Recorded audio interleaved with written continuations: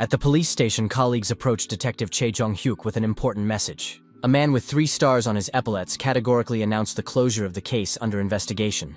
Standing before his superiors, the young man was outraged by this unexpected decision. Jong-hyuk suggested that it was an April Fool's joke, since today was April 1st. His boss replied sharply that the order had come from above, and there could be no jokes here. The detective objected that they couldn't turn a blind eye to the forgery of bonds worth 200 million won. The chief firmly insisted that since the order was to retreat, then they had to retreat. The young police officer was extremely dissatisfied with this policy and categorically disagreed. Chae Jong-hyuk stated that his superiors could back down, but he would continue to investigate the case. The man called the detective a stubborn moron for disobeying a direct order from his superiors. In the office, the young man was told that he could not contradict the head of the department in this way. His colleagues warned him that the chief would call soon and that the captain must answer. Jong-hyuk picked up the phone and introduced himself as the head of the Intellectual Crimes Investigation Department. He was told important news over the phone that directly concerned his missing mother. After hearing this, the detective received the terrible news of his mother's death, and his face contorted with grief. Jong-hyuk couldn't believe what he had heard, and stood up abruptly when he was told he needed to go to the morgue. His colleagues began to ask him if he had received some kind of disciplinary action from his superiors. The detective suddenly jumped up and ran away without explaining anything to his alarmed colleagues. His comrades shouted after him, demanding at least an explanation for such a sudden rush. With tears in his eyes, the man thought that nothing like this could have happened to his mother. Running out into the corridor, Chae Jong-hyuk met 2 colleagues complaining about annoying reporters. His colleagues saw the captain with tears in his eyes, rushing somewhere down the corridor. They wondered where he was rushing to when he needed to recall the investigation team first. The 2 colleagues went into the office and asked why the captain had just run out in such a state. They were told that the case was being closed, so the office had to be vacated immediately. As he left the building, the chief ran into reporters who shouted loudly about his appearance. Jong-hyuk made his way through the crowd of journalists asking countless questions about the investigation. The reporters asked him to say at least a few words about the fake bond fraud. The guy was not interested in talking to them at all and just pushed his way through. His colleagues called out to the detective, asking where he was rushing off to. Jong-hyuk quickly got into the car, and the only thing on his mind was his mother's death. The detective pressed the gas pedal to the floor and sped down the road as fast as he could. His subordinates ran after him, shouting and asking where their boss was rushing off to. The worried guy called someone, wondering what was happening to their boss. Jong-hyuk was driving in the car, his eyes reflecting deep sadness and despair. The man wept uncontrollably and couldn't believe that this had become a cruel reality. He was told on the phone that the whole department was being turned upside down because of the bond case. His colleagues reported that those in charge had arrived and were going to completely reorganize the entire department. Jong-hyuk gathered his courage and told his friend Hyun-sok the terrible news about his mother's death. Upon hearing this, his friend told the detective that he would come over right away and asked him not to worry about anything. Jong-hyuk began to lose his mind, saying that he had spent his whole life working and had done nothing for his mother. His friend begged Jong-hyuk to pull himself together and pull over to the side of the road to avoid a serious accident. At this critical moment, the driver of an oncoming truck completely lost control of his vehicle. The detective saw a blindingly bright light and realized that a collision with the truck was now inevitable. A horrific accident occurred when a huge truck crashed head-on into his boss's car at full speed. The man hit his head hard on the steering wheel and lost consciousness from the serious injury. The truck driver was unharmed, got out of the cab, and began searching for the dash cam at the scene of the accident. Looking inside the wrecked car, he found that the department head was still alive after the collision. Chun Hyok had a severe head injury, but the detective was still conscious and trying to hold on. The truck driver said that if the guy had closed the case, his mother would still be alive today. Jong-hyuk wondered with horror if his own mother had died because of his stubbornness. The unknown villain began to reach for the wounded detective with some sinister intentions in mind. Taking the dashcam from the car, the scoundrel mockingly said goodbye to the guy before leaving the scene of the accident. Jong-hyuk tried to remember the criminal's distinguishing features: a snake tattoo on his wrist, the smell of wood, and an old man's voice. Lying helplessly in the wrecked car, the detective saw a second truck approaching him at high speed. The guy closed his eyes, thinking about the need to avenge his mother, and tried to remember all the details of the attack. While he was trying to memorize the details, the second huge truck completely crushed the department head's car. Jong-hyuk struggled to open his eyes and heard people talking in surprise about him waking up. When the detective opened his eyes, blood was running down his face, and he felt extremely heavy after the accident. The young man saw unfamiliar thugs with clubs in their hands, clearly preparing for a fight. Jong-hyuk thought that this situation seemed familiar to him, as if he were 17 again and spring had come. The detective decided that these were his dying memories, which exactly repeated the events of that distant day in the past. He reflected that if he hadn't been seriously injured by those thugs back then, he would have continued practicing judo. In that case, he might not have become a police officer, but chosen a completely different path in life. Perhaps Jung Hyuk would have become a champion, or even a judo coach instead of working in the police department. As memories flashed before his eyes before death, the detective thought about the need to see his beloved mother one more time. The guys from his memories said that he didn't care about their money, and advised him to mind his own business. Jung Hyuk remembered how he tried to stop their robbery and told his uncle that he was too busy for that today. The school children from his memories shouted that the guy was talking nonsense, and that he definitely needed to be beaten up for his insolence. Jung Hyuk narrowed his eyes in those distant memories and looked closely at his opponents before the fight. The detective looked at his opponent and wondered why he was moving so slowly and clumsily. The guy watched his opponent's steps carefully and tried to quickly analyze his fighting technique. Jung Hyuk's gaze focused on this inexperienced opponent, preparing for a decisive attack against him.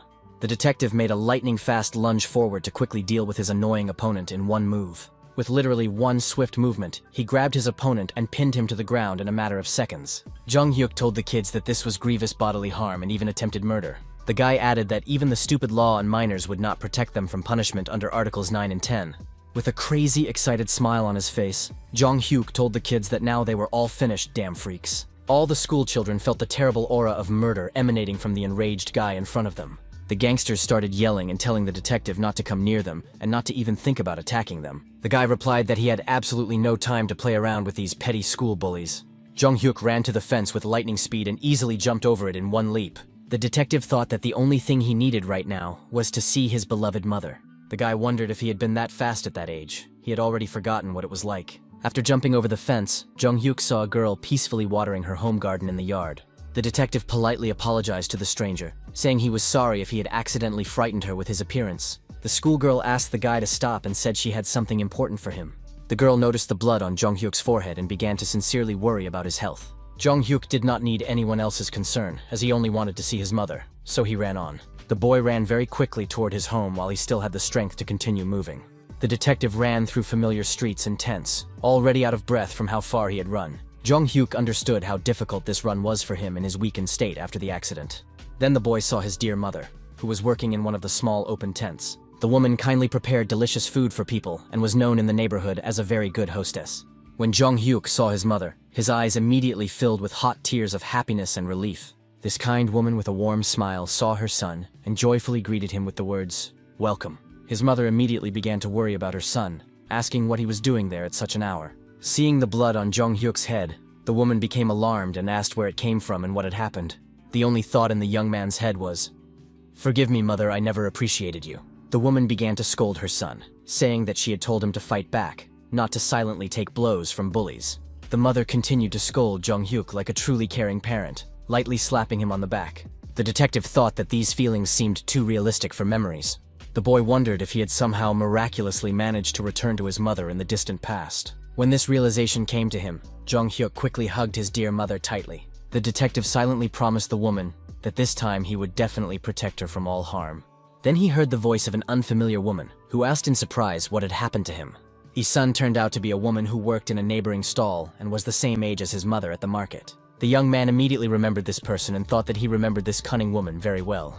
Jung Hyuk's light expression instantly changed to anger at the sight of this suspicious person. The detective knew that her real name was Sun Yang Jia and that she had 5 convictions for fraud. Jung Hyuk realized that this was the same woman who had been involved in dirty real estate deals. This swindler gathered people who were willing to invest money and gained their trust for about 3 years. The mother, who had saved money her entire life, was devastated and upset by what had happened after being deceived. Jung Hyuk remembered how the woman cried and apologized to her son for being too trusting. The guy couldn't remember his response, but he remembered his anger and that he had called his mother stupid. Now the detective was incredibly ashamed of his behavior, thinking what a moron he had been. An interesting thought occurred to Jung Hyuk about the possibility of changing the course of events in the past.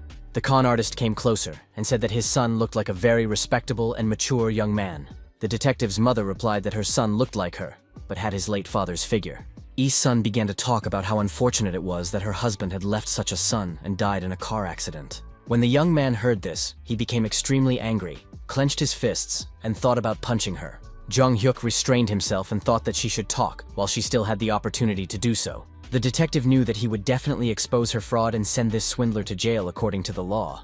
Jung Hyuk decided to help his hard-working mother, who worked diligently behind the counter at the market. The woman kindly told her son to stop stringing fish cakes together, as she wouldn't sell that many anyway. Sometimes the guy noticed that he was really too carried away with this business and was working too hard. The woman told her son that he had to finish everything to finally calm down. His mother warned Jung Hyuk not to laugh too loudly, otherwise the stitches on his head might come apart. The boy thought about how he had no idea that his mother had been working for over 30 years. Every single day of her life, she traveled such a long way to the market for work. The woman walked the entire way on foot, pulling a heavy cart with goods to sell. She did all this solely for her son, to give him the best in life. His mother said that it was better for him to rest. Why should he go out to help her every day? Wasn't it hard?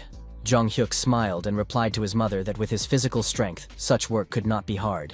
The detective thought that he had a plan, so he would definitely help his dear mother prosper. On the next day, trading began, and all the merchants immediately set up their stalls in the market. The boy's mother pointed to him and told him to take the spinach and put it at the front of the counter. Jung Hyuk thought that there were few chain restaurants at that time, so his mother cooked for office workers. The boy knew perfectly well how to make their eatery prosper and what food would sell like hotcakes. Jung Hyuk brought something strange in a pot, and the woman immediately noticed it. When her son opened the lid, there was fragrant kimchi, prepared according to a special recipe from the future. The woman asked in surprise if he really wanted to put this appetizer in their traditional dish. The boy smiled mysteriously and told his mother to trust him and try it at least once. The mother thought that was fine, but it would be better to put less rice in this experimental dish. The woman wrapped the perfect appetizer according to her son's recipe and prepared to taste the new flavor. She said she would now try how delicious it would be and whether it would suit buyers. The mother began to chew everything carefully, analyzing every nuance of the new and unusual taste of the dish. When she finally realized what the taste was, the woman was simply shocked. With an enthusiastic smile, she said that it didn't seem like anything special, but it turned out to be incredibly delicious. Her son replied that he had just added one small touch to her idea, and look what happened. The woman laughed and said that he was a chatterbox, and that it was time for him to go to school. Jung Hyuk replied that he would help her a little more because she definitely couldn't do the work alone. The woman made these snacks herself in just a few seconds while the boy was talking to her. His mother said that if such a big guy stood at the counter, customers would be afraid to come in.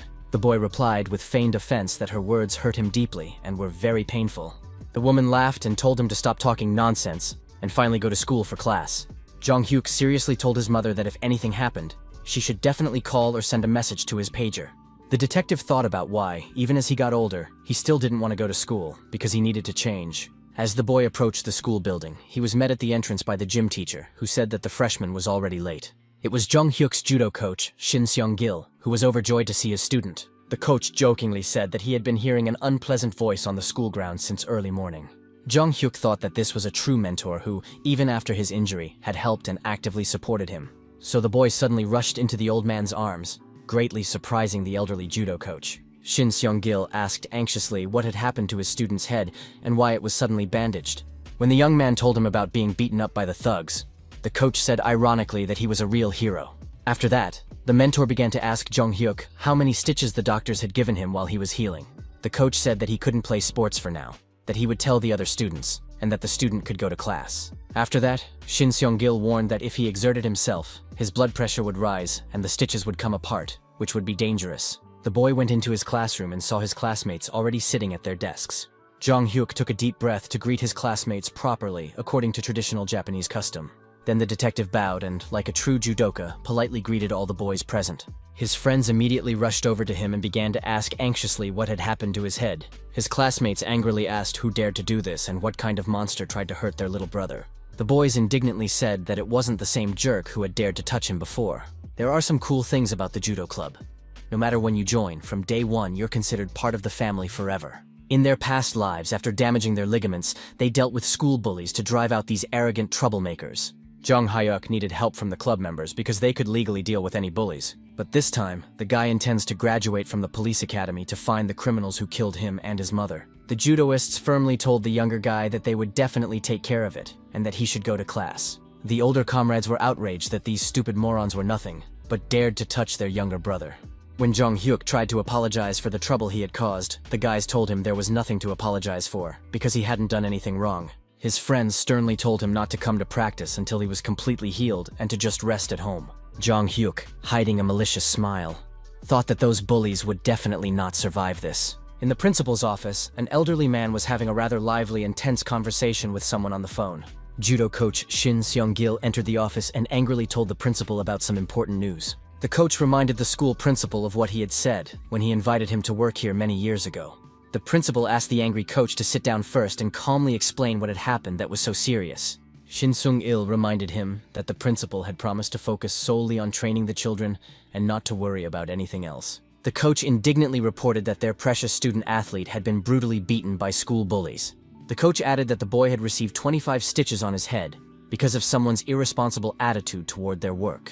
Shin Sung-il explained that the student had tried to stop the extortionists, and for this, he had been brutally beaten with batons. The coach angrily asked the principal if it was acceptable to allow students to treat each other so badly in an educational institution.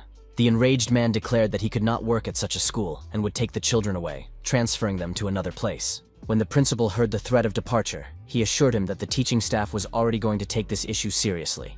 The school principal thought that the coach brought in so many medals that he simply could not be allowed to leave. The principal suggested that the coach sit down and calmly discuss the situation over a cup of tea in his office. Shin Song-gil replied that they should search everywhere, even in the doghouse, but catch the bullies before the first class. At that moment, Jong-hyuk entered the empty classroom, where none of his classmates were yet present. The boy began to calmly prepare for the upcoming lessons, and took out his worn school notebook for notes. The detective thought about how quiet and peaceful the classroom was when none of his noisy classmates were there yet. Jong-hyuk thought it was time to make a detailed plan of action and, for starters, a list of possible victims of the criminal. The boy assumed that whoever killed him in the future was probably an accomplice of the person who killed his mother. Suddenly, a pretty girl entered the classroom, and the boy immediately paid close attention to her and became interested. Jong-hyuk recognized her as the girl he had seen in the courtyard when he was running away from the bullies. She was watering flowers in the courtyard at the time, and was very surprised to suddenly see an unfamiliar boy. Jong-hyuk thought it was surprising that he and this girl had been in the same class all this time. The detective decided to approach her and apologize for that time, saying that it must have been noisy and unpleasant. The guy tried to make a joke out of it, but the conversation turned out to be incredibly awkward and strange for a schoolboy. Jong-hyuk thought, God, he's talking like an old man, not a normal 17-year-old student. Then the guy noticed that the girl had no reaction at all to his words and apologies. The detective realized that she hadn't heard a thing because she had her headphones on the whole time. Jong-hyuk immediately wondered what interesting things she was listening to on those headphones. Seeing the cassette player, the guy felt nostalgic, because in his future, everything was completely different. So the detective decided to talk to her, saying that this thing could be used as a voice recorder. The girl still couldn't hear him, so she turned to the guy and took her headphones off. Jong-hyuk introduced himself as the guy who knocked over the fence in the yard, while running away from the bullies. So the detective decided to apologize to his classmate again, saying that it must have been noisy at the time. The girl replied that she had called the police immediately, so everything ended quickly and quietly. The guy's eyes lit up with interest, and he asked her exactly what time and how she had called the police. His classmate explained that she called immediately after he ran away, but not to worry, she didn't say that he had broken the fence. Jong-hyuk objected that she should have said so, because then his testimony would have corroborated the police's version of events. His classmate asked how his head was, to which the guy replied that everything was fine, and it didn't hurt much. At that moment, some aggressive-looking guys entered the classroom. They were clearly in a bad mood, and said that their athlete seemed to be in good health today. The bullies complained that someone ratted out the beaten idiot, so they got scolded on the first day of school. They turned to Jong-hyuk and aggressively tell him to get up, you damn freak and jock. Jong-hyuk realizes that something is up and a serious fight is brewing, but he actually likes it. This bully classmate indignantly asks the detective if he is still laughing at everyone in the class. When Jong-hyuk stands up to his full height, he is several times bigger and taller than this bully. The detective, smiling, confirmed that yes, he had indeed laughed at this freak and his friends. The guy added that they were the pathetic cowards, not him, since they had beaten him up with batons as a group. Jong-hyuk pointed to his head, saying that because of them, he almost lost his mind. Look at the stitches. This classmate thought that if they left the athlete alone, the upperclassmen would come back to deal with them again. So, unexpectedly, this scoundrel took out a stationery knife and asked threateningly if the guy really wanted to die here. When Jong-hyuk saw the knife, he wondered why this bully was such a hopelessly stupid and narrow-minded guy.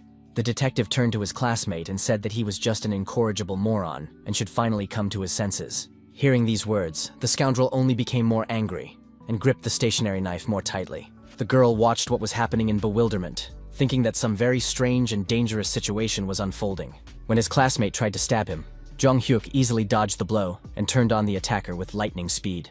Not only did he dodge the blow, but he also grabbed the scoundrel by the throat with an iron grip. The detective pinned the bully against the office wall, lifting him slightly off the floor with one hand. The grip was so powerful that the office knife simply fell out of the attacker's trembling hands. The students immediately realized that the guy from the judo club was fighting with the local bullies and thugs. Jong Hyuk asked the bully if he really thought the detective was afraid of such jerks. The scoundrel couldn't even answer the question because he was simply unable to breathe normally. It was as if real evil, anger, and bloodlust had awakened in the boy, and it was impossible to stop him. But then his classmate shouted at him, saying that he could kill someone right there in the classroom. Jong Hyuk realized that he shouldn't break the law, so he let the bully go. The boy warned that if they ever extorted money from him again, they would surely die. The bullies, of course, did not want to let the incident go and promised to deal with him again. Jong Hyuk warned the jerks to leave him alone, or they would get what was coming to them for their insolence. The three bullies just got up and stormed out of the classroom, muttering threats under their breath. The detective thought his head was already splitting from the stitches, and now these jerks were getting involved. All of his classmates were stunned by what they had just witnessed with their own eyes. When the teacher entered the classroom, he told them to stop drooling and stand up, as the lesson was about to begin. All the students stood up in unison and bowed politely to the teacher in accordance with school tradition and etiquette. Some of the diligent students thanked the teacher for the upcoming lesson and the knowledge they had previously gained on the subject. Jong Hyuk was very surprised by his teacher's reaction to his bandaged head. The teacher simply did not react to the strange appearance of the student with his head wrapped in bandages. The boy thought it was strange to walk around with his head bandaged, but the teacher didn't even say a word about it. The detective realized that the coach might have told the teachers about his injury after the fight. Although in those days, teachers did not particularly distinguish between the character of students and their academic grades and subjects. Jong Hyuk thought that now his classmates probably considered him just another school bully and fighter. As he left the classroom, the teacher reminded everyone that tomorrow they would have independent work on the material they had covered. As he left, the teacher added that the students should quietly prepare for the next lesson and review what they had learned at home. Jong Hyuk was stunned by what he heard, and all the pieces of this unpleasant situation fell into place in his head. Hearing about the independent work, the detective thought with horror. How could that be possible in his condition? How could the school expect him to write a test at his age with a broken and bandaged head? The guy wondered how they imagined a 40-year-old man in the body of a 17-year-old could write this test successfully. Jong Hyuk remembered that their school was famous not only for its judo club, but also for its high level of education. The detective remembered how difficult it was to do the independent work he wrote every 2 weeks after sports. But that didn't last long, because in his senior year of high school, he decided to get his act together. It turned out that he was quite smart, and many subjects came fairly easily to him in his studies. If he had joined the patrol then, he could have definitely gotten into a prestigious police academy. In any case, it's just a first-year high school program, so it should be fine. Holding a math textbook in his hands, the boy realized that the material was quite difficult for him. Jong Hyuk thought he needed to urgently refresh his forgotten knowledge. Otherwise, he would really lose his skills for a long time. First of all, he knew and remembered absolutely nothing about what would be on tomorrow's test. The detective saw one diligent classmate, his eyes lit up, and he thought to himself that this straight-A student would definitely help. Jong Hyuk saw his classmate diligently preparing for tomorrow's test, so he decided to approach him. The boy greeted him and politely asked if he could ask his friend for a small favor to help him prepare. The detective explained that there would be independent work tomorrow and asked for help in preparing for it properly. Jong Hyuk added that if his classmate showed him his notes, he would be very grateful for his help. The classmate with glasses was surprised that it was Jong Hyuk who approached this diligent boy. The straight-A student did not understand why this judoist suddenly decided to turn to him for academic help.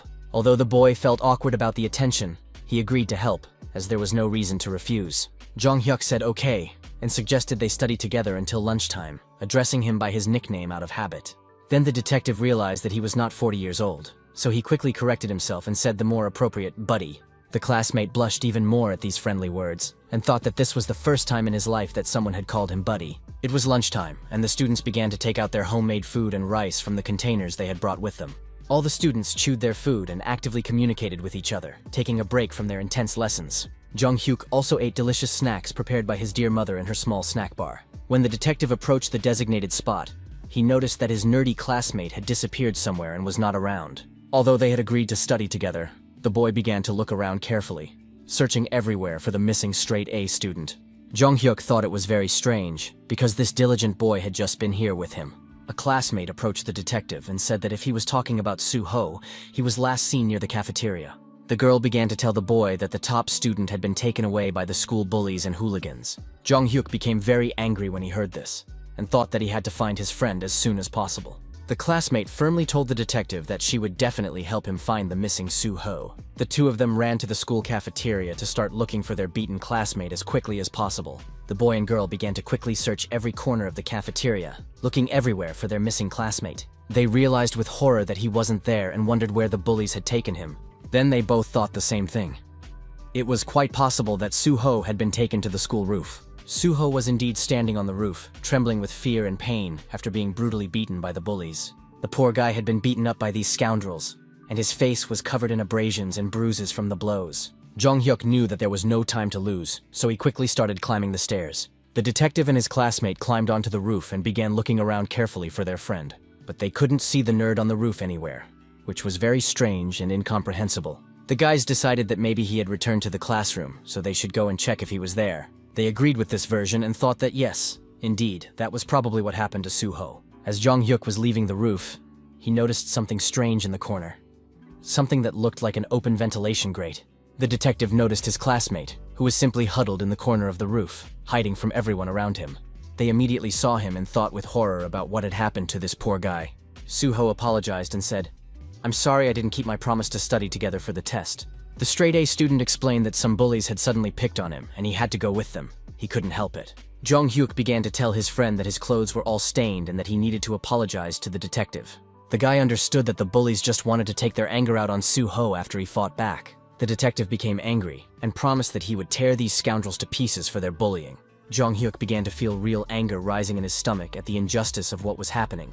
Then the guy apologized and said, "I'm sorry, I didn't eat enough at the school cafeteria today." His classmates didn't understand what he was talking about with his strange apologies and explanations about food. After that, the detective suggested that the guys go eat some delicious tteokbokki at a nearby cafe after school. They ate and talked to each other about how nice it was to finally have a normal meal after school. Jong-hyuk thought that after returning to the past, his body was so exhausted that he couldn't even eat one serving. The boys got some more coffee from the vending machine and started discussing which coffee tasted the best. Jong-hyuk started laughing and told his friends that there was no connection between coffee and height. The detective pointed to his tall stature as an example, and everyone laughed at the joke. Jong-hyuk turned to his friend and said that it must have been difficult for him to endure the bullies' taunts all this time. Suho, hearing this question, slumped down, and fear instantly reflected on his pale face. The honor student didn't even know how to respond, as he immediately recalled the most horrific images of recent beatings.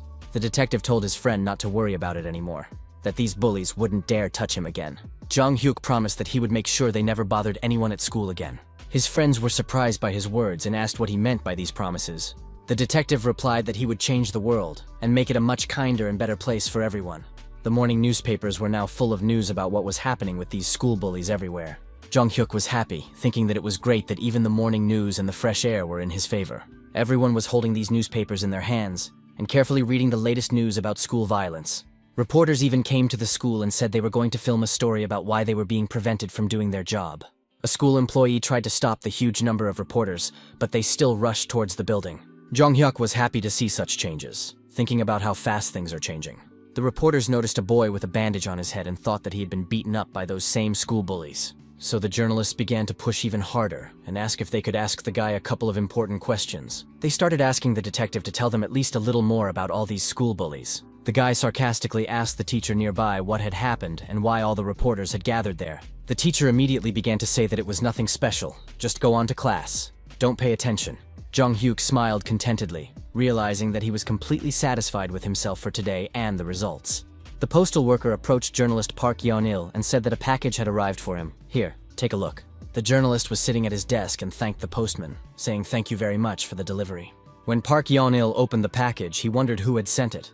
A cassette with a letter, maybe a witness. The journalist shouted to his entire editorial office that the school children had earned 50 million won from extortion. He said that this money was enough to buy a small apartment, and that they were real gangsters. So the journalist ran even faster to the school, specifically looking for the boy with the bandage who had been beaten up by the bullies. So now everyone in this newspaper is talking about one thing: the growing number of school crimes in the city. The boy held the morning newspaper in his hands and thought that the reporter had described everything quite beautifully and convincingly. The teacher, who noticed Jong-hyuk with the newspaper, immediately asked what he was holding in his hands. The detective explained that it was a newspaper and that he had recently started reading and taking an interest in the news much more often. When the teacher heard this, he asked incredulously who the guy was telling about reading.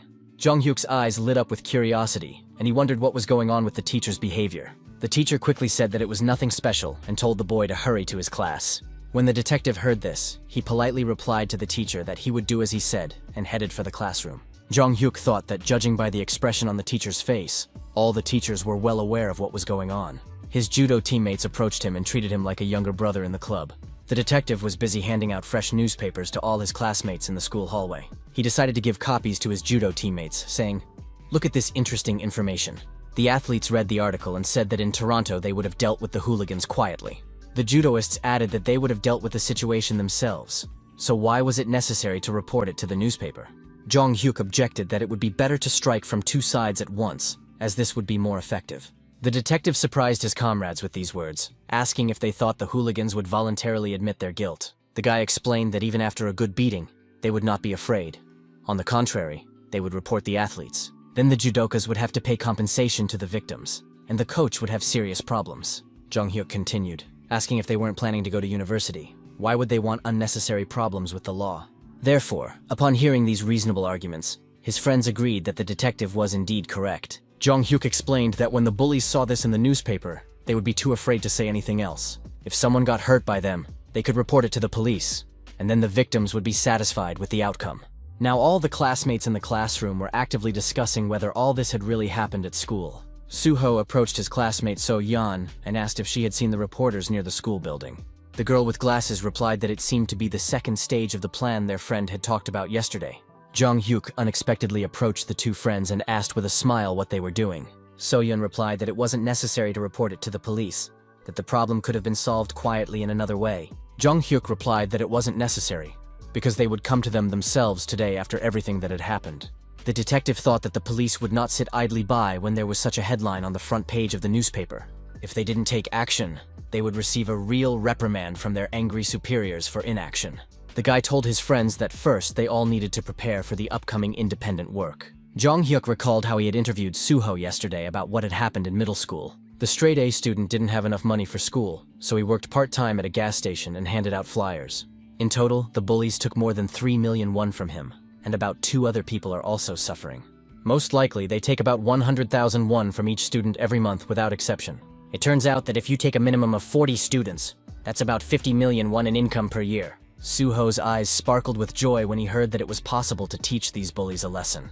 Independent work began, and everyone was given sheets of paper on which to fill in their personal details. Jong Hyuk took the assignment sheet and thought it was surprising that there were so few questions on the test. The detective thought that the teachers wanted to finish early and let everyone go home before the police arrived at the school. Indeed, the teacher thought that everything should be done as quickly as possible, and that the lesson should not be prolonged. Unexpectedly, for some reason, the teacher called Jong Hyuk to the blackboard to solve problems in front of the whole class. The boy pointed at himself in surprise and asked the teacher if he was really being called to the blackboard. The teacher said that if the detective put the letter A everywhere, it would be inconvenient for him to check the work. Jong Hyuk objected to the teacher, saying that he had actually solved these problems himself and had not copied from anyone. While the teacher and the boy were arguing, someone in the class raised their hand to speak. It was So-yeon, who told the teacher that the boy had indeed been studying hard, and that they could see for themselves. Suho also stood up and confirmed that he had studied with his good friend yesterday. The teacher was clearly unhappy that the friends had decided to stand up for their classmate. An announcement was made over the school loudspeaker that student Che Jong Hyuk was requested to see the principal immediately. With a satisfied smile on his face, the boy told the teacher that he was going to see the principal at the request of the administration. A large crowd of anxious parents of students from the school had gathered outside the principal's office. When Jong Hyuk left the classroom, he smiled when he saw all these worried people gathered outside the office. When the parents noticed this tall young man, they wondered if it was really him.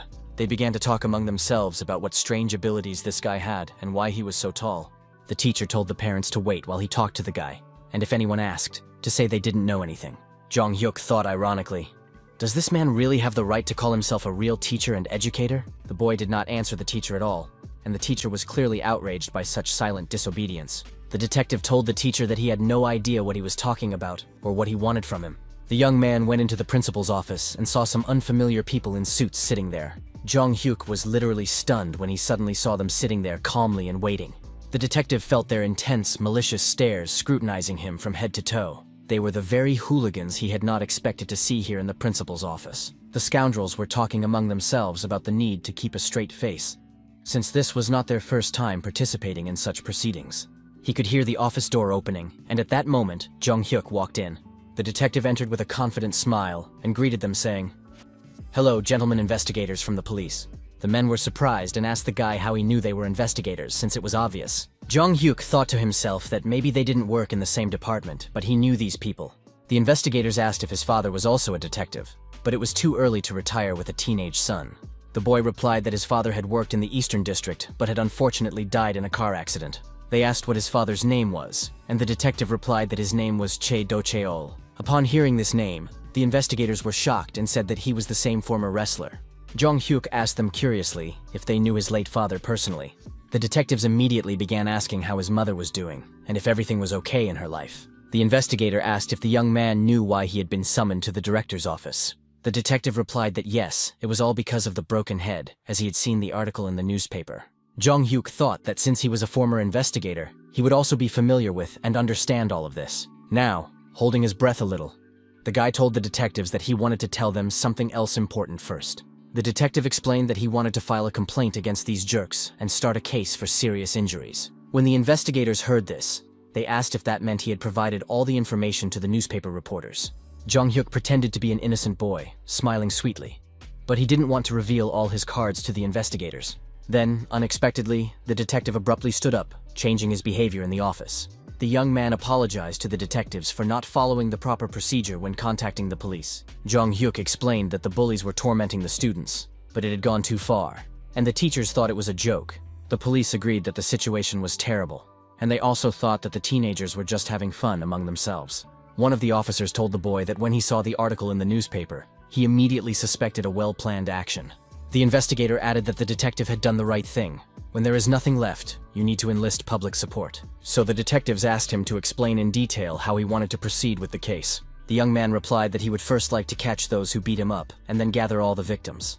Jong-hyuk wanted to give them the opportunity to testify without fear for their safety, as he was sure that his superiors were monitoring the case. The investigators replied that the kid was talking like a seasoned police officer with many years of experience in law enforcement. The detective said he wanted to charge them with attempted murder, which meant they would pay the amount he named. Jong-hyuk specified that those who beat him with sticks would pay 20 million each, and the rest would pay 10 million at most. The boy also said that he had written down all the names of the victims and the bullies, for which he was very grateful.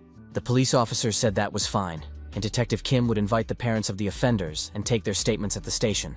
After this conversation, the first thing they did was call the parents into the principal's office for a talk. The angry parents indignantly asked the investigator what was going on and who dared to treat them this way at school. The employee replied to the dear parents that if they didn't want their children to go to prison, then they should behave more quietly. The adults were shocked by what they heard and were outraged as to why their children should go to prison. The parents shouted that they saw no reason for this, since the boy had stitched himself up and was just pretending to be a victim. The investigator replied that if they agreed with the victim to withdraw the statement, the children would face severe punishment. The detective added that, thank God, the boy had not yet filed an official complaint, and there was still a chance to fix everything. He told the parents that they understood that their children could indeed end up in prison for a long time. The investigator explained that they did not have to do anything to him, but they definitely had to think about the victim. The investigator explained to the parents that they must understand that their task is to reach an amicable agreement, since the law on minors would not apply to their children in this situation. Jong-hyuk listened to all this and asked the chief how much the average compensation for moral damages was for attempted murder. The investigator professionally replied that the amount for attempted murder was 25 million won, and for complicity, approximately 15 million. And then the guy said with satisfaction that he hoped everyone present had heard what fair amount he wanted to receive for the damage caused. The detective added that without full compensation, there could be no other agreements. He knew that in such situations, if no compromise was reached, the punishment would be the same as for adult criminals. And after the boy had clearly stated all this, he received full professional confirmation of his words from experienced investigators. When the hooligan's parents heard this, they were completely shocked by the audacity of this schoolboy, literally opening their mouths in amazement. And the boy said with a sly smile that they were so frightened by what they heard, that his heart skipped a beat at the sight of their distorted expressions. Jong-hyuk reminded them that they would also have to pay substantial compensation to the many other school children who had been victims of extortion. The guy pointed to an article in the newspaper, saying that they had seen the bullies extorting money from about 40 school children constantly for months. The parents were horrified when they realized how much they would have to pay for their kids' actions. Jong-hyuk did not stop there and warned that even if they paid full compensation, their children could still be sent to a juvenile detention center. Since this is a pretty serious crime and it all depends on the final decision of the court, all options for punishment are possible. And so the guy said decisively that it was time for him to leave and get on with his schoolwork. Before leaving, he turned to the defeated bullies and said that they had heard everything themselves, and that he hoped never to see them again. With tears of despair in their eyes, These bullies realized that they had clearly attacked the wrong guy, someone they shouldn't have messed with. And after all this drama, investigators started to professionally take confirming statements from other victims of school racketeering. Jong-hyuk was satisfied to see how perfectly his carefully thought-out plan had worked, which was an excellent result for him. And so the investigators and the boy stood together on the street near the school building, where they met his hard-working mother. The male investigator politely informed them that since all parties had signed an official compensation agreement, the lawyer for the guilty party would transfer the appropriate amount to their bank account. The investigator added that they had honestly earned it after all their suffering, so there was nothing to worry about in the future. After that, the investigator said admiringly to the mother that her son was a real find, such a brave and determined guy, which was rare among teenagers. The woman replied with some surprise that he had recently taken his studies seriously, so it was unusual for her to see such changes. The investigator bowed politely in the traditional manner and warmly said goodbye to the family, saying, "In that case, goodbye and good luck to you." The young man shared his expectations for the upcoming test results with his mother, assuring her that she would be pleasantly surprised by his achievements. Jong-hyuk proudly announced his 15th place in the rankings, considering it a remarkable achievement after long efforts in his studies. His mother expressed her sincere hope for her son's continued success in his education and his ongoing development as a person and a student. With tears of joy in her eyes, the woman reflected on how her boy had really changed for the better lately. She announced the end of her workday at the diner and promised to cook delicious roast meat for dinner at home. The investigator had a serious phone conversation with the school principal, discussing the importance and complexity of the current situation.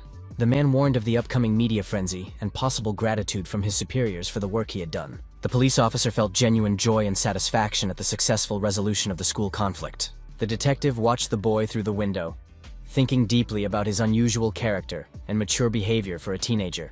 The detective carefully hid the truth about his life experience and knowledge of future events from everyone around him. During judo training, the young man grabbed his sparring partner firmly by the kimono, preparing to execute a decisive throw on the tatami. All his movements were aimed at effectively knocking his opponent down and pinning him to the gym floor. The young fighter's gaze radiated unwavering determination and absolute concentration on the current fight with his opponent. The teacher announced to the class that the test scores had been posted on the information board for review. Jong-hyuk recalled with satisfaction his academic progress from 15th place to his current 3rd place. In a recent mock exam, he managed to achieve an impressive 25th place among all students. The young man was genuinely happy that he had finally gotten used to the intensive learning process and was consistently achieving good results. The young man received the long-awaited opportunity to return to full training after completely healing all his head injuries. Coach Shin Sung-il proudly noted his students' outstanding achievement in the school-wide academic ranking. The school principal particularly praised the rare combination of high athletic and academic achievements in one student. The older members of the club good-naturedly teased the younger one, surprised by his unusual reaction to the sports uniform. Jong-hyuk thought deeply about the nature of the memories that came flooding back when he saw the familiar training gear from years past. The detective particularly enjoyed the feeling of a new beginning in life, especially after the final removal of his medical stitches. The young man was genuinely happy to be 17 and to have all the limitless possibilities that lay ahead of him. His strong, youthful body provided an excellent physical foundation for serious training in Eastern martial arts. His current excellent physical condition was radically different from what it had been in his previous life. The guy enjoyed incredible freshness and inexhaustible energy that accompanied him throughout the day. The young man smiled broadly and ran forward energetically, sincerely rejoicing at how successful he had been lately. The coach announced the start of sparring and the need to split into pairs for the most effective practice of judo techniques. All the athletes took their positions opposite each other and concentrated on preparing for the intense training session. Jong-hyuk stood opposite one of his senior teammates and politely expressed his joy at the upcoming joint match. The young man began to control his breathing before the fight with his older and more experienced sparring partner in the section. The senior comrade thought that the junior had become too cocky and overconfident lately. A sly smile appeared on the experienced judoka's face, and he decided to bring the cocky kid down to earth a little. The older guy grabbed the younger guy's kimono sharply, intending to perform a classic throw and pin him on his back. The young man's face showed determination, but something inside seemed to be holding him back from giving his all in the fight. As the opponents tightened their grips, both athletes began to move actively across the tatami in search of an advantage. Jong-hyuk felt strange feelings inside himself that he could not understand or explain to those around him. It seemed to him that everything around him had slowed down, as if time was passing several times slower than usual. The young man realized that his older comrade was in the mood for a serious fight, not just a light warm-up. The young man unexpectedly performed a technical trip, causing his opponent to lose his balance at a critical moment. Thanks to this maneuver, both fighters fell simultaneously onto the soft tatami mat in the gym. The older comrade was angry that he had not noticed such a brazen and unexpected trip from the younger one. Jong Hyuk felt ashamed of his actions and apologized, explaining that his foot had slipped accidentally without any malicious intent. The experienced judoka, with a sly smile, noticed that the younger man had fully recovered and suggested repeating the match. The coaches watched the sparring closely, noting interesting moments in their students' technique. The mentors were surprised that the younger fighter had so much physical strength compared to the older one. Jong Hyuk thought that the older guy was openly trying to provoke him and show his superiority. The young man understood that he could not allow himself to be mocked and had to take decisive action. The coaches discussed among themselves why the young man was constantly trying to use complex techniques instead of basic moves. The detective mentally recalled that in a few months he would win bronze and make it onto the Korean national team. However, now he had easily dealt with this strong and experienced athlete from among his older teammates. In his past life, a serious injury had forced him to have 2/3 of his stomach removed, after which he lost a lot of weight. All this time, he had been using various judo techniques in real fights, and now he had excellent physical abilities. As a result, he now possesses incredible abilities that even he finds hard to believe. At this rate, the guy will be able to win an Olympic gold medal and easily enter the police academy. The young man smiled broadly and ran forward energetically, sincerely rejoicing at how successful he had been lately. The coach announced the start of sparring and the need to split into pairs for the most effective practice of judo techniques. All the athletes took their positions opposite each other and concentrated on preparing for intensive training. Jong Hyuk stood opposite one of his senior teammates and politely expressed his joy at the upcoming joint match. The young man began to control his breathing before the fight with his older and more experienced sparring partner in the section. The senior comrade thought that the junior had become too cocky and overconfident lately. A sly smile appeared on the experienced judoka's face, and he decided to bring the cocky kid down to earth a little. The older guy grabbed the younger guy's kimono sharply, intending to perform a classic throw and pin him on his back. The young man's face showed determination, but something inside seemed to be holding him back from giving his all in the fight. When the opponents tightened their grips, both athletes began to move actively across the tatami in search of an advantage. Jong Hyuk felt very strange and incomprehensible feelings inside himself that he could not explain. It seemed to the detective that everything around him had slowed down, as if time were passing several times slower than usual. The young man realized that his older comrade was in the mood for a serious fight, not just a light warm-up. The young man unexpectedly performed a technical trip, causing his experienced opponent to lose his balance at a critical moment. As a result of this maneuver, both athletes fell simultaneously onto the soft floor of the gym. The older comrade was angry that he had not noticed such a brazen and unexpected trip from the younger one. Jong Hyuk felt ashamed of his actions and apologized, explaining that his foot had slipped accidentally without any malicious intent. The experienced judoka, with a sly smile, noticed that the younger man had fully recovered and suggested repeating the match. The coaches watched the sparring closely, noting interesting moments in their students' technique. The mentors were surprised that the younger fighter had so much physical strength compared to the older one. Jong Hyuk thought that the older fighter was openly trying to provoke him and show his superiority. The young man understood that he could not allow himself to be bullied and had to take decisive action. The coaches discussed among themselves why the young man was constantly trying to use complex techniques instead of basic moves. The detective mentally recalled that in a few months he would win bronze and make it onto the Korean national team. However, now he had easily dealt with this strong and experienced athlete from among his senior teammates. In his past life, a serious injury forced him to have 2/3 of his stomach removed, after which he became very weak and lost weight. The athletes demonstrated incredible results, covering 40 meters in 5 seconds and knocking down opponents weighing 100 kilograms. The athletes effortlessly jumped over opposing football players who were nearly 190 centimeters tall. Jong Hyuk recalled how he had studied these techniques while working as a police officer to maintain muscle tone. The coach noted that training with these monsters had clearly been beneficial, explaining the sudden changes in physical form. The young man confirmed his mentor's assessment and asked permission to leave if no one objected.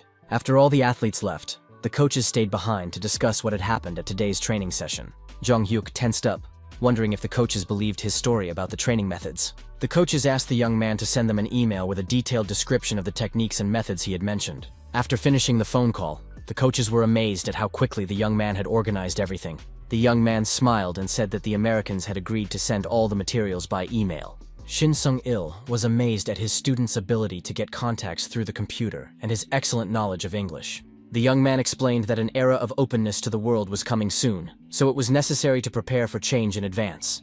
The mentors asked why the Americans had so readily agreed to provide materials to improve training.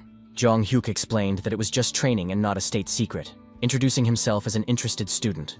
The coach noted that people from a major power really do have a broader mindset and an open approach. The young man suggested that the mentor contact Japanese judo schools and request their training materials. Shin Seong-gil wondered if his protege knew enough Japanese to carry out such correspondence. The young man smiled mysteriously, preferring not to reveal all his abilities and knowledge at once. The training programs began to arrive by email, which was a pleasant surprise for everyone. The coaches were amazed at how quickly they received the email from the American office with the requested materials.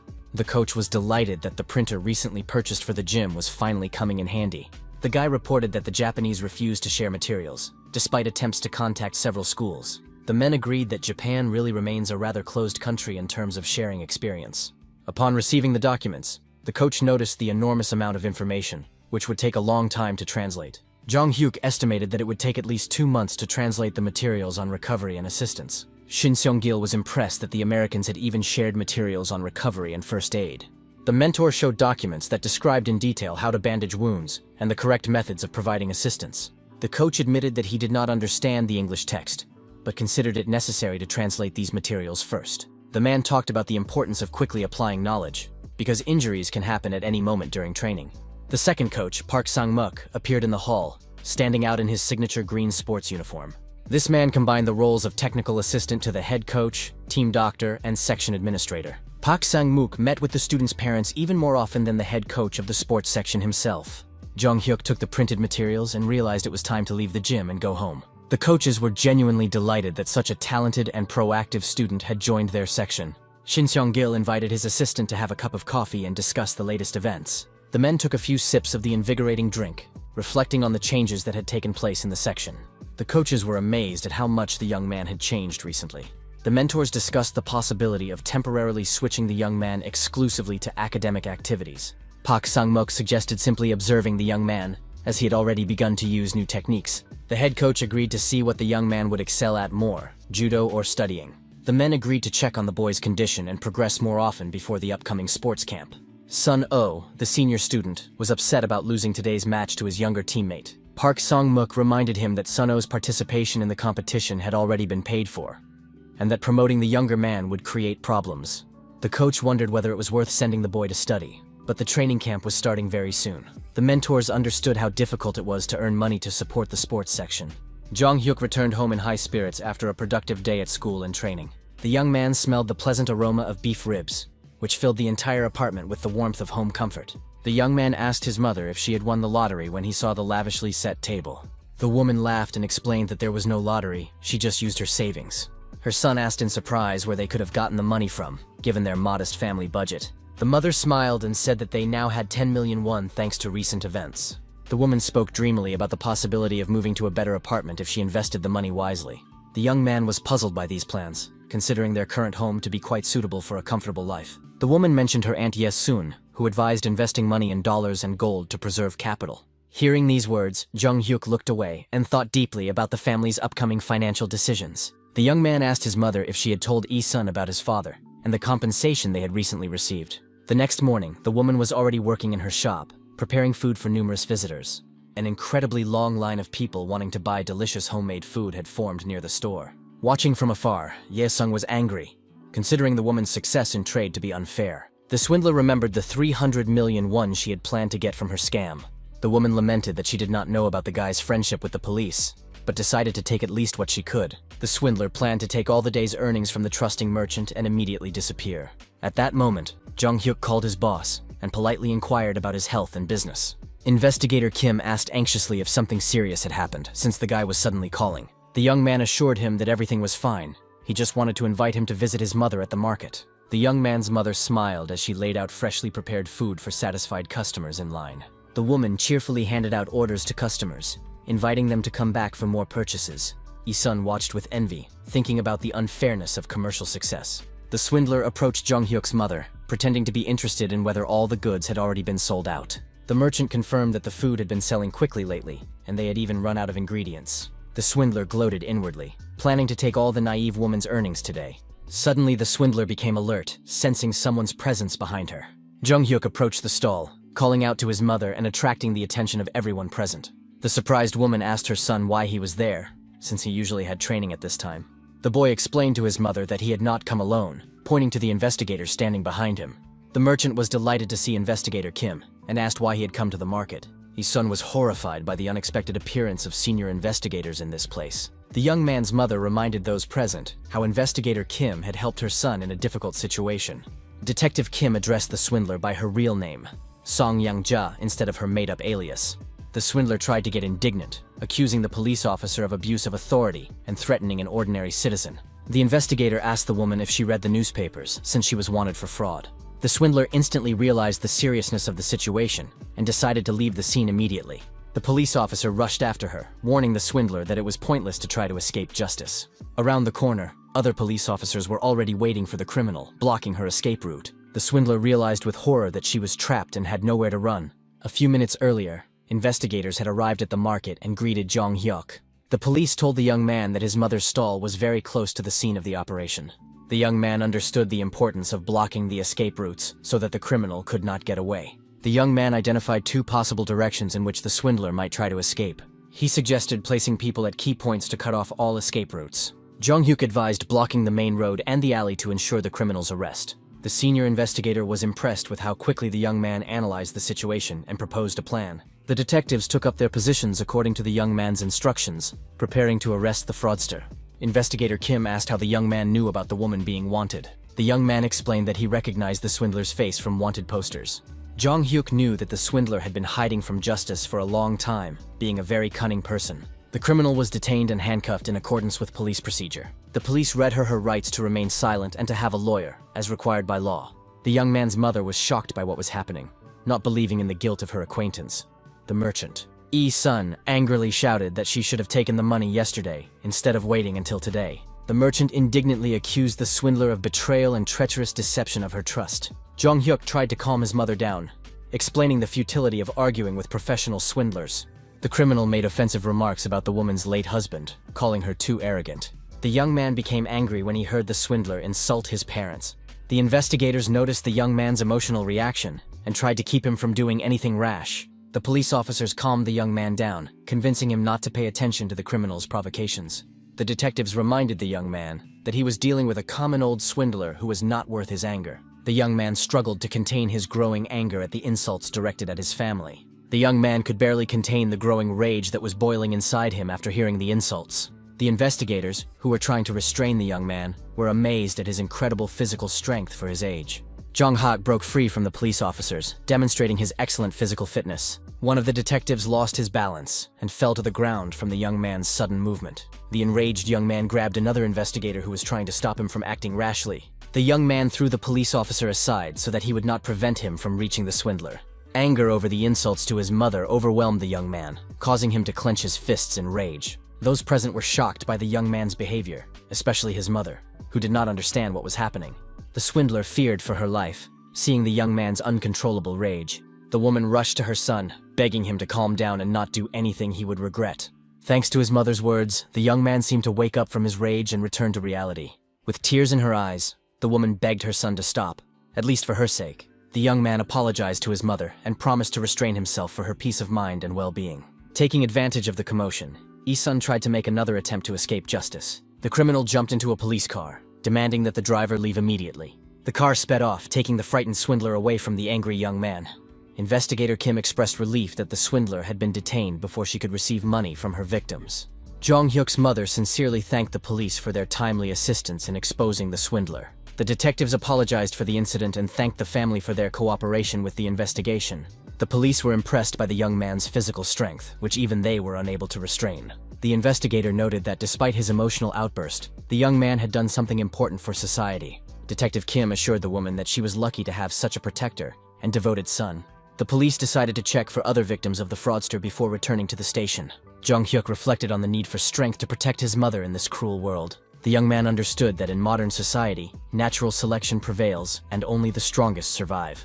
The young man was well aware of the importance of money as the main resource for survival in this world. At the police station, the subordinate asked investigator Kim to look at the documents. The detective asked Jong Hyuk to wait at the table while he dealt with urgent matters. Sitting at the table, the young man noticed his boss's business cards and became interested in their contents. The young man decided to take a few business cards for possible future use. He understood that contacts in the police force could be useful in his future life. Investigator Kim returned and apologized to the young man for the long wait. explaining that the delay was due to the processing of statements. The man offered the young man a snack, ready to treat him to something tasty as a thank you. Jong-hyuk noticed the business card on the table and asked who this financial manager was. The detective was surprised by the young man's interest in stocks, noting his quick wit and business acumen. The investigator shared his doubts about this specialist, who constantly predicts an economic crisis. Kim was puzzled as to how anyone could talk about bankruptcy when Korea was experiencing a period of economic prosperity. The detective complained about the manager's pessimistic predictions, which had almost gotten him fired. Jong-hyuk unexpectedly asked for his business card, surprising the investigator. But he agreed. The guy was mentally delighted to have found a potential source of income through financial consulting. Economist Park Tae-gyu showed his colleagues graphs comparing the situation to the Great Depression in the United States. The specialist explained the mass bankruptcies of companies and the need for restructuring to reduce costs. His superiors rudely interrupted his presentation, threatening him with dismissal for his pessimistic forecasts. The manager reminded him of the ban on discussing bankruptcy, which the economist constantly violates.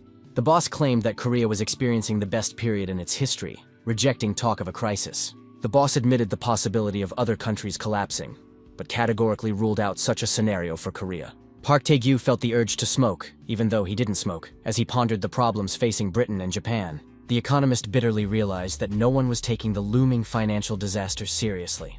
A sudden phone call interrupted the expert's thoughts, forcing him to introduce himself to the caller. Jong-hyuk thanked the man for his quick response and expressed his readiness for a business conversation. The young man explained his interest in the topic of national bankruptcy and the expert's economic forecasts. The young man suggested meeting over the weekend to discuss financial issues and investment strategies. The young man scheduled the meeting at a cafe near the high school for the convenience of both parties. Head coach Shin Sung-il discovered an unexpected visitor at his computer in his office. The coach asked Jong-hyuk in surprise what he was doing at his desk without permission. The young man explained to the coach that he was just looking at some information on the computer for his studies. The man jokingly hit the student on the head with a stick for using his computer without permission.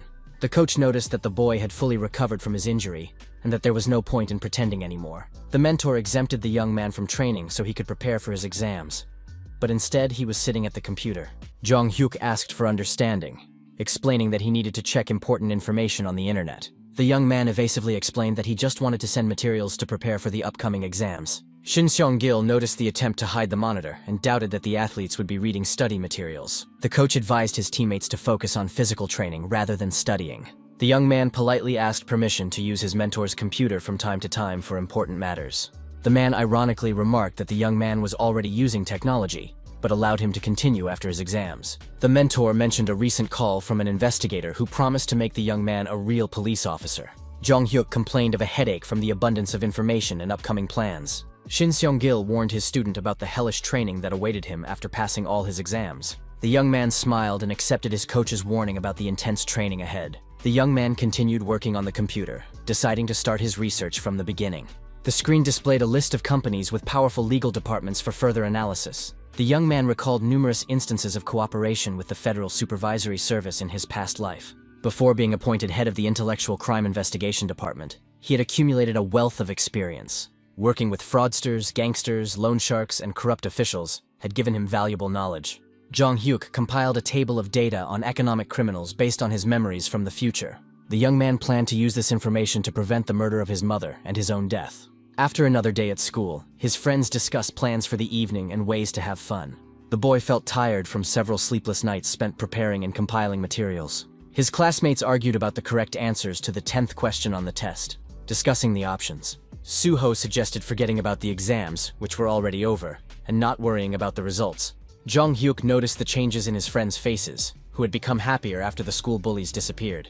Suho was particularly transformed, smiling more often and looking more confident. Suho enthusiastically suggested that his friends go to the computer club to celebrate the end of the grueling exams. His classmates looked at each other in confusion, doubting their ability to pay for such an expensive entertainment at a gaming establishment. Jong-hyuk convincingly reminded his friends that constant studying without rest is harmful to the mental health of schoolchildren. The young man philosophically argued that even failures and losses would become valuable memories of a carefree youth. The guy sincerely believed in the importance of education for building a successful future and career growth.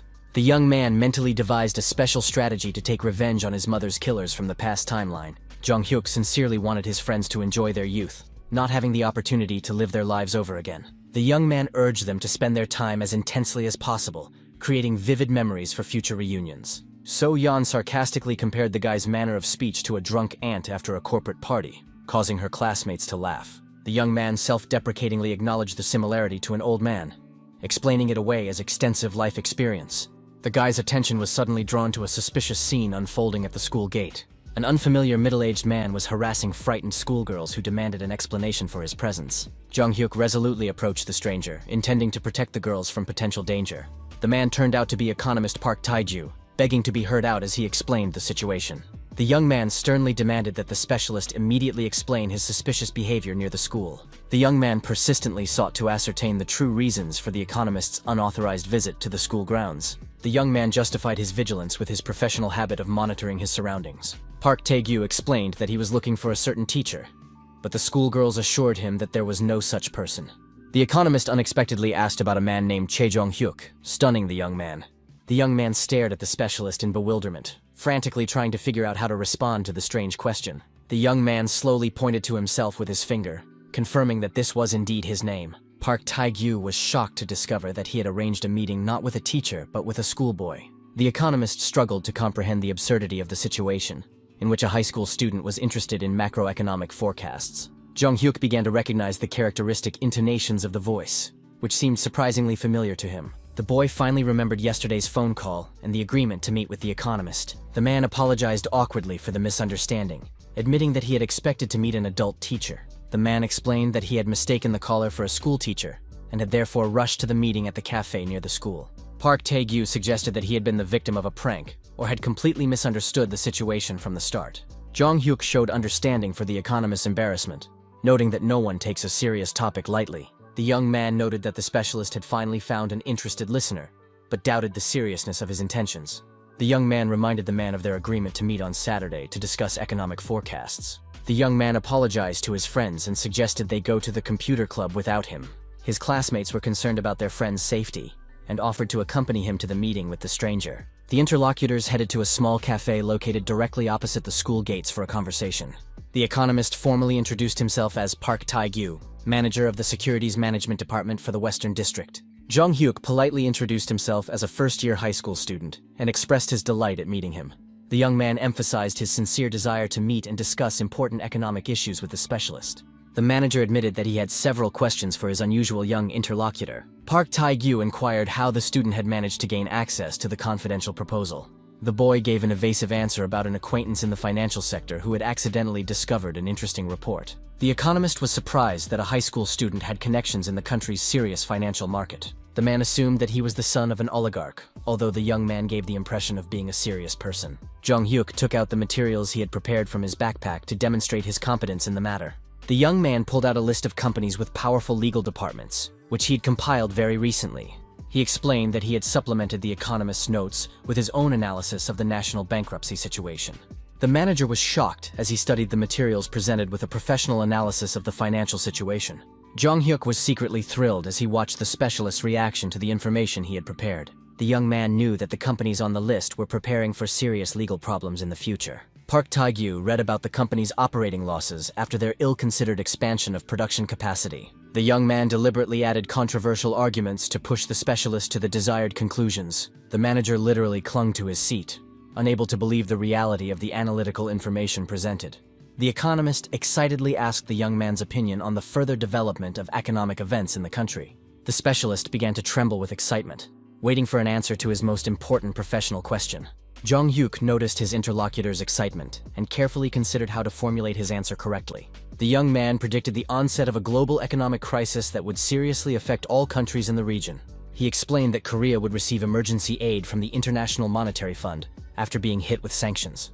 The young man recalled the coming Asian financial crisis of 1997. Jung-hyuk emphasized that Korea would bear one of the brunt of the crisis. The young man described the government's policy of increasing gross income through the sale of the country's foreign exchange reserves. He noted that only Park Tae-gyu warned of the crisis, while the rest ignored the danger. The young man continued his analysis, noting that the Korean economy was at a dangerous peak of development. Jung-hyuk pointed out the ease of obtaining bank loans for any amount without proper verification. The young man warned of the catastrophic consequences of such irresponsible lending policies by financial institutions. He metaphorically compared the country's economy to a fragile sandcastle built on debt. The young man distracted himself with overly sweet coffee, trying to diffuse the tense atmosphere of the conversation. Park Tae-gyu reflected on the strangeness of the situation, in which a schoolboy was sharing such valuable analytical information. Jung Hyuk stated that the moment international aid was received would mark the beginning of the collapse of the national economy. The young man explained the complete dependence of economic policy on the requirements of the International Monetary Fund. He emphasized the impossibility of stopping the crisis due to the weakness of enterprises and the depletion of currency reserves. The young man criticized the unfounded optimism of citizens who believe in eternal prosperity and well-being. Jung Hyuk predicted that Korea would end up in economic hell due to excessive self-confidence. The young man bitterly noted that the realization of the catastrophe would come too late to save the economy. The waitress dropped her cup in shock upon hearing the young man's grim economic predictions. Jung Hyuk gallantly rushed to help the girl, worried that she might cut herself on the broken pieces. The young man advised her to collect the shards with a handkerchief, showing concern for the waitress's safety. The young man unexpectedly announced his willingness to invest 100 million won in the project. Park Tae-gyu was stunned by the amount of the investment and asked for time to consider the unexpected offer. Jung Hyuk referred to another meeting and suggested ending their conversation for the day. The young man left his phone number with the economist for further consultation on investment issues.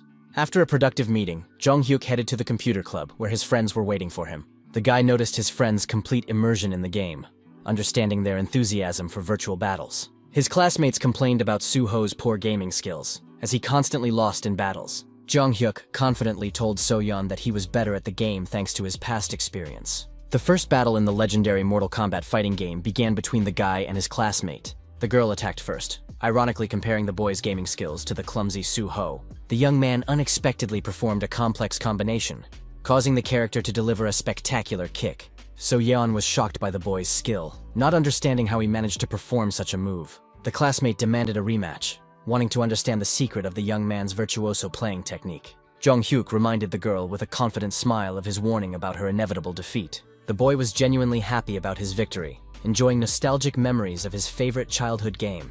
The young man's thoughts returned to the economist, who was surely analyzing the materials provided. The young man understood the inevitability of the specialist's decision, regardless of how long it took him to think it over. Several days of waiting passed, and Jung Hyuk reflected on Park Tae-gyu's agonizing doubts. The guy was worried that half of the materials should have been enough to make an investment decision. The young man feared losing his advantage in the negotiations if he called the impatient economist first. The young man recalled the specialist's past involvement in financial fraud due to carelessness. Jung Hyuk knew that Park Tae-gyu was a trusting lawyer who unwittingly defended financial criminals.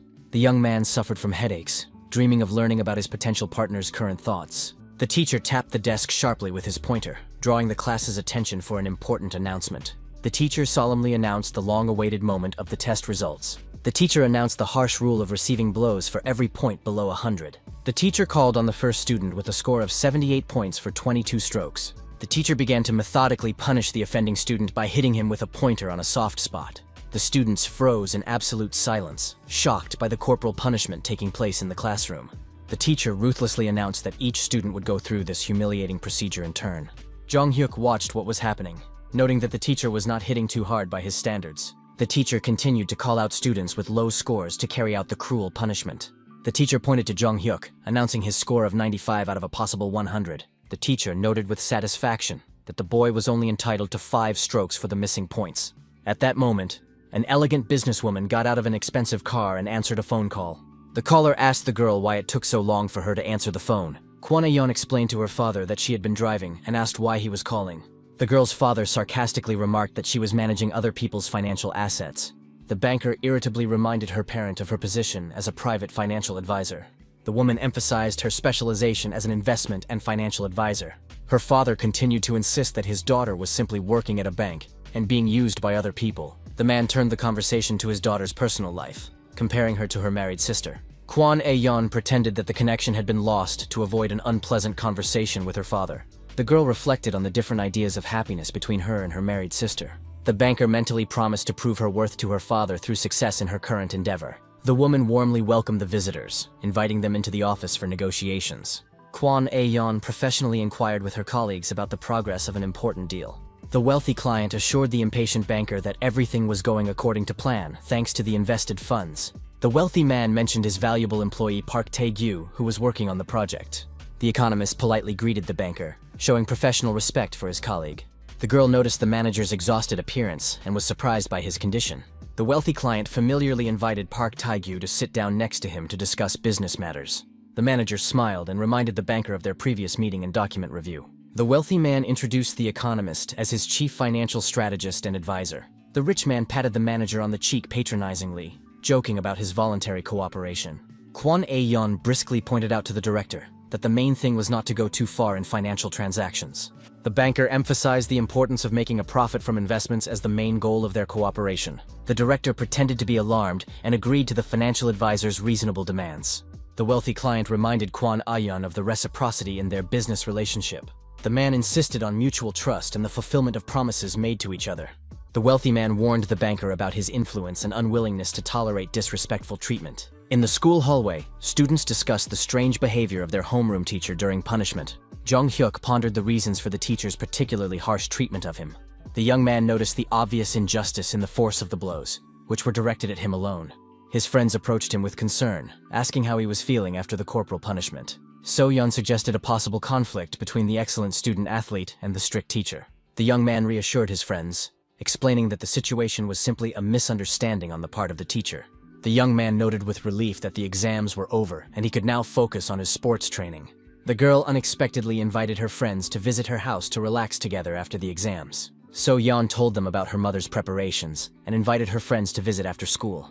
Jong-hyuk watched his friend's excitement with affection, finding her embarrassment charming.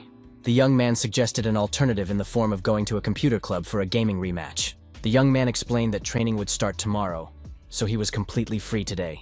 The girl was delighted with the guy's agreement, not believing in such a lucky coincidence. Suho timidly voiced his own suggestion to visit his house to celebrate. The honor student told her about his mother's desire to meet her son's friends after the exams.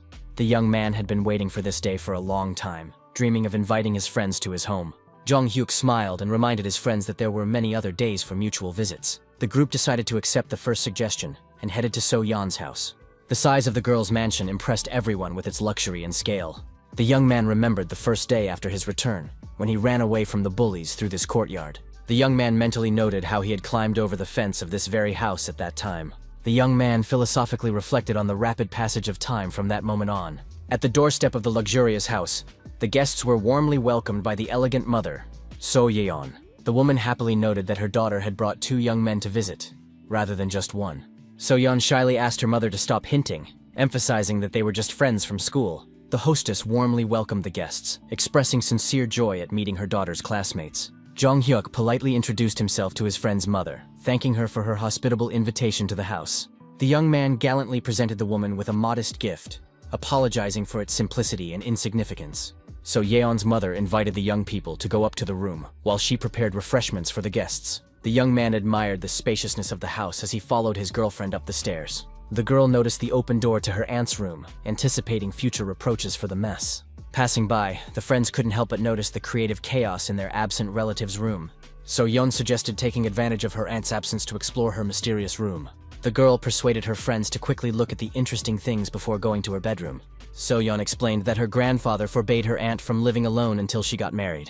Jong-hyuk's attention was drawn to the documents on the table, which made his eyes light up with interest. The young man instantly recognized the papers spread out on the financial advisor's desk.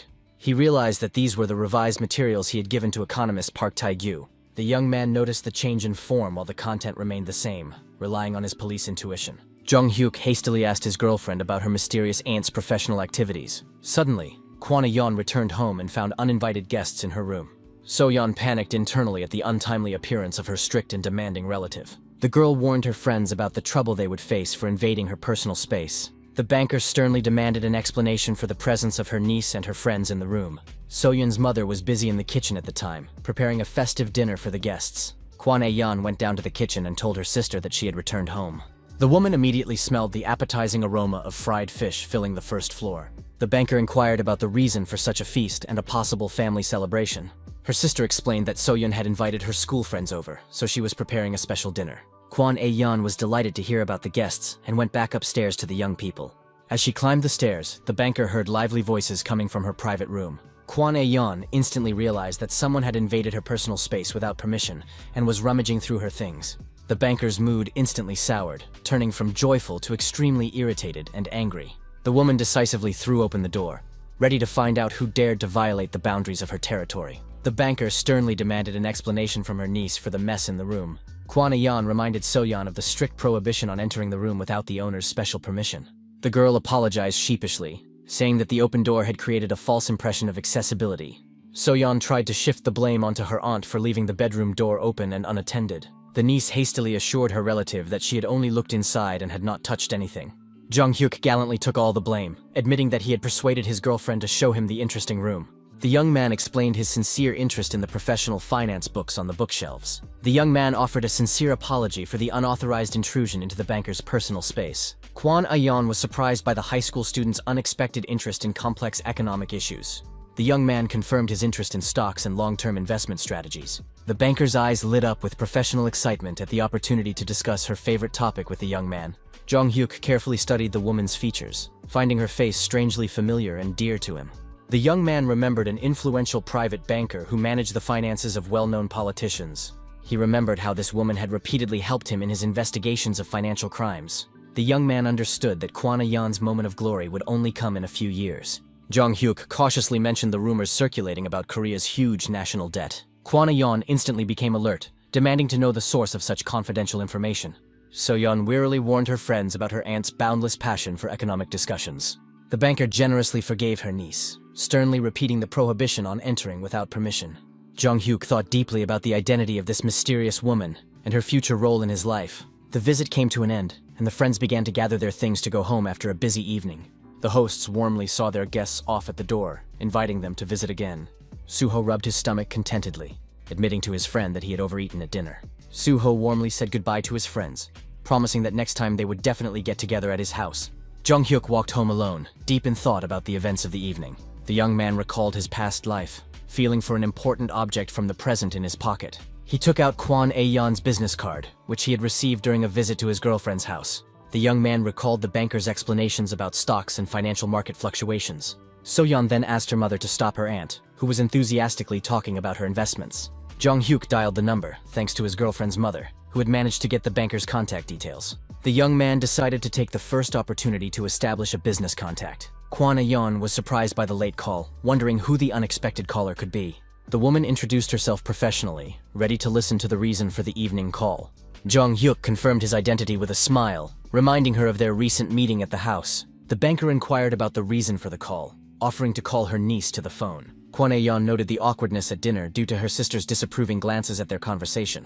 The young man decided to ask the question that most concerned him about the current financial situation. The young man asked directly about the whereabouts of economist Park Tae-gyu.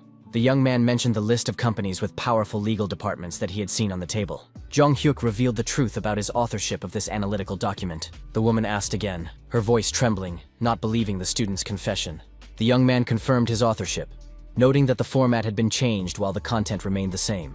The young man demanded an explanation for the appearance of his materials on the banker's desk. Kwon Ayan couldn't believe that a high school student was capable of compiling such a list. The banker pondered the improbability of the situation and what to do with the information. Jung-hyuk advised her to return the money if she had been deceived and forced to invest. The boy metaphorically explained the need to enter the lair to catch the tiger.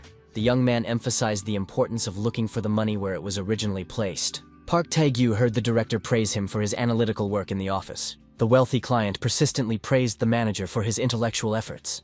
The wealthy man hinted to the economist about the importance of understanding the meaning of praise. The director let Park Tae-gyu go home after completing important analytical work. The manager cautiously asked the director about the promised investments and fair distribution of profits. The director cynically reminded Park Tae-gyu that he had saved him from dismissal, denying any obligation to make payments. The wealthy businessman suddenly stopped when he heard suspicious loud noises outside his office door. The man ordered the guards to immediately check the source of the strange noise in the office corridor. The gangsters indignantly discussed some lunatic who had caused a disturbance near their office. Noticeable dents began to appear on the massive door from powerful blows from outside the room. In an instant, the front door was completely knocked off its hinges with one crushing blow. Jung-hyuk burst into the room dramatically, demonstrating his excellent physical fitness. Park Tae-gyu was shocked by the unexpected appearance of his familiar senior in such a dangerous place. The young man radiated confidence and determination, as if he had really come to deal with the situation seriously. The boy imperiously ordered everyone present to stay where they were and not make any sudden movements. The director looked at the young intruder with contempt, demanding an explanation for his audacious intrusion. The rich man indignantly asked about the identity of the uninvited guest and the reasons for breaking into the office door. The man spoke insultingly to the young man, demanding immediate answers to his questions. Jung Hyuk said with a mysterious smile that he was not a police officer at all. The young man mentally noted that he was not yet a police officer, but had important business with the manager. The director visibly relaxed, confirming that the young man did not have police authority. The rich man suspiciously asked Park Tae-gyu if he knew the insolent young man. The man ordered his henchmen to properly greet the uninvited guest in the office. The guards moved threateningly toward the young man, promising harsh retribution for the broken door. Jung Hyuk spoke contemptuously of the bald thug approaching with aggressive intentions. The young man easily pushed the guard away and addressed the manager with one important question. The young man asked the economist if he was here of his own free will or against his will. Park Tae-gyu was shocked by the unexpected question, understanding the hidden meaning of the young man's words. The manager yelled at the young man, begging him to leave the dangerous place immediately without him. The director commented irritably on the strange behavior and words of the uninvited guest. The rich man repeatedly ordered the security guard to deal with the insolent intruder. The thug roughly grabbed Jung Hyuk by the shoulder, preparing to deliver a crushing blow. The young man smiled inwardly, remembering years of intensive training in the martial art of judo. Jung Hyuk reflected on how his intervention had radically changed the fates of Park Tae-gyu and Kwon Ah-yeon. In his previous life, the manager and his like-minded colleagues left the company to start their own business. The economist founded an investment company, but after reviewing the materials, he took out a dangerous loan from gangsters. The criminal loan shark sensed big money and kidnapped the manager to obtain valuable information. Jung Hyuk warned the banker that he couldn't call the police while the criminals had a hostage. The young man explained to his friend's aunt that she was not directly to blame for the gangster's kidnapping of the economist. The guy couldn't allow So Yeon's relative to become an accomplice to a criminal offense. The young man argued that the manager was helping voluntarily, and that the police were powerless to do anything about it. Jung Hyuk gave her the contact details of a trusted investigator for consultation on the situation. The young man insisted on telling the detective the whole truth so that the right action could be taken. Kwon Ah-yeon stood in front of the building, doubting the correctness of her decision to intervene. The banker prayed for the safety of the young man who had risked entering the criminal's lair. The woman listened to the strange sounds coming from inside the suspicious building. A huge security guard delivered a powerful blow to the cheek of the insolent young intruder. The thug was surprised to see that the young man showed no reaction to the painful blow. Jung Hyuk calmly stated the fact of the attack, which gave him the right to legitimate self-defense. The young man used a practiced judo technique, delivering a precise blow to his opponent's jaw. The thug instantly collapsed to the floor from the professionally executed combat move. The young man was genuinely surprised at the effectiveness of his blow against the massive security guard. The director was shocked by the ease with which the schoolboy knocked out an experienced fighter. The rich man hysterically ordered the other guards to immediately attack the insolent young man.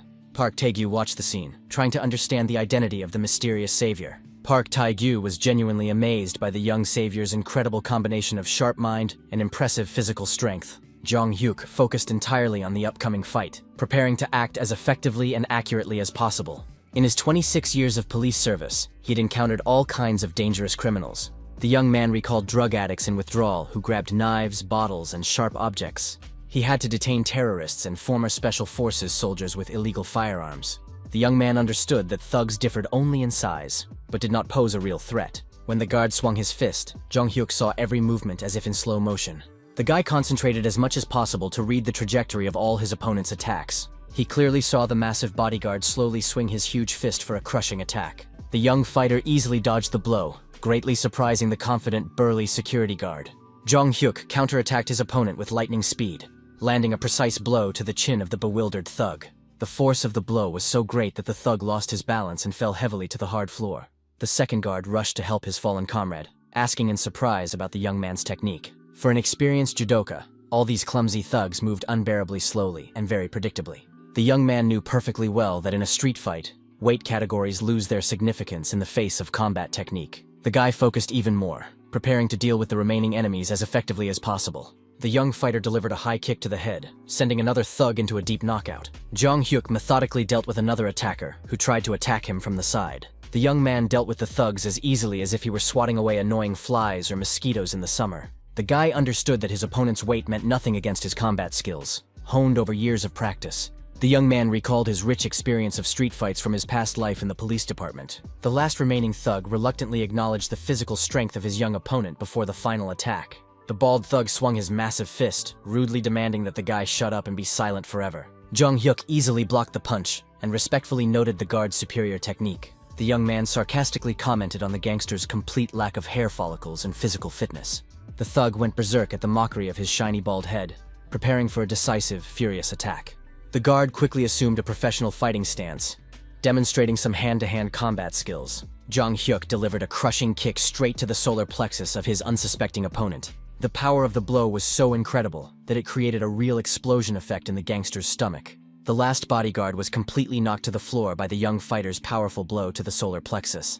The young man mockingly suggested that the defeated thug try to get up and continue this senseless fight with him. The director, in a panic, grabbed a sharp knife, realizing the hopelessness of the situation with this dangerous young man. The rich man clearly realized that he had no other options to defend himself against his young opponent, who was clearly superior in strength. The man waved the sharp blade threateningly, demanding to know immediately who had ordered this daring attack. The director hysterically shouted questions about whether the young man belonged to any hostile gang or group. The thug began to wildly slash with his knife, but the young man easily dodged each dangerous attack. Jong Hyuk watched the angry director's ridiculous and clumsy movements with undisguised contempt. The young fighter professionally blocked the attacks with his bare hands, deflecting the sharp blade from vital points. The criminal raged as he pondered the mysterious identity of the young man who was able to dodge all his blows. The young man calmly explained his opponent's failures by saying that he preferred to fight with his bare hands without weapons. Jong Hyuk spoke contemptuously of the pathetic habit of weaklings, relying on cold weapons in fights. The young man expressed his firm opinion that only cowards and nobodies like to wave knives around in fights. The young fighter managed to knock the knife out of the director's hands with a powerful blow, sending the weapon onto the dirty floor. Park Tae-gyu watched the scene intently, wanting to call the police, but he was paralyzed with fear. The director struggled to break free from the young man's iron grip, trying to continue the hopeless fight. The rich man desperately resorted to elbow strikes, hoping to at least somehow hurt his superior young opponent. Jong Hyuk easily blocked the feeble blows and counterattacked with a powerful, precise blow to the criminal's stomach. The young man shouted loudly at the manager to immediately retrieve the important materials he had handed over earlier. The specialist frantically began rummaging through a huge pile of scattered papers on the cluttered desk. Park Tae-gyu panicked, not understanding where the most important financial documents could have gone. After a long moment, the economist finally found the necessary materials among the multitude of other papers. Outside the building, the loud wail of police sirens rushing to the scene could be heard approaching. Jong Hyuk understood perfectly well that he could have simply called the police to rescue the manager without visiting in person. The young man's real goal was to prevent his girlfriend's aunt from becoming involved in a dangerous criminal scheme. The young man also wanted to retrieve his secret materials so that they would not fall into the wrong hands. The director maliciously accused the insolent young man of calling the police to completely ruin his business plans. Jong Hyuk sarcastically inquired about investment plans with such a hopelessly stupid head at the helm. The young fighter grabbed the criminal firmly by his dirty clothes, preparing to execute a painful throw. The young man skillfully flipped the heavy director over his back with a classic judo move. The gangster crashed onto the table with a deafening crash, scattering ashtrays and documents all over the office. Jong Hyuk contemptuously repeated that the director was too stupid to understand financial transactions. The young man reminded the criminal that he was not yet a police officer, but just an ordinary schoolboy. The boy promised in a threatening voice that he would become a police officer and punish criminals like the director. Loud voices of police officers demanding that everyone stay where they were could be heard in the stairwell. Investigators burst into the room, asking the young man about his condition and assessing the situation in the office. The police officers were shocked as they surveyed the ransacked office, with defeated gangsters lying on the floor everywhere. The detectives noticed saliva dripping from the main gangster's mouth after a powerful blow to the jaw. The law enforcement officers handcuffed all the criminals and began leading them to the police cars. Investigator Kim wondered in surprise where these idiots, who looked like brothers, had come from. The gang leader brazenly told the police that making money was not a crime at all.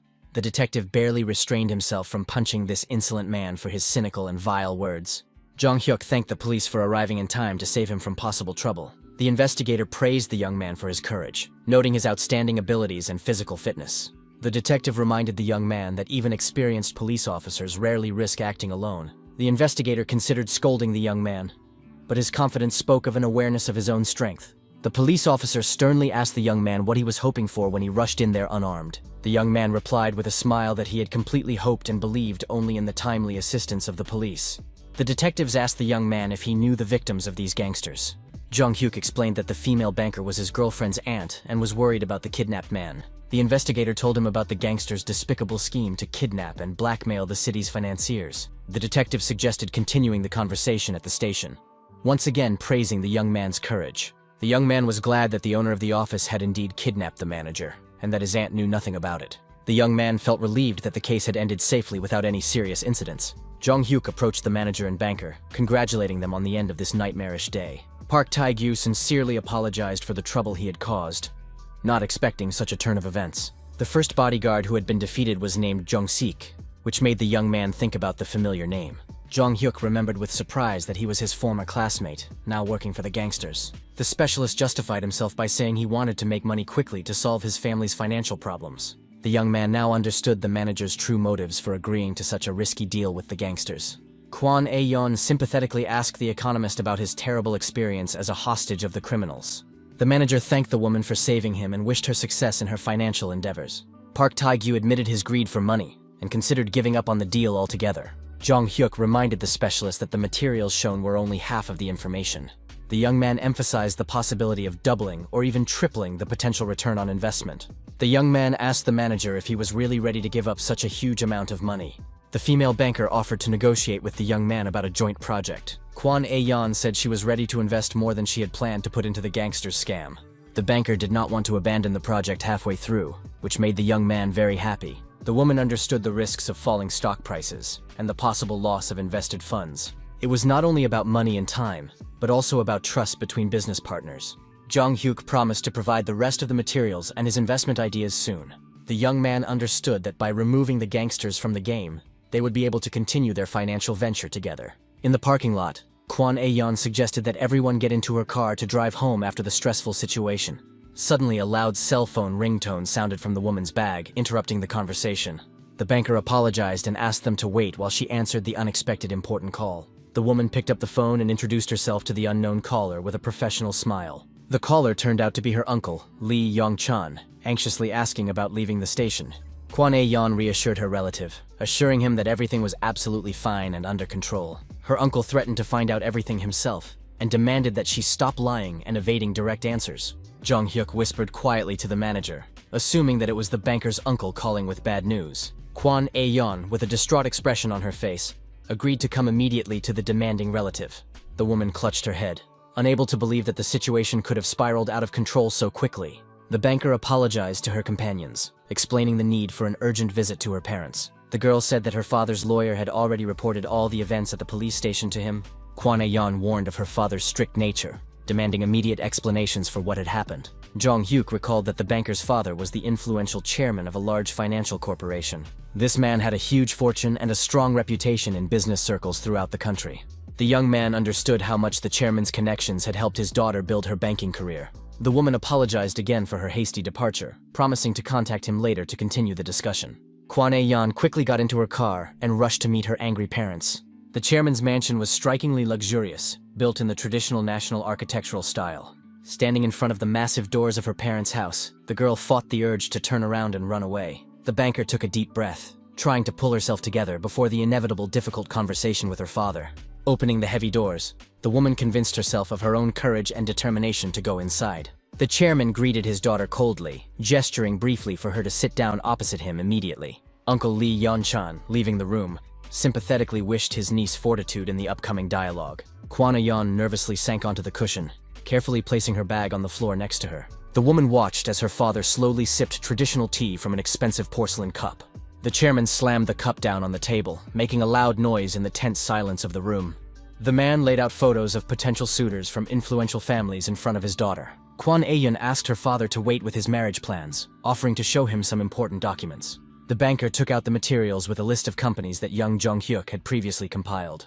The chairman angrily demanded an explanation for his daughter's presence at the police station today. The woman suggested that her father first study the documents and then make a final decision. Kwon Ae-yeon promised to get married in 6 months if the materials did not change the chairman's mind.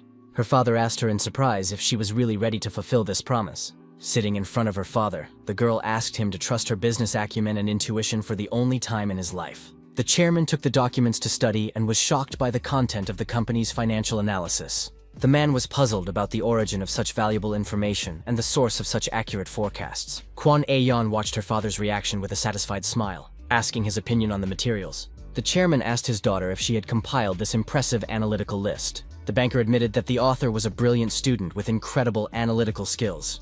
The woman emphasized the value of the materials, wondering if they would seem trivial to her father. Studying the documents, the chairman sensed the smell of big money in every line of the analysis. The man was skeptical about the possibility of a schoolboy creating such a professional financial forecast. The chairman ordered his daughter to immediately contact the mysterious young analyst for negotiations. Kwana Yan assured her father of the young man's genius, asking him to take her word for it on this matter. The businessman insisted on checking the goods and was willing to pay a fair price for the information. The woman obediently dialed Jong Hyuk's number and handed the phone to her demanding father for a conversation. The chairman grabbed the phone, introducing himself as the source of money for a potential financial deal. The man asked the young man directly for the desired amount for the analytical materials provided. Jong Hyuk guessed the identity of the caller, asking if it was the chairman speaking. The young man warned that the materials shown were only a preliminary version of the analysis. The young man announced his budget of 100 million won, ready to invest all of his savings. The young man explained the mechanism of investment accumulation after the launch of his financial forecasts. Jong Hyuk emphasized the need for startup capital before the investment scheme could begin. Kwana Yan covered her mouth with her hand in shock upon hearing the astronomical sums mentioned in the conversation. The chairman offered the young man 2 billion won, wondering if this amount would be sufficient. The businessman announced the terms: a 1-year repayment period with an interest rate of 40%. The young man was stunned by the sum of 2 billion, mentally calculating a maximum of 1 billion.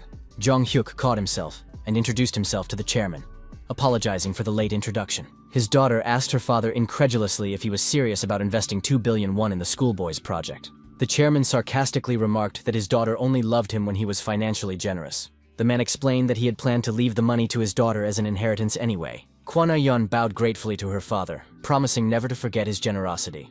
Saying goodbye to her uncle, the woman waved cheerfully, promising to see her relative again soon. Lee Yan-chan asked the chairman about the results of his tense conversation with his niece.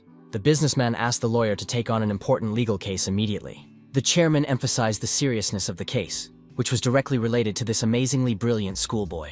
The photojournalist stood at the entrance to the police station, carefully adjusting his professional camera. The man was surprised by the complete absence of fellow journalists at such a busy time of the morning. The policeman greeted the photographer warmly, asking if he had had time to eat breakfast that day. The investigators gathered at the station to discuss cases and eat tasteless government food. The junior detective said he had met Jong Hyuk helping his mother at the market early in the morning. Investigator Kim praised the young man for helping his parents, noting that such behavior was rare among young people. A journalist at the entrance to the station pondered the content of the lively conversation between the police officers inside the building. The photographer decided to go inside to eavesdrop on the detective's conversation. The man pretended to buy coffee from a vending machine, deliberately lingering to eavesdrop on the conversation. The journalist heard surprised voices talking about an honor student who had taken down 7 gangsters single-handedly. The chief investigator insisted on the need to recruit such a talented young man to the police force. The photographer unexpectedly greeted the police officers, drawing their attention to himself. The reporter politely asked the detectives to tell him more about the hero of their lively discussion. At that time, Jong Hyuk was diligently helping his mother serve customers at the sales counter.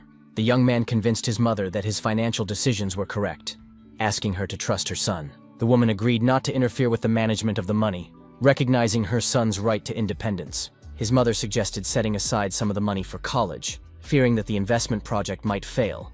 Jong Hyuk told her about his friend's aunt investing 2 billion won in the same project. The young man emphasized Kwana Yan's professionalism and reputation in the country's financial circles. The young man suggested that his mother speak to the banker personally to dispel any doubts. The woman agreed to meet with a financial advisor for consultation if necessary. Looking at her son, the mother wondered when he had grown up and become so independent. Jong Hyuk noticed his mother's intense gaze and asked if he had dirt on his face. The woman thought fondly about how her son resembled his late father in character and appearance. The mother sadly asked the young man not to rush to grow up, but to enjoy the rest of his childhood. At that touching moment of family idyll, a journalist approached them and took a photo of them together. Mother and son heard the click of the camera at the same time and turned in surprise to the unfamiliar man. The journalist apologized for the sudden photo, explaining that he was moved by the touching picture of family idyll. The woman greeted the visitor warmly, offering him something from the shop's assortment. Park Yeon-il introduced himself as a journalist and expressed his desire to interview the family on an important matter. Jong Hyuk recognized the reporter who had covered the story about the school bullies last time. The young man was puzzled as to why the journalist had suddenly appeared at his mother's workplace. The reporter explained that he had received information from investigators and wanted to interview the hero. The woman asked in surprise about the reasons for the press's interest in her school-age son. Park Yeon-il recounted the young man's heroic act against the criminals the previous day. The journalist described with admiration how the boy single-handedly dealt with 7 gangsters and saved a hostage. Jong Hyuk deliberately hid yesterday's events from his mother and tried to escape to school. The woman began to scold her son for recklessly fighting dangerous criminals alone. The mother was outraged by the boy's irresponsibility in risking his life and health for strangers. The reporter realized it was an inappropriate time for an interview and suggested postponing the conversation to another time. Jong-hyuk thought irritably about the intrusiveness of the reporter, who had appeared at the most inopportune moment. The young man mentally promised himself never to talk to this annoying journalist again. An article appeared in the morning newspaper about a 17-year-old judoka who defeated a gang of swindlers. Jong-hyuk brought the translated materials from the American judo school to the coaches for study. The guy noted the usefulness of the information, although the translation turned out to be much more difficult than expected. The young man was relieved to think about finishing the work on the materials, which had taken more time than expected. The coach admitted that it was difficult to understand the American methods even after a detailed translation. Jong-hyuk explained that walking on your hands is visualized very clearly and understandably in the materials. The mentor was surprised by the differences in approaches, noting the unusual technique of walking on 4 limbs. The guy explained the essence of the technique through repetitive movements of the upper body, with the legs stationary. The coach carefully studied the other exercises in the materials and noticed the similarity of one of them to jumping. Jong-hyuk smiled and confirmed the mentor's guess, explaining that the exercise was called a burpee. The young man warned that an ordinary person risks exhaustion after 50 repetitions. The young man described the exhausting nature of the exercise, which can burn a huge amount of calories in a short time. The young athlete emphasized the effectiveness of burpees for developing endurance despite the simplicity of the movements. Shin Sung-il decided to introduce new American exercises into his students' training program. The coach instructed the young man to change into his sports uniform and prepare to demonstrate the new techniques. Jong-hyuk was happy to note the beautiful weather, which was perfect for intense training. Traditional sparring between judokas of different age categories began in the gym. The head coach entered the hall and loudly announced an important message for all the athletes present. The judokas instantly stopped training and froze in anticipation of the words of their respected mentor. The athletes bowed in unison and greeted the coach in chorus according to judo tradition. Shin Sung-il solemnly announced the introduction of new American exercises into the training program. Jong-hyuk acted as an instructor, preparing to demonstrate unfamiliar techniques to his senior teammates. The senior judokas were surprised by the appointment of the junior as an instructor, but respected the coach's decision. The athletes admired the diligence and knowledge of their young comrade, who was ready to share his experience. The young man began by demonstrating proper stretching, explaining the importance of mastering basic techniques. Everyone present watched the young instructor's precise movements in the hall with great attention. Jong-hyuk mentally planned to surprise his opponents at the competition with new effective techniques. The young man commanded the athletes to take the starting position for walking on their hands. The young instructor counted energetically, motivating his teammates to train with maximum effort. The guy explained the technique of turning the body in a handstand with support on one limb. The exercise required holding one's own weight in an unstable position for a long time. The older athletes were amazed at their younger comrades' deep knowledge of techniques unknown to them. Jong-hyuk easily performed complex elements thanks to his young and strong 17-year-old body. The young man understood the importance of proper breathing for the successful performance of strenuous exercises. The coach asked his students about their impressions of the new techniques he had demonstrated.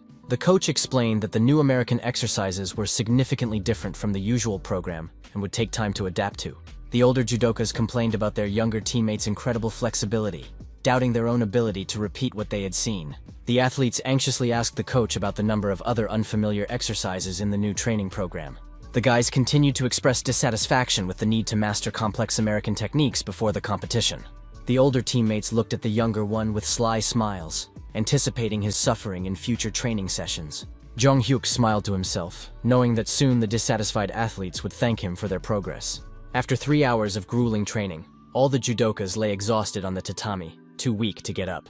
The new exercise program had led to complete physical exhaustion, even for the most enduring athletes in the section. The coaches discussed among themselves the impressive effect of the American methods, watching their exhausted students. The mentors assumed that in a month or two, the athletes' bodies would adapt to the increased load. Shin Sung-il regretted the lack of budget for a professional massage therapist to help the team recover. The coaches announced the end of the session and ordered the gym to be tidied up after the intense training. Sun-oh slowly got up from the tatami, complaining about the unbearable heat after the exhausting exercises. The team captain watched with respect as his younger teammate performed all the exercises on par with his seniors. The senior athlete suddenly decided to approach and sincerely thank Jong-hyuk for his new knowledge. Sun-oh reminded him that all the judokas in their class had given up their graduation trip for the summer training camp. The team captain was a first-class athlete who consistently won medals at prestigious competitions. Already in his second year, the guy received offers from sports universities, but remained modest. Jong Hyuk, saying goodbye to the captain, promised to train hard to reach his level of skill. The young man suddenly remembered the important regular selection for the main team for competitions. The selection of honorary members of the section to represent the school at major tournaments was held twice a year. The winter and summer training camps became a platform for the rigorous selection of the best athletes in the judo section. Only 5 were selected from 50 applicants, and the young man understood the need to make it into the main team. The young athlete mentally prepared himself for grueling training sessions to achieve the desired result. Jong Hyuk tied his shoelaces in the locker room, preparing to leave the gym after a hard day. The coach approached the young man, asking if he had forgotten anything important in the locker room. His mother lovingly gave her son some parting words before he left for training camp, asking him to call her when he arrived and to be careful on the road. The boy reminded his mother with slight irritation that he was an adult, although inwardly he was grateful for her concern. Jong Hyuk expressed concern about his mother's health, working outside in the unbearable summer heat all day long. The young man worried about how the woman endured the scorching sun, standing at the counter from early morning until late at night. He couldn't imagine what it was like for his mother to sell snacks outdoors in such hellish weather. The woman reassured her son, reminding him of her many years of experience working in the market and her ability to adapt to any weather conditions. His mother warmly said goodbye to Jong Hyuk, asking him once again to be extremely careful during summer training.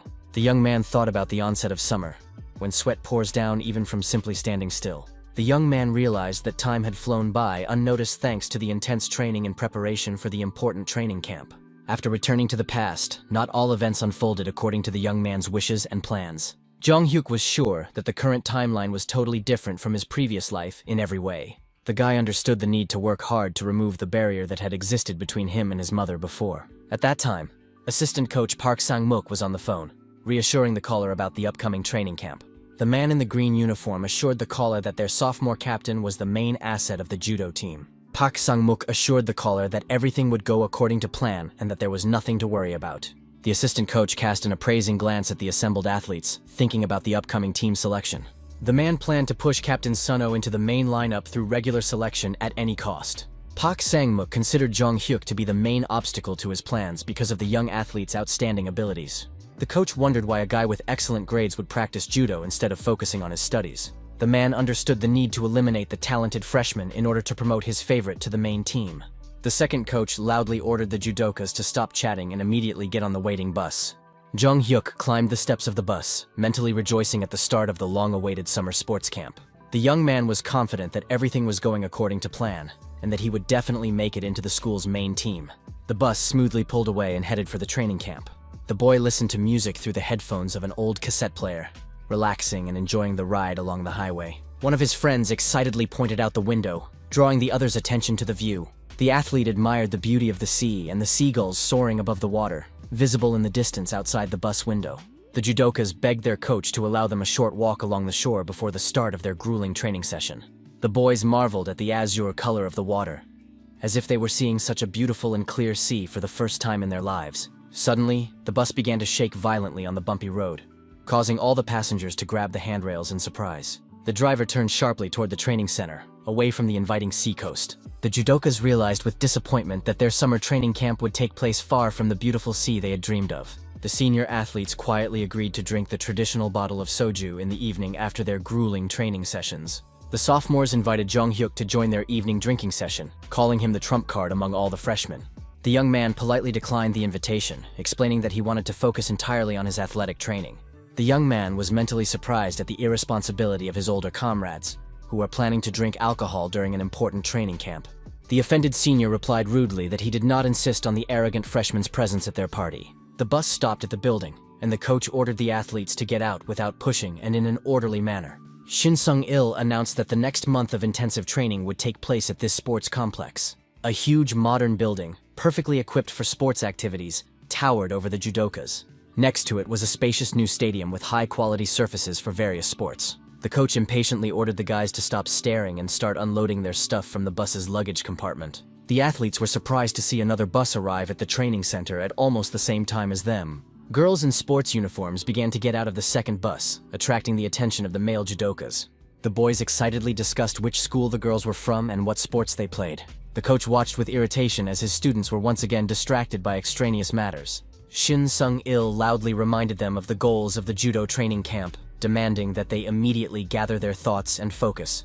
The coach pointed into the distance, drawing the athletes' attention to a barely visible path leading to the sea. The coach ordered them to quickly change into their sports uniforms and run to the shore without stopping. Park Sang-mook, getting into the car, threatened those who lagged behind with a double round trip without rest. The second coach explained that they would go ahead to set up the equipment for the upcoming training sessions. 5 minutes later, all the judokas began running, fearing punishment in the form of extra laps in the heat. Jong-hyuk prepared for the start, thinking about how long it had been since he had run long distances. A look of determination flashed in the young man's eyes, and he mentally encouraged himself before the start of the grueling race. The coaches at the finish line wondered with interest which of their students would be the first to reach the seashore.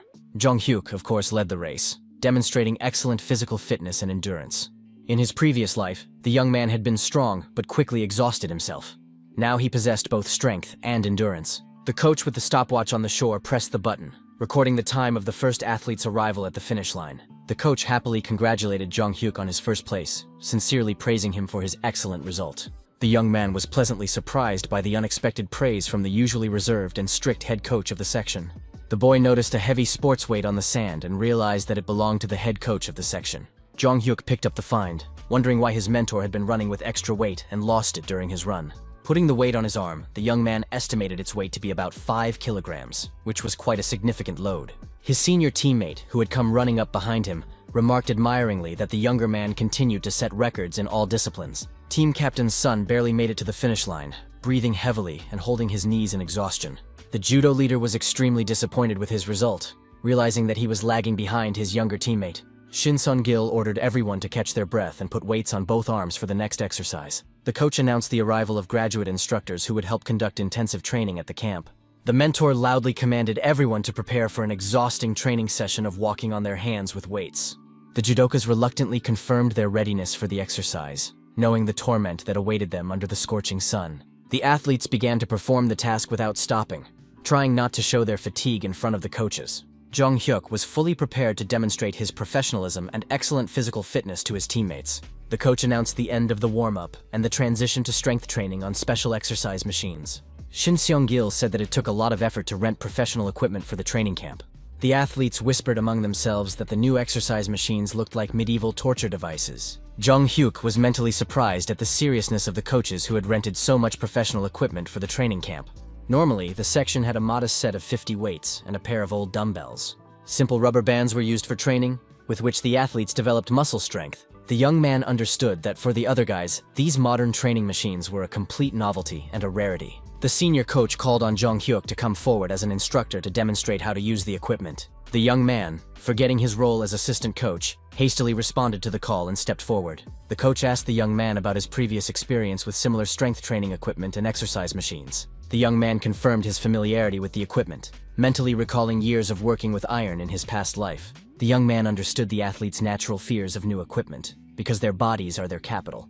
Jong-hyuk realized the importance of a visual demonstration to overcome his teammates' fears of unfamiliar exercise machines.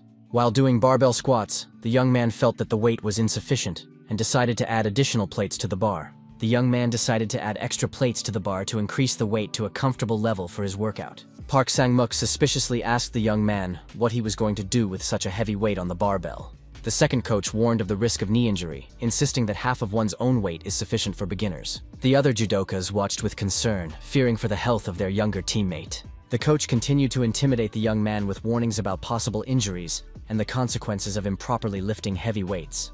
Shin Sung-il stood up for his student, noting his obvious familiarity with strength training and barbells. Park Sang-mook mentally planned to use the situation to discredit the talented freshman in front of everyone. The second coach, with a fake smile, encouraged the guy to lift even more weight, hoping he would fail. Jong-hyuk felt a strange negative energy coming from the assistant coach in his direction. The young man was puzzled by the hostile attitude of a person he barely knew personally.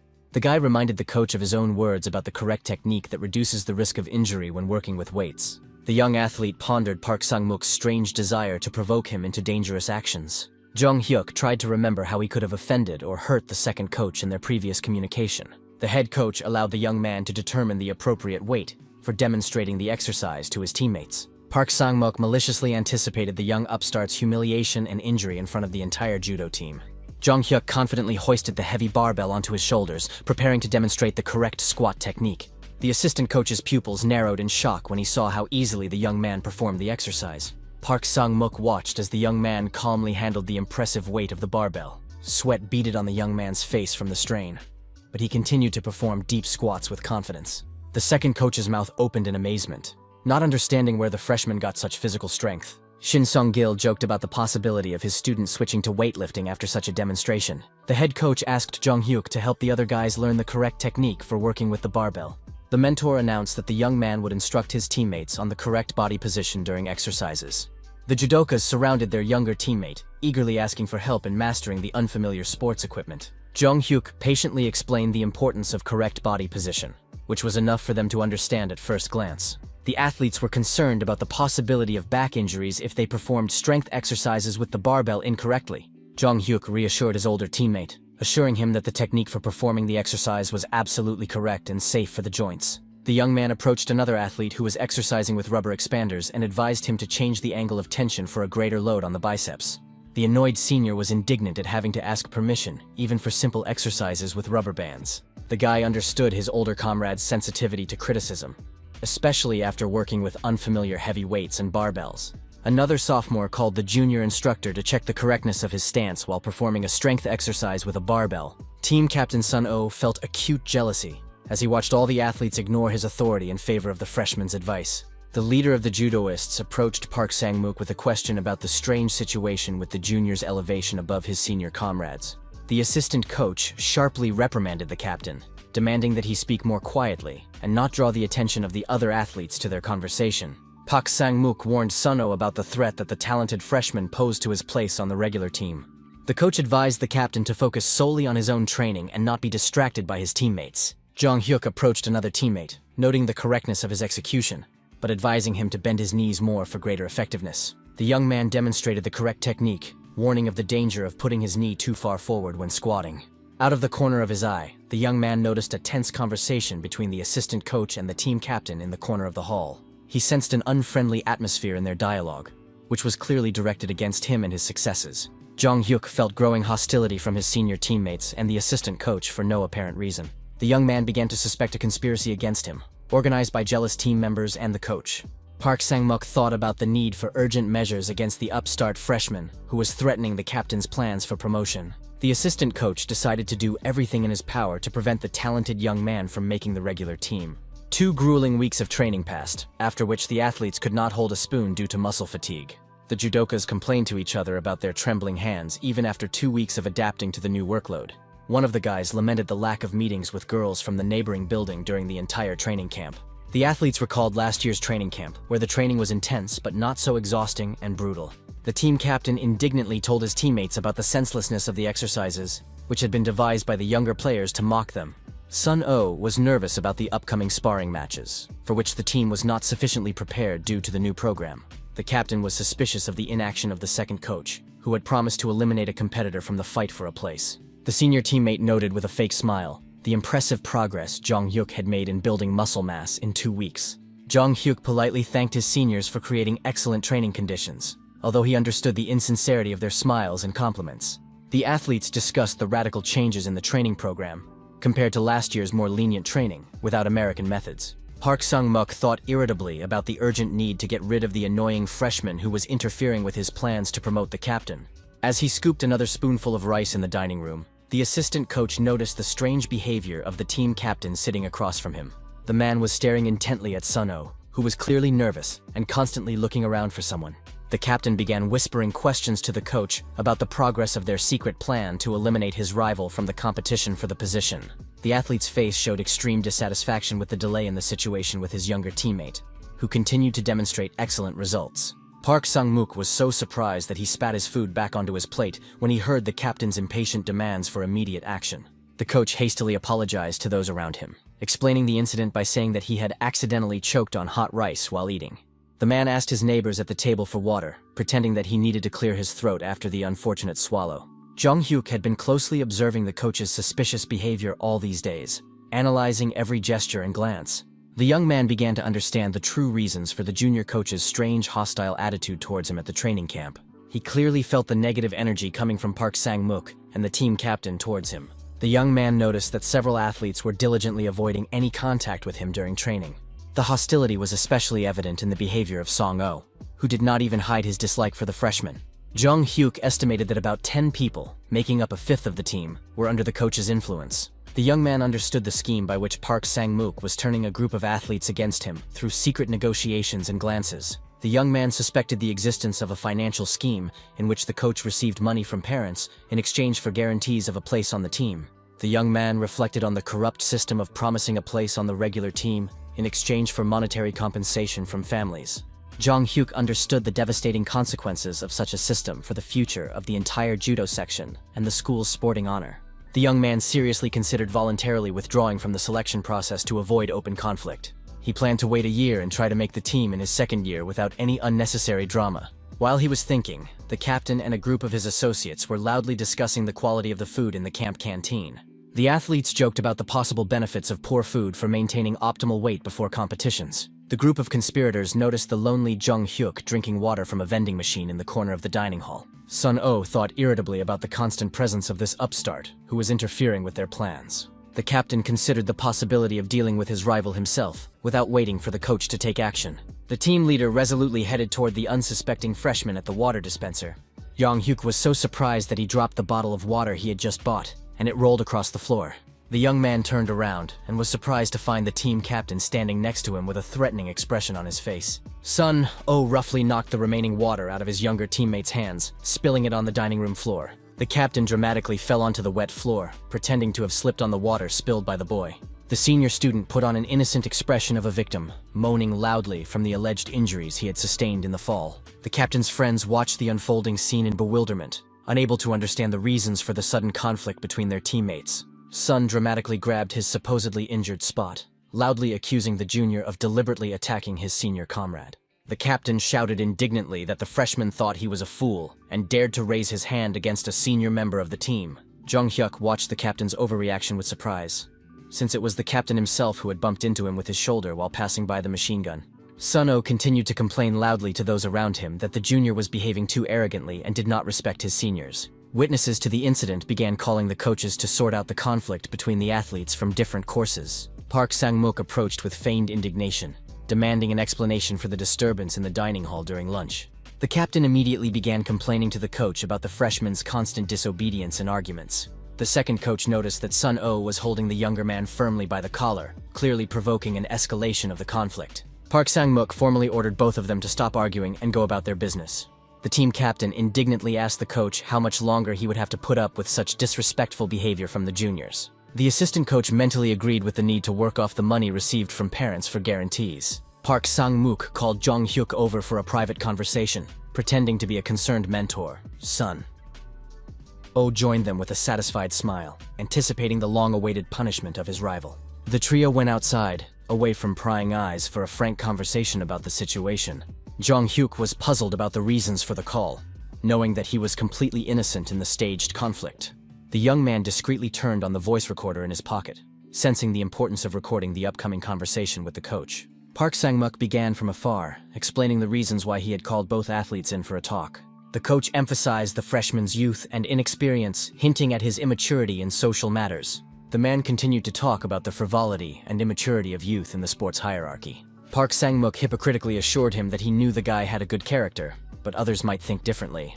The coach warned of possible trouble due to the freshman's behavior being misinterpreted by his older teammates. The man hinted at the young man's excessive ambition in his desire to represent the school in competitions. Park Sang-mook condescendingly noted that the desire to win was commendable, but that the freshman should know his place.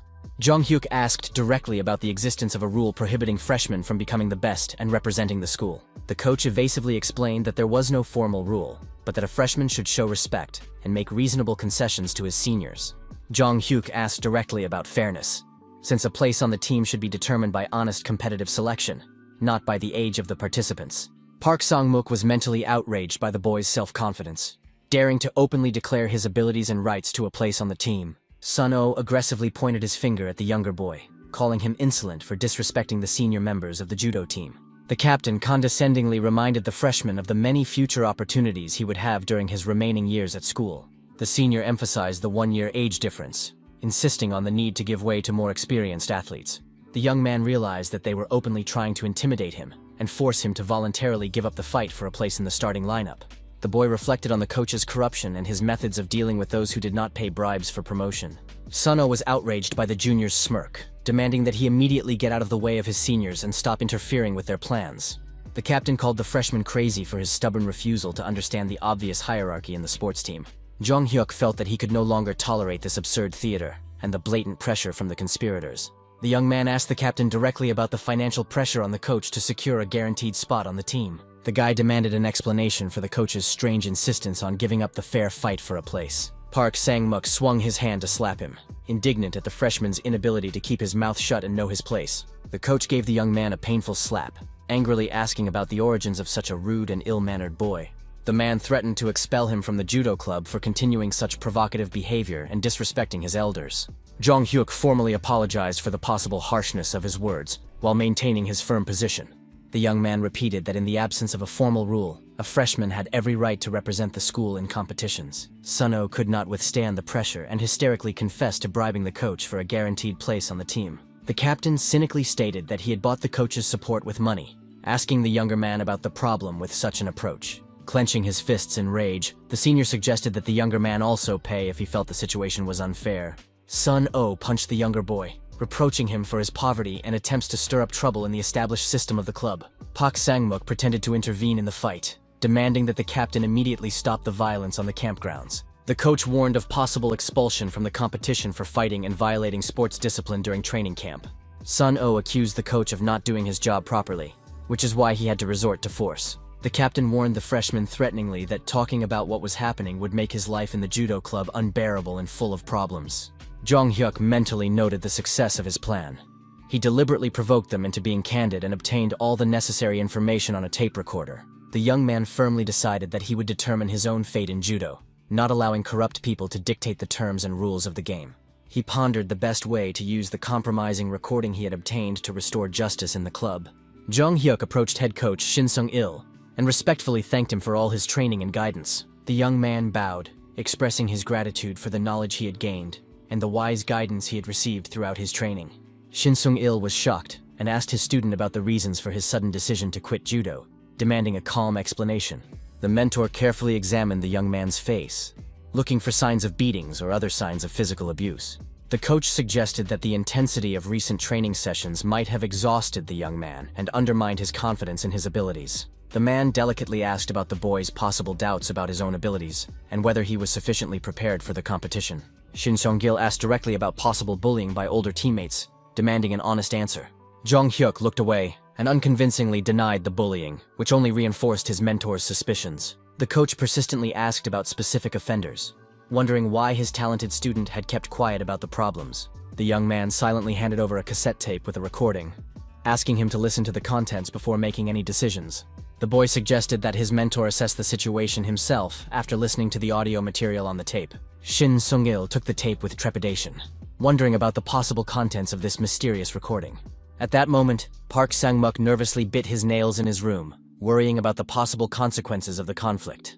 The assistant coach hoped that the freshman would not blow the scandal out of proportion and would quietly leave the club without causing any unnecessary fuss. A sudden knock on the door made the man jump in surprise and interrupt his anxious thoughts. The messenger announced an urgent summons to the school principal to discuss the situation in the judo club. The man added that rumors had spread throughout the school about Jong Hyuk's intention to leave the sports club. Park Sang-muk cried out in panic, demanding that the shocking information about the boy be repeated. The coach stood in the middle of the room, realizing how disastrous the situation was for his reputation and career. The man frantically wondered what exactly this crazy freshman could have told the school principal. Park Sang-muk entered the office with a forced smile, wondering why the administration had called him in so urgently. The second coach feigned surprise at the serious atmosphere in the principal's office when he entered. The man approached Jong Hyuk with feigned concern, asking about the reasons for his sudden decision to quit judo. Shin Seong-gil addressed his assistant in a very serious tone, preparing for an unpleasant conversation. Park Sang-muk pointed to the boy's tense shoulders with feigned sympathy, pretending to be concerned about his pupil's stress from training. The second coach continued to feign concern, asking about the suddenness of the decision to leave the club and the real reasons for such a step. The man hypocritically advised the young man to clear his head of unnecessary thoughts and focus exclusively on his athletic achievements. Shin Sung-il abruptly called out his assistant by name, interrupting his feigned speech about care and understanding. Park Sang-muk was alarmed by the head coach's stern tone, realizing the seriousness of the situation unfolding in the office. The school director contemptuously asked the assistant coach if he even understood the position he had put himself in. Dong-ik, one of the senior judoists, was also present in the office, watching the tense scene. The head coach asked the senior to take Jong-hyuk outside for some fresh air to let him calm down. The young man was relieved to leave the stifling atmosphere of the office, filled with hostility and lies. He mentally said goodbye to Park Sang-mook, realizing that the corrupt coach's career had come to an end. Dong-ik sat down next to his younger friend on a bench, genuinely interested in his intention to leave his beloved club.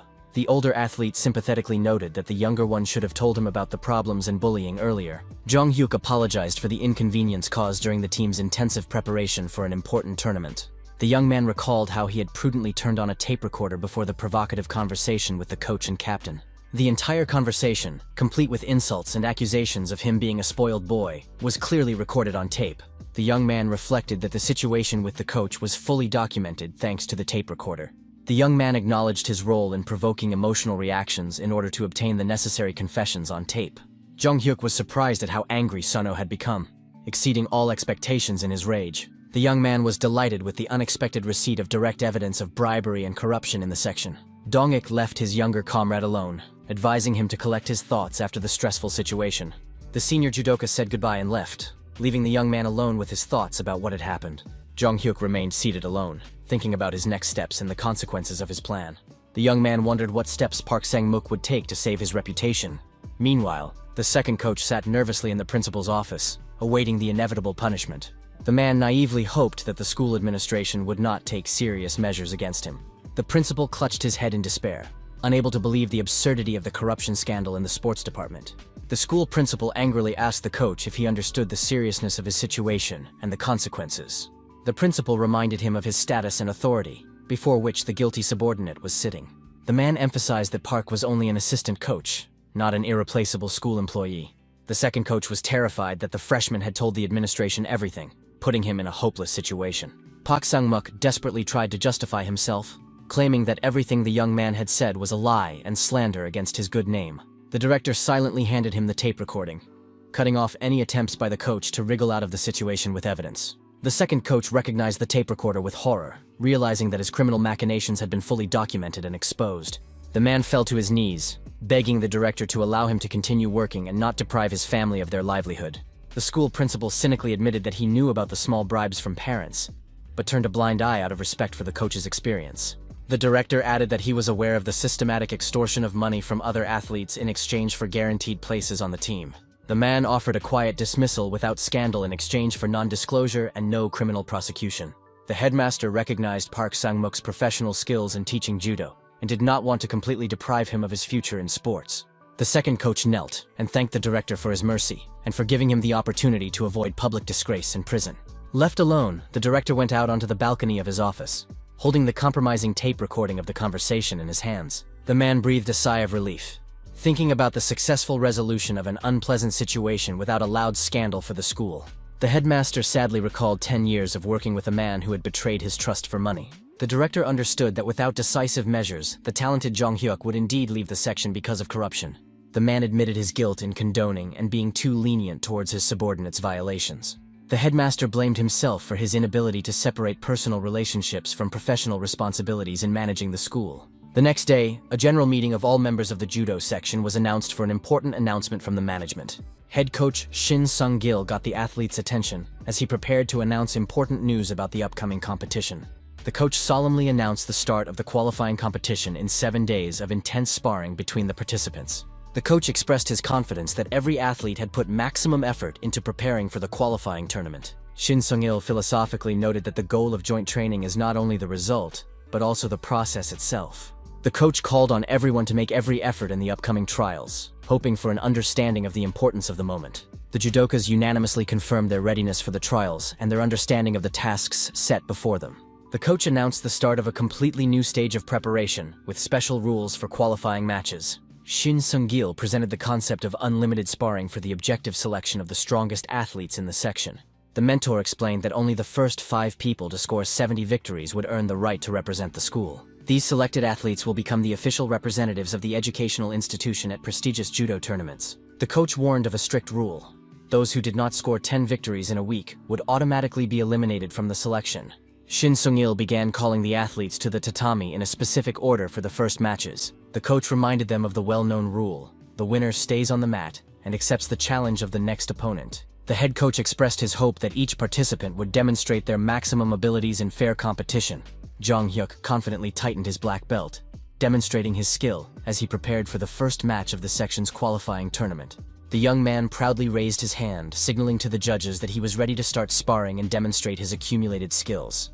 Shin Seong-gil watched his student with undisguised interest, looking forward to seeing the results of the intensive training of the past few weeks. The young man stepped onto the tatami opposite his first opponent, also a freshman, ready for a fair fight between equals. The opponent tried to cheer himself up with the thought that they were both new to the club, and their chances of winning were about the same. The opponent began to shout battle cries, trying to hide his strong excitement before the fight with his comrade, who was known for his strength. Literally seconds after the start of the fight, the opponent found himself on the tatami, struck down by Jong Hyuk's lightning-fast attack. The referee immediately stopped the fight, declaring the freshman's obvious and unconditional victory over his bewildered opponent. The young man mentally noted his first victory, calculating that he still needed 69 more to make it into the main team. The other judokas were shocked by the speed and efficiency with which the young man had dealt with his opponent on the mat. Sun-oh watched with concern as his younger teammate defeated his opponents literally seconds after the start of the bout. The athletes whispered among themselves that the next opponent would have a very difficult time against such a martial arts master. The team captain tried to calm himself with the thought that he had superior experience and knowledge of techniques over the freshman. The senior thought suspiciously about the strange disappearance of Park Sang-mook, who left without saying goodbye to the team. The school principal also remained silent about what had happened, and none of the participants in the conflict received a public reprimand. Sun-oh pondered the possible connection between the coach's disappearance and the events of that fateful day with the recording. The referee carefully studied the fight schedule, determining the next participant to enter the tatami against the winner. The referee looked through the list of athletes in Group A, preparing to announce the name of the next fighter for sparring. The team captain prayed silently that he would not be called out against this monster in human form.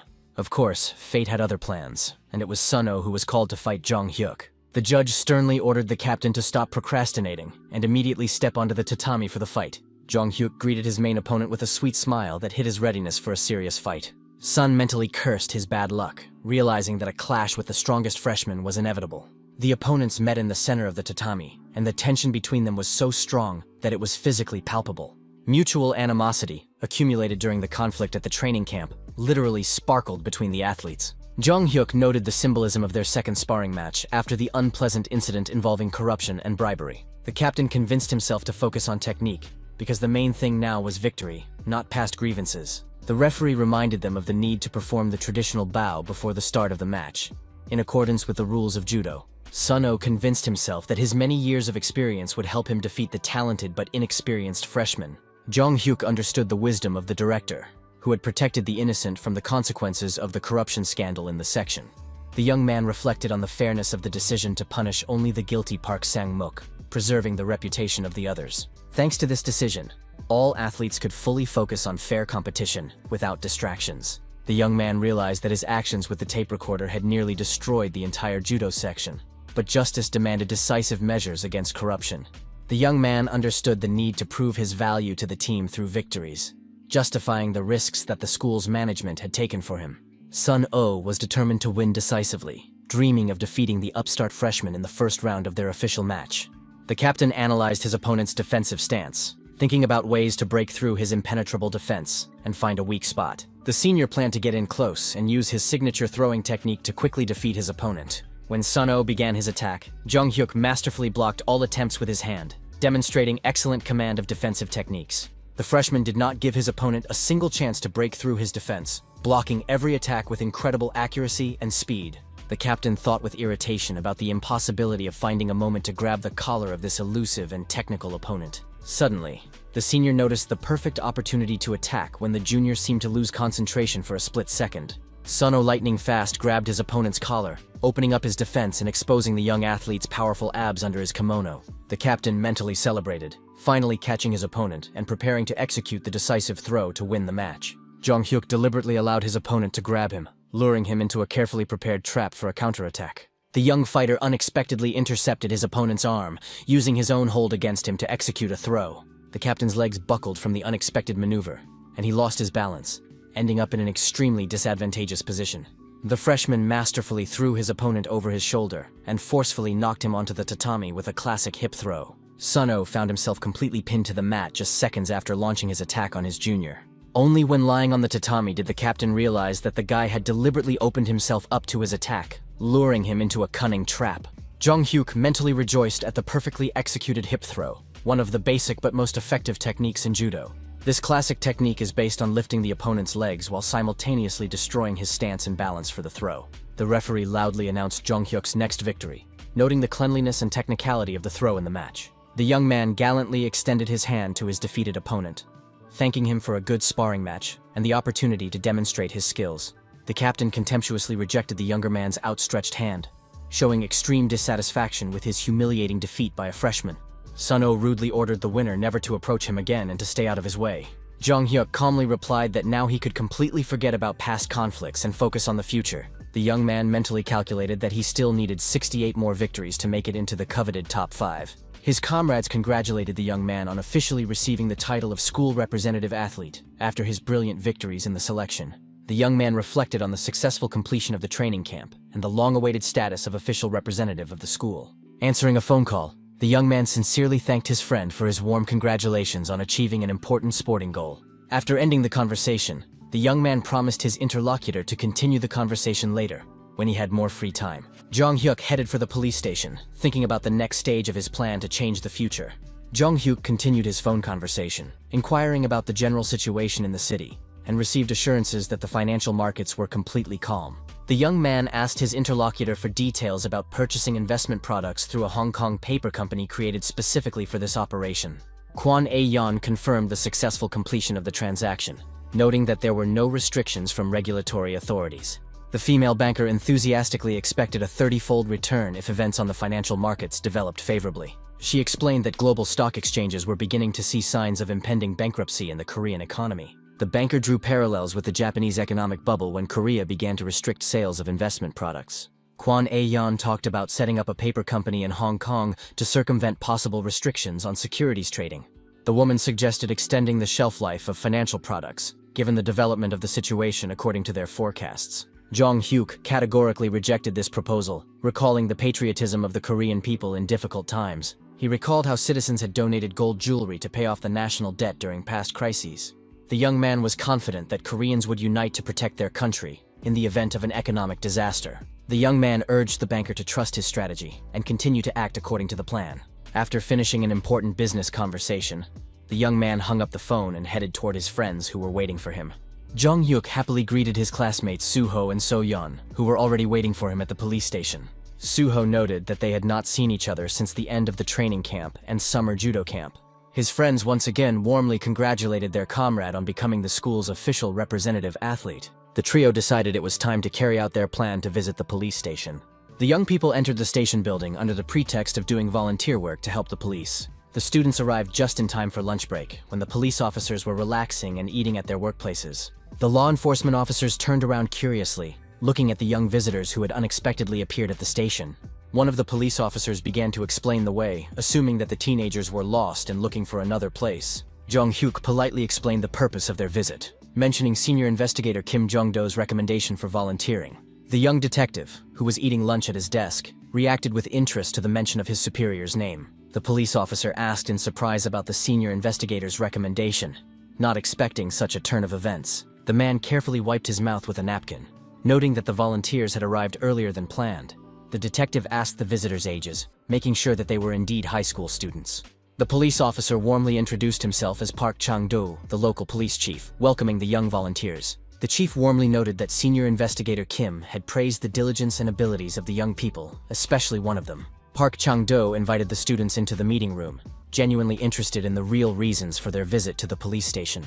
The man noted the unusual nature of the situation, as most students diligently avoid police stations out of fear and prejudice. The chief confidently assured the young people that they had absolutely nothing to fear within the walls of the station, and that they were completely safe.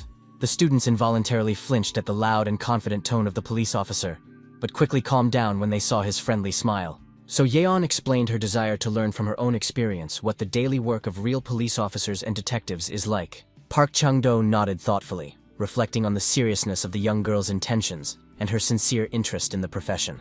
Jong-hyuk stated outright that his dream of becoming a police officer had driven him since early childhood and defined his life goals. The police chief asked with surprise and respect about the seriousness of the young man's intention to devote his life to the police service. The young man confirmed that his dream of serving the law and protecting people had been with him since his earliest years.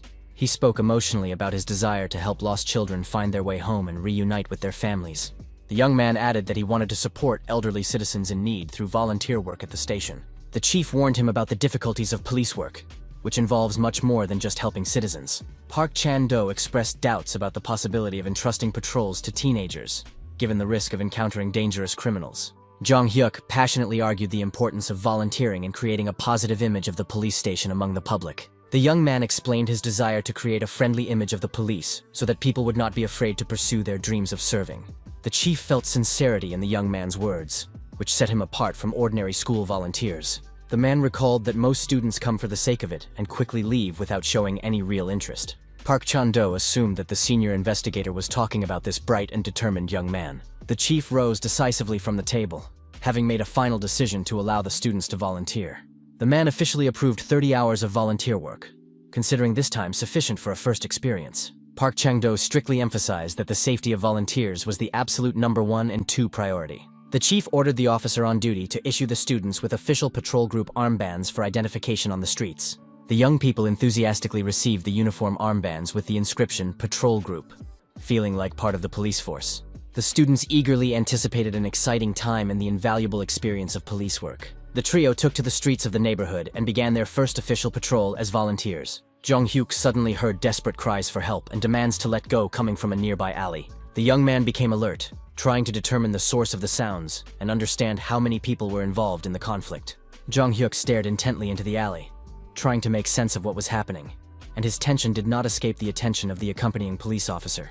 The patrolman asked the young volunteer with concern what had caught his attention and caused such an anxious reaction on his face. The young man evasively replied that he had a bad feeling and needed to check on the situation, asking permission to leave, ostensibly to use the restroom. The police officer let the young man go without suspicion, reminding him to hurry up and not stay away too long during the patrol. Jong-hyuk did not go to the restroom, but instead headed toward the source of the suspicious noises, cautiously approaching the scene. The young man hid around the corner of the building, listening carefully to the aggressive voices and sounds of commotion in the alley. Peeking cautiously around the corner, the young man saw a group of local thugs surrounding a frightened foreign tourist.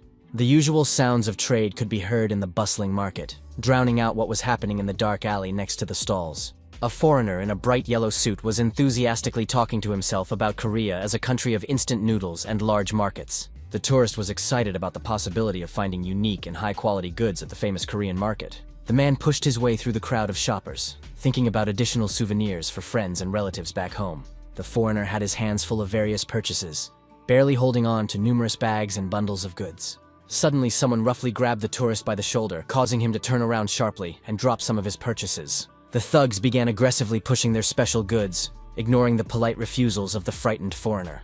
The tourist tried to explain in broken Korean that he had already bought enough things and did not need any additional purchases. The criminals persistently continued to offer their goods at a discount, gradually surrounding their helpless victim. After another refusal from the foreigner, several more suspicious individuals joined the first two thugs. The four criminals completely blocked the tourist's path of retreat, driving him into a dead end in the alley. The gang leader menacingly insisted that the tourist simply look at the goods on offer before leaving. Jong-hyuk watched the dangerous situation with the frightened foreign tourist unfold from his hiding place. The gangsters switched to broken English, demanding that their victim look them in the eye and touch the goods. The criminals showed him a white powder in a bag, asking the tourist if he had tried it in his home country. The frightened foreigner was confused, wondering what kind of strange white powder they were trying to sell him. The leader began to convince him of the need to bring a souvenir from the trip when Jong-hyuk loudly interrupted their conversation. All the gangsters turned sharply toward the source of the voice, trying to remember if they had seen this guy before. The criminals exchanged glances, confirming that no one knew this brave young man. Noticing the patrol group's armband, the gangsters relaxed, deciding that he was just an ordinary errand boy. Jong-hyuk took out his phone and loudly reported to the police that there was one injured foreign citizen.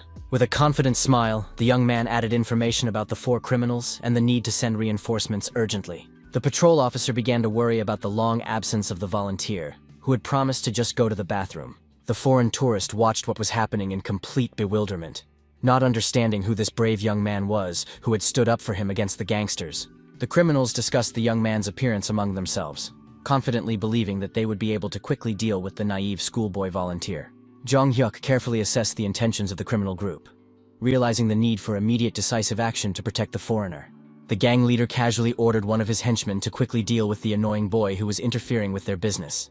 The first thug aggressively swung his fist, intending to knock out the insolent schoolboy with one blow and continue intimidating the tourist.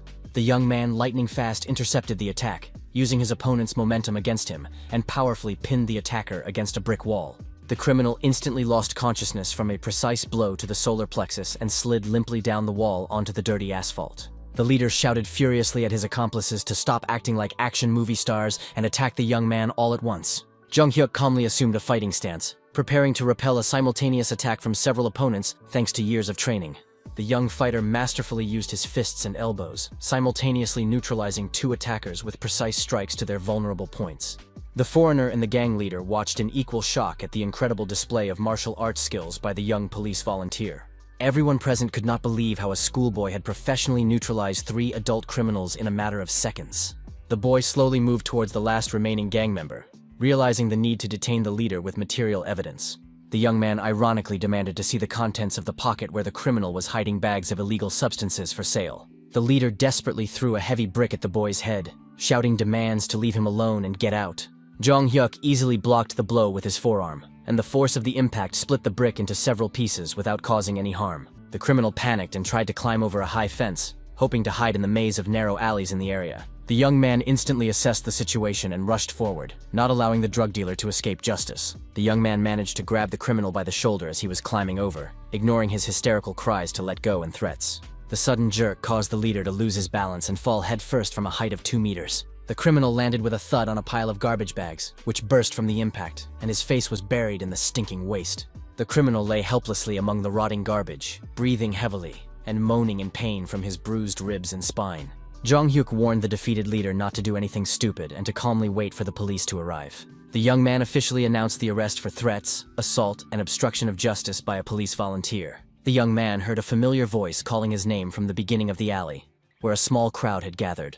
A patrol officer reported via radio that the missing volunteer had been found, and that a support team needed to be sent urgently.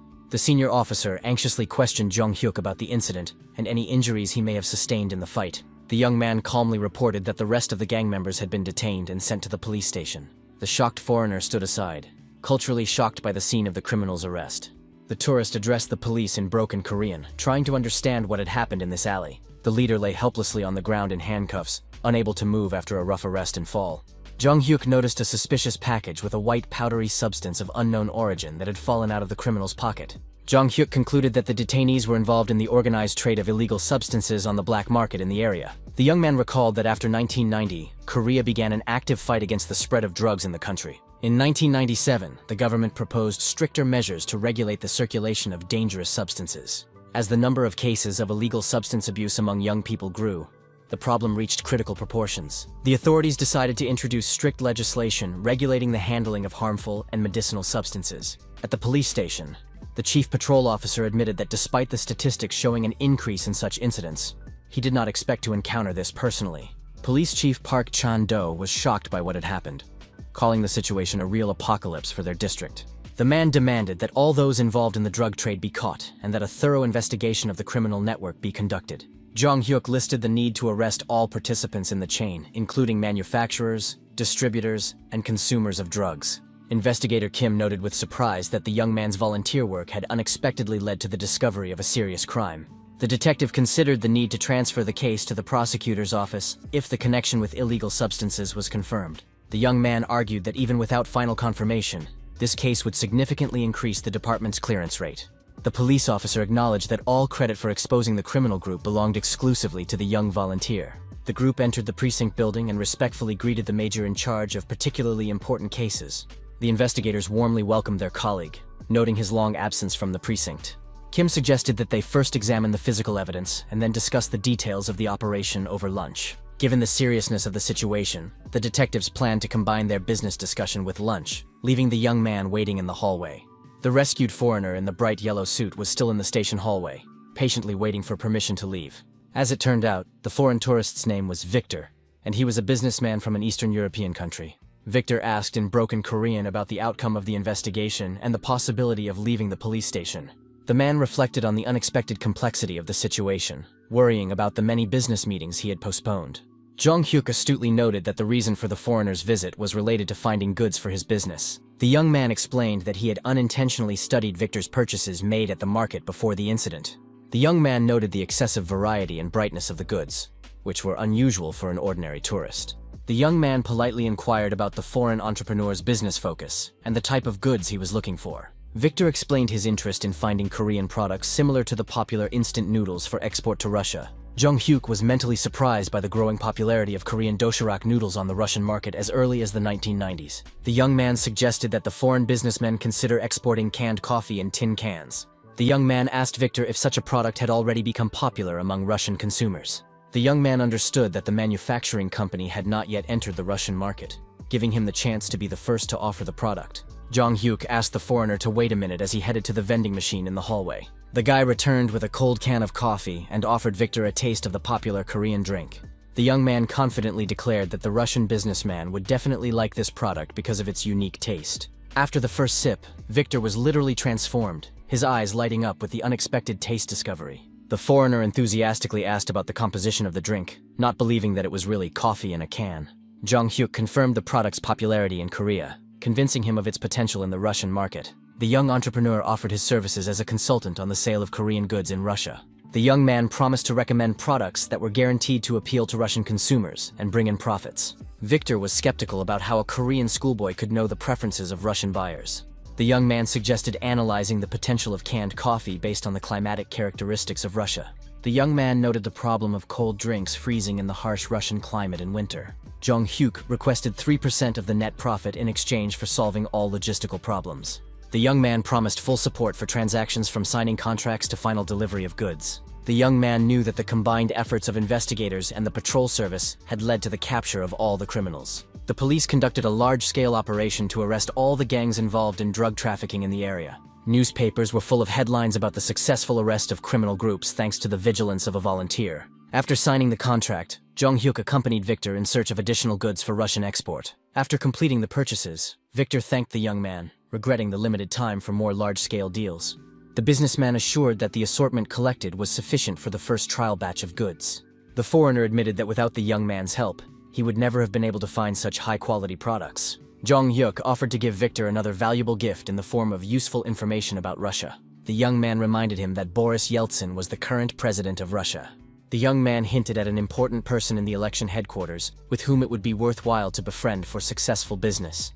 Jong-hyuk advised Victor to buy warm clothes, warning him about the approaching harsh Russian winter and the need to prepare for it. The young man confidently stated that Korea would survive the crisis and get back on its feet in a couple of years, surprising the whole world.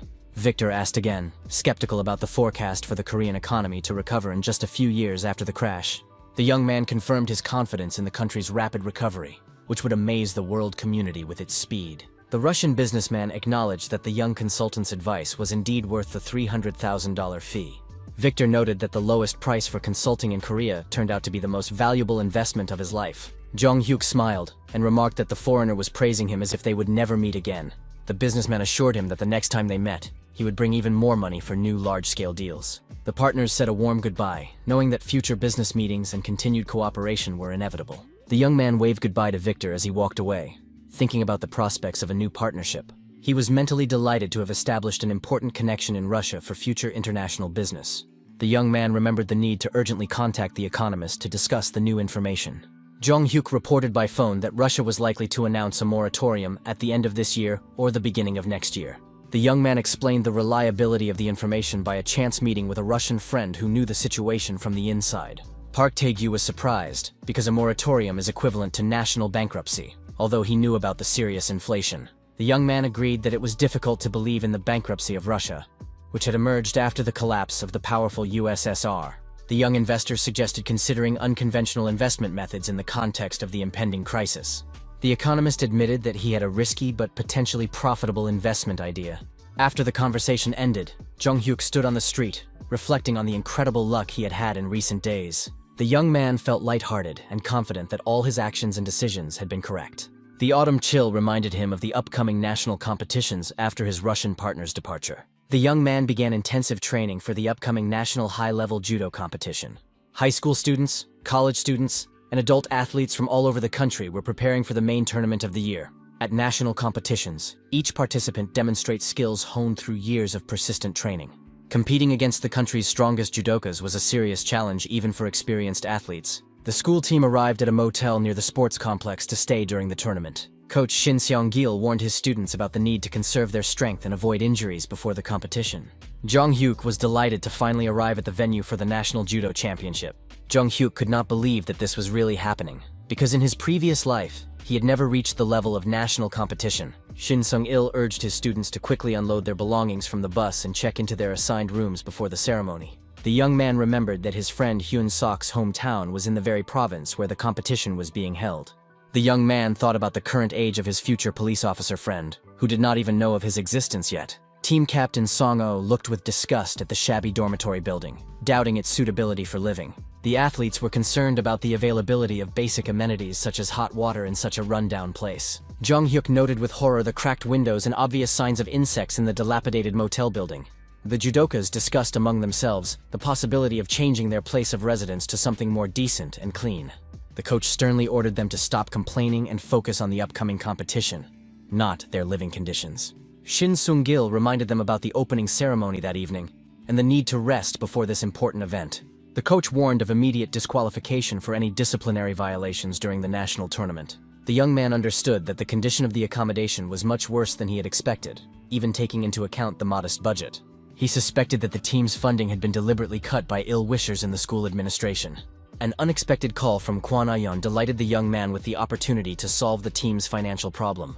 Jong-hyuk asked the banker to pay part of the investment profits to cover the accommodation costs. The young man assured the woman that the amount required was relatively small and that they would easily agree on the terms. 5 minutes later, the coach was enthusiastically shouting about the possibility of moving from a shabby motel to decent accommodation. The young man explained that a sponsor had appeared who was willing to cover all the team's accommodation and food expenses. Shin Seong-gil snatched the phone from his student's hands to personally thank the generous patron for his support. Jong-hyuk confirmed that he would cover the cost of accommodation and 3 meals a day for the entire judo team. The young man explained his concern about the quality of food in the dining room, given the deplorable condition of the dormitory. The team arrived at a luxurious hotel, which was in stark contrast to their previous accommodation. The coach did not hide his admiration for the 5-star hotel, calling it a truly amazing place to stay. The young man modestly explained that the expenses were covered by a wealthy individual who was his personal sponsor. Shin Seong-il suggested that the money came from a wealthy family that owned a large corporation in the country. The young man mysteriously asked the coach if he would be interested in knowing his patron's monthly income. Jong-hyuk whispered the amount in his mentor's ear, shocking him with the astronomical figures. The coach couldn't believe that such money existed, exceeding his annual salary several times over. Jong-hyuk seriously considered the need to justify the trust placed in him, realizing the scale of Kwon Ah-yeon's financial support and his responsibility to her. The sports complex was buzzing with the cheers of fans supporting their regional teams, with the chants in support of Busan sounding especially loud. The young man actively supported his older teammate, shouting words of encouragement during his match on the tatami.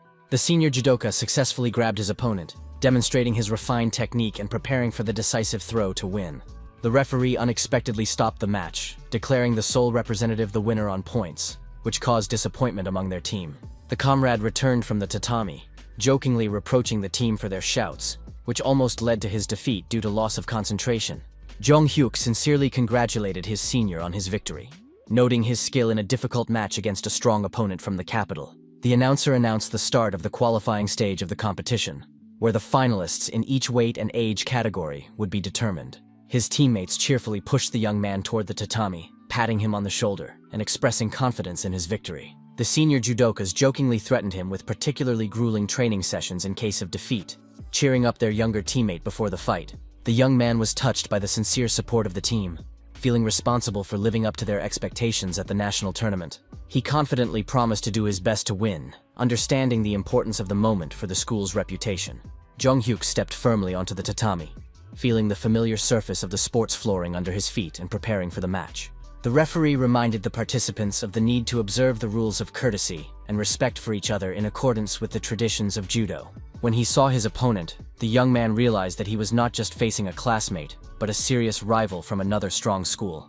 His opponent provocatively asked if the freshman was even going to lower his gaze as a sign of respect for the older athlete. The referee signaled the start of the fight, and both fighters took up their fighting stances, preparing for their first clash on the tatami. The opponent aggressively rushed into the attack, intending to overwhelm his younger opponent with pressure and physical strength from the very first seconds. Jong-hyuk demonstrated incredible reaction speed, disappearing from the attacker's field of vision and ending up behind him. The young fighter masterfully used his opponent's momentum, grabbing his arm and executing a perfect shoulder throw. The team and spectators were stunned by the freshman's lightning-fast actions, not expecting such a level of skill from a young athlete. Shin Sung-gil did not hide his amazement at his protégé's display of strength and technique at such a high level of competition. Even the experienced referee was impressed by the freshman's skill, which is rarely seen among athletes of such a young age. The audience talked in amazement about the incredible speed with which the fight ended, which was over in literally a flash. The young man took up a new fighting stance with a confident smile, ready to continue demonstrating his superiority on the tatami. The young man began a new attack with a feint with his foot, causing his opponent to lose his balance and open himself up for a throw. Jong-hyuk made a lightning-fast grab and performed a classic throw, pinning another opponent to the mat. Beads of sweat appeared on the young fighter's face after his fourth consecutive victory in the tense qualifying rounds. The referee loudly announced the school representative's fourth victory, noting his flawless technique. His older teammates discussed with admiration his incredible speed. 4 victories in a total of 20 seconds on the tatami. The coach ran up to his student, admitting that he had not seen such a level of skill at national competitions for a long time. Shin Sung-gil smiled and asked if the boy was trying to set a world record for the fastest victory in combat. Jong-hyuk unexpectedly asked about the possibility of participating in individual competitions, not just in the school's team competition. The coach thought about it and agreed that with such a level of skill, the young man could well compete in the individual championship among adults. Jong-hyuk admitted to his friends with a slight smile that the fights had ended so quickly that he even got bored from the lack of a real challenge. The young fighter expressed a sincere desire to compete in the future with opponents who could give him a worthy fight on the tatami. The young man understood his need to fight judokas of equal or superior skill in order to further develop his skills. The guy went into another match, getting ready to fight a new opponent in the individual championship of the tournament. His opponent attacked fiercely, but Jong-hyuk blocked all the blows with apparent ease, demonstrating excellent defensive technique. To an experienced fighter, the opponent's movements seemed excessively slow and predictable, lacking any element of surprise. The young man frowned intently, focusing his attention on finding the perfect moment to counterattack his opponent. Waiting for the right moment, the young man lightning fast intercepted the attacker's arm, preparing to perform his signature move. With one smooth movement, the young man executed a flawless throw, knocking his opponent onto his back with a deafening thud. The referee blew his whistle once again, recording the freshman's lightning-fast victory over his more experienced opponent. The audience noted the incredible effectiveness of the young man's technique, defeating his opponents with just 2 precise movements. His senior teammates enthusiastically congratulated the younger player on his brilliant series of victories in the national tournament. Jong-hyuk dramatically fell to his knees and shouted with joy, releasing the emotions that had built up after the intense matches. The judo team surrounded the young man, showering him with praise for his skill and the glory he had brought to the school. The young man modestly dismissed his personal achievements, emphasizing the team's contribution to the overall success of the competition. One of his older teammates smiled and noted that their younger treasure also possessed a rare modesty. The athletes discussed the end of the tournament with regret and the upcoming return home without the opportunity to celebrate their victories. Hearing the talk of returning, Jong-hyuk remembered his desire to meet Hyun-sok from his past life. The guy suggested that the team celebrate their success by going to the seafood market to try fresh sashimi. The judokas enthusiastically supported the idea and headed to the bustling market, where merchants were eagerly calling out to customers. Upon arriving, the athletes were horrified to discover that the prices of seafood far exceeded their modest budget. After calculating the total amount of pocket money, the team realized with disappointment that they could not afford the desired treat. Jong-hyuk showed his savings with a mysterious smile, assuring his friends that he could feed everyone to their heart's content. His friends gratefully agreed to trust their younger comrade, knowing his resourcefulness and quick wit. The young man carefully examined the rows until he noticed the familiar sign of his future police friend's shop. Approaching the counter, the young man was met with a rude question from an unfamiliar man about the purpose of his visit. The large bandit aggressively demanded that he make way, looming menacingly over the young customer. The female saleswoman rushed to the extortionist, begging him not to take all the day's earnings, which were necessary for trade. The unpleasant creditor cynically reminded her of the debt, demanding immediate repayment of the borrowed money with interest. Suddenly, a loud voice rang out from a young man, addressing the insolent extortionist with a demand to stop the lawlessness. The rude moneylender indignantly asked how some greenhorn dared to call him insolent and open his mouth in the presence of adults. The large man in a cheap suit swung his massive fist threateningly, intending to strike the little boy for his insolence. The child's mother screamed in horror, begging the thug not to touch her son and asking how he could even raise his hand to a child. At this tense moment, Jong-hyuk's calm voice rang out, politely greeting the owner of the fish shop. The young man demonstratively stood between the loan shark and the family, calmly asking about the price per kilogram of fresh fish. The enraged extortionist rudely demanded that the young man leave, stating that the shop was closed and not serving customers. The woman apologized to the young man for the inconvenience, promising to give him a good discount on his next visit. The loan shark continued to aggressively demand that the stranger not interfere in their business conversation about the repayment of the debt. Jong-hyuk swiftly kicked the insolent man in the shin, causing him to double over in sharp pain. The thug collapsed to his knees, clutching his bruised leg and shouting curses at the insolent young man. The young man coldly advised the loan shark to get lost, contemptuously referring to his dirty business of extorting money. The fat man, limping, threatened revenge, saying that the young man was lucky to have caught him without his henchmen. Jong-hyuk calmly continued his conversation with the saleswoman, asking if she had any fresh perch in stock. The young man looked warmly at the beautiful woman and her little son, his future friend, the policeman Hyun-sok. The curious boy approached his savior and asked with childlike innocence if he was a gangster. The young man smiled and explained to the child that he disliked gangsters and asked him to just call him his older brother. Hyun-sok objected that the guy looked like a real gangster when he was dealing with the nasty extortionist uncle. The boy continued to ask the mysterious savior who he was and how he was able to chase away the adult gangster.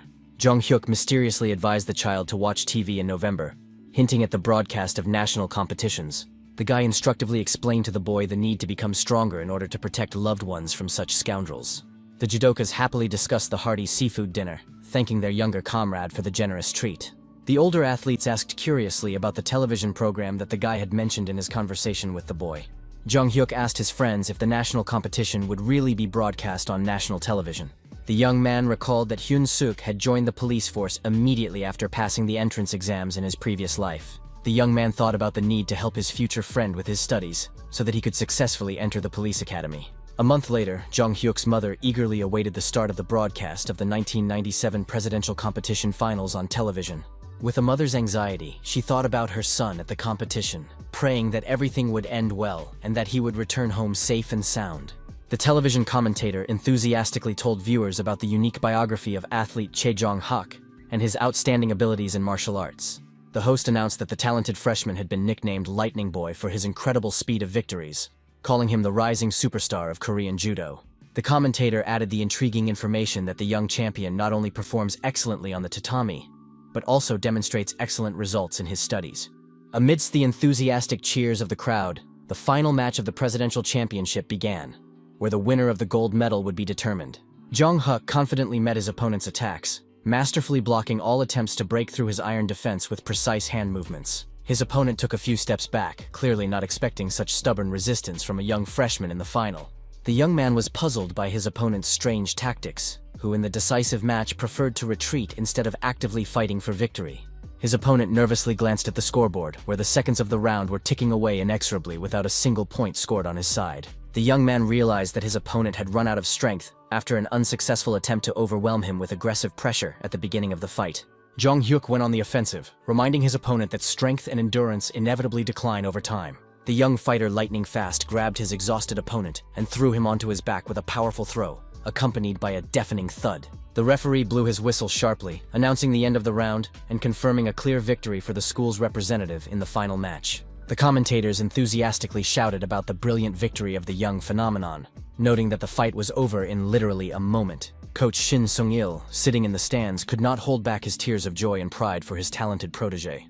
The mentor shouted words of support from the stands, congratulating the young man on his incredible achievement at the national level. Jong-hyuk solemnly raised the gold medal of the Presidential Judo Championship above his head, to the deafening ovation of the audience. The entire hall chanted the champion's name, recognizing the tremendous effort and dedication that led to this well-deserved victory. A reporter ran up to the winner with a microphone, warmly congratulating him on his triumphant victory in such a prestigious tournament.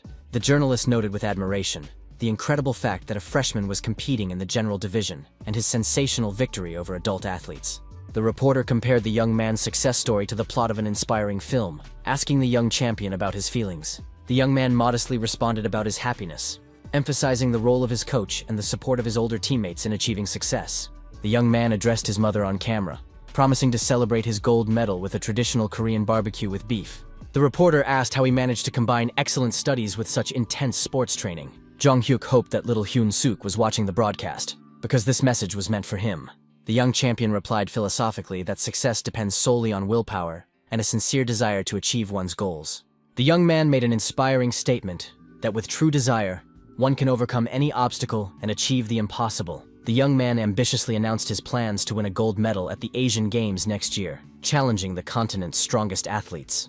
The young man told reporters that his main goal in life after graduating from school was to enroll in the country's prestigious police academy. Little Hyun-suk watched the broadcast intently, thinking about his alcoholic father, who gets paid and spends his salary on booze instead of his family. The boy thought bitterly about the suffering of his mother, who was forced to support the family alone, working at the market from morning till night. On the TV screen, the young champion continued his inspiring speech about the need for hard work to achieve one's dreams. Hyun-suk felt as if he had awakened from these words, feeling a spark of hope and determination ignite in his heart. The boy remembered his recent encounter with this amazing guy who had protected him and his mother from the loan shark at the market. A look of determination appeared in the child's eyes as he understood the importance of effort and perseverance in changing his life for the better. Hyun-suk repeated the champion's words about willpower and desire, reflecting on the truth of these inspiring statements. In November of that year, when public concern about heating costs reached its peak, winter arrived much earlier than usual. The government was forced to officially announce its decision to seek emergency assistance from the International Monetary Fund. The president apologized to the Korean people with visible embarrassment for having to make such a humiliating decision. Citizens listened indignantly to the head of state's speech, unable to understand how the country had fallen into such disgrace. People shouted indignantly about the betrayal of the government, which they had trusted to manage the country's economy and future. Jong-hyuk immediately dialed Kwon Aeon's number, informing the banker that the moment of economic collapse they had predicted had arrived. The Korean economy was overwhelmed by a wave of bankruptcies, exacerbated by early cold weather and rising heating costs. Companies built on loans and debt obligations began to collapse one after another like houses of cards. Banks that had recklessly gambled with dollar loans and currency speculation were declaring bankruptcy on a daily basis. Suho waved happily when he spotted his friends at the festive Christmas market in the city center. The straight-A student called his friends over to his modest stall, where his family was selling homemade Christmas decorations. So-yeon jokingly reproached her friend's younger brother for not being happy enough about his older sister's visit. Suho responded with embarrassment, denying the accusations of not loving his sister and her unexpected visit to the fair. Jong-hyuk's attention was drawn to the poor condition of his friend's stall, which revealed the family's difficult financial situation. The young man sadly noted the poverty in which his talented friend lived, who deserved a better fate. The young man fumbled in his pocket for the gift he had prepared, hoping that the modest present would not offend his proud friend. The young man handed his friend an envelope, thanking him for the invitation to the Christmas fair and the warm welcome.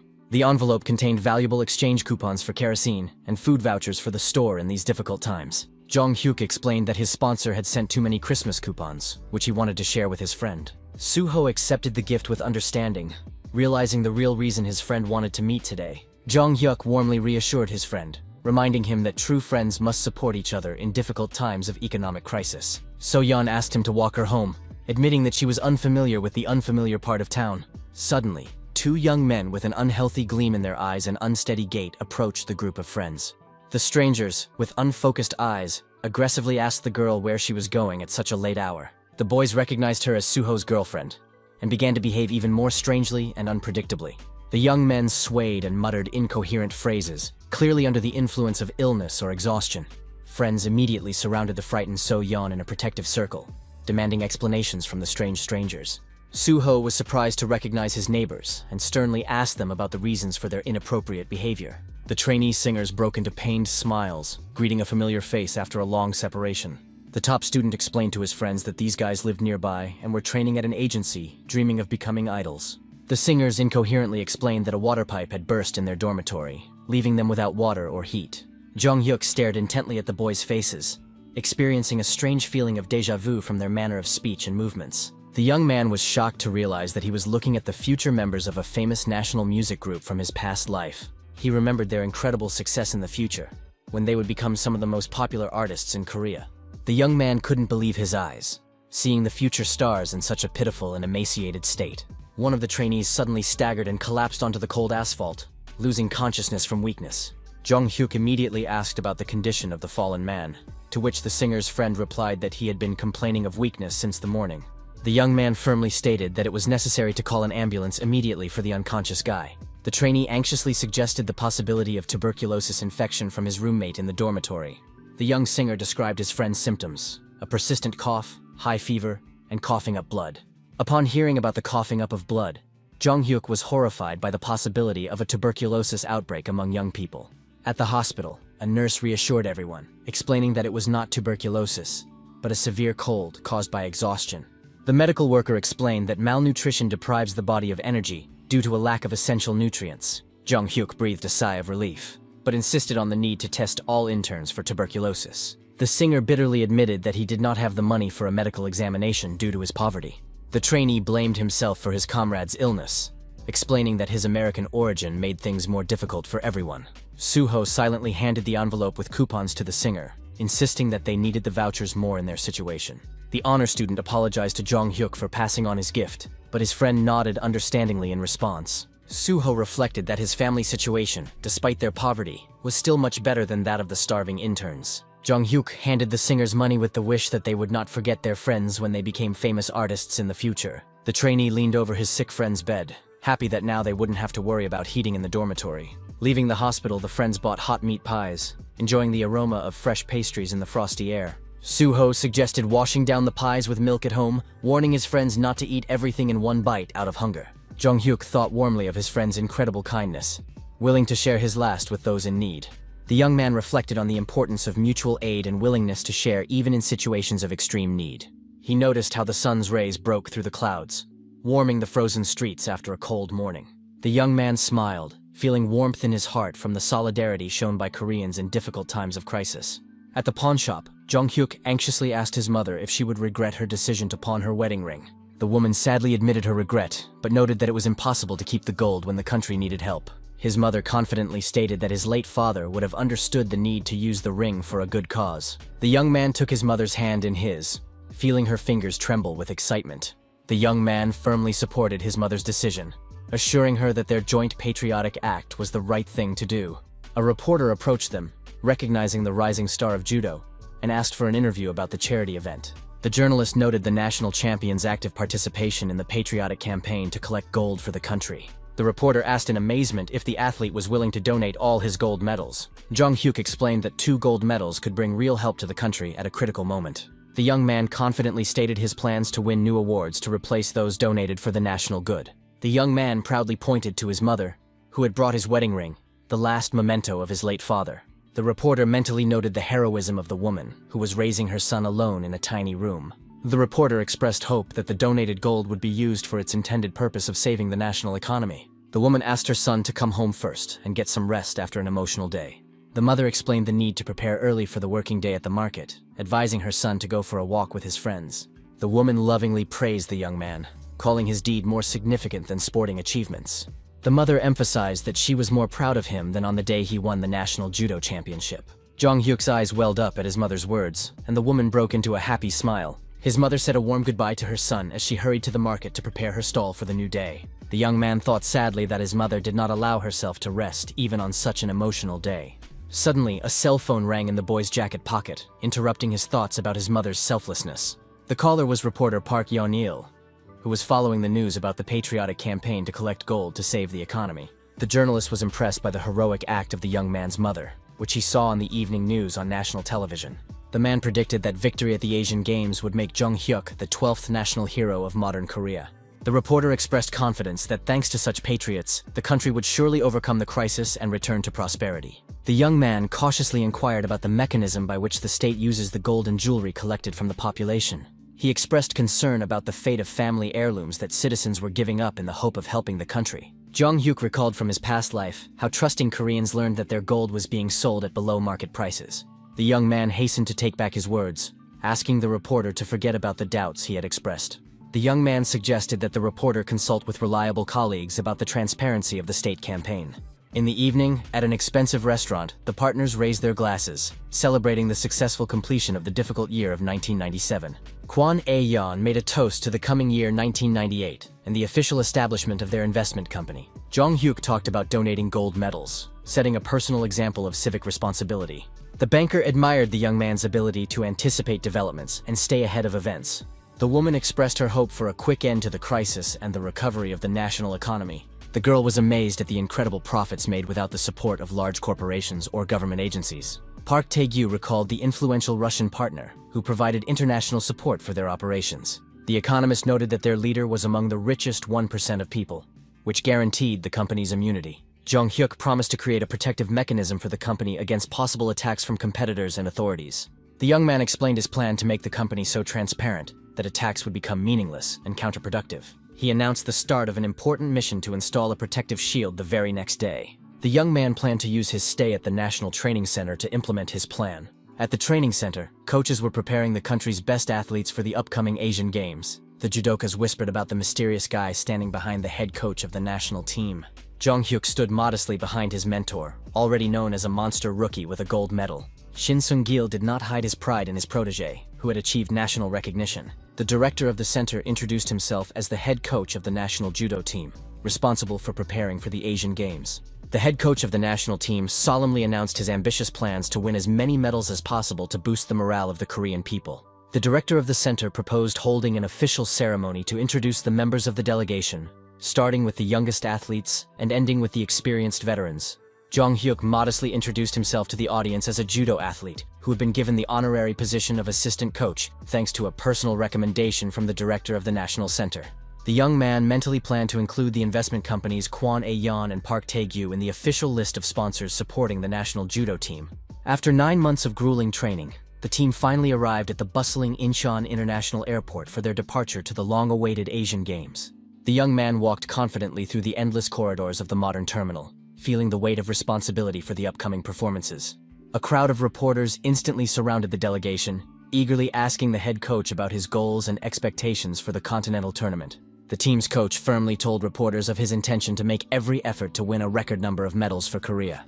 The press turned their attention to the young champion, asking him to share his personal ambitions and predictions for the upcoming competition. The young man was momentarily taken aback by the flashes of cameras, but then dramatically struck his chest with his fist, demonstrating his determination. He loudly promised reporters that he would definitely return home with a gold medal, confirming the seriousness of his intentions. Upon arrival at Bangkok International Airport, the athletes were amazed by the scale of the ultra-modern building and its architecture.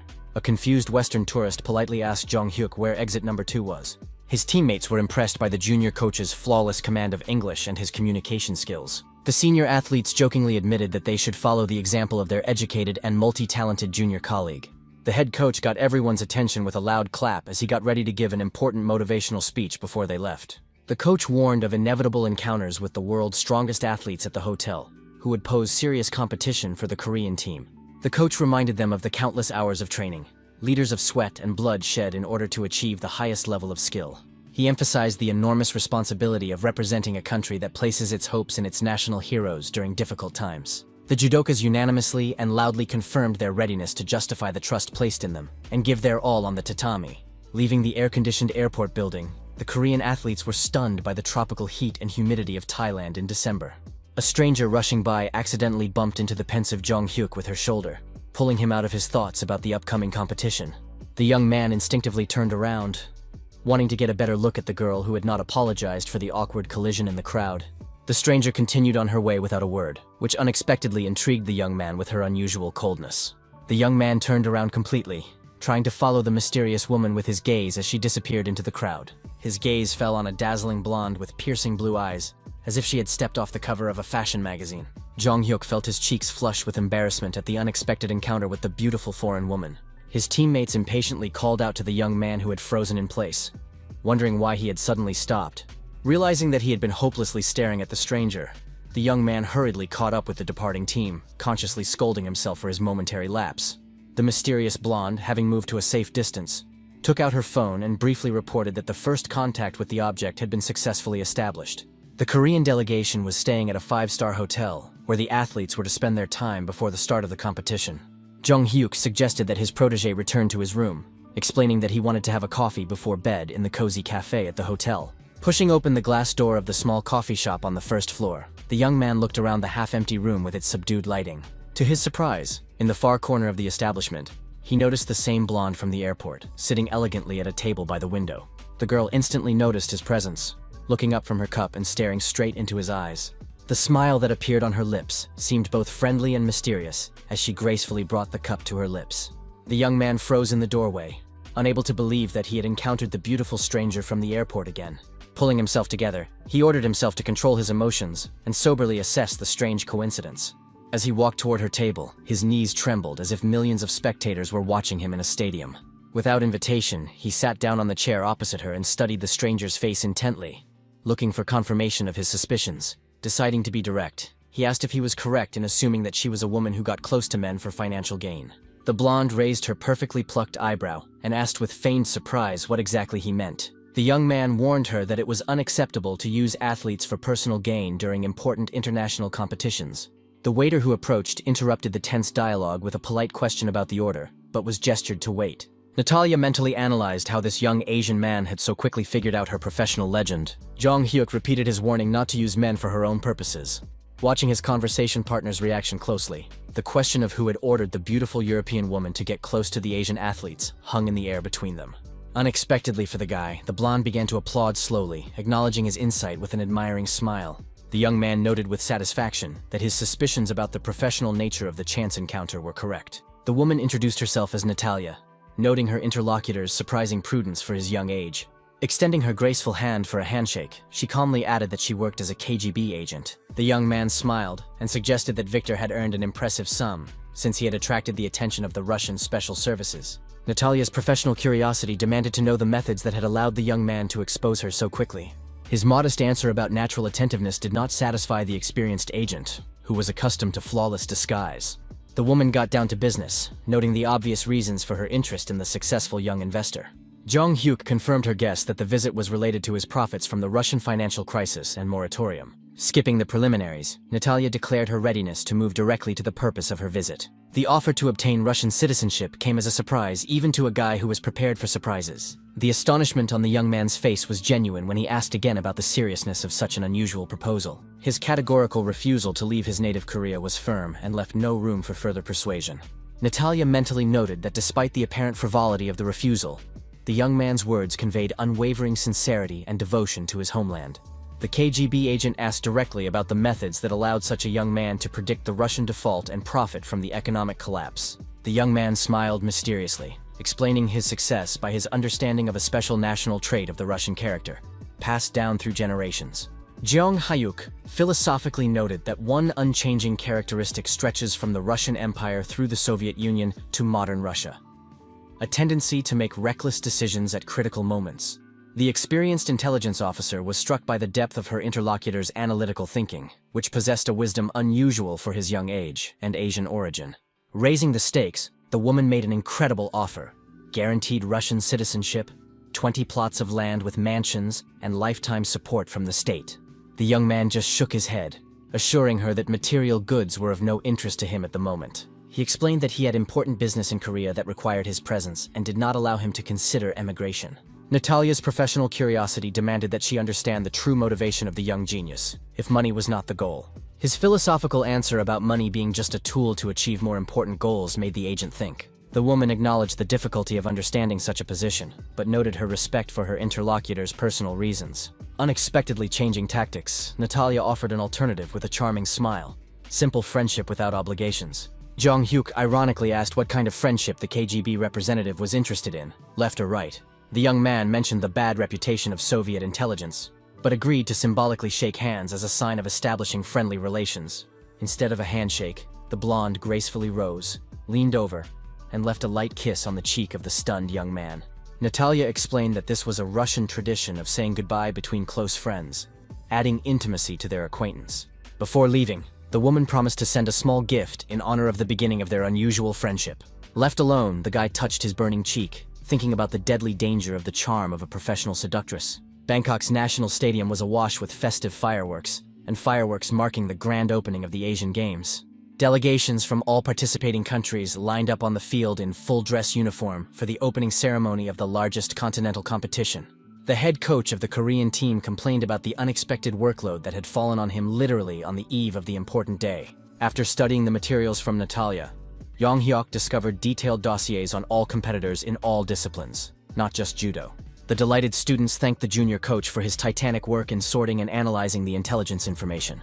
The young man thought about the presence at the games of future legends of world sport, whose autographs would become priceless in years to come. The thought of meeting his sporting idols from his past excited him no less than the upcoming competitions. Rivals from other countries cast appraising glances at the Korean team, studying their potential opponents before the matches.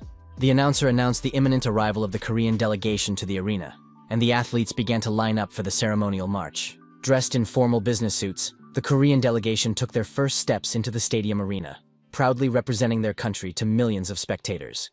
A deafening ovation greeted the athletes as they entered the huge field of the national stadium to the sounds of solemn music. A commentator in a helicopter described the majestic scene of the Asian Games opening ceremony, unfolding in the packed stadium. Jong-hyuk looked up at the cloudless sky, admiring the perfect weather for international competitions. The bright tropical sun shone in a clear sky without a single cloud, heralding hot days of sporting battles. After the official part, the athletes were invited to a luxurious buffet with an abundance of Thai and international cuisine.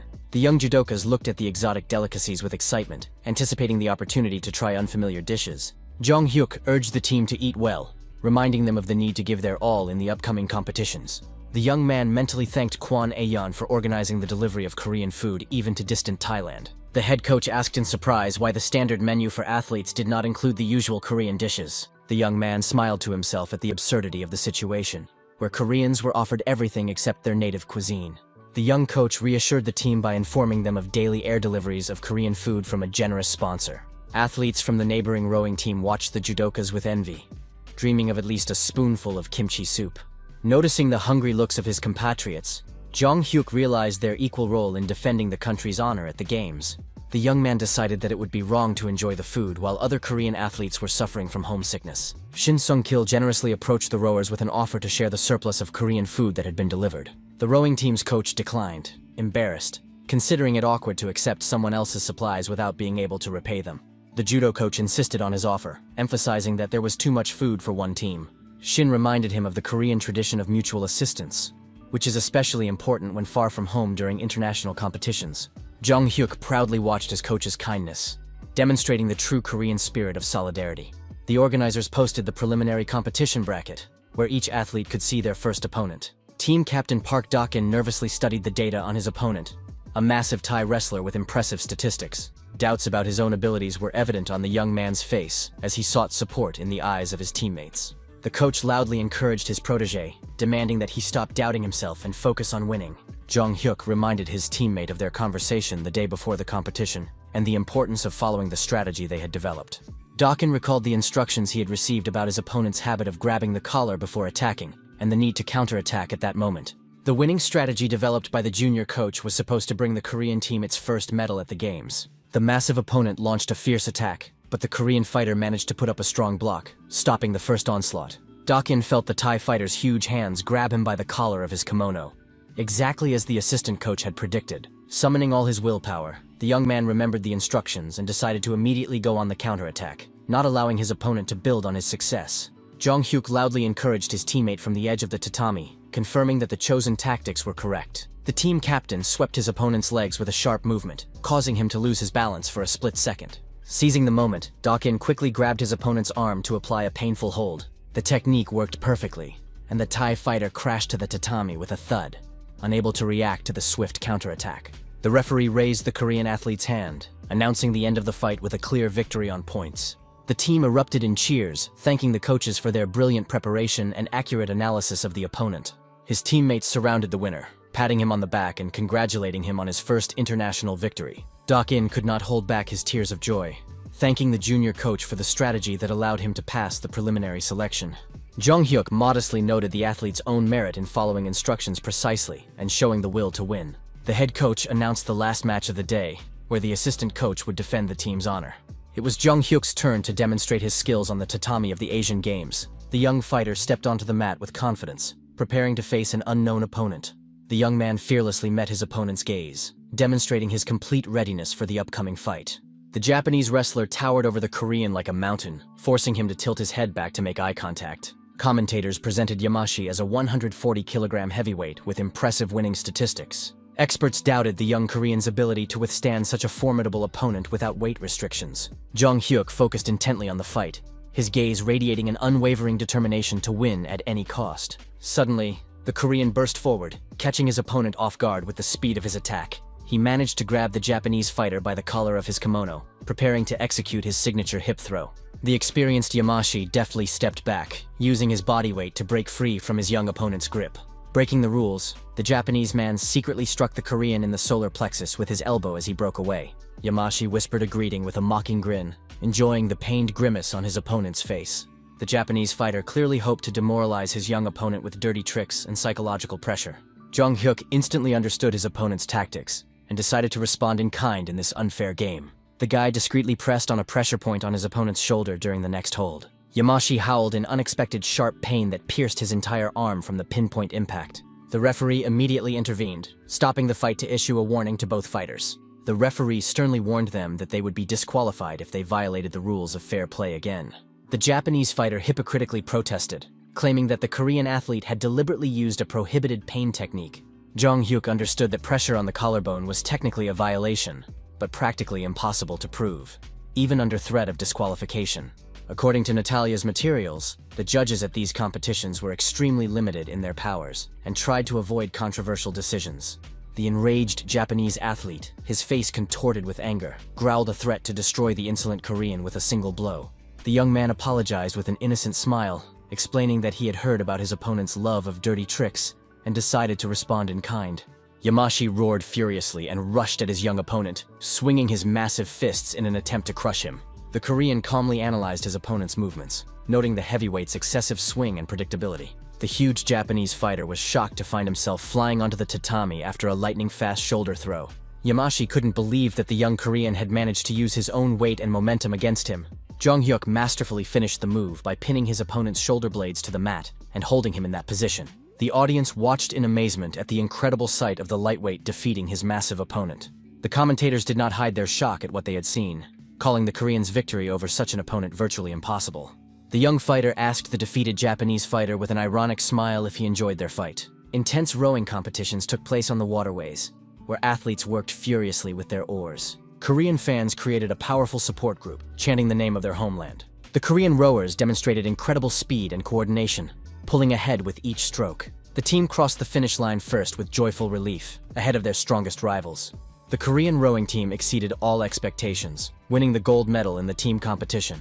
The judokas enthusiastically discussed the successes of their compatriots in other disciplines at the Asian Games. The guys admitted that rowing was an exciting sport that required incredible endurance. Late in the evening, there was an unexpected knock on the door, interrupting the celebration of the day's victories. Jong Hyuk opened the door and saw an unfamiliar man, whom he immediately asked about the purpose of his visit. The visitor introduced himself as a translator accompanying the head coach of the Thai judo team.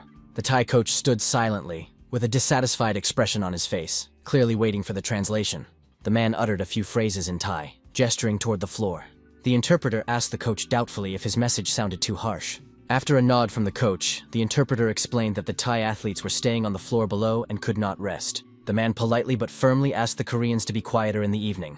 Jong Hyuk unexpectedly spoke in Thai, apologizing for the inconvenience caused to the neighbors. As a sign of reconciliation, he offered valuable ginseng root as a traditional gift of apology. The young man sincerely acknowledged the Korean team's guilt for the noise that disturbed the rest of their neighbors below. The young man bowed deeply to the Thai guests, showing respect and a willingness to remedy the situation.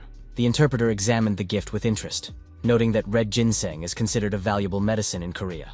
Jong Hyuk confirmed the high cost and effectiveness of the root, especially for restoring the strength of athletes after exercise. The Thai coach thanked him for the generous gift through the interpreter, but asked him to be more considerate of his neighbors.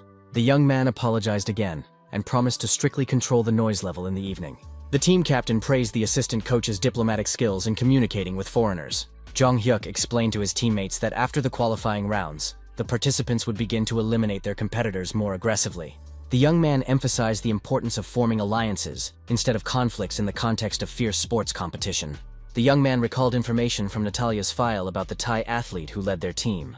The young coach knew that this fighter was considered a real monster in Thai boxing and judo. This athlete posed the greatest threat to the Korean team in these competitions. In the Japanese delegation's room, the coaches discussed the unexpected success of the Koreans in the qualifying rounds. The Japanese could not believe that the Korean team had qualified in absolutely all weight categories. The head of the Japanese team angrily demanded an explanation for the failure of their secret plan to weaken the Koreans. The assistant reported that all instructions had been carried out. Korean food had been removed, and the Koreans had been placed in rooms with poor water supply. The Japanese hoped that without their usual food and in terrible conditions, the Koreans would be demoralized. Intelligence revealed that a Korean company had taken on the sponsorship of the national team. Daily deliveries of Korean food were made by private plane directly to the team's hotel. The Japanese leader admitted that their plan to put psychological pressure on their competitors had failed completely. Open theft of food could have led to an international scandal and government intervention. One of the coaches proposed an alternative plan to eliminate Korean athletes from the competition. The plan involved disqualifying the Koreans who had performed best in the qualifying rounds. The Japanese coach cryptically mentioned an interesting way to frame the Korean team without leaving any obvious evidence. Jong Hyuk was drying himself with a towel after a shower, irritated by the weak water pressure in his room. A loud knock on the door interrupted the guy's thoughts about the possible reasons for the poor living conditions. The young man threw on a bathrobe and hurried to open the door to the uninvited guests. A group of people in competition organizer uniforms with serious expressions burst into the room. The Korean athletes looked at the sudden visitors in bewilderment, not understanding the reasons for the intrusion. The senior member of the group officially announced a temporary ban on leaving the room until further notice.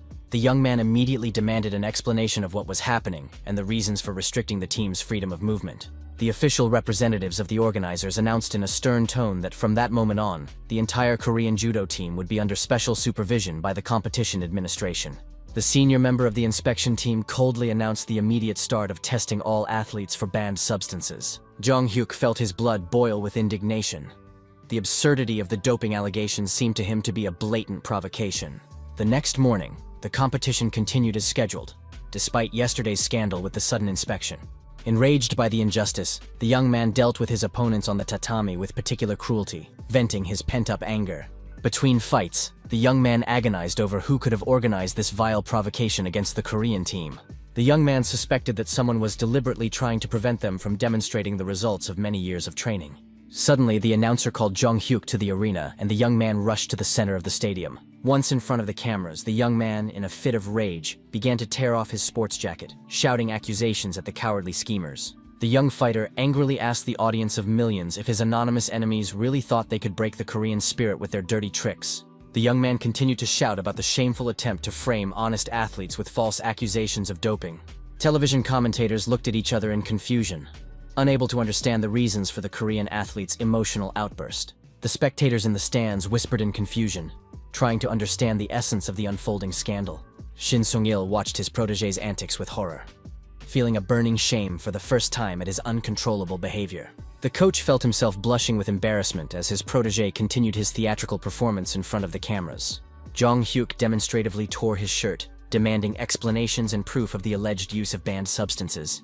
In distant Korea, the young man's mother watched with concern as her son's emotional breakdown was broadcast live on national television. The woman pressed her hands to her chest, praying that her son would not do anything irreparably foolish in a fit of righteous anger. On the bus on the way to the hotel, Jong Hyuk sat with his cheeks burning with shame, realizing the scale of the spectacle he had caused. The young man justified himself to the coach, explaining that his outburst was a justified reaction to unfair accusations. Shin Seong-gil sternly reminded him that such behavior could lead to the immediate disqualification of the entire team. The young man argued that the organizers themselves were to blame for the provocation and therefore limited themselves to a formal warning. After listening to his pupil's arguments, the coach reluctantly acknowledged a certain logic in his reasoning about deliberate provocation. The coach noted with concern that someone was clearly trying to systematically set up the Korean team throughout the competition. Shin Sung-il sternly warned his pupil that such emotional outbursts were unacceptable in the future, regardless of any provocations. The young man obediently agreed with his mentor, assuring him that he was well aware of the wrongness of his impulsive behavior. The young man reflected on the increased attention of the world media to the current Asian Games, which led to a thorough investigation of the scandal. The young man understood the absurdity of the situation. Doping tests of an entire national team without good reason were unprecedented. Jong Hyuk politely asked permission to leave the bus if the coach had finished his lecture. At the exit, the young man was met by his concerned teammates, who were waiting for him outside.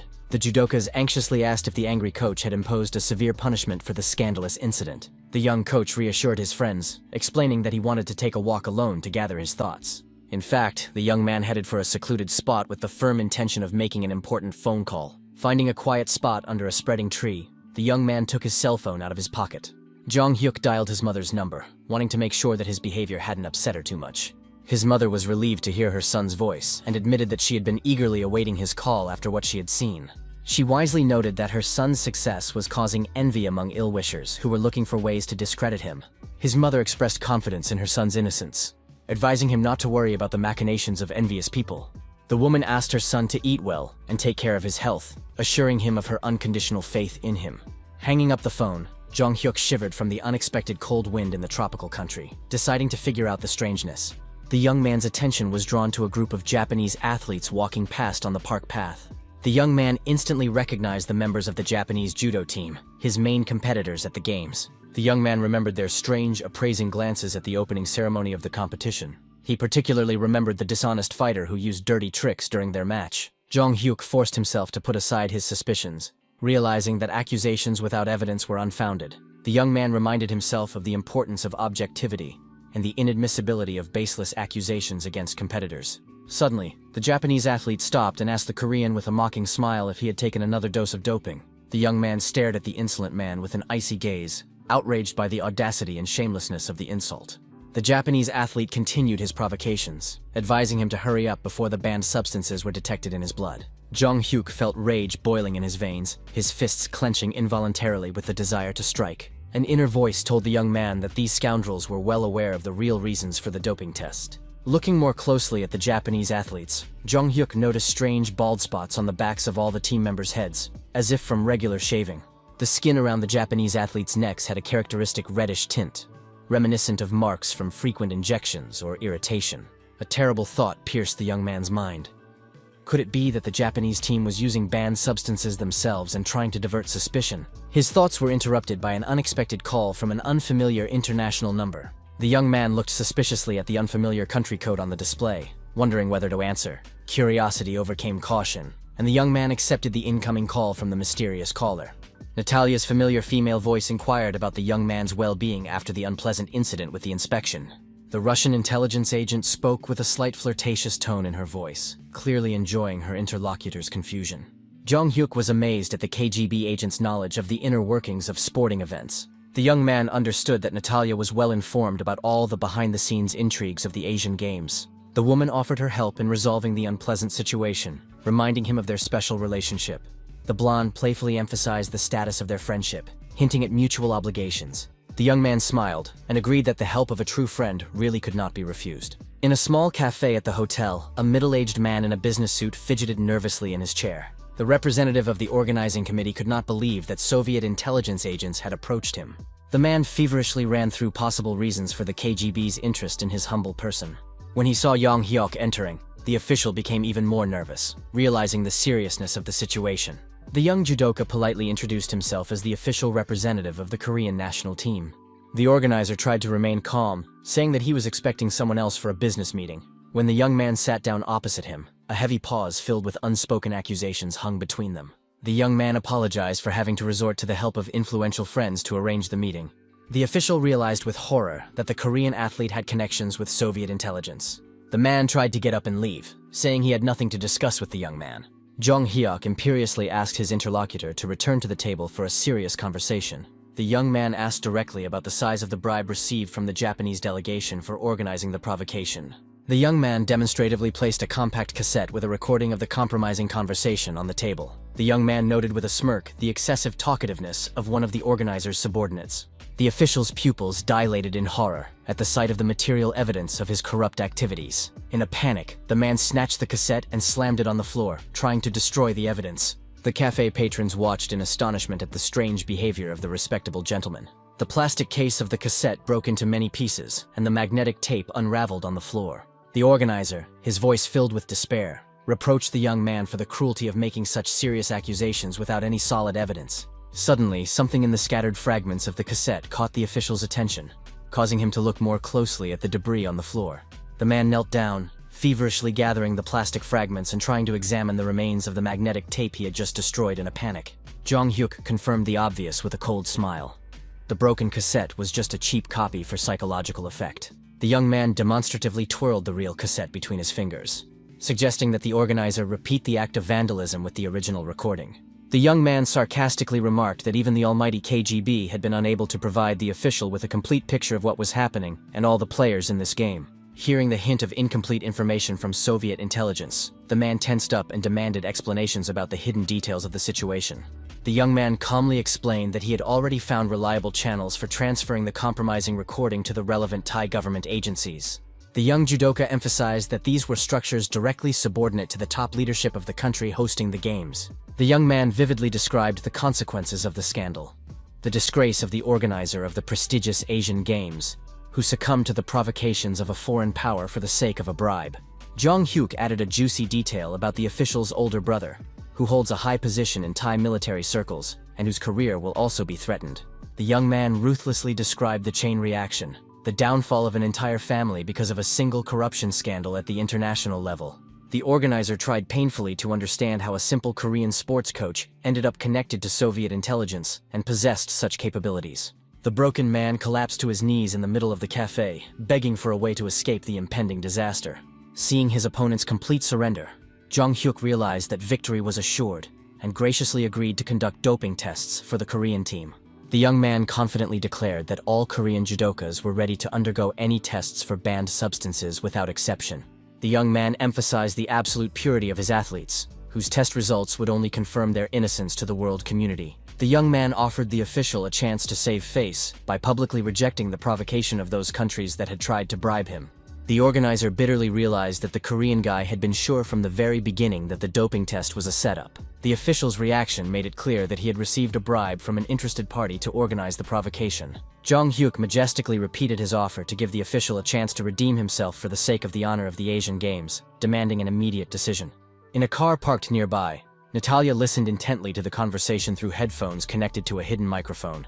The Russian intelligence agent watched with professional admiration through a hidden camera as the young genius manipulated the experienced official. The woman reflected on how she had provided the young man with only basic information about the organizer's identity, and he had managed to put together a brilliant combination. The KGB agent analyzed the logical chain of actions of the young man, who had turned minimal data into a powerful weapon of psychological pressure. Natalia mentally applauded the skill with which the seemingly inexperienced young man had broken the will of a bureaucrat hardened by intrigue, when a sudden vibration from her phone interrupted her observations. Natalia answered the call in a professional tone, introducing herself and showing her willingness to listen to the caller with full attention. Jong Hyuk noted with slight irony that he was obviously being watched and suggested that the KGB agent join him for lunch after the exhausting intrigues. The Russian intelligence officer was genuinely impressed by the young man's insight, who had seen through the surveillance despite her professional disguise. The best judokas on the continent gathered in the arena of the sports complex, ready for the decisive battles of the Asian Games. Television commentators greeted an audience of millions, announcing the continuation of the live broadcast of the final matches. The hosts reported the sensational news of a large-scale doping test conducted by the Thai organizers for all participants in the competition. The results of several athletes were annulled after the discovery of banned substances, causing an uproar in some delegations. The announcer solemnly announced the imminent start of the final match featuring rising Korean judo star Choi Jong-hyuk. Shin Sung-gil encouraged his protege before the fight with the Thai monster, a two-time international tournament champion, urging him to stay calm. The coach warned of the danger of his opponent's lightning-fast interceptions, his signature technique that had brought him many victories. The mentor emphasized the Thai fighter's ability to counterattack at the moment when his opponent is confident of victory and loses vigilance. Jong Hyuk studied his opponent, wondering if he might have French blood, which would explain his physique, unusual for an Asian. The Thai fighter was indeed larger than even the massive Japanese fighter the young man had fought earlier. The young man mentally listed the difficulties he had overcome that had brought him to this arena for the final match of the Asian Games. In such moments of extreme tension, the young man felt an acute sense of existential loneliness, as if he were the only person in the universe. The guy was surprised to realize how deeply he had immersed himself in judo, which he had initially considered only as a tool for achieving his goals. Victory in this match meant recognition as the strongest judoka in the entire Asian region, an incredible achievement for a freshman. When the finalists stepped onto the tatami, The stands erupted with cheers from fans of both countries. The athletes performed the traditional bow, showing mutual respect before the start of the decisive battle. The Thai fighter studied the young Korean with a sly smirk of superiority, clearly underestimating his opponent. Jong Hyuk remained completely focused, planning to end the fight as quickly and efficiently as possible. The referee's piercing whistle cut through the tense silence, signaling the start of the final battle for gold. The Thai fighter's eyes suddenly narrowed in surprise when he noticed something unexpected in his Korean opponent's stance. Jong Hyuk attacked lightning fast, but the experienced Thai fighter managed to put up a strong block and immediately went on the counterattack. The Korean fighter analyzed his opponent's movements, noticing a brief vulnerability in his defense as he transitioned to attack. Waiting for the optimal moment, the young man attempted to grab his opponent by the collar to perform a hip throw. Unexpectedly, the technique did not work as intended, and confusion flashed in the young man's eyes at the failure of the practiced move. The young man mentally analyzed the situation, realizing that his opponent had easily blocked his grab, but forced himself to remain calm and not panic. The young man tried to deliver an unexpected heel strike to the body, but the Thai fighter seemed to anticipate the move and dodged it with minimal effort. Jong Hyuk respectfully acknowledged his opponent's skill, realizing that he was facing an opponent of a completely different level than all the previous ones. Having retreated to a safe distance, the Korean fighter realized that a quick victory against such an experienced and skilled opponent was impossible. Shin Sung-il shouted loudly from the edge of the tatami, warning his protege to be patient and cautious against treacherous counterattacks. The Thai coach impatiently urged his fighter to stop stalling and apply the tactics they had practiced in training. The Thai coach furiously demanded that his fighter immediately break the resistance of the insolent Korean and end the fight with a convincing victory. Hearing his coach's calls, the Thai champion seemed to wake up from a slumber, his eyes burning with fighting spirit. The fighter from Thailand unleashed a barrage of punches and holds on the Korean, attacking from different angles in an attempt to break through his defense. Jong Hyuk decided to focus on defense, masterfully repelling every attempt by his opponent to find a breach in his defense. After the young Korean blocked absolutely all attacks, the Thai champion's face showed genuine amazement. Both fighters were breathing heavily, standing opposite each other in a tense confrontation of wills and techniques.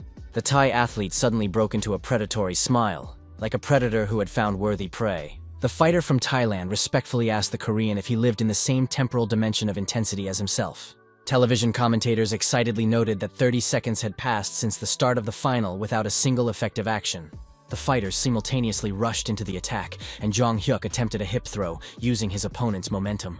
The Thai master masterfully twisted out of the hold and instantly counterattacked, trying to take advantage of the Korean's loss of balance. The ferocity of the attacks on both sides amazed the audience, who had never seen such intensity in the final bouts.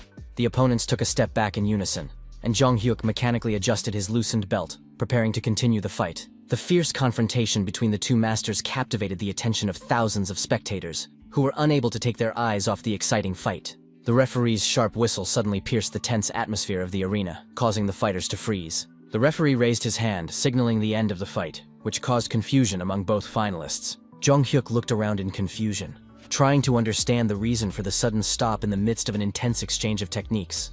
Realization came instantly. The 3 minutes of regular time had flown by unnoticed. The commentators announced that the regulation time had expired without a single point scored, which meant that the match would go into overtime. The stands buzzed with amazement. An Asian Games final with no result in regular time was an unprecedented event. An elderly Japanese coach sharply rebuked his noisy neighbors, demanding silent respect for the demonstration of the highest skill on the tatami. Among the thousands of spectators in the stands, one woman watched the match with particular excitement, mentally analyzing every move the fighters made. Jong Hyuk's mother had unexpectedly flown to Thailand to personally support her son in the most important match of his career, whispering words of encouragement. The roar of the stands became deafening before the final bout resumed, with fans from both countries chanting the names of their heroes. The young fighter felt a tingling sensation in his limbs from overexertion, his muscles trembling with fatigue after the intense confrontation. The young man carefully studied his Thai opponent, trying to determine his physical condition from the slightest signs of fatigue. The young man reminded himself that this is how international finals should be, exciting and extremely tense. Jong Hyuk gathered his last reserves of strength, deciding to put all his remaining energy into a final attack to win the gold. The scoreboard showed 17 seconds left in overtime, and one of the fighters had to score the decisive point. The finalists clashed in the center of the tatami, their movements mirroring each other in a deadly dance of skill. The last 3 seconds turned into a desperate struggle for advantage, the outcome of which was impossible to predict. The Korean fighter abruptly changed tactics, launching a lightning-fast counterattack against his exhausted opponent. Jong-hyuk unexpectedly performed a low sweep, causing the Thai fighter to lose his balance at a critical moment. The Thai champion realized with amazement that he had fallen into a trap, not having time to react to the unusual move. The young Korean took advantage of the moment of imbalance, starting to throw his opponent onto his back. The young man's eyes burned with the mad fire of victory as he sensed the inevitability of a successful completion of the move. The Thai fighter landed with a thud on the tatami, his shoulders clearly touching the surface of the mat. Both coaches froze in different emotional states, the Korean's elation contrasting with the Thai's disappointment. The electronic scoreboard showed that 6 minutes of total fight time had elapsed at the moment the victory was recorded. The referee blew his whistle piercingly for the second time that evening. But now it signaled the end of the final and the determination of the champion. Jong-hyuk stood in the middle of the tatami, covered in sweat, with a triumphant smile on his face. The young man did not hold back his emotions, shouting words of joy about his incredible victory in the Continental Championship. The commentators enthusiastically announced the young Korean phenomenon's gold medal win in a dramatic final.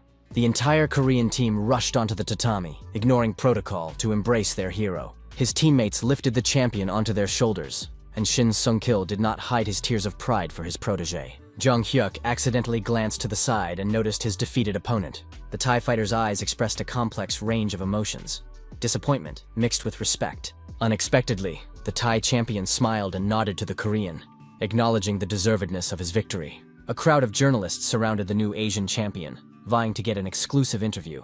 Reporters noted the drama of the fight and were interested in his emotions after winning gold in such a tense final. The young man admitted to feeling incredible joy at winning the Asian title, which exceeded all his expectations. The young man sincerely thanked all the fans, especially those who had traveled a long way to support the Korean team. The young man suddenly interrupted his speech of gratitude to the journalists, his voice trembling with overwhelming emotion. He rubbed his eyes, unable to believe what he was seeing among the thousands of faces in the stands, and whispered that what was happening was impossible. Jong-hyuk abruptly jumped up from his seat in the middle of the interview, leaving the stunned reporters with microphones in their hands. Shin Sung-kil exclaimed irritably about the unpredictability of his protege, puzzled by the reasons for his sudden escape. The young champion ran barefoot up the steps of the stands, jumping several steps at a time. Reaching the right row, the young man froze with his jaw hanging open, stunned by an incredible discovery. Among the spectators, he recognized his mother's familiar face and, with a tremor in his voice, asked when she had arrived in Thailand.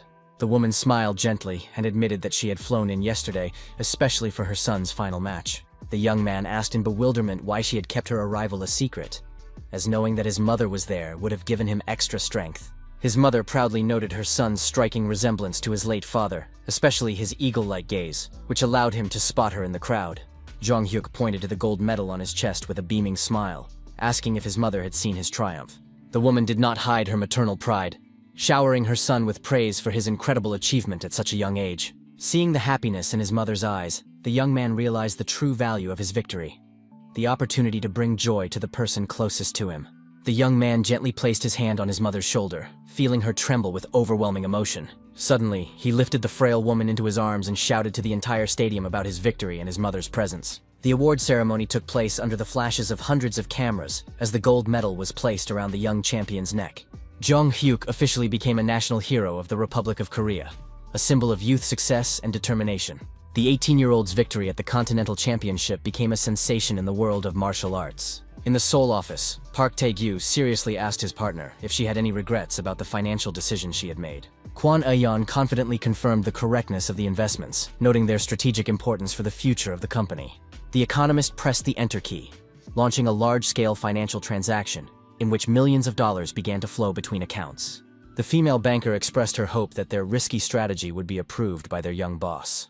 The partners raised their glasses to the success of the operation, allowing themselves a small celebration in anticipation of the profits. Returning home, Jong-hyuk hung his well-deserved medal in a place of honor in his modest room. Physically and emotionally exhausted, the young man collapsed onto his bed, instantly falling into a deep sleep. Through his drowsiness, the young man sensed someone's presence, causing him to open his heavy eyelids. His mother leaned over her awakened son with a warm smile, asking how he was feeling after yesterday's triumph. The woman apologized for the intrusion, explaining that it was a rare opportunity to be close to her perpetually busy son. The boy panicked and asked what time it was, realizing he might be late for an important meeting.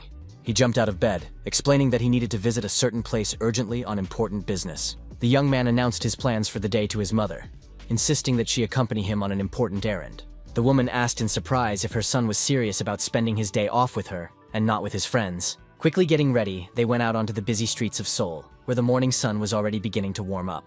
The mother wondered about the reasons for the urgency, reminding her son of his well-deserved rest after the exhausting competition. The young man noticed his mother's uncharacteristic haste, as she was usually measured and calm in her movements. The woman asked her son, somewhat embarrassed, why he was so excited, noticing his barely contained excitement. Jong-hyuk stopped in front of a modern office building made of glass and concrete, asking his mother's opinion about the structure.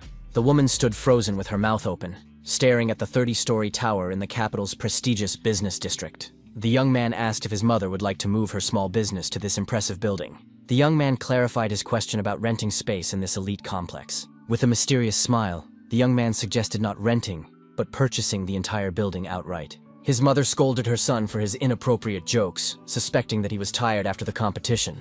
Jong-hyuk handed his mother a bank statement, insisting on the seriousness of his intentions and capabilities. Seeing the numbers on the account, the woman turned pale with shock, not believing her eyes. The sum of $100 million seemed unreal, causing his mother to doubt the reality of what was happening. The young man calmly explained that the capital came from successful investments he had made while in school. The woman admitted that she could never have imagined such astronomical sums even in her wildest dreams. The mother became concerned about the advisability of spending such money, suggesting that her son keep the capital for himself. She reminded him of the upcoming expenses for his university education and unforeseen circumstances in life. The young man insisted that she trust his financial intuition and business acumen, promising to take care of everything. Jong-hyuk promised to provide his mother with a comfortable old age so that she would never have to worry about money. With maternal wisdom, the woman reminded him of the unpredictability of life, where things don't always go according to plan. The young man referred to experts' predictions that real estate prices in the area would increase fivefold in 5 years. The young man mentally thanked his mother for her years of selfless care alone after his father's death. The young man solemnly promised to do everything possible for the health and happiness of the person most dear to him. With a trusting smile, the mother agreed to rely on her son's business acumen, seeing his sincere desire to help. The young man hugged the frail woman tightly, whispering words of love and gratitude for everything they had been through together. Jong-hyuk thought about the need to complete investment transactions related to the Russian default before the critical moment arrived. Approaching the office of his investment company, Jong-hyuk noticed through the glass door a suspicious commotion and an empty bottle of expensive whiskey on the conference table. Kwon Aeon reproached her colleague with annoyance for violating the agreement about one symbolic glass, pointing to the chaos of documents and overturned glasses. The sound of the door opening made both employees jump in surprise, frantically trying to tidy themselves up. Park Tae-gyu assumed with horror that only their young boss could have come to the office on a day off for a surprise inspection. The female banker hurriedly stood in front of the desk, trying to use her body to block the compromising evidence of yesterday's celebration of a successful deal. The young man ironically noted the unexpected meeting with employees on a day off, wondering why they were in the office. The young boss looked around the room suspiciously, noting the strange nervousness of the usually imperturbable financial market professionals.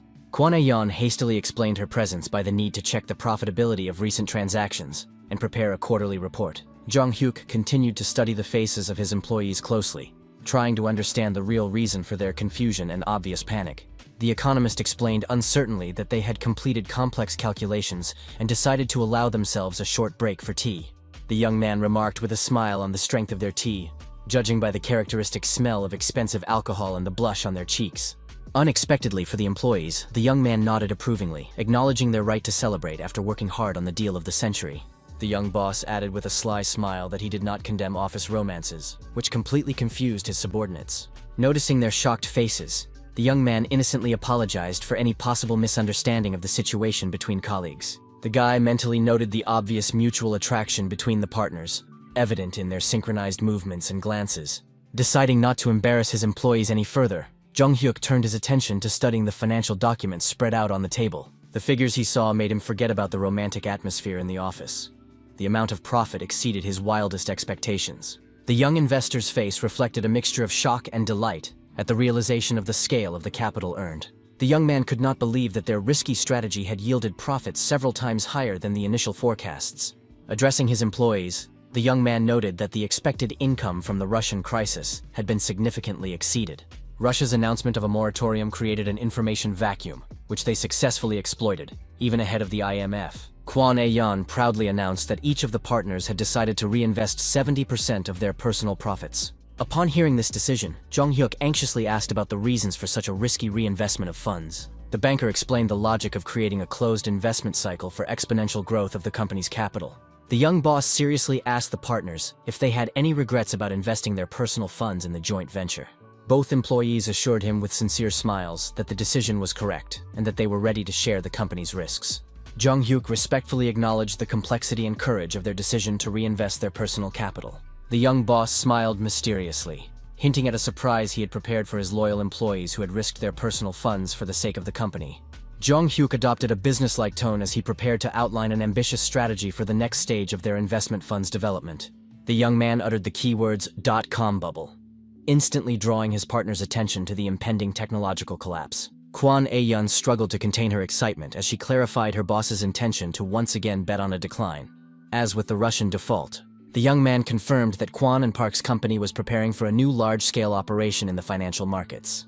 The young strategist announced plans to profit from the collapse of overvalued internet companies, whose shares had skyrocketed without any real basis. Both employees looked at each other in amazement at the audacity of the plan to play against the entire technology sector of the global economy. Jong-hyuk shared his prediction that the first cracks would appear in 2000, with a complete collapse occurring a year later. The young man ironically noted the absurdity of a situation where adding .com to a name guaranteed millions in investment. Recalling data from his past life, the young man knew about the $5 trillion in damage caused by the bursting of the tech bubble. The female banker immediately got to work, suggesting that a detailed list of all IT companies be compiled for analysis. Park Tae-gyu took it upon himself to study the real indicators through a network of insiders among large investors. A sudden vibration from his phone interrupted the strategic meeting, demanding the young manager's attention. His friends were eagerly asking about his whereabouts, and he promised to arrive at the meeting soon.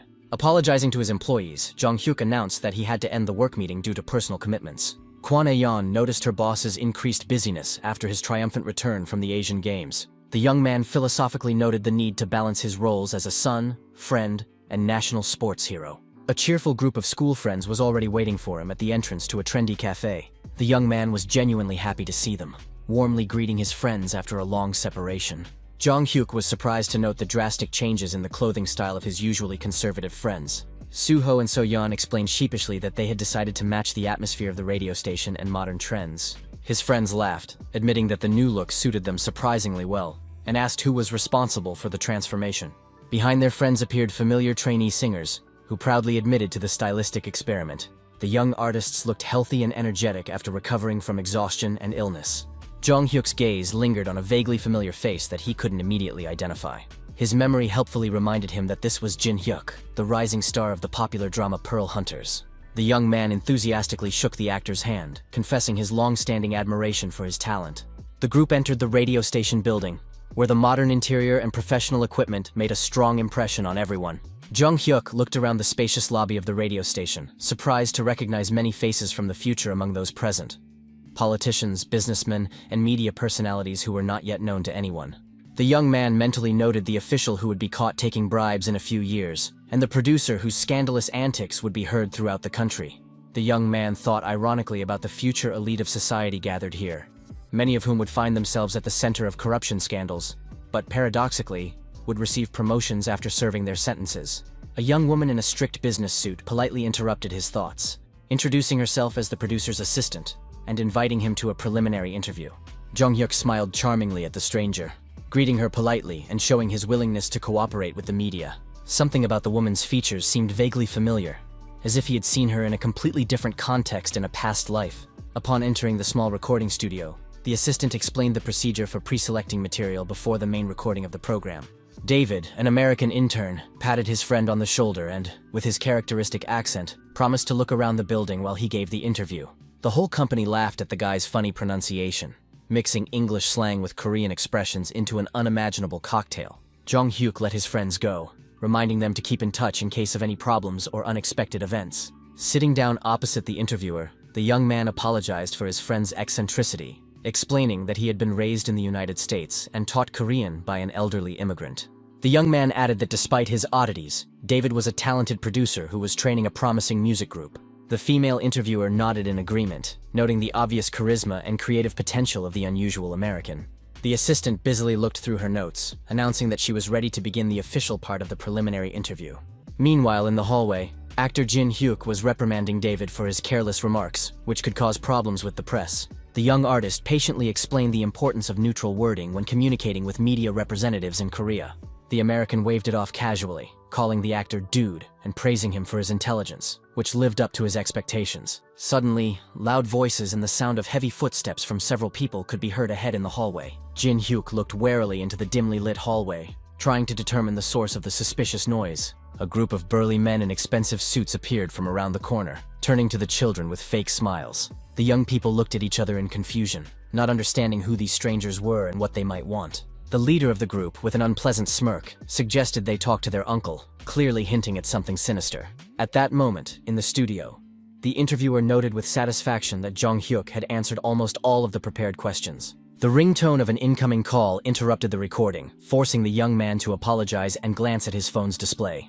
The young man asked for a short break, explaining that he needed to answer an important call. So Yeon's voice sounded alarmed as she asked about her friend's well-being and whereabouts. The girl excitedly reported a serious problem that required Jong Hyuk's immediate intervention. In the background, David's shouts in a mixture of English and Korean could be heard, urging everyone to leave the building immediately. The American snatched the phone from his friend and shouted about some kind of trouble, with the sound of a scuffle in the background.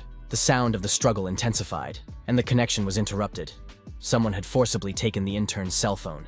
The singer's indignant voice came through the phone, demanding that his phone be returned, and that the chaos stop. Director Lee took the phone from the singer and addressed Jong Hyuk with feigned friendliness, noting how long it had been since they last met. The young man did not immediately recognize the voice, trying to orient himself in the chaotic situation and understand who was calling and what was happening to his friends. The man formally introduced himself as a prosecutor from the Seoul Central District Prosecutor's Office, asking to speak immediately about an important matter. Jong Hyuk tensed at the mention of the prosecutor's office, cautiously asking about the subject of their potential conversation and the reasons for their interest in him. The prosecutor suggested meeting at a cafe near the radio station to discuss sensitive details that could not be discussed over the phone. The young man feverishly pondered the situation, torn between concern for his friends and the need to find out the essence of what was happening with the representative of the law. Apologizing to the female interviewer, the young man cited a critical matter that required his immediate attention. The assistant tried desperately to keep the guest, reminding him that the recording was almost complete and that the material was important for broadcast. Jong Hyuk had no time for explanations. He quickly left the studio, heading for the source of the problem. In the cafeteria, he saw an imposing man in an expensive suit surrounded by several stone-faced assistants. In the corner of the room, his friends were pinned against the wall by burly security guards, their faces expressing fear and confusion about what was happening. One of the security guards rudely ordered the kids to stop making noise, clenching his fists threateningly to intimidate them. Jong Hyuk carefully studied the prosecutor's face, trying to understand his true intentions and the seriousness of the situation. The young man tried to remain calm, analyzing the situation and the possible reasons for the prosecutor's interest in their company. The man at the table turned out to be the very prosecutor whose voice he had just heard on the phone. Prosecutor Kang gestured for the young man to join him at the table, displaying ostentatious politeness. The young man understood the importance of remaining calm when communicating with a representative of the authorities, despite his inner anxiety. Sitting down opposite him, Jong Hyuk introduced himself by his full name and asked directly about the reasons for such an unusual meeting. The prosecutor was surprised by the young man's calmness instead of the expected aggressive reaction to the arrest of his friends. The man extended his hand for a handshake, formally introducing himself as Prosecutor Kang and expressing his pleasure at meeting him. Jong Hyuk politely noted that he was flattered by the prosecutor's attention to his athletic achievements at the Asian Games. Reaching out his hand in response, the young man suddenly froze, realizing something extremely important in the name he had heard. The prosecutor's surname seemed strangely familiar, evoking vague memories from a past life. The young man was shocked to realize that he was standing before the father of Hyun-sok, his future police officer friend from the past timeline. His memory helpfully reminded him that this man would later be transferred to the department for investigating particularly important crimes. Gathering his thoughts, the young man asked permission to introduce himself more formally, buying time to think. The young man asked directly if he was suspected of committing any crime that required the attention of the prosecutor's office. Jong Hyuk noted the unusualness of the situation, where a prosecutor from the Criminal Investigation Department was personally dealing with students. Prosecutor Kang was clearly puzzled by the young man's knowledge of the exact name of his specialized unit. The young man explained with an innocent smile that he knew about it because he had friends in law enforcement, and he remembered the department when he heard the name Kang.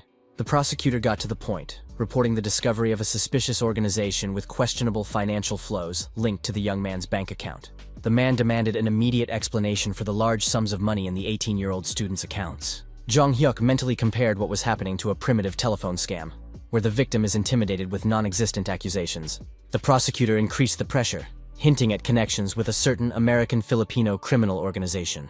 Suddenly, Kang stopped mid-sentence and looked away, as if remembering something important. The man abruptly changed the subject, mentioning a suspicious friend named David with dubious origins. The guy laughed at the absurdity of the accusation, explaining that his friend was an ordinary American of Korean descent who had grown up in the United States. The prosecutor skeptically noted the strangeness of poor Korean language skills for an ethnic Korean.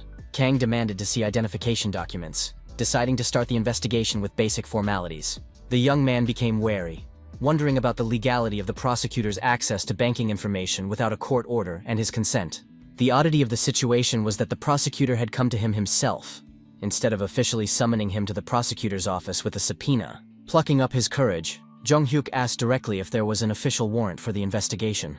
The prosecutor's face changed instantly, his eyebrows furrowed, betraying his irritation at the unexpected question.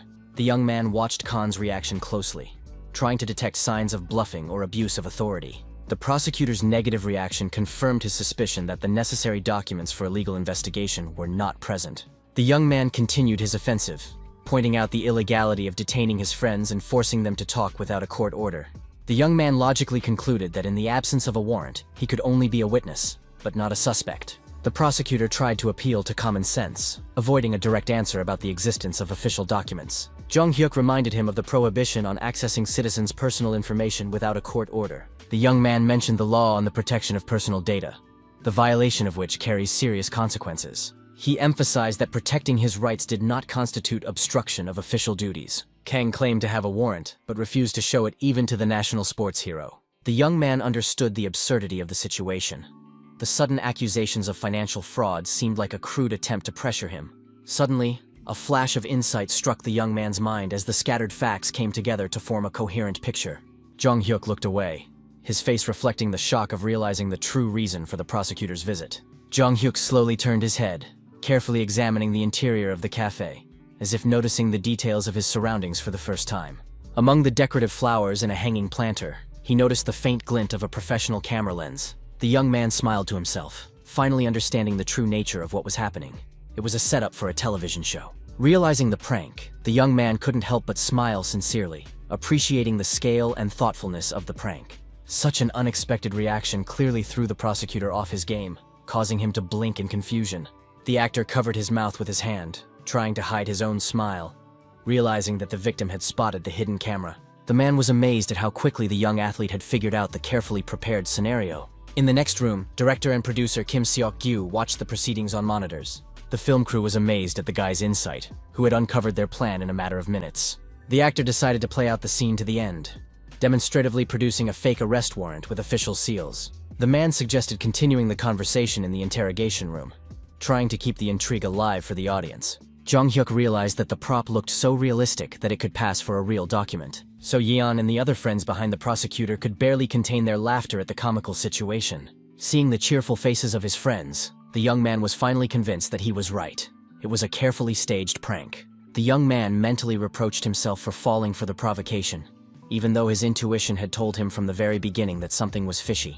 The young man politely asked the prosecutor to lend him a pen, ostensibly to write down important information. The actor handed over the stationery with surprise, not understanding his victim's plan. Jong Hyuk took the pen and thanked him with a mysterious smile, preparing his next move. On the back of the fake order, the young man began to quickly write illegible symbols. From the outside, it looked like the young man was simply scribbling meaningless squiggles on an official document. When the actor looked closely at what was written, his eyes widened in amazement. The message read, "I understand everything. Let's end this nicely so as not to spoil the show. Will you play along?" The actor playing the prosecutor was impressed by the quick-wittedness of the young man, who instantly joined in the game. The guy wondered how long his friends had been in cahoots with the show's producers. The actor held the piece of paper with the message, thinking about how to improvise further within the script. The man decided to test the young athlete's acting skills by continuing the prank. The prosecutor offered to withdraw the warrant in exchange for a certain service, creating intrigue for the audience. Jong Hyuk asked permission to call home, explaining the need to bring an important document. The actor insisted on making the call right there, portraying the suspicion of an experienced investigator. The man sarcastically asked if the young man was hiding something, since he wanted to step away to talk. While dialing his mother's number, the young man thought about how to play the scene naturally for the cameras. The young man understood the importance of creating engaging content for the television audience. Pretending to talk to his mother, the guy mentioned the bank documents at home.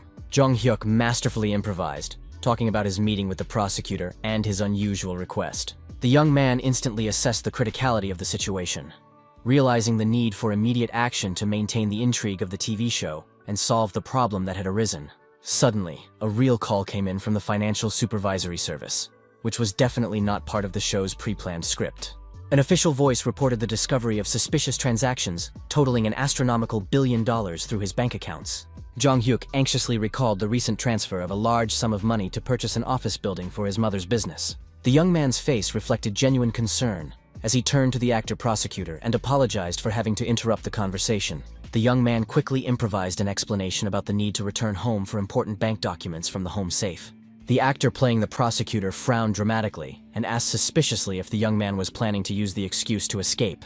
The young man turned around with a look of bewilderment, his gaze darting between the actor and the cameras, showing a mixture of acting and real anxiety. The guy shifted his gaze to the barely noticeable camera in the flower pot. Realizing the irony of the situation, the prank intertwined with real problems. Suddenly, Jong-hyuk grabbed the unsuspecting David by the arm, deciding to use the moment for a dramatic finale to the show. The young man shouted at his American friend that he needed to leave the radio station immediately, creating a dramatic scene for the audience. The young man continued to improvise, pleading with the prosecutor that he was completely unaware of the criminal nature of the financial assistance to his friend. David, in utter confusion, shouted questions about the nature of the charges, not understanding the line between staging and the real threat of arrest. The actor-prosecutor instantly appreciated the young athlete's creative approach and decided to support the improvisation by developing the plot further. The man loudly ordered the immediate arrest of both young men for participating in an international financial scam and money laundering. The guy's friends stood with their jaws dropped, their brains refusing to process the chaos unfolding between reality and the TV show. The prosecutor continued to shout convincingly, telling everyone present that this was no longer a hidden camera, but a real arrest. The actors playing investigators, with the professionalism of real police officers, grabbed the young men, demonstrating well-rehearsed techniques for detaining suspects. The men loudly announced the arrest for participation in the activities of international organized crime groups involved in money laundering. The entire group of friends was in a state of complete shock, their faces expressing a mixture of fear, bewilderment, and disbelief. So-yeon, her voice trembling, reminded them of the preliminary agreement with the producers about the promised cultural vouchers for their participation. David hysterically shouted in a mixture of languages about his innocence, waving his arms and insisting that this must be a television show. The American intern looked imploringly at his friend, asking for an explanation of the madness that was happening, and confirmation that it was still a prank. Passers-by and radio station employees stopped, forming a tight circle of onlookers watching the arrest scene. In the control room, producers feverishly discussed emergency measures, realizing that the situation was completely out of control. The film crew decided that immediate intervention was necessary to prevent the show from turning into a real scandal. The producers rushed out of their hiding place, desperately shouting at the actor playing the prosecutor to immediately stop the overly realistic and dangerous performance. The actor, completely immersed in his role, remained in character as a stern law enforcer, accusing those who intervened of protecting criminals. The program's chief director broke out in a cold sweat, realizing the real threat of the entire television project being shut down due to ethical concerns. The prosecutor mysteriously promised to explain all the details of what was happening later by phone, keeping the intrigue alive for the television audience. Producer Kim Seok-gyu desperately shouted at the actor to immediately stop his uncontrolled improvisation, which threatened to revoke the channel's license. The producer understood that if the situation ended this way, the entire program would be hopelessly ruined and shut down forever. Jong-hyuk suddenly stopped in the middle of the chaos, drawing everyone's attention with his calm demeanor. The young man looked closely at the actor-prosecutor and smiled, appreciating his excellent performance as an investigator. The young man turned to the man, asking if the ending was dramatic enough for the television audience. With a sly smile, the young man reminded the prosecutor of his words about a possible career in acting. Everyone present froze in shock, realizing that the young athlete had brilliantly outplayed the entire film crew. Actor Jin Hyuk stood with his mouth open, unable to utter a word out of amazement and admiration. Jong-hyuk showed 2 fingers in a sign of victory, beaming with the satisfied smile of a true winner of the prank. The young man solemnly announced to everyone present that they had become participants in a hidden camera prank played on them by him. The film crew couldn't believe how an 18-year-old boy had managed to fool experienced television professionals. David breathed a sigh of relief, admitting that he really believed in the reality of the arrest and financial charges. Suho asked his friend with admiration at what point he had figured out the hidden camera prank. Jong-hyuk explained that the prosecutor's strange behavior and the lack of a warrant immediately aroused his suspicions. The young man admitted that at first he was really confused by the surprise, but quickly got his bearings. He added that the appearance of investigators without official documents seemed extremely suspicious to him. The producer admitted with disappointment that thanks to the young man's quick thinking, their plan had completely failed in front of the viewers. His friends laughed, praising Jong-hyuk for his acting, which made them believe in the reality of the threat. His friends reproached him for being too realistic, admitting that they were scared to death by what was happening. The actor-prosecutor asked everyone to wait a minute while he stepped out of character as the stern investigator. The man laughed and asked to have the fake handcuffs removed, since filming was officially over. The prosecutor thoughtfully admitted that the script had not gone at all as planned by the producers. The actor seriously asked the young man if he had thought about applying to law school. The man clarified his question about the young man's possible desire to become a real prosecutor in the future. The actor jokingly promised to remove the handcuffs only if the young man chose a career in law instead of the police. A few days later, investigators at the Central District Prosecutor's Office approached their boss with news. Prosecutor Kang laughed, admitting that he had anticipated such a reaction from his staff to the television program.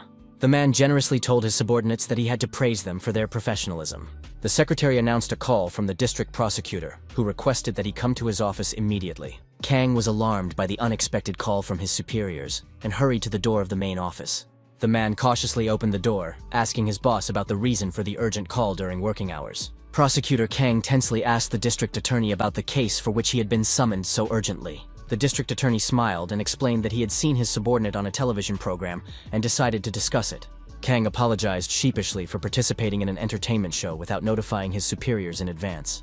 Unexpectedly for his subordinate, the district attorney warmly praised him for his acting skills. The elderly leader repeated the compliment, noting his excellent work in creating engaging television content. Yesterday, the Attorney General called to ask if this amazing man from the TV show really worked in their department. Thanks to this unexpected attention from management, Kana was promoted, as their department had always cared about its reputation.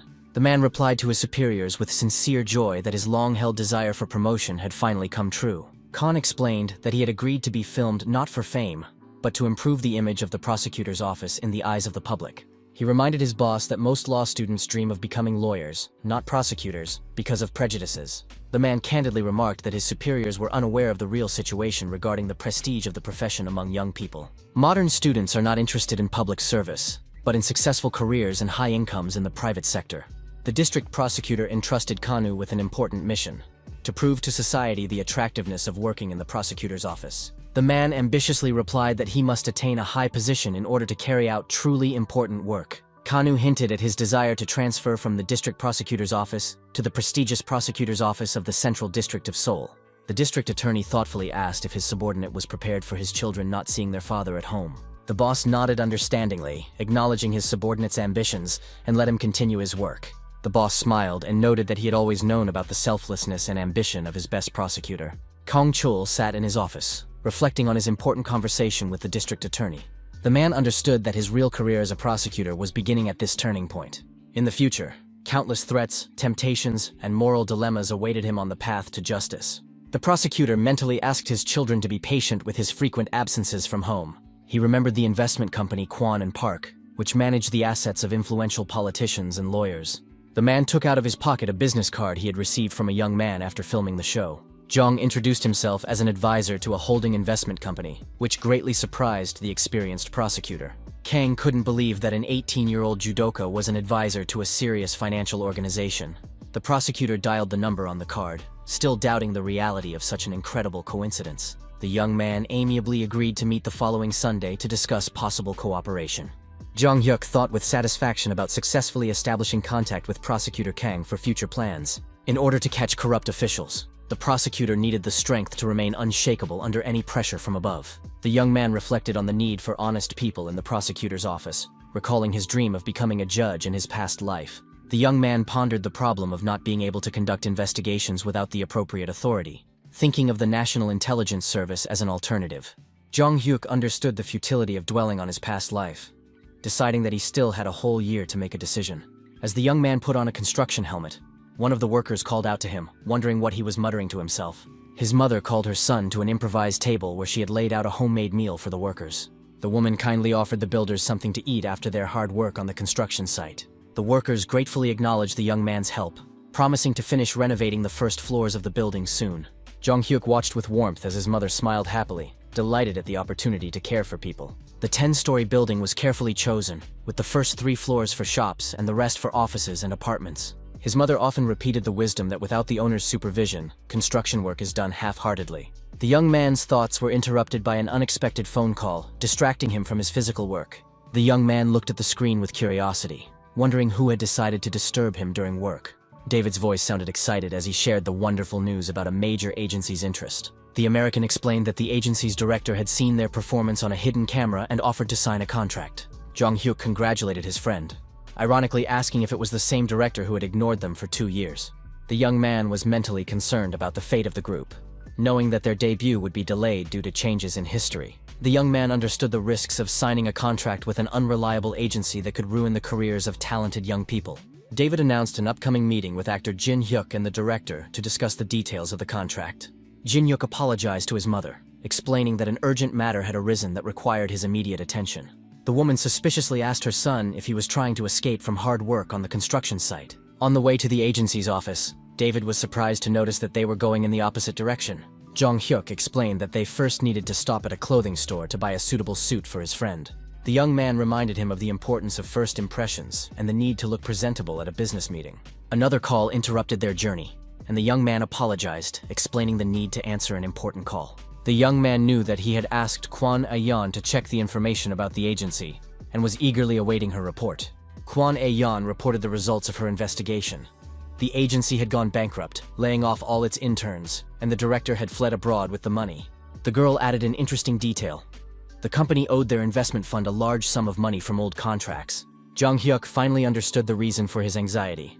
Bankruptcy had changed the fate of the group that was supposed to become legendary. The banker continued that the former director of the bankrupt company had already founded a new agency from scratch. According to information from business circles, this man was known as kind, but extremely indecisive in business. Kwon Ayeon suggested considering investing in the new company if the terms were favorable. She noted that the new agency was small, so the initial investment would not require a large outlay. Director Chae Yeon-dok sat in an empty office, admitting to the actor that he was the company's only employee. The man bitterly asked why anyone would deceive them when the company was on the verge of collapse. Suddenly, the doors to the meeting room swung open, drawing the attention of the men sitting at the table. Jong-hyuk entered with his friends, politely greeting the director and introducing himself in a formal tone. The young man had changed into an elegant business suit, demonstrating his serious intentions to negotiate. Director Chae Yeon-dok was shocked to see respectable young men instead of the street thugs he'd expected. The assistant director recognized the famous athlete and enthusiastically asked about his victory at the Asian Games. Everyone present was amazed to learn that David had such influential friends. An amazing group gathered in the office: an Olympic champion, a future star, and a talented producer. Actor Jin-hyuk and the Olympian turned out to be old acquaintances, which added credibility to the meeting. When asked about their acquaintance, David explained that they lived in the same neighborhood and met by chance. The director fondly recalled the hidden camera TV show and asked about the Americans' plans. The man regretfully admitted that he could not offer a contract in the company's current situation. Chae Yeon-dok sheepishly explained that his office could hardly be called an agency and that he was not involved in production. David clutched his head in horror, realizing that their trip here had been in vain. The owner apologized for the rush, explaining that he was expecting an important guest and was short on time. The director sincerely wished the young people luck in finding another agency to showcase their talents. Jong-hyuk listened attentively to the director, realizing that Kwon was right, that he was a kind man, incapable of deception. The young man decisively interrupted the man's sad reflections, stating the need to make an important proposal to everyone present. The young man philosophically remarked that since fate had brought them together, it would be sad to part on such a minor note. The young man suggested that the director listen to his friend's performance, hoping that it would change his pessimistic mood. David was visibly nervous about the unexpected request to perform unprepared in front of a potential employer. Director Chae Yeon-dok thoughtfully weighed whether to give the young people a chance to show their talent. Jong-hyuk prayed silently that the man would agree, knowing the group's future success and huge profits. After much deliberation, the director reluctantly agreed to listen to one song from the potential interns. Chae Yeon-dok's thoughts were interrupted by the arrival of new visitors who entered the meeting room without knocking. The director was genuinely pleased to see the new guests, noting their timely arrival for the important audition. David asked the newly arrived band members in surprise how they had found out about the meeting. The young singers explained that Jong Hyuk had invited them in advance for a surprise performance. A distinguished man in a business suit appeared at the door, apologizing for any inconvenience. The stranger introduced himself as a lawyer, also invited by Mr. Jong for an important meeting. The young man noted with satisfaction that all the guests had arrived exactly on time. The young man enthusiastically suggested that the guys perform a song that would win the director's heart. The band members quickly grabbed their instruments, preparing for an impromptu performance in the office. Their melodious voices began to sing about past doubts and the inability to continue on their path. The harmony of their voices created an amazing atmosphere of unity, and the song flowed sweetly and soulfully. Everyone present was amazed by the beauty of the sound and the professionalism of the young performers. The director felt nostalgic, acknowledging that music really did improve his mood. Jong Hyuk noted the man's obvious interest, despite his initial doubts. Chae Yeon-dok acknowledged that regardless of the field of activity, such talent cannot be ignored. The young man clarified whether he had correctly understood the director's willingness to take the group under his wing. The man confirmed the accuracy of his assessment of the guy's talent, explaining the reasons for leaving his previous agency. The director described a system where the abilities of artists were determined solely by the company's brand. Chae Yeon-dok admitted that he was willing to give up 70% of the profits in exchange for the freedom to choose talent. The director warned about unscrupulous companies that use telemarketing to deceive newcomers to the entertainment industry. Chae Yeon-dok offered to share important advice as a senior colleague, which immediately caught the young man's attention. The man seriously warned not to trust anyone in this field, where unscrupulous people constantly try to take advantage of inexperienced artists. The director strongly recommended reading every clause of the contract carefully, regardless of the producer's attractive promises. Glancing at his wristwatch, Chae Yeon-dok noted with regret that the meeting was coming to an end. The man apologized for having to end the conversation because he was expecting an important investor guest. Jong Hyuk unexpectedly interrupted the director's apology, asking for one more minute for an important message. The young man philosophically remarked how nice it would be if there were more sincere people in the entertainment industry. The young man apologized for the late introduction, preparing to reveal his true role in this meeting. The young man officially introduced himself as an investment consultant for Kwon and Park Holding. The director froze in shock at what he heard, and Jong Hyuk added that even his friends did not know about his position. Chae Yeon-dok couldn't believe his ears, repeating that it was completely impossible and unbelievable. The man struggled to utter a guess that this young man was the expected investor. The group members watched in amazement at the sudden change in the potential employer's behavior. The director literally collapsed into a chair in shock, unable to stand on his feet from the shock. Jong Hyuk calmly announced his proposal to start investing with 2 billion won.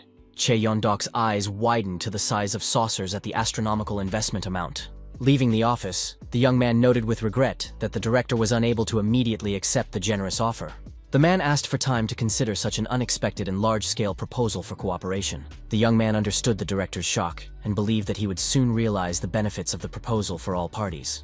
The young man was confident that his friends would become even more popular than they had been in their previous lives. David approached his friend, sincerely thanking him for his help, but stating his desire to solve problems on his own. The American explained that the group had to learn to cope with difficulties without constant supervision.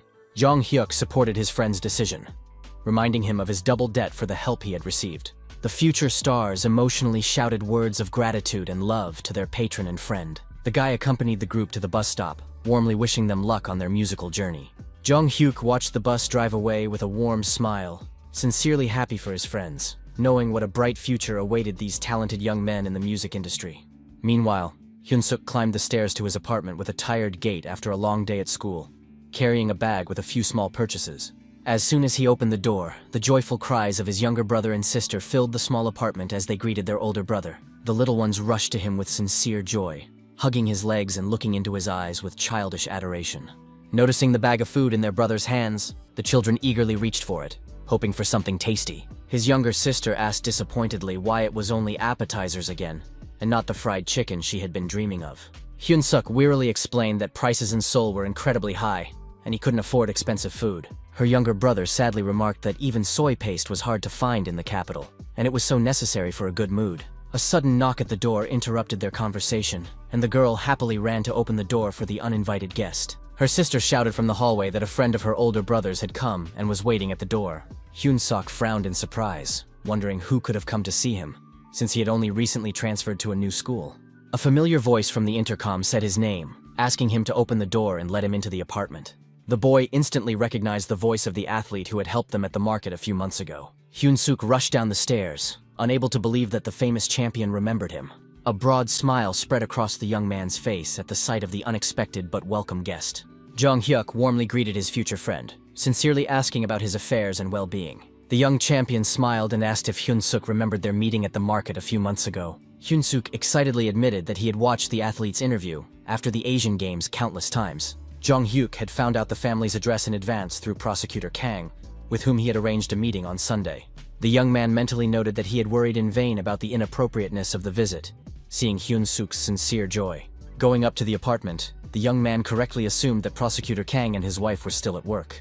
The younger children were thrilled to meet the famous judoka, who had been shown on television after his victory. Hyun-suk admitted that he was frightened by the realism of the arrest scene in the hidden camera TV show. Jong Hyuk laughed, agreeing with the realism of the production, and asked if they had had dinner yet. The young man took out several boxes of pizza, knowing that it was the favorite food of all children and teenagers. The younger children enthusiastically thanked him for the treat, inviting their brother's cool friend to come over more often. The young man explained that he had deliberately bought enough food for everyone, wanting to share dinner with the family.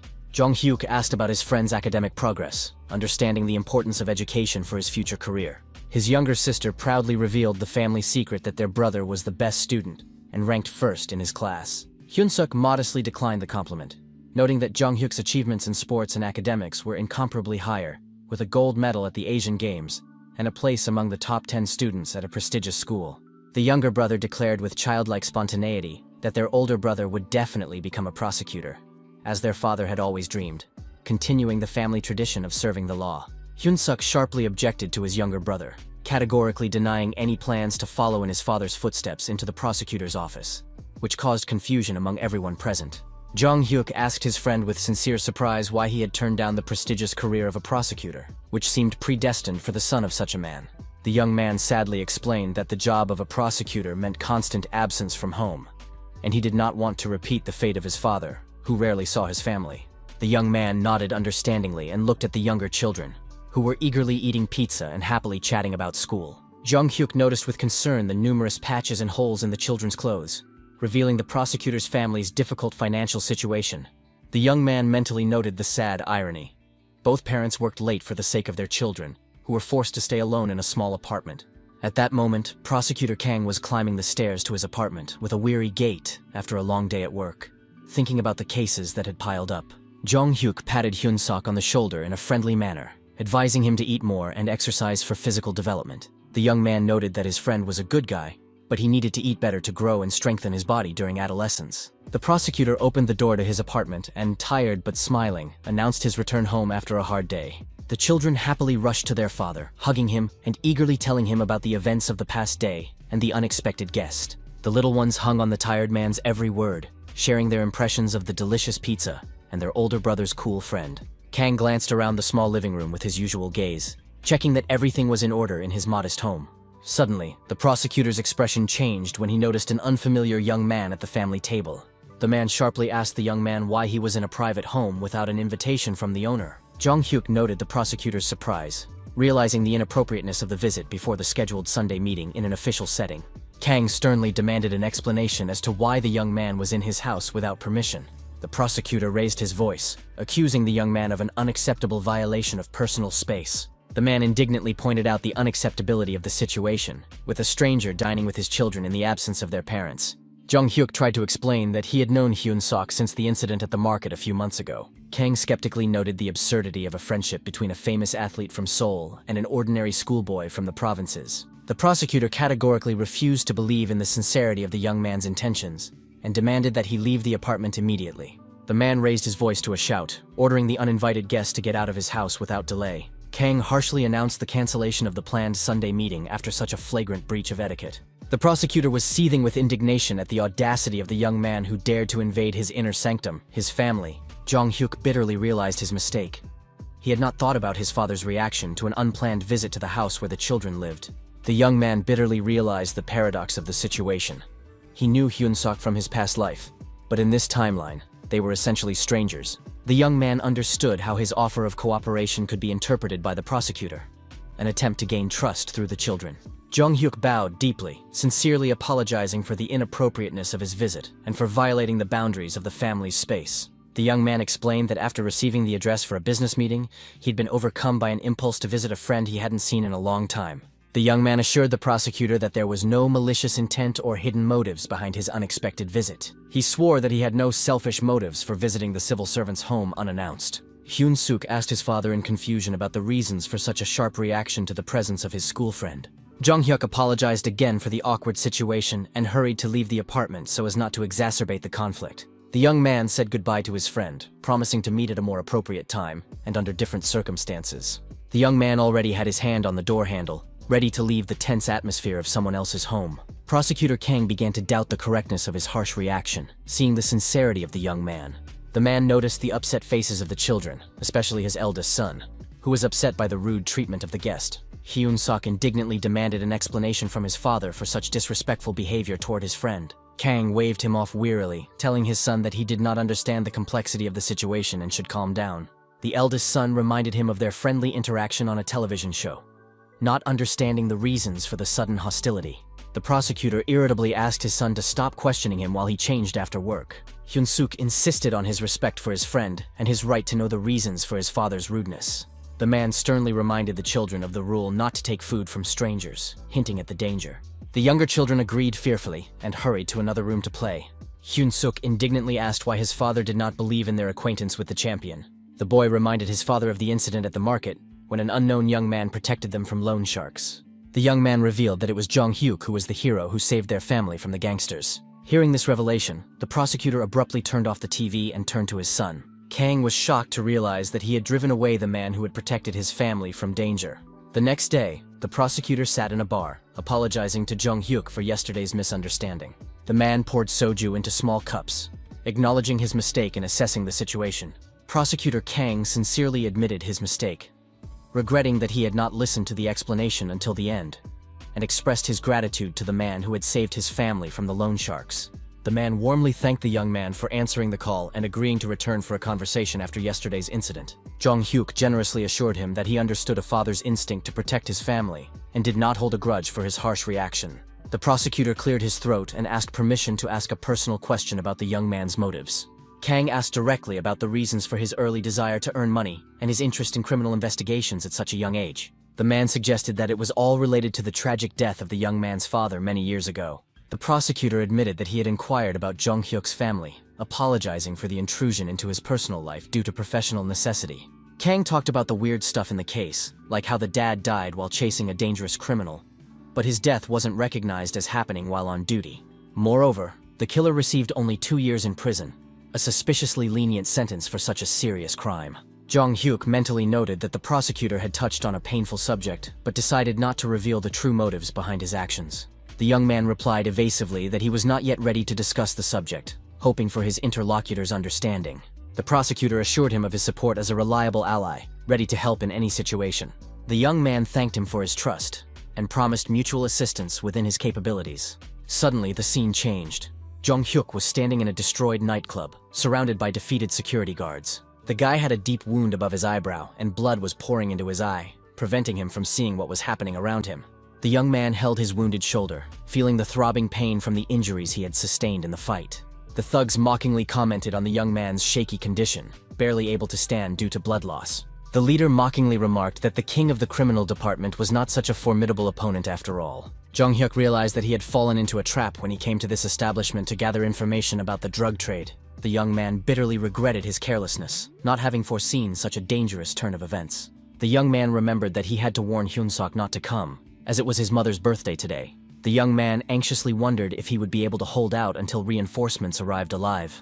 The gangster noticed the guy's attempt to reach for his phone and asked mockingly if he was waiting for an important call. The leader pointed mockingly at the victim's broken phone, offering to lend him his for one last call. The scoundrel burst into triumphant laughter, confident in his absolute triumph over the beaten investigator. Suddenly, the gangster's expression changed dramatically, as if he had seen a ghost behind his victim. Jong-hyuk struggled to turn his bloodied head, trying to see the cause of fear in the leader's eyes. Hyun-suk stood in the doorway with a fire extinguisher in his hands, directing a stream of foam straight at the stunned gangsters' faces. Despite the pain, the young man smiled inwardly at his friend's recklessness in coming to his rescue at the most critical moment. The future police officer cheerfully suggested quickly dealing with the scoundrels, and then celebrating the victory with a glass of soju. Jung-hyuk nodded slightly, promising to find the most delicious snacks to celebrate their survival. The presence of his friend gave the wounded boy strength, allowing him to stand more confidently on his feet. The young men understood the need to join forces against their outnumbered opponents. The young man gathered his last strength and rushed into the attack, putting his fists forward. The judoka's muscle memory allowed him to block blows and counterattack even in a semi-conscious state. The gang leader pulled out a knife, intending to finish off the stubborn investigator with one blow. Noticing the glint of steel out of the corner of his eye, Jung-hyuk tried to dodge the deadly attack. The blade slid across his shoulder, leaving a deep cut, but the young man remained standing. The bandit was confident of victory, but his pupils suddenly dilated in surprise. The vision faded and Jung-hyuk woke up abruptly in his bed, covered in cold sweat. The young man felt his body, relieved to find no wounds or scratches. The realism of the nightmare caused his heart to pound wildly for several minutes after he woke up. The young man remembered yesterday's meeting with the prosecutor and hoped that he had made it home safely. His mother peeked into the room, happily noting that her son had finally woken up after yesterday's drinking. The young man felt the effects of the alcoholic evening, a dull headache and dry mouth. Despite his hangover, the young man forced himself to focus on finding candidates for new investments. He understood his company's weakness in real estate matters, and the need to find a competent specialist. The lack of experts in this field posed a serious problem for the expansion of the investment portfolio. The aroma of kimchi soup filled the room, although the young man was puzzled as to why a hangover dish was being prepared. The woman smiled and explained that she just wanted to treat her son to traditional Korean soup. At the table, the mother carefully served her son a large portion, insisting on the need to regain his strength. The woman asked about the content of yesterday's conversation with Prosecutor Kang. Jung-hyuk told her about the offer of help if he chose a career in the prosecutor's office. The young man noticed his mother's strange reaction and asked her opinion about such a career path. The young man reflected that the job of a prosecutor should be safer than police work, hoping to calm his mother's fears. The woman warmly noted that Prosecutor Kang seemed like a decent person, but that the final decision about his career should be made by her son himself, and that she was proud of his independence. His mother shared the good news that the construction work on the building was almost complete, freeing her son from the need to be present at the construction site and supervise the workers. Jung-hyuk was delighted to have a day off, as he had planned to hold an important meeting with potential partners in the new office space after the renovation was completed. The young man pushed open the glass door of a trendy cafe in central Seoul, where he had an appointment with representatives of the police department. As soon as he entered, he noticed the familiar faces of the investigators and greeted them cheerfully, noting how long it had been since he had seen them after his return from the Asian Games. 4 men in plain clothes had already taken a table in the corner of the establishment, clearly arriving early to discuss the strategy for the upcoming conversation with the young champion. The table was already laid with a variety of Western dishes, burgers, French fries, and soda, which seemed somewhat unusual for a business meeting. One of the detectives joked that he had suggested going to a regular Korean restaurant with grilled meat, but 4 adult men in such an establishment would look suspicious without female company. Department head Kim Jong-do explained the choice of venue by saying that he wanted to treat his young friend, adding with a smile that lately only children prefer fast food to traditional cuisine. Everyone present congratulated the young man on his brilliant victory at the Asian Games and winning the gold medal, which brought glory to the country in difficult times. Jung-hyuk asked with a sly smile if congratulations were the only reason for this unexpected meeting on a weekday. The investigators bustled about, offering to order more food, clearly trying to delay the moment when they would have to move on to the real topic of conversation. The young man asked directly whether the experienced detectives had gathered at the cafe solely to congratulate him on his Olympic medal, or if there was another reason. The men tried to laugh it off, asking if a few gold medals weren't enough to warrant such attention from the police. The young man sincerely thanked them for their kind words, and took several packages out of his backpack, saying that he had brought gifts from Thailand. The young man gave each of them a piece of fragrant handmade soap, explaining that he had thought of them while in Bangkok. The stern investigators were taken aback by the unexpected gift, their faces expressing a mixture of surprise and sincere gratitude for the attention.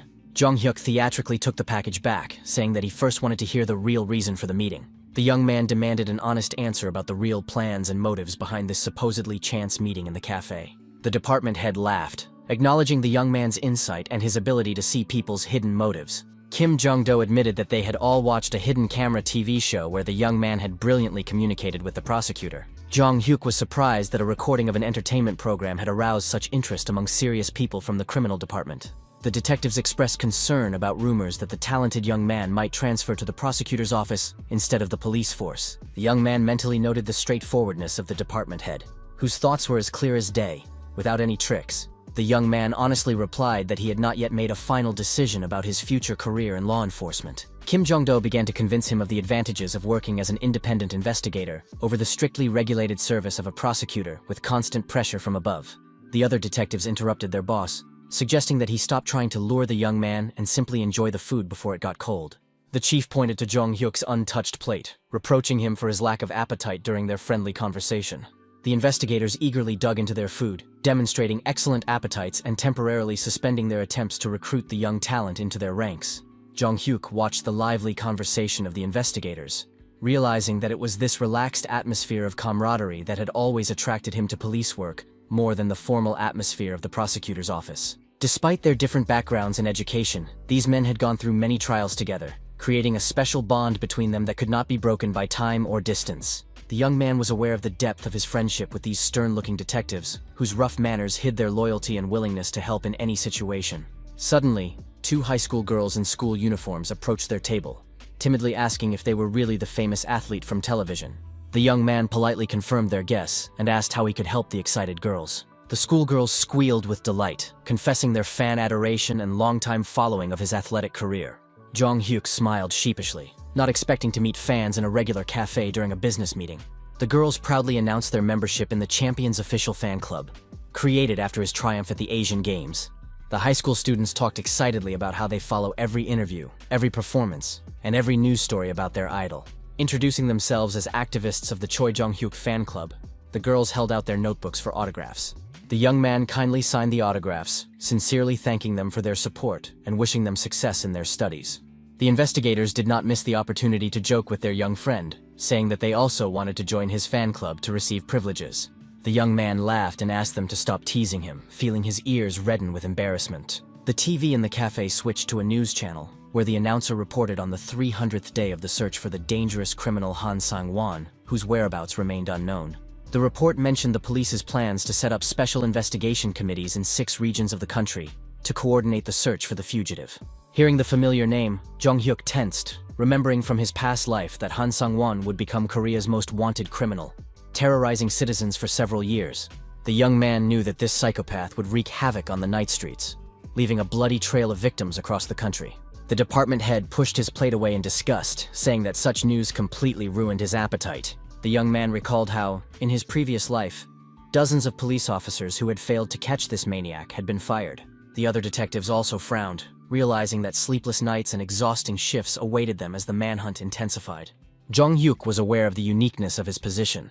He knew not only the true identity of Han Sang-won, but also other dangerous criminals, who were still living ordinary lives. Many future murderers and rapists now lead a measured existence, unaware that their dark side will manifest itself in years to come. The young man understood that it was impossible to catch all potential criminals at once, because his personal mission to change fate was a higher priority.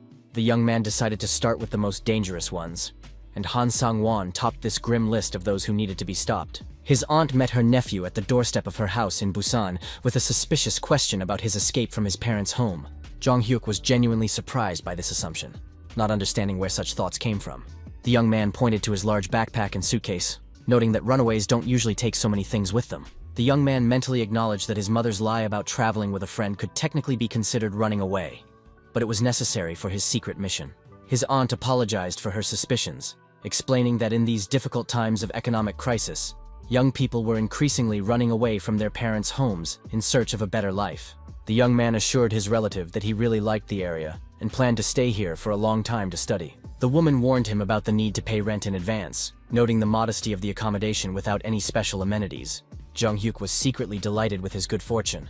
Having money would allow him to conduct covert surveillance without attracting attention to himself. The young man made a list of necessary purchases, starting with thick curtains for the windows to hide his activities from curious neighbors. He checked the stability of the surveillance equipment he had installed and was satisfied with its reliability. A knock at the door interrupted his preparations, forcing him to hastily cover the equipment with newspapers. The courier delivered the box he had ordered, containing special equipment disguised as ordinary household appliances. The second package contained expensive rice cakes from a well-known pastry shop, an important element of his cover story.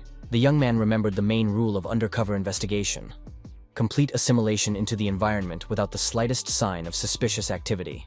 After installing surveillance cameras, the young man began to methodically study the daily routine of the residents of the neighboring house. Jong-hyuk understood that the smarter the criminal, the faster he would notice the surveillance and change his hiding place. Han Sang-won was renowned for his exceptional powers of observation and ability to sense the slightest changes in the familiar surroundings of the neighborhood. In his previous life, despite the mobilization of enormous police resources, it took almost 2 years to arrest the maniac. The young man knew the approximate location of the hideout thanks to his memories of the criminal's diary he had found. Unfortunately, the diary did not specify the exact floor, which made it difficult to find him quickly. The young man was confident of success, thanks to his knowledge of future events and the criminal's behavioral patterns. According to his calculations, it would take at least a week to establish a relationship of trust with the local residents. A group of elderly women who gathered in the courtyard every day was an ideal source of information about all the residents. Establishing contact with the local gossips required delicacy and naturalness, so as not to arouse suspicion. As he approached the bench where the women were sitting, the young man heard them discussing the new student tenant. The elderly ladies greeted the young man warmly, noting the thoughtfulness of the treats he had brought. The most talkative of the women thanked him with a warm smile for the expensive rice cakes. The young man explained that he planned to treat all his neighbors when they returned from work in the evening. The landlord noticed the young man's generosity, hinting at the extravagance of such an expensive gift. Jong-hyuk clarified that he would only treat his closest neighbors, not the entire neighborhood. As if by accident, the young man pointed to the gloomy building opposite, asking about its residents. The atmosphere changed instantly. The women exchanged anxious glances, and their faces darkened. The young man innocently asked if there was any reason to avoid that house. The landlady lowered her voice to a conspiratorial whisper, informing him of the bad reputation of the girls from the house opposite, who led a dubious lifestyle. The elderly woman described with disapproval how these individuals leave during the day and return drunk at dawn, disturbing the peace of the respectable neighborhood.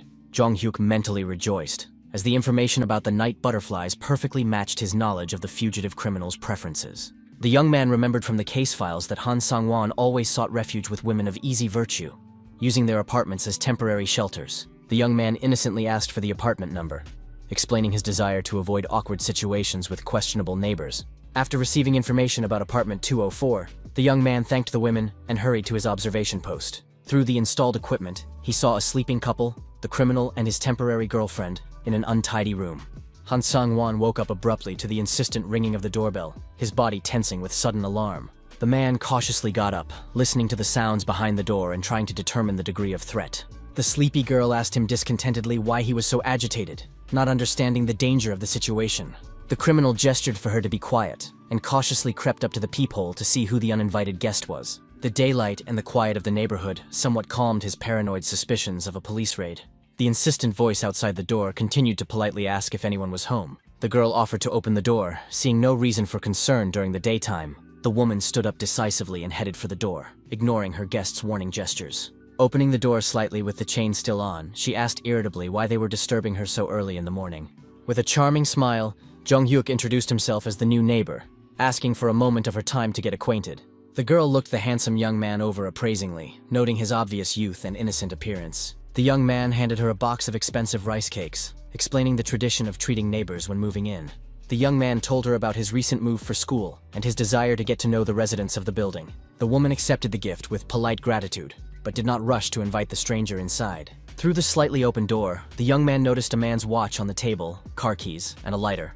Jong-hyuk innocently asked if the girl lived alone in such a large apartment. The young man added that he had also just started living on his own and understood the difficulties of loneliness. The woman coldly suggested that he leave if he had no more questions, clearly wanting to end the conversation. The young man understood the need to stay longer to confirm the identity of the man hiding in the apartment. The young man asked to at least find out the neighbor's name for future encounters in the stairwell. Jong-hyuk complained about the lack of friends in the new neighborhood and suggested that they were close in age. The girl smiled, asking his age and noting the obvious difference in their ages. The woman told him to come another time. The woman handed him a business card for a wine club with the name Yumi and the address of the entertainment establishment where she worked in the evenings, hinting at the possibility of a future meeting in a more suitable setting. Jong-hyuk mentally rejoiced at receiving important information about the criminal's accomplice's place of work, which would greatly simplify further surveillance of their movements. The young man was absolutely certain of the woman's identity. She was the one who had been helping Han Sang-won hide from the police, providing temporary shelter in exchange for money and gifts. The young man dramatically declared the rarity of such a gesture on his part, emphasizing the uniqueness of the moment and the importance of their acquaintance in creating an atmosphere of trust. The young man took a medium-sized teddy bear out of his backpack, explaining that he had won it at an amusement park and wanted to give it to his new acquaintance as a gift. Jong-hyuk demonstrated how the toy made a sound when pressed on the stomach, feigning childlike delight at its simple mechanical function. Handing the gift to the slightly confused woman, the young man hurried to take his leave, not wanting to arouse suspicion with a visit that lasted too long. After the unexpected guest left, Yumi called her secret roommate to try the sweets she had brought, unaware of the danger. The woman smiled as she talked about the strange but sweet teenager who had brought expensive treats and even given her a stuffed toy. Han Sang-won snatched the bear from the girl's hands with a sharp movement, his eyes narrowing with suspicion, and his hand squeezing the toy so hard that the seams cracked. The criminal took out a knife and mercilessly ripped open the toy, methodically checking the stuffing for listening devices or GPS trackers. Yumi indignantly asked why he was destroying the gift, not understanding the fugitive killer's paranoid caution. The man found only a simple mechanism that played the phrase, "I love you," when pressed, which somewhat allayed his suspicions. Han Sang-won insincerely apologized to the upset woman, promising to buy a new toy to replace the damaged one, blaming his behavior on a bad premonition. The remains of the teddy bear flew into the trash can, along with the rest of the junk that had accumulated in the dirty apartment. The criminal had no idea that a miniature camera and a latest generation transmitter were cleverly hidden in the music box. In his apartment, Jong-hyuk watched the clear image on the monitor with satisfaction and listened to the conversations through his headphones, preparing for the next stage of the operation to capture one of Korea's most dangerous criminals. Yumi's wife kindly asked her secret partner if he needed anything before he left the apartment at night. Han Sang-won reassured the girl, promising to return at dawn, trying not to arouse unnecessary suspicion about the nature of his nighttime activities. Jong-hyuk lay in his room, listening intently through his headphones to the conversation in the neighboring apartment, thanks to the bug he had installed. The young man noted with annoyance that the sound quality had deteriorated. The criminal had thrown the toy with the transmitter not in the trash can, but near the front door. The young man acknowledged the fugitive's extreme caution, rejoicing in his foresight in installing backup surveillance devices. Through the speaker, the criminal's words could be heard, expressing regret about the girl's hard work and concern for her well-being. The sounds of kissing made the young man grimace with disgust, mentally reproaching the couple for their lack of decency. The young man assumed that the lovers were in the hallway, preparing to say goodbye before the man left. Jong-hyuk rushed to the window with his camera, preparing to capture the criminal's face as he left the building. The young man waited impatiently for Han Sang-won to appear, mentally urging him to leave his hiding place so he could take a photo. All these days, the young man had been methodically observing, studying the routine and habits of the dangerous fugitive. The click of the lock in his headphones signaled the long-awaited moment. The criminal was finally leaving the apartment. The young man pondered whether to follow the subject or limit himself to taking photos to hand over to the police. The guy knew from the file that even while on the run, Han Sang-won continued to commit serious crimes, including robberies. The absence of belongings from the departing man confirmed his intention to return, rather than change his hiding place. Jong-hyuk thought gloomily that this would be the criminal's last walk of freedom before his arrest. The young man carefully chose the angle through the camera lens, striving to get the clearest possible shot of the man's face. A few clicks of the shutter, and the evidence was obtained, with the subject showing no signs of concern. Suddenly, the criminal froze in the middle of the street, as if sensing someone's gaze on him. Han Sang-won slowly raised his head, scanning the windows of the houses in search of the source of his uneasy feeling. The fugitive's sharp gaze methodically scanned each window, looking for signs of surveillance. The criminal stopped at the window of Jong-hyuk's apartment, but saw nothing suspicious behind the thick curtains. The man shook his head, attributing his anxiety to paranoia from being on the run for so long. The guy breathed a sigh of relief, managing to hide behind the curtain just in time before the criminal's gaze reached his window. Han Sang-won continued on his way down the deserted morning street, unaware that he was being followed. Jong-hyuk leaned against the wall, feeling his heart pounding wildly with fear of being exposed. Studying the photos he had received, the young man was convinced of the correct identification. It was definitely the wanted killer. The board in the young man's room was covered with photographs, diagrams, and notes about the criminal's movements. The young man dialed the number of the head of the criminal department, reporting the discovery of Han Sang-won and his readiness to hand over the photographic evidence. The morning sun woke the young man who had fallen asleep by the window after a sleepless night of surveillance. The bright light made the young man open his eyes sharply, realizing that he had fallen asleep on duty. Jong-hyuk cursed himself, realizing the danger of the operation failing due to fatigue. To his surprise, the returning criminal appeared in his field of vision, just as the young man had predicted, having spent the night away from home. A police car slowly pulled up to the house where the criminal was hiding, and two plainclothes detectives watched the entrance closely. Han Sang-won noticed an unfamiliar car through the window, and his fugitive instincts instantly kicked in, analyzing the potential threat. Jong Hyuk watched with annoyance as the investigators parked too close to the house, making their surveillance obvious to an experienced criminal. The fugitive returned to the apartment with a teddy bear in his hands, maintaining the appearance of a normal morning for his neighbors. The man silently walked past the girl, heading straight for the window to get a closer look at the suspicious car. The criminal carefully pulled back the edge of the curtain, carefully examining the car's license plate and the faces of the people sitting inside. Years on the run had developed Han Sang-won's almost animalistic sense of danger and ability to recognize surveillance. The man noted that he had not seen these black sedans in the area before, and that the owner of the neighboring shop had recently changed.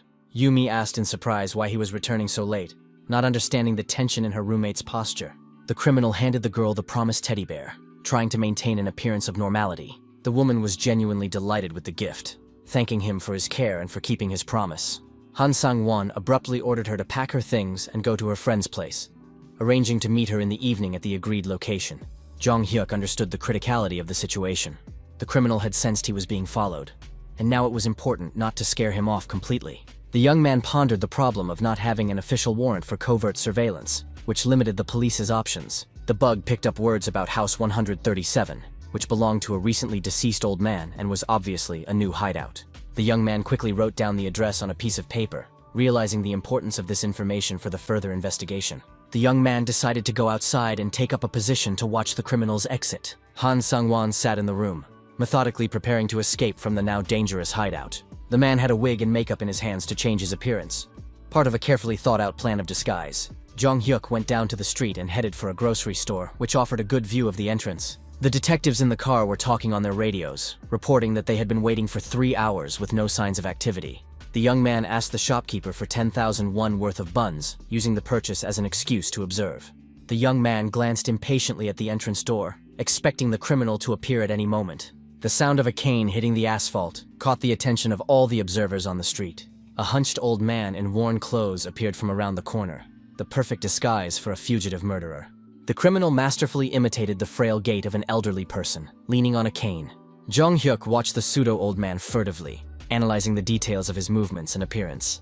Han Sang-won was confident in his mastery of disguise, honed by years of living on the run. The young man noticed inconsistencies in his gait, movements that were too confident for a frail old man. The position of the cane at his side, rather than in front of him, revealed a man who did not need real support when walking. The wide, energetic strides did not match the age the criminal was trying to portray. The young man recognized the distinctive sneakers he had seen on the criminal during his previous observation. This detail finally confirmed his guess that the wanted murderer was hiding under the old man's mask. Jong Hyuk was confident in his identification. The same sneakers gave the criminal away despite the makeup. The trick of the disguise was to completely change his silhouette and manner of movement. But small details gave away the deception.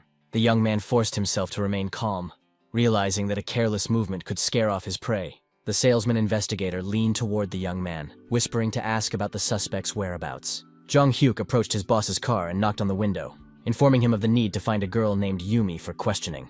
Jong Hyuk explained to the department head that a woman named Yumi was the criminal's partner, and was providing him with temporary shelter in exchange for money. The young man gave the name of the entertainment club where the girl worked, suggesting that the staff be questioned to quickly establish her whereabouts and arrest her.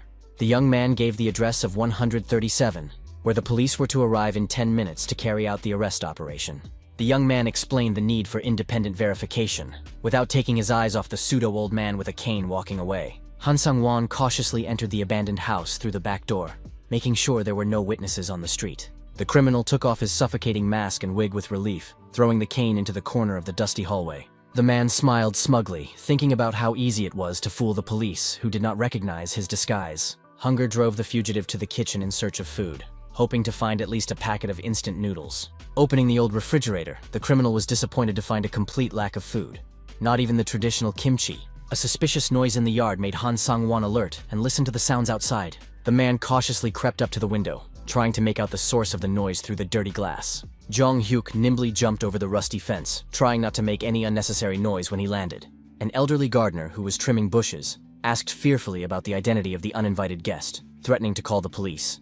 The young man put his finger to his lips, gesturing imploringly for the old man to remain silent and not raise the alarm. The young man apologized for the intrusion, explaining that he needed to get to the second floor for an important matter. The young man showed a fake ID, saying he was looking for a dangerous criminal hiding in the house. Using the gardener's master key, Jong Hyuk silently opened the front door and began climbing the creaky stairs. The The young man mentally thanked his luck for the trusting old man's possession of a universal key. The young man prepared for battle, understanding the advantage of surprise in a confrontation with a dangerous killer. Han Sang-won thought intently about his young neighbor's connection to the police and the source of the leak. The criminal feverishly went over the possibilities of betrayal, trying to figure out who could have given away his hideout.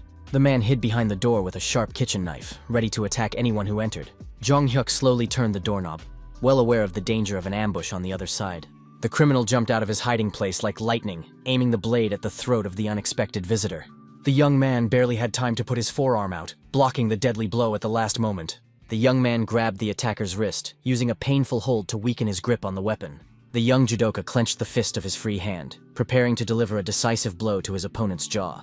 The blow hit its target, and the criminal's head jerked back from the force of the impact. Han Sang-won flew several meters, crashing into the wall with a dull thud. The force of the collision was such that an antique vase on a stand swayed and shattered on the floor. The criminal sank heavily to the floor among the shards, trying to catch his breath after the blow. Coming to his senses, the man grabbed a sharp shard of the broken vase, turning it into an improvised weapon. Jong-hyuk instantly noticed the new threat in his opponent's hands and prepared to continue the fight. The wounded killer let out a wild scream and lunged at the young man, swinging the sharp piece of pottery. The young athlete used a classic judo technique, grabbing the attacker's armed arm. With his other hand, the young man grabbed the criminal by the collar of his shirt, preparing to throw him over his hip. Using his opponent's momentum, the guy made a perfect throw, sending the killer flying. Han Sang-won landed with a crash on the coffee table, which collapsed under his weight. The criminal's head hit the hard floor, stunning him and preventing him from continuing to resist. Jong-hyuk caught his breath, noting that the fight had been easier than expected. In the past, he had had to fight more dangerous opponents. Jong-hyuk thought with relief about the successful arrest of the criminal, listening to the sounds of approaching police sirens on the street. The young man's attention was drawn to the whistling kettle on the stove, steam pouring from its spout and filling the kitchen with a damp mist. The young man noted with disgust that the killer felt so confident in someone else's house that he even cooked himself a meal.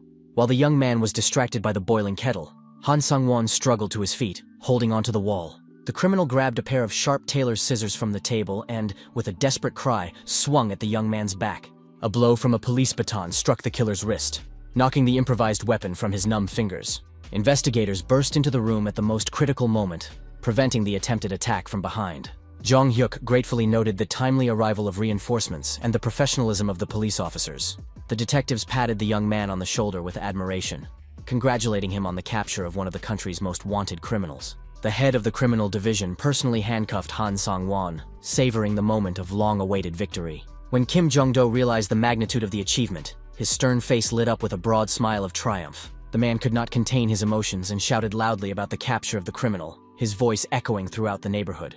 At the police station, the chief officially thanked Jong-hyuk for his invaluable assistance in solving the high-profile case. Kim Jong-ho acknowledged that thanks to the young man's courage, they had managed to close a case that had been dragging on for more than 300 days. The young man modestly declined the praise, emphasizing the merit of the police officers who had not stopped searching all this time. He noted the investigators' selfless work for the sake of public safety and the peace of mind of citizens. The chief mentioned the young man's refusal to give interviews to the press, asking about the reasons for this decision. Jong-hyuk explained that the credit for catching the criminal should go to the police, not to a random witness. The young man came up with a story about a tourist trip to Busan, where he accidentally encountered the wanted murderer. Detectives predicted that Chief Kim would soon be promoted and transferred to headquarters after such a success. Kim Jong-do reflected on the uniqueness of the young man, an Olympic champion with the talent of an investigator. The chief offered him special employment in the police force without going through the standard recruitment procedure. The man assured him that the decision was up to the young man and that he could take his time to consider the offer. Jong-hyuk politely thanked him for his trust, but did not rush to give a final answer. The young man smiled thoughtfully, weighing the pros and cons of the offer to join the police force. Kim Jong-do spoke hopefully about working together to catch criminals in the future. The young man explained that special employment meant starting at the lowest rank of patrol officer. The young man recalled his past life, where he had spent years working his way up to the rank of lieutenant, and did not want to repeat that path. The chief agreed with the logic of the refusal, and asked about the reasons for avoiding publicity. Jong-hyuk wisely noted that a recognizable face would not be able to conduct covert investigations effectively. Kim Jong-do laughed and promised to treat the young man to the most expensive beef in gratitude for his help in advancing his career. The head of the criminal department apologized for having to return to his duties, promising to meet in the evening to celebrate the successful conclusion of the case. Jong-hyuk loudly addressed someone invisible, suggesting that they come out of hiding and stop hiding behind the corner of the building. A middle-aged man reluctantly emerged from the shadows, notebook in hand, clearly embarrassed at being spotted. The stranger suggested going up to his office to talk, or going downstairs if that was more convenient for the young man. Reporter Park Yeon-il, with whom the young man had already dealt with after his victory at the Asian Games, came down the stairs. The journalist apologized for eavesdropping unintentionally, explaining his professional interest in the details of the capture of a dangerous criminal. The man took out a worn notebook with pre-prepared questions about the young man's role in the arrest of the fugitive murderer. When asked directly about his sole contribution, Jong-hyuk categorically objected, emphasizing the teamwork with the police. The young man insisted on the importance of the investigators' months of work, without which the capture would have been impossible. The young man rhetorically asked the reporter if he looked like the kind of person who would say what people expected to hear. Park Yeon-il nodded with satisfaction, stating that there was enough material for a full report on the event. The journalist promised to emphasize in his article the decisive role of the police in the successful arrest operation. Jong-hyuk reflected that if the CCTV cameras had been working properly, the criminal would not have been able to hide from justice for so long. At that time, people were suspicious of cameras on the streets, fearing invasion of privacy and total control. The young man mentioned the upcoming personnel changes in the upper echelons of the police force, following the scandal over the lengthy manhunt. He added that he had heard his superiors talking about the need for more thorough checks on the competence of high-ranking officers. The reporter thanked him for the candid interview, noting the value of the insider information for readers. The young man hoped that the publication would force senior police officials to be more vigilant and responsible in their work. All the news outlets covered the story of the capture of the talented fugitive and the heroes who apprehended him in detail. Newspapers were full of headlines about the dramatic arrest, turning the story into a real media sensation on a national scale. Prosecutor Kang carefully studied the morning newspaper article, analyzing every detail of the report. His attention was drawn to a quote from athlete Chae Jong-hyuk about problems in the police system. The man immediately grabbed his phone and dialed the young man's number to find out more details. The prosecutor was delighted when the young man answered the call quickly, despite the noise in the background. Kang inquired about the cause of the loud noises and the location of his young ally. Jong-hyuk explained that he was at a corporate party with a team of investigators celebrating the successful conclusion of a case. The young man apologized for the noise, explaining that all his colleagues were celebrating the capture of the criminal and their boss's promotion. The prosecutor mentioned a newspaper article he had read, which described in detail the young man's role in the operation. The man noted with slight envy the young man's strong ties with the police department's leadership. Kang half-jokingly warned him not to give in to persuasion to become a police officer, hinting at better prospects in the prosecutor's office. The young man confirmed his refusal of the police offer, assuring the prosecutor that his decision was final. Kang tactfully ended the conversation, not wanting to distract the young man from celebrating with his fellow investigators. After a brief farewell, the prosecutor hung up the phone, tapping his fingers thoughtfully on the table. The man's mind was preoccupied with the idea of creating a reliable legal team, where the talented young man would find a worthy place. To Khan, wasting such potential in the ranks of the regular police seemed like a real crime against common sense. Meanwhile, in the district prosecutor's office, there was a heated discussion about the latest events and the police department's response. The door burst open and Khan stormed into the room, demanding an immediate audience with his superiors. Those present stared in surprise at their agitated colleague, wondering about the reasons for such haste. The man insisted on a personal meeting with the district attorney to discuss an urgent matter. The chief nervously wiped the sweat from his forehead, anticipating another headache from his subordinates' initiatives. Khan's words about the need to immediately hire a distinguished investigator made everyone tense up. The prosecutor excitedly told the story of a gold medalist who had become a key witness in a high-profile case. The story of how the young man had tracked down and helped apprehend a dangerous fugitive on his own made a lasting impression. The mention of the police's plans to poach the hero of the day made the district prosecutor think seriously. The need to stay ahead of the competition in the fight for valuable personnel became obvious to everyone present. A few days later, Jong-hyuk was holding an official badge that said, Honorary Prosecutor. Kang proudly introduced the young man to his colleagues, emphasizing the importance of his joining the team.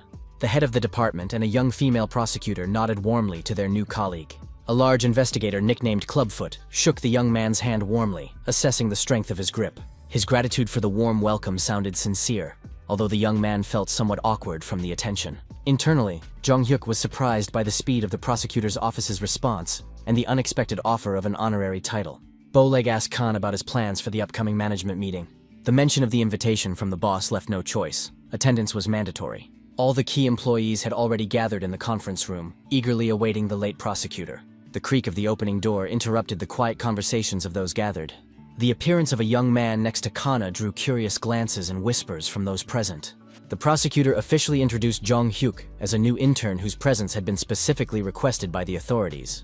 The announcement of the Olympic champion's one-month internship at the prosecutor's office came as a surprise to many. A polite request to take care of him was accompanied by a charming smile that encouraged cooperation. A prosecutor's office employee asked the young man if he knew the exact name of their department. Jong Hyuk confidently replied that it was the Department for Combating Serious Criminal Offenses. Hearing this answer, the man asked what specific acts fell into the category of serious crimes. Without hesitation, the young man listed the main types: theft, murder, arson, and bodily harm. The young man added harassment and intimidation to the list, noting the department's responsibility for combating gangsterism. The detailed answer impressed the man, confirming the rumors about the young man's abilities. The employee continued that the prosecutor's office also oversees investigations of large criminal organizations. The next question concerned the number of gangs operating in their jurisdiction. Jong cited figures ranging from 115 to 230, specifying the composition of about 60%. The young man added information about 15 groups involved in the trade of illegal substances. Prosecutor Kang was impressed by the young man's extensive knowledge and how quickly he had absorbed the material.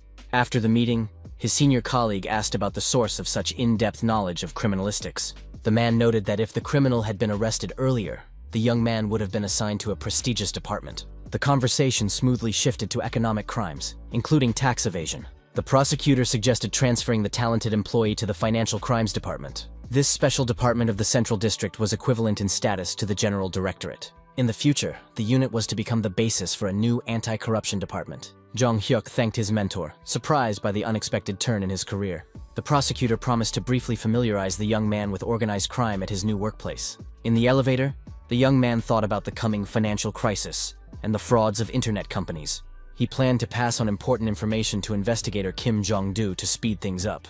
The new head of the Special Crimes Department at the main office enjoyed the patronage of the authorities. The prosecutor eagerly awaited a promotion and the prospects that came with it. Jong Hyuk pondered the possible consequences of these two influential figures joining forces. Long-standing cases without evidence could lead to mass arrests of suspected criminals. Before making plans for the future, Jong Hyuk understood the need to focus on his current tasks and responsibilities. Once in the office, the young man asked Kosulapogo about the progress of the investigation into Kim Hen-jin's case and its current status. The young employee asked the newcomer to help sort through the accumulated documents and tidy up the archive. She warned the young man not to mention the mess, explaining that all cases needed to be systematized in some way. Jong Hyuk noticed his colleague's incredible speed, but decided to remember her methods of organizing document flow for the future. The employee complained about the police, who were supposed to systematize the materials before sending them, but the documents were lying around in chaos. The young man suggested that the disorder was due to the individual preferences of each prosecutor in organizing their working materials and archives. The girl confirmed that their prosecutor preferred a highly consistent and logical system for organizing all official documents. While looking through the folders, Jong Hyuk came across the file of a certain Dong Sul and felt vaguely familiar with the name. The young man recalled that he had heard about this situation before, although the case had not received wide publicity in the press. He remembered that it was this deal that had seriously undermined the reputation and status of the prosecutor in charge of the investigation. The case was under the jurisdiction of the Attorney General's office, so Jong Hyuk could not familiarize himself with the details, knowing only the general facts. Despite the modest size of the organization involved in the supply of alcohol and related products, it posed a serious threat. The criminals skillfully manipulated the prosecutor's office, which led to the demotion and discrediting of the prosecutor in charge. Jong Hyuk was puzzled as to why the case had been referred to the prosecutor's office, since such investigations were usually handled by the police. The neatly kept register looked particularly suspicious, as hooligans were not known for such meticulousness and honesty. Suddenly, a bright light flashed in the young man's head, and he understood the real reason for the strange events. The young man realized the obvious truth. The criminals had skillfully hidden a second register with the real data about their activities. A gray rat ran across the office floor, breaking the working silence and attracting the attention of the people in the room. A girl with dark circles under her eyes watched the rodent scurrying across the floor, exhausted, thinking about her problems. She watched the nimble mouse, thinking about her own hunger and wondering when her uncle would arrive. A red car sped down the road, and the driver thought about how long it had been since he had gotten out. The guy turned to his friend, noting the positive changes, to which his companion agreed, acknowledging the difficulty of office work. The man admitted that he hadn't been anywhere in a long time, so he was ready to buy any food his friend wanted. The clubfoot noticed that the prosecutor clearly did not want to see this particular guy on their work team. The senior colleague noted that the boss even allowed the newcomer to go to the scene of the incident to better understand the case. The clubfoot explained that even experienced investigators are not forced to conduct investigations in potentially dangerous places at the initial stage. The senior colleague praised the guy's abilities, noting his ability to identify suspicious points at first glance at the registry. Jong-hyuk recalled a moment at work when he confidently told his colleagues that there were problems with the register presented. The young man explained his doubts by pointing to the excessive accuracy and precision of all the entries in the official document. The young man acknowledged his possible bias, but suggested that sales reports in such an industry are filled out in an extremely superficial and careless manner. Kang then reassured his young colleague, explaining that he had initially worried about the debtor's record-keeping without reason. The prosecutor emphasized the strangeness of accurate sales records, doubting the integrity of such people and their business ethics. In his previous life, Don Chol had few employees, but it later became clear that he had illegally hired a large number of women. Initially, managing 4 locations with such a small staff seemed completely pointless and unprofitable. After telling all the details, the guy realized that the prosecutor had simply read his mind and come to the same conclusions. Both men agreed on the existence of a second, carefully concealed register, with real data on the business's activities. The investigators arrived at the scene of the incident at the suspicious club, preparing for a thorough inspection of all the premises and evidence. The men cautiously descended the stairs into the gloomy basement, turning on their flashlights to illuminate the space. Jong-hyuk accidentally stepped on a broken bottle, which shattered into multiple sharp shards with a characteristic ringing sound. Upon entering the room, the investigators felt an oppressive and gloomy atmosphere, saturated with the smells of alcohol and human sweat. The clubfoot suggested that they first take a thorough look around and determine whether the hidden registry was indeed in this building. Jong-hyuk expressed his firm conviction that the documents they were looking for must definitely be stored in this very place. The investigators decided to start their search in the boss's office, realizing the need to be persistent and decisive in their investigation. The young man realized that simply waiting and doing nothing would only lead to disgrace and the failure of the entire investigation. The young man pondered the reasons for transferring the case to the Attorney General's office, suspecting that the names of high-ranking officials were included in the second register. In a previous life, an unknown woman left a secret register in front of a police station and then disappeared without a trace. The document contained the names of numerous employees, including minors, as well as detailed information about the establishment's regular customers. After the discovery of compromising evidence, the case was immediately transferred to the prosecutor's office, depriving the police of the ability to control the investigation. It was assumed that the evidence did not disappear by accident, and that high-ranking officials at various levels were involved in concealing the evidence. Kosolapi noted with surprise that the young man quickly learned to orient himself and act correctly at the scene of the incident. After completing the initial inspection of all accessible rooms, the investigators decided to continue their search in other parts of the building. The chief stopped the young man at the door, warning him that minors were strictly prohibited from entering this particular room of the establishment. The man explained that the ban was because beautiful girls were changing clothes there, so the young man was strictly forbidden from entering.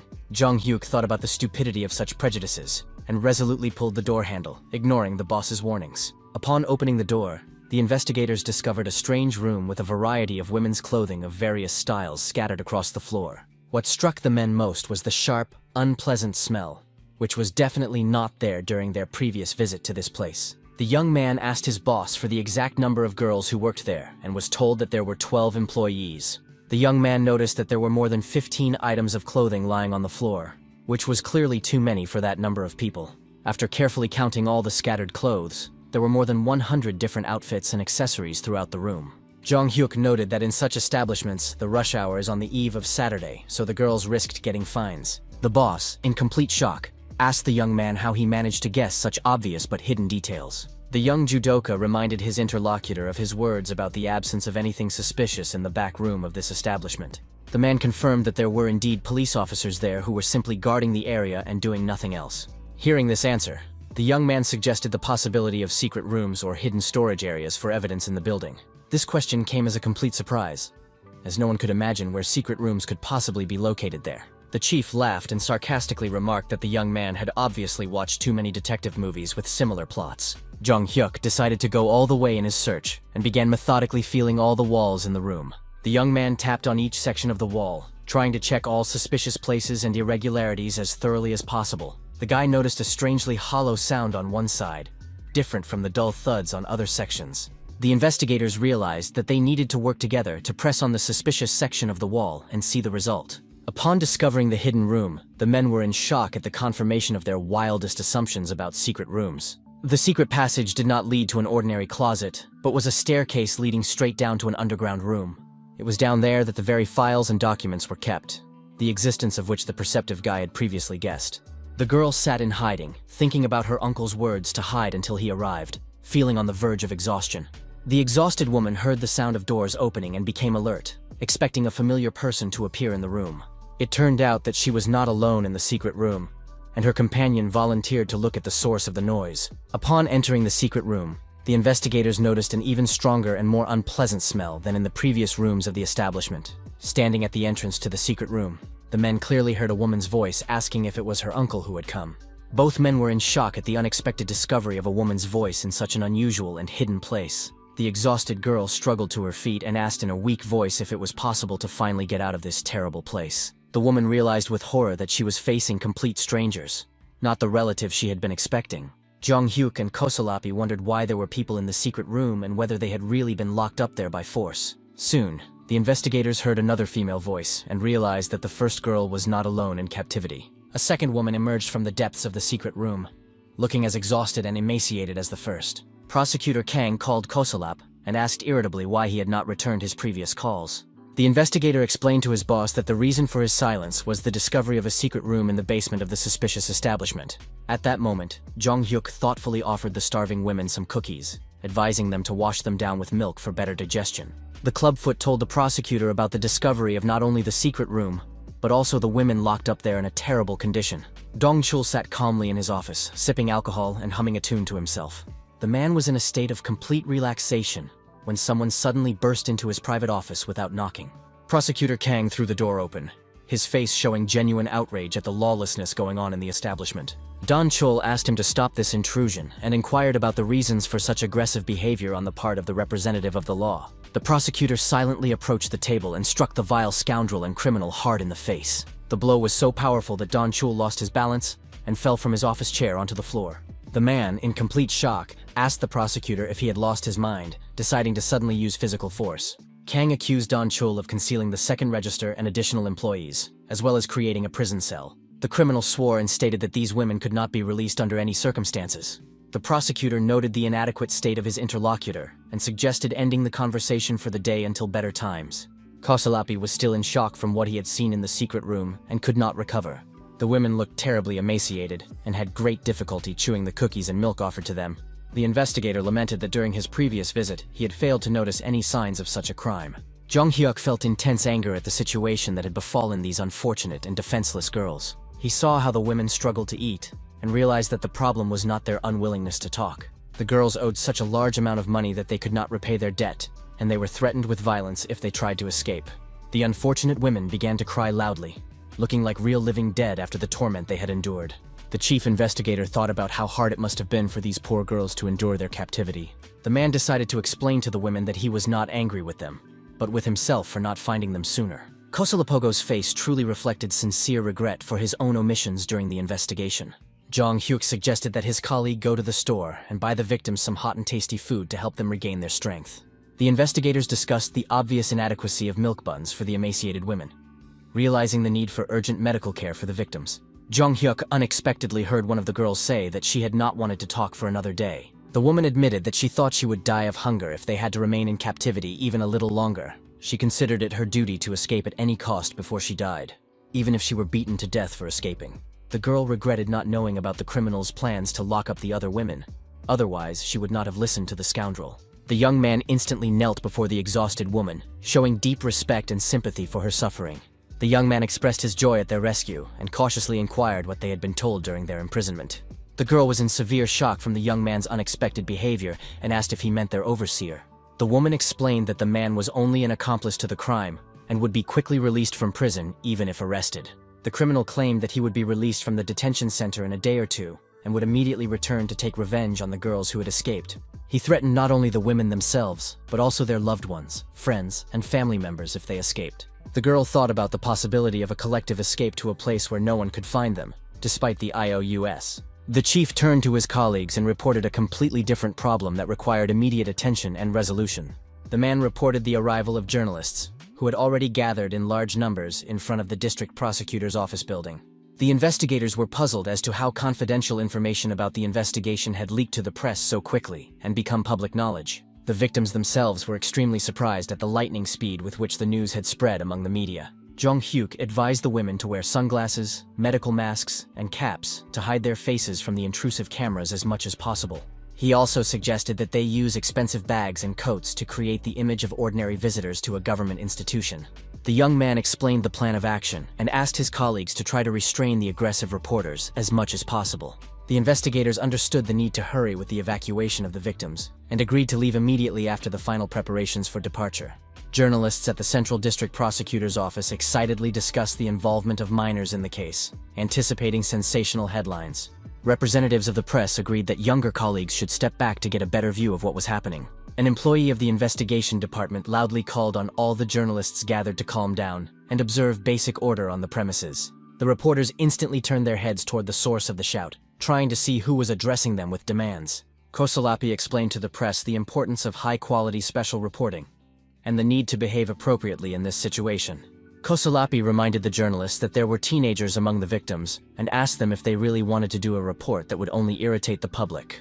A white bus pulled up to the prosecutor's office, instantly attracting the attention of all the media representatives gathered there. The journalists turned their heads in unison toward the vehicle, eagerly awaiting the appearance of the passengers from the bus. Young girls began to get off the bus, and the reporters immediately realized that these were the victims in the case. Members of the press tried to restrain their colleagues, urging them not to even think about photographing these unfortunate and tormented women.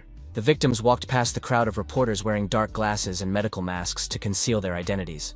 The women carefully covered their faces with special accessories for their own safety and anonymity in the future. Jong-hyuk, who accompanied the victims, understood that thanks to Kosolapogo's intervention, the journalists had indeed calmed down, for which he was grateful to him. Prosecutor Kang and the head of the department ran out of the prosecutor's office and headed towards the group of investigators and victims. The leadership turned to the young man with the hope that the investigator had managed to properly punish all those guilty of the crime. Prosecutor Kang officially addressed the assembled press representatives, asking for their attention for an important announcement. The man announced that the press conference would be postponed for 3 hours, explaining that it was necessary to complete a preliminary investigation into the circumstances of the case. The prosecutor emphasized that holding the briefing immediately would lead to confusion, so he suggested taking a reasonable break. After this statement, all participants entered the building, discussing the successful completion of the rescue operation. The prosecutors agreed to first enter the premises and ask all the victims in detail about the circumstances. Prosecutor Kang asked those present to wait a minute, as he wanted to say something important before the questioning began. The man promised not to drag out his explanations or make excuses, but simply to offer his sincere apologies to the women who had been affected. The prosecutor bowed low to the girls, expressing his deep regret for the tragedy that had befallen them. Kang admitted that the prosecutor's office staff were indeed very late and were unable to help the people in trouble in time. The victims assured the prosecutor that everything was fine, as the investigators had tried to help them as quickly as possible. Jong-hyuk understood how difficult it was for the proud prosecutor to admit his own guilt and bow his head to others. The young man realized that his boss was actually a strong and outstanding person with high moral principles. The young man approached the girls and explained that he was giving them expensive clothes to change into so that no one would recognize them. One of the women asked why he advised them to take beautiful clothes and expensive bags for camouflage. The young man recalled that he had successfully used this method in his previous life to conceal the identities of crime victims. The girl thanked the investigator and politely asked for permission to know the name of her savior, if he didn't mind. The guy introduced himself. The girl introduced herself as Hen-ji, and then he advised her to forget everything and return to her normal life. With a sincere smile on her face, the woman once again thanked the young investigator for his help and support. Jong-hyuk pondered the strange feeling of familiarity with this name, which for some reason seemed well known to him. Prosecutor Kang suddenly hugged the young man from behind and asked admiringly how he had come up with a way to help the victims remain unnoticed. The man admitted that he had not even taught the young man such methods, but he performed all tasks too perfectly anyway. The prosecutor hurriedly suggested that they quickly go inside the building, as the Attorney General was already actively searching for the young investigator. The Attorney General asked the young man if this kind of work was his true calling in life. The high-ranking official noted that the young man had not been working as an honorary investigator for the prosecutor's office for very long. The Attorney General expressed his gratitude for the discovery of important evidence and emphasized the significance of the young man's contribution to the investigation. Jong-hyuk modestly replied that he was just lucky, and that nothing would have been possible without the help of the prosecutor and other investigators. The chief thought that this young man truly possessed not only outstanding abilities, but also rare modesty. The Attorney General expressed such deep gratitude that he was ready to grant the young investigator any wish as a token of his appreciation. Deep down, the young man thought about how he would really like to have access to the archives of the main prosecutor's office. The Attorney General encouraged the young man to speak openly and not to be shy about expressing his wishes and requests. The young man knew of rumors about the existence of countless high-profile cases in the Central Investigation Department that could shake the entire country. The young man assumed that he might find information there about the very criminal organization he had to take revenge on for the past. Jong Hyuk replied that he had simply done his duty, and that his only personal desire was for Korea to become a safe place. The Attorney General noted the similarity of their desires, and suggested that they work together for the good of the people and national security. The leadership suggested that the young investigator take a break while they finished their conversation with the Attorney General about future plans. The chief remained alone with his high-ranking colleague and confirmed his words about the extraordinary nature of this young man. The men discussed the surprising fact that the young man had refused to fulfill his wish when he was offered any reward for his achievements. The Attorney General reflected on the dream of a safe Korea and recognized the young man as a truly outstanding talent with noble goals. The high-ranking official informed Prosecutor Kanu of the Attorney General's office's plans to conduct a search in connection with the arrest of the criminal.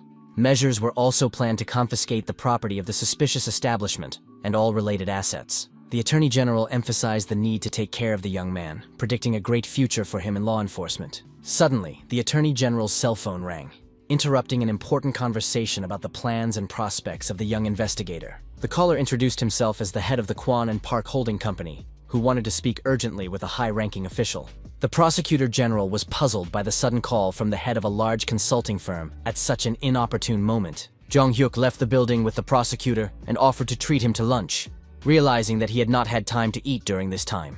The prosecutor asked his young colleague about his preferences, noting his hard work and the need to eat well after a difficult day. The young man mentioned that he had something for his mentor and reached into his briefcase for an important document. The young man took out a strange electronic device and asked the prosecutor to look at the readings on this technical device. Jong Hyuk explained that it was the profit from investments that the prosecutor had made earlier on his advice and recommendations.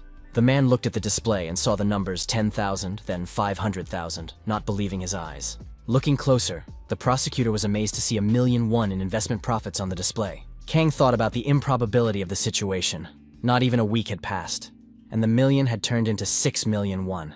Jong Hyuk explained the excellent performance of companies in the US and the opportunity to earn even more by the end of the current month. The prosecutor expressed his immense gratitude to the young investigator for such valuable investment advice and assistance. Kang repeated his question about the young man's food preferences, truly wanting to thank him for his invaluable help.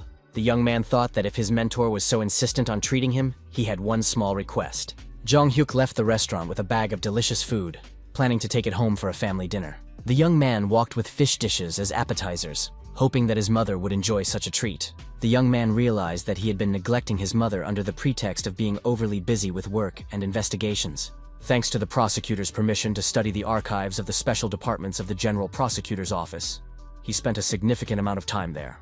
Although he did not have time to review the archives of the Middle Department, access to the secret files was a huge success. When he got home, the young man happily shouted to his mother about his return, expecting a warm welcome from his loved one. Looking around, the young man was surprised to find his mother missing from her usual places in the house. Jong Hyuk carefully placed the snacks he had bought on the way back on the kitchen table for dinner with his mother. The boy decided to knock on his mother's bedroom door, hoping to hear her voice in response. Receiving no answer, the young man headed to the bathroom, assuming that his mother might be there at that moment. Jong Hyuk realized how strange the situation was, as there was no sign of his mother even in the bathroom. Continuing his search of the house, the young man noticed unusual disorder in one of the rooms, which had clearly been left by someone. The young man was completely baffled by the chaos he saw, not knowing how to react to such a situation at home. Jong Hyuk saw scattered items lying on the floor without any order or system. Fortunately, his mother opened the front door and asked in surprise when her son had managed to return home from work. The young man was very worried about his mother's fate, admitting that her absence had frightened him greatly. The young man anxiously asked his mother where she had gone alone so late at night without warning. The woman told him that she had visited her neighbors to treat them to homemade snacks and enjoy pleasant conversation with friends. Looking at her watch, the mother admitted that she had indeed chatted with the neighbors and did not notice how late it had gotten. The son confessed to his mother that he was very frightened and worried about her safety, not hiding his emotions from his loved one. The woman asked her son with concern what had happened to him, and what events had caused such an alarming reaction. The boy simply hugged his mother tightly and asked her never to scare him again with such unexpected absences from home. The woman tenderly remarked that her son was already so grown up, yet he was still frightened by his mother's absence from the house. Jong Hyuk thought about the fear of a car accident involving his mother, as had happened in his previous tragic life. Winter came, and people had fun on the ski slopes, enjoying active winter recreation and entertainment. The boy's mother expressed her gratitude to her son for organizing the family trip, emphasizing the importance of spending time together. She happily noted that this was their first full-fledged family trip in a long time of living together. The young man's friends also thanked his mother, admitting that it was their first time at a real ski resort. Jong Hyuk had originally planned to go only with his mother, but his friends asked to join the family trip.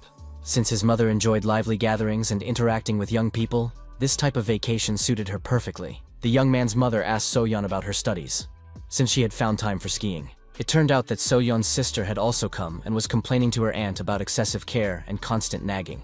The young man's mother asked if all his friends had arrived yet, to which her son replied that they were waiting for one more guest. The young man also invited Prosecutor Khan and his family to join them for a winter vacation at a ski resort. The prosecutor expressed his delight at the meeting, and the mother thanked him for his care and supervision of her son at work. Hyun-sok also arrived at the resort and immediately went to greet his son's friends and former classmates. His younger sister reached out to the judoka, admitting how much she had missed him during their separation.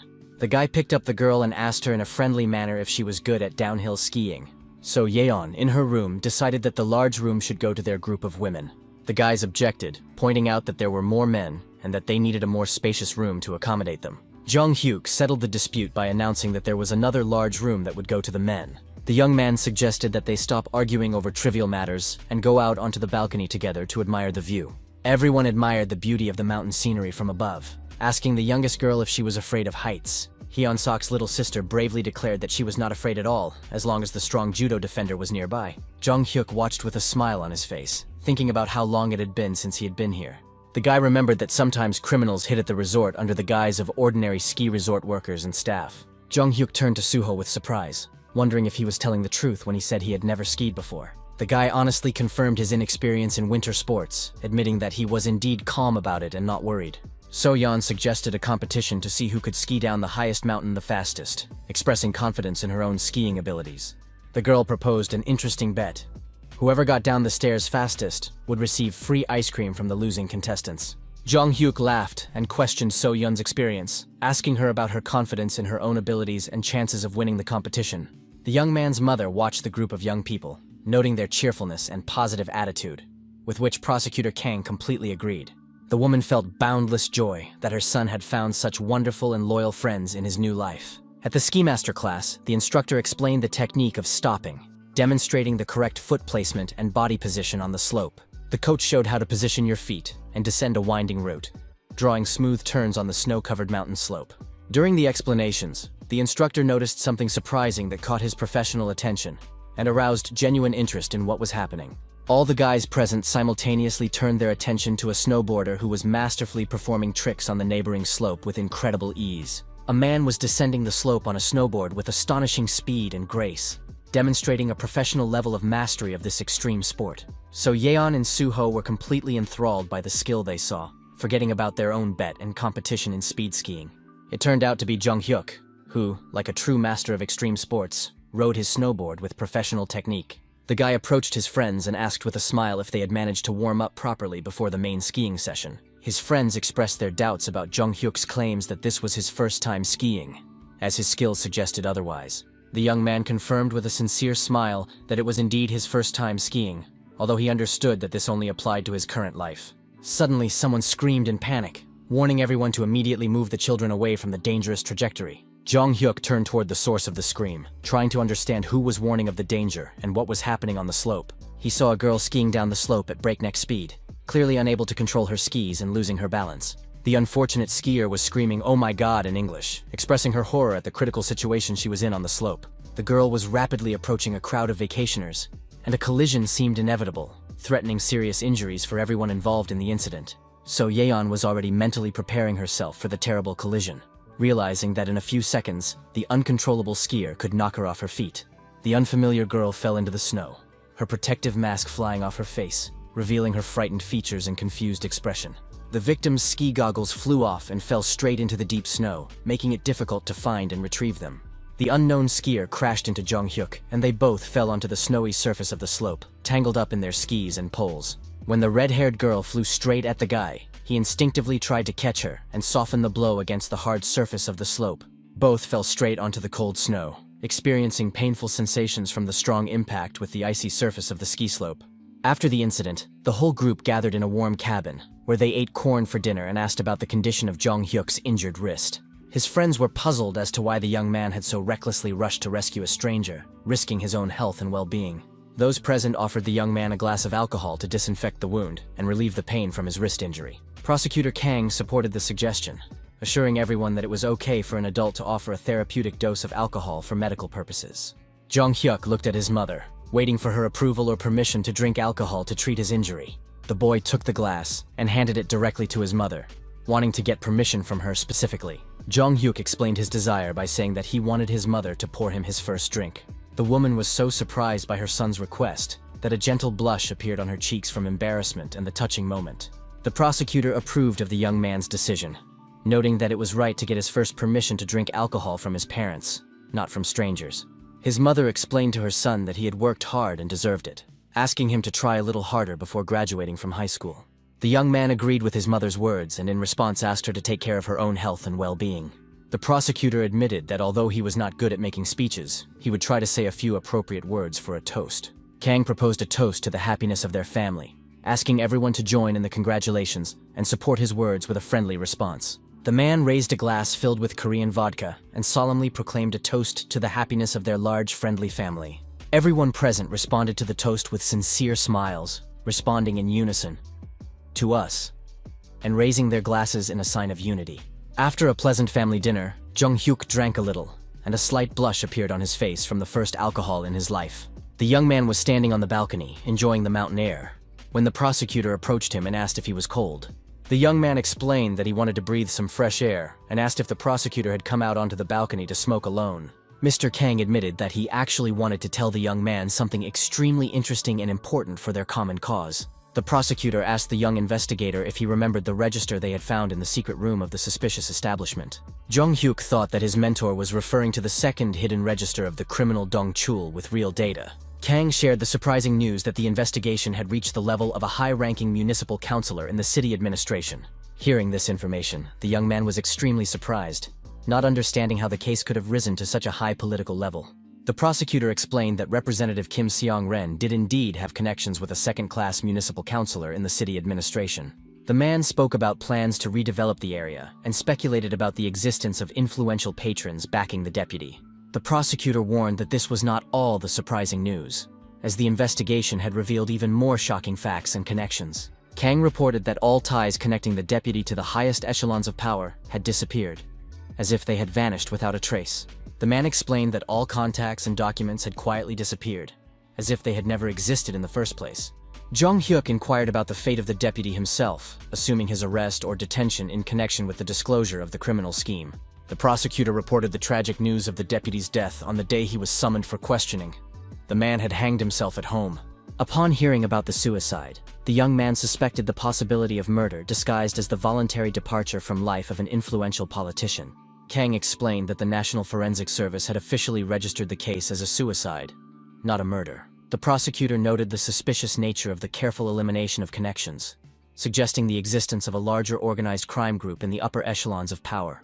Jong-hyuk was horrified by the thought of an entire organization in the highest echelons of power, unable to imagine the scale of the corruption scheme. Investigators understood the possibility of influential business figures being involved in this complex criminal scheme with political connections. The prosecutor continued the conversation, advising the young man to pay more attention to his mother while he still had enough time to communicate with her. Kang warned that after entering university and becoming a prosecutor, the young man would have significantly less free time for his family. The man noted the remarkable qualities of the woman who had raised her son alone and the importance of not limiting oneself to professional success in life. The young man promised to do his best, although he thought to himself that he did not yet know for sure whether he would become a prosecutor.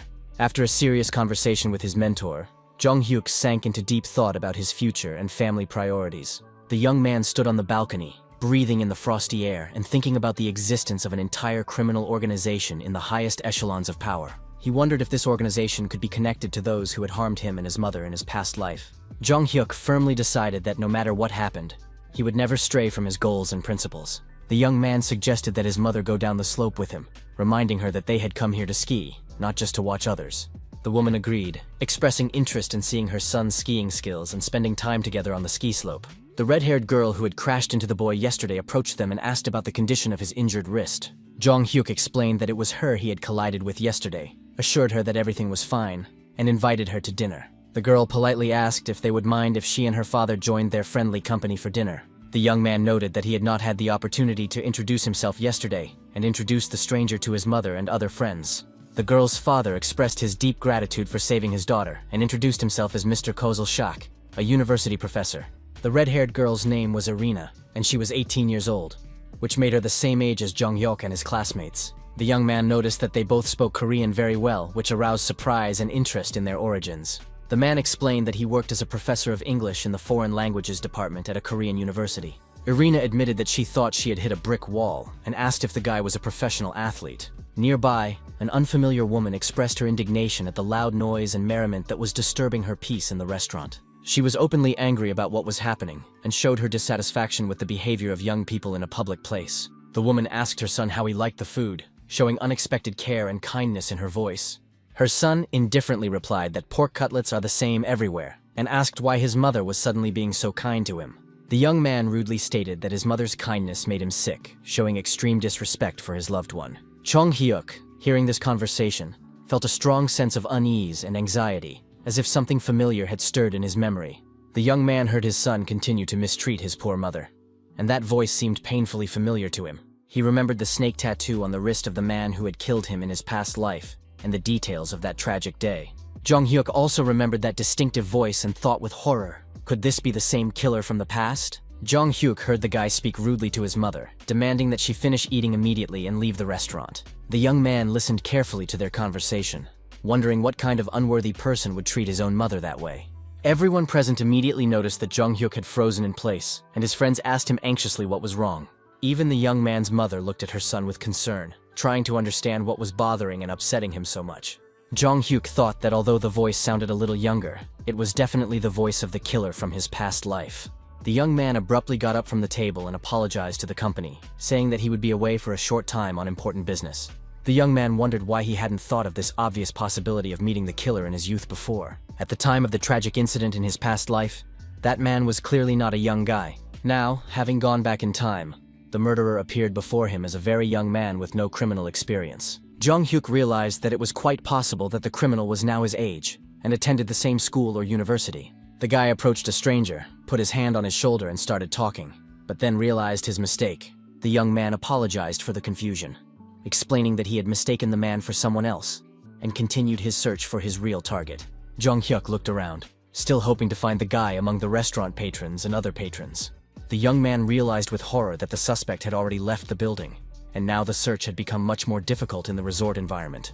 Jong Hyuk jumped up and quickly ran out into the street, hoping to catch up with the potential killer from his past. The guy's mother followed her son anxiously, asking him why he was behaving so abruptly and unexpectedly in the restaurant. Jong Hyuk looked around, realizing he had missed his target, and explained to his mother that he had seen something on the street. The killer from his past life and his mother walked slowly along the snow-covered street of the ski resort, discussing the previous evening. The woman stopped abruptly on the sidewalk, wanting to ask her son important questions about their time at the restaurant. The mother cautiously asked her son how he liked the dinner and spending time in pleasant company. The scoundrel didn't even understand what she was talking about, so he indifferently asked what exactly he was supposed to like. The woman continued the conversation, admitting that she should have taken her son out more often in the past and apologizing for her past mistakes in raising him. Her son responded harshly, saying that such a mother was still better than his father, who had gone bankrupt because of the IMF and died of stress. The young man rudely demanded to go home as soon as possible, showing a complete unwillingness to continue the conversation with his mother. The woman asked him to wait for her, explaining that she needed to return to the restaurant to retrieve a scarf she had left on the table. The son noticed his mother's strange behavior and her unusual nervousness throughout the evening at the resort. The young man thought that the scarf his mother had supposedly forgotten was actually on him at that moment. The young man reflected that a whole night had passed since their arrival, but his mother was behaving extremely suspiciously. The scoundrel noted his mother's strange behavior, believing that she had no shame or conscience in her relationship with her son. The young man threw the scarf into the snow, thinking that his mother was just as much of a failure as his late father. The boy decided that he did not need parents who abandoned their children for their own interests and hobbies. The boy contemptuously threw his mother's scarf on the snow-covered ground and began to walk away in the opposite direction, showing complete indifference to his parents' concern. The next day, a suspicious man was walking through the ski resort, talking on the phone about how there was no need to worry anymore. Suddenly, the man heard the crack of breaking tree branches somewhere in the distance, as if someone was making their way through the thick forest to the resort. From behind the trees appeared the very same villainous killer with a distinctive snake tattoo on his wrist who had pursued Jong-hyuk in his past life. The man was greatly frightened by the unexpected appearance and exclaimed in surprise, not understanding what was happening in this deserted place. He rudely asked the young man what the hell he was doing there and inquired if he knew about the ban on walking there. The young man quietly replied that he was unaware of any rules or restrictions on walking in the forest. The man's phone rang, and he heard questions from the other end about what was going on and what was happening. He explained to the caller that some young kid had appeared out of nowhere, disrupting his plans and peace of mind. The man continued his conversation on the phone, warning his interlocutor not to stick his neck out and to sit quietly until his superiors called him. After finishing the phone call, the suspicious man turned to the young guy and asked him to wait a second. The guy turned around and asked irritably what this stranger wanted and what he wanted from him in this place. The man rudely asked the youngster what he was doing there at such an hour and why he was in the forest. He continued his interrogation, asking if the boy had run away from home or if something else had happened that caused him to be here alone. The insolent stranger took the cap off the teenager's head without permission, showing complete disregard for the young man's personal boundaries. He quickly raised his voice in protest, insisting that the man's actions were completely out of line. The stranger continued to mock the teenager, making offensive remarks and demonstrating his superiority over the defenseless child. The young man gritted his teeth in anger, realizing that he did not like the humiliating situation he was in. The boy clenched his fist in readiness for a fight and demanded his cap back, calling the man an old goat for his behavior. The man jumped aside, clearly not intending to return the cap to the young man and continuing his taunts. Then he pulled the cap down over the young man's eyes, completely blocking his view and preventing him from seeing what was happening around him. After this mockery, the man tripped the unsuspecting teenager, wanting to humiliate him completely. The young runaway, who had indeed been abandoned by his parents, fell to the snow-covered ground, finding himself in an extremely vulnerable position. The adult man grabbed the helpless boy by the throat, demonstrating his physical superiority and threatening further violence. The teenager called the attacker a beast and demanded to be released, warning him not to do anything bad to him. The bearded man mockingly remarked that the boy liked to wave his arms around, but now he was caught like a wild animal in a trap.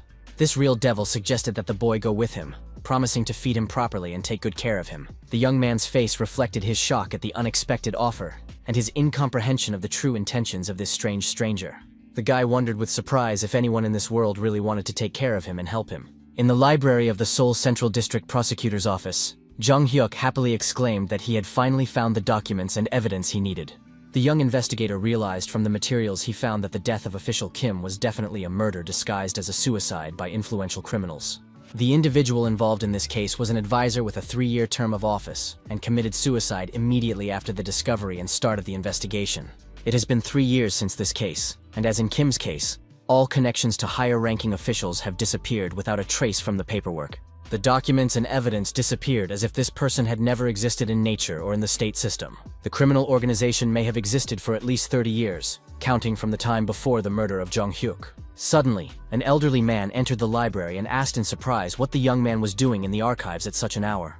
The old man curiously asked the young man what he was studying so intently, among the dusty folders and old documents of the prosecutor's office. The man noted the young observer's attentiveness and expressed admiration for his dedication to his work and attention to justice. The old man expressed his wish that science would advance and help solve all the so-called cold cases of the past. Jong-hyuk thought about talking to this experienced man about such cases and suggested they have coffee together. The man smiled and remarked that the future prosecutor was going to treat him, an old man, to something in gratitude for the conversation. Suddenly, the young man's cell phone rang, which the elderly interlocutor noticed, interrupting their interesting and informative conversation. Jong-hyuk apologized, saying that he knew about the call, but that the phone could wait a little while until he finished talking to the wise man. However, the young man decided to check who was calling and saw the name of Mr. Kwon, his investment advisor, on the screen. The old man asked understandingly if it was important and added that he was always here so they would see each other next time. Jung Hyuk replied awkwardly that he felt uncomfortable leaving like this and asked if he could come back to continue the conversation. The man kindly confirmed the possibility of future meetings and asked the young man to leave while he tidied up the archive a little. After that, the young man left the library, and the old man watched him attentively and thoughtfully until he reached the exit. As soon as the young man was completely out of sight, the smile disappeared from the man's face, and his expression became completely different, more serious. He began to carefully put away the boxes of documents that the young investigator had been studying. Erasing all traces of his research, the old man quietly remarked that sometimes ignorance really is bliss for curious young people. Jung Hyuk went outside and started talking on the phone with Kwon, apologizing for the delay in answering the call. The guy thought about the long search in the archives for information about this organization, but he couldn't find anything special. If it had been that simple, he would have caught the criminal long ago and uncovered the entire corruption scheme. Jung Hyuk apologized to Kwon for the delay in answering, explaining that he had been busy with important work in the prosecutor's office archives. Kwon reported that the .com investment story was coming to an end and suggested that they finish the project together in the near future. The young man smiled and agreed that it was the right thing to do, promising to come as soon as possible to finish the job. The young man quickly caught the first taxi he saw to get to the meeting place with the investment consultant as quickly as possible. Getting into the car, he asked the driver to take him to his destination as quickly as possible, without breaking any traffic rules. A strange car suddenly appeared behind Jung Hyuk's taxi and began to follow them unobtrusively through the streets of Seoul. The black car seemed to be following Jung Hyuk's taxi the whole time, keeping a discreet distance on the streets of Seoul. The guy arrived at his company, sat down at the conference table, and asked the employees how the move to the new building was going. Kwon admitted that she was completely focused on the .com project, so she completely forgot about other important company matters. She explained her plans to find a few more employees to expand the business, so the move needed to be completed before the staff increased.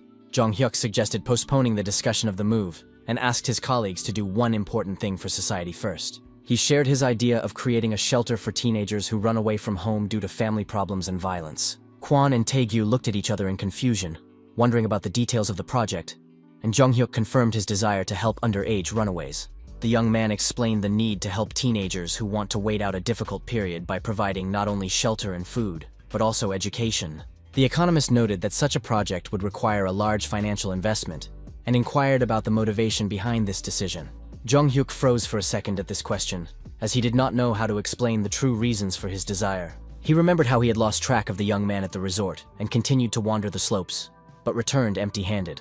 He was struck by the number of parents who had lost everything due to the IMF crisis and found themselves in desperate financial straits. Many of them left their children at ski resorts and amusement parks, unable to afford to support them.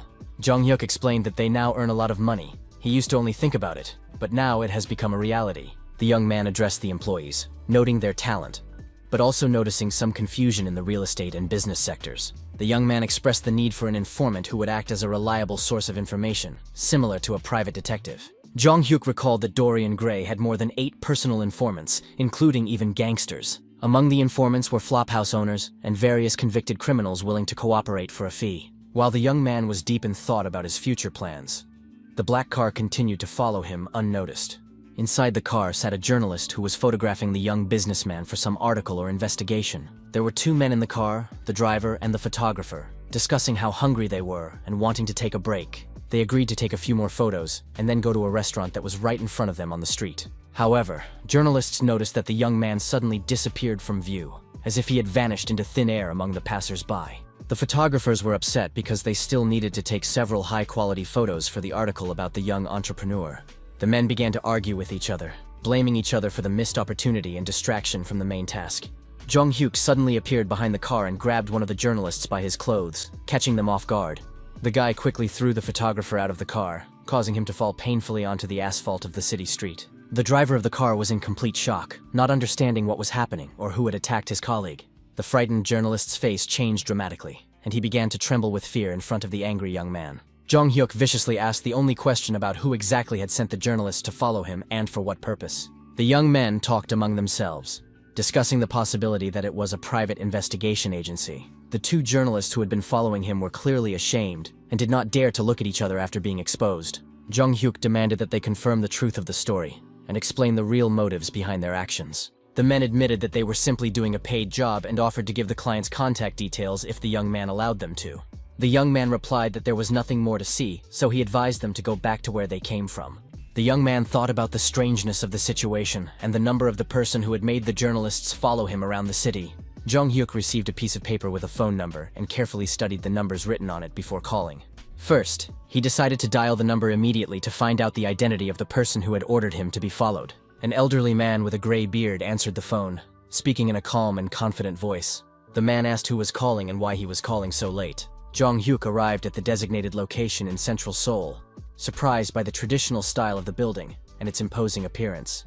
An assistant who introduced himself as Lee Yeon-chan, an elderly man with respectful manners, greeted the young man. Upon hearing this name, Jong-hyuk was shocked, as he realized he had heard it somewhere before in some important context. The young man looked at the badge on the man's jacket and thought of a lawyer, but wondered why he looked like a butler. Then a memory of that name popped into the young man's head. It was the lawyer who was Chairman Kang's right-hand man.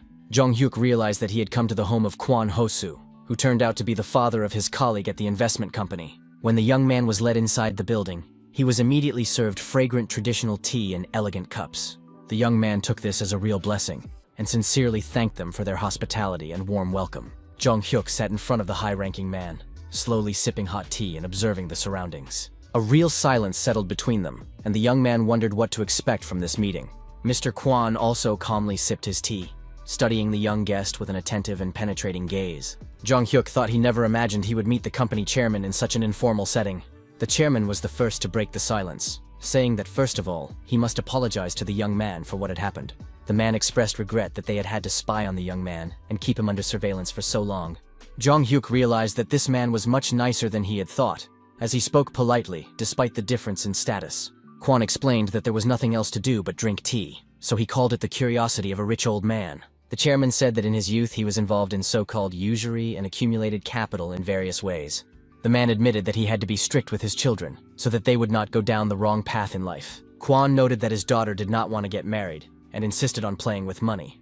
In a sense, she was like him in his youth. Therefore, the chairman was extremely interested to find out how much money the young man had spent on a secondary topic, which turned out to be so magnificent and profitable that it was worth all the investments. The man admitted that he had made much more profit than he had initially expected, as the investment had multiplied his wealth several times over in a short period of time.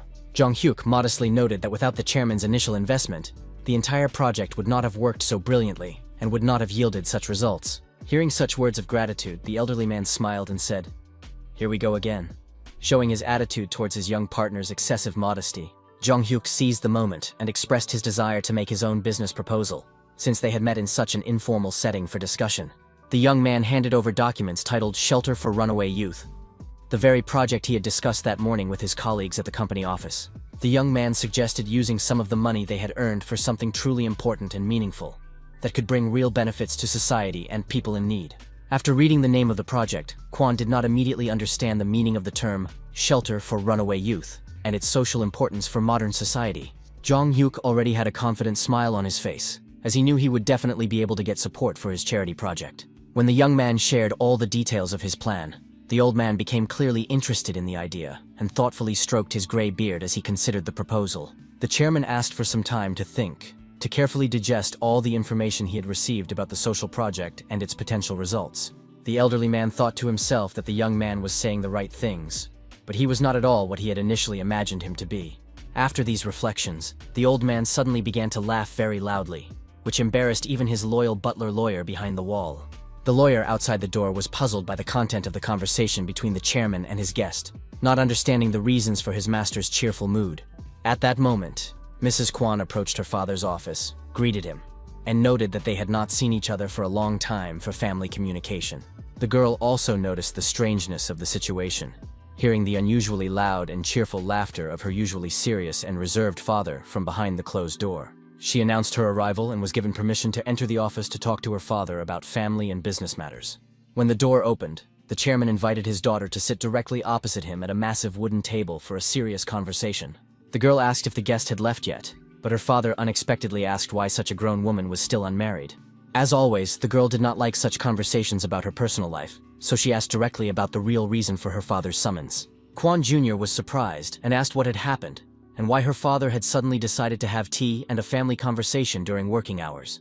The chairman explained that they had something to talk about, as a young man had approached him with an interesting business proposal and a request for cooperation.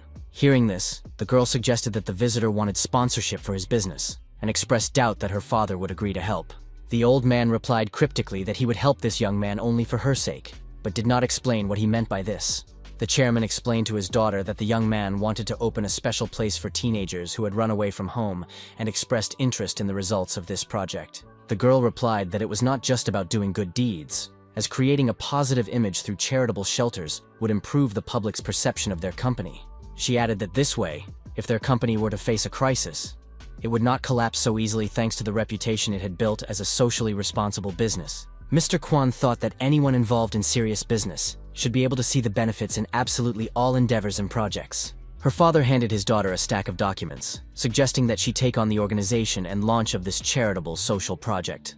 The girl was surprised to find that these were documents registering real estate in her father's name, which came as a complete surprise to her. The man explained that he thought about the prospect of losing much more if nothing changed in their approach to business in 5 years. The young man told the chairman that he was earning money that he would not be able to take with him to the so-called afterlife. Therefore, if he was going to spend money, why not do so in a meaningful way that would benefit society? Hearing this, the daughter was outraged about the dirty money and expressed her bewilderment that the guy had actually done this to her father. The chairman said he did not know all the details, but would still support the shelter for young people who had run away from their problems. Leaving the office, he stood up and uttered this phrase as his last word, which greatly surprised and puzzled his daughter.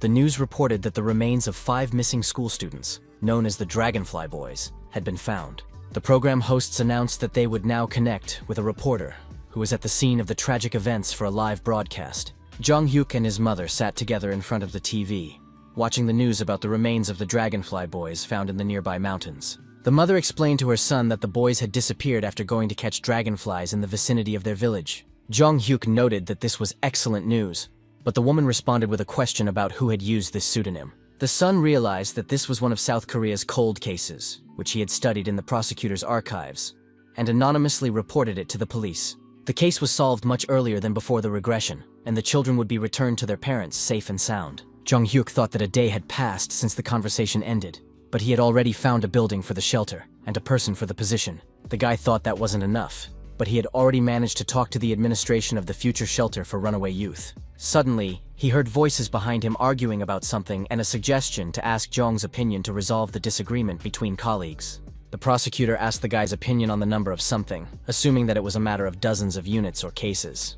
Jong Hyuk stated that the price was not important, as their prosecutor had been promoted to the Economic Crimes Investigation Department. Prosecutor Kang expressed his deep gratitude for this wonderful gift and sincerely thanked the young investigator for his support. Kang asked his colleagues if they were done celebrating to go about their business, as he had a lot of work to do.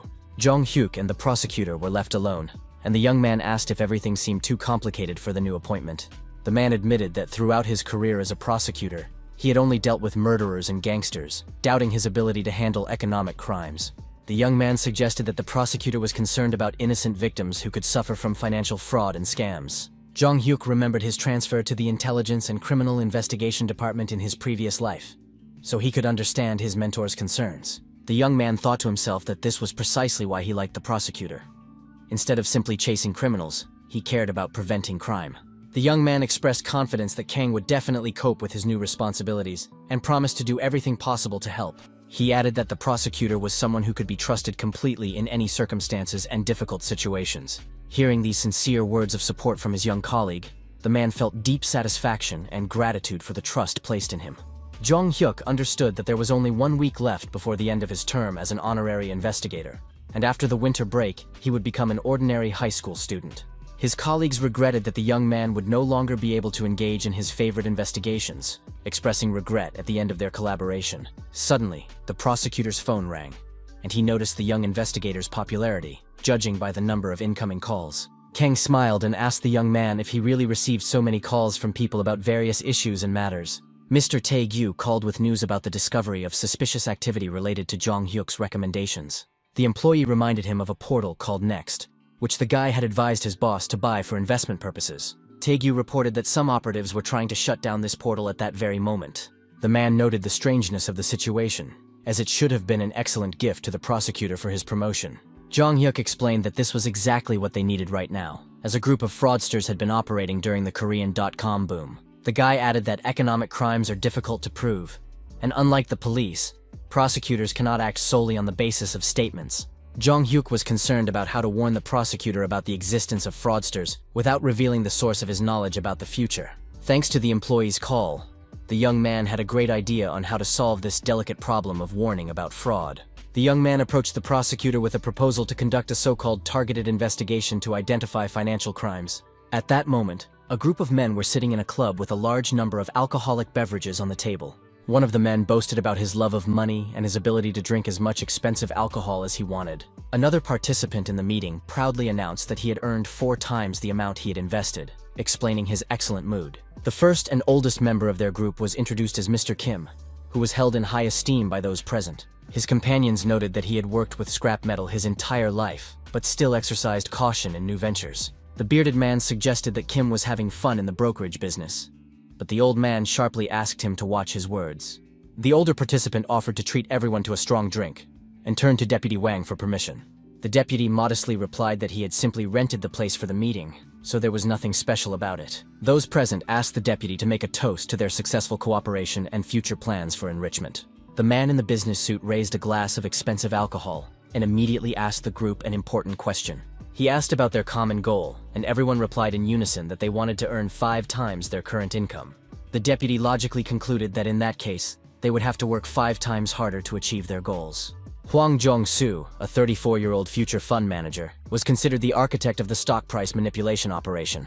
Jong Hyuk told the prosecutor that, in addition to this man, 4 other colleagues were allegedly involved, one of whom had heard the deputy's drunken confessions. Upon hearing this information, the prosecutor exclaimed in surprise that the colleagues were unaware of this.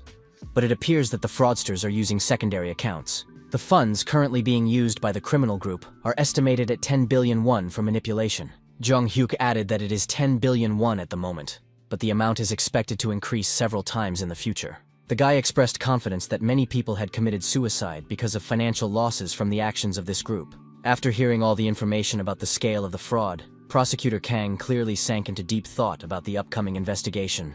The investigator energetically declared his readiness to obtain an arrest warrant, even if it meant literally grabbing the criminal by the throat. However, for some reason, the prosecutor's face expressed disappointment and concern about the complexity of the upcoming operation.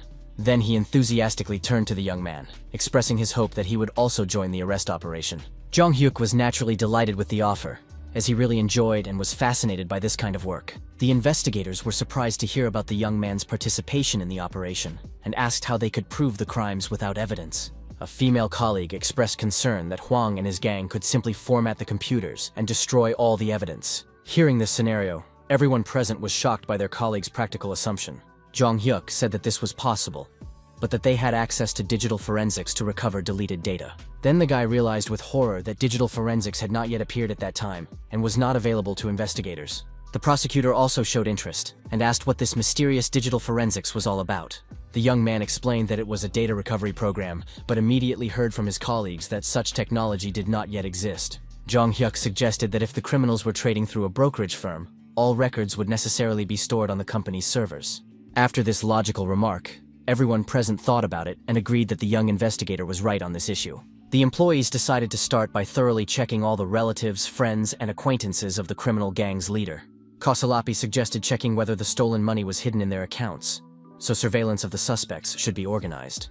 The investigators agreed to act as cautiously and accurately as possible so as not to be caught by the criminals and scare them off prematurely. Prosecutor Kang urged everyone to give their all, as only they were capable of successfully closing this complex economic case. Jong Hyuk became much more serious, realizing that they were about to undertake a truly important and dangerous investigation. The young man and investigator Kosolapi arrived at the surveillance location in an official vehicle to organize the stakeout. Sitting in the car, the colleagues discussed how yesterday after work, the criminal had gone to room 306, the monthly rent for which was deducted from his brother's account. Jong Hyuk noticed that the windows of the building were opaque and wondered how to organize effective surveillance under such conditions. The young man understood that the only option was to break into the building, but such a move seemed extremely risky. The young man said that before joining the prosecutor's office, he had been involved in investigations in a similar secretive manner. Kosolapi confessed his love for secret investigations, but regretted the lack of money for such operations, which surprised the young man. The investigators discussed whether funds should be allocated for such activities, receiving a negative response from management. The young man thought that in that case, he would be able to finance the operation himself and pay for everything. Another man approached their car, and Kosolapi introduced Jong Hyuk as the youngest member of their team. The man, named Go Seon-soo, politely replied that it was a pleasure to meet the new prosecutor. The investigator explained to the young man that this man was their reliable informant in this area of the city. Bow-legged expressed hope that the informant had some useful information to advance the investigation. The man confirmed that he had carefully researched the situation and was almost certain that the meter tampering was taking place in the same location. The informant reported that, according to his information, there were at least 8 people there, one of whom seemed to drink every day. The informant added that another person was constantly sleeping, and there was another suspicious character who was the first to arrive. The man reported an important detail.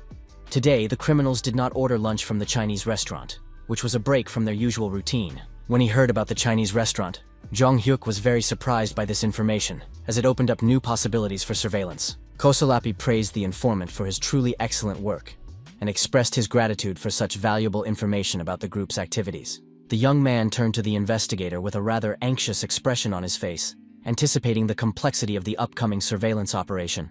Jong Hyuk suggested going to the Chinese restaurant immediately to take advantage of the opportunity that had arisen for the investigation. The basics of covert surveillance are to act in such a way that no one suspects the true intentions of the observers. Disguising oneself as a courier is an excellent opportunity, as most people do not pay attention to the faces of food delivery personnel. This is a great way to avoid suspicion, as delivery services are extremely important in the daily life of modern people. A new courier was approaching the building, as the popular advertisement said, with an iron briefcase. You can go anywhere in the country. The courier stopped after another delivery and was ready to finish his working day at a Chinese restaurant. The clubfoot immediately approached the delivery man, apologized, and showed his service ID for official identification. The investigators invited the courier to talk, noting the difficulty of his work, but the man said he could not help them. The delivery man explained his refusal by saying that the restaurant owners were simply closing their shop in the near future. Jong Hyuk asked if the delivery man could work for at least a few more days to complete their operation.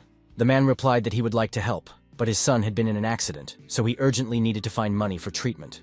After hearing the sad story, the young man said that in that case, they simply had no other choice but to continue their surveillance. Jong Hyuk asked if the courier had also signed a contract to rent the premises to other people. The young man slammed his fist on the table and said that in that case, he would simply buy the Chinese restaurant for the purposes of the operation. With a serious expression on his face, the young man asked the owner how much the shop cost and what the final purchase price was. After the unfinished conversation, the guy quickly rode off on his motorcycle, hurrying to complete all the formalities for the purchase of the establishment. Judging by the smile on Jong Hyuk's face, the negotiations ended favorably for the purposes of their secret investigation. The young man entered the restaurant and happily informed his colleagues that the delivery of information and documents had been successfully completed. Prosecutor Kang yelled at the investigator on the phone, indignant that they had been sent to find out the number of people, but instead, they had bought a Chinese restaurant. The investigator justified himself, explaining that he could not do anything else because there was simply no other way to continue the operation. The bow-legged man added that even if they banned these people from trading, they would not be able to stop the manipulation of Next Portal stock prices. Jong Hyuk thought that by quickly becoming the main shareholder of Next, they could minimize the damage caused by Hwang Jong-soo's actions, so buying the restaurant was justified. The chief investigator said he would go fry some dumplings and prepare for the operation to observe the criminals. Picking up a dumpling, he exclaimed in surprise at how insanely delicious and appetizing this food was. Jong Hyuk heard the phone ring in the restaurant and told his colleagues that he would answer the call from customers himself. The young man picked up the phone and heard an order for 3 servings of some dish, but did not immediately understand the details of the order. Not understanding the details of the order, the young man asked the caller again what exactly 3 portions of were and to what address they should be delivered. The customer clarified that 3 portions should be delivered to room 603 as soon as possible for a group of people. Jong Hyuk understood perfectly well that these criminals had finally revealed themselves and made it possible to determine their exact location. The young man asked for the exact delivery address to be repeated to ensure that he had understood the order correctly and to avoid any mistakes. The annoyed employee rudely asked if the delivery guy was deaf, since he couldn't hear where exactly the food should be delivered. The man repeated that he had clearly stated that the order needed to be delivered to room 603 and not to any other location. Jong Hyuk politely apologized for the misunderstanding and assured him that everything would be as usual, so he should just wait for the delivery. After this brief conversation, the young man carefully hung up the phone and prepared to carry out the undercover operation. The investigator was surprised to admit that his young colleague was indeed right in his assumptions about the whereabouts of the criminals. A confident smile appeared on Jong Hyuk's face as it became clear that everything was ready for the secret operation. Now they knew the exact address of the criminal group's headquarters, room 603 in this building. In the office, one of the swindlers asked his colleagues how their stock price manipulation was going. He also asked the employee if he had ordered food and what he had decided to choose for the group's dinner. The employee replied that he had ordered Chinese food, as they usually did for their evening get-togethers during working hours. The man also said that their boss would not be coming again because he had too much other work to do. The guy with the beard was outraged that this was too much, as they also needed to rest, and suggested deceiving their boss. Another member of the group reminded them about the money, explaining that if they deceived their boss, they would not receive the promised payment. The bearded man promised that as soon as he was paid for the work he had done, he would simply leave the group. During their conversation, there was a sudden knock at the door, and a voice announced that the food they had ordered had been delivered. One of the scammers replied that he would go to the door to accept the delivery from the restaurant courier. Jung Hyuk, dressed as a delivery man, appeared at the door and asked if they had indeed ordered Chinese food from the restaurant. The scammer immediately noticed something suspicious. Why was there a new delivery person?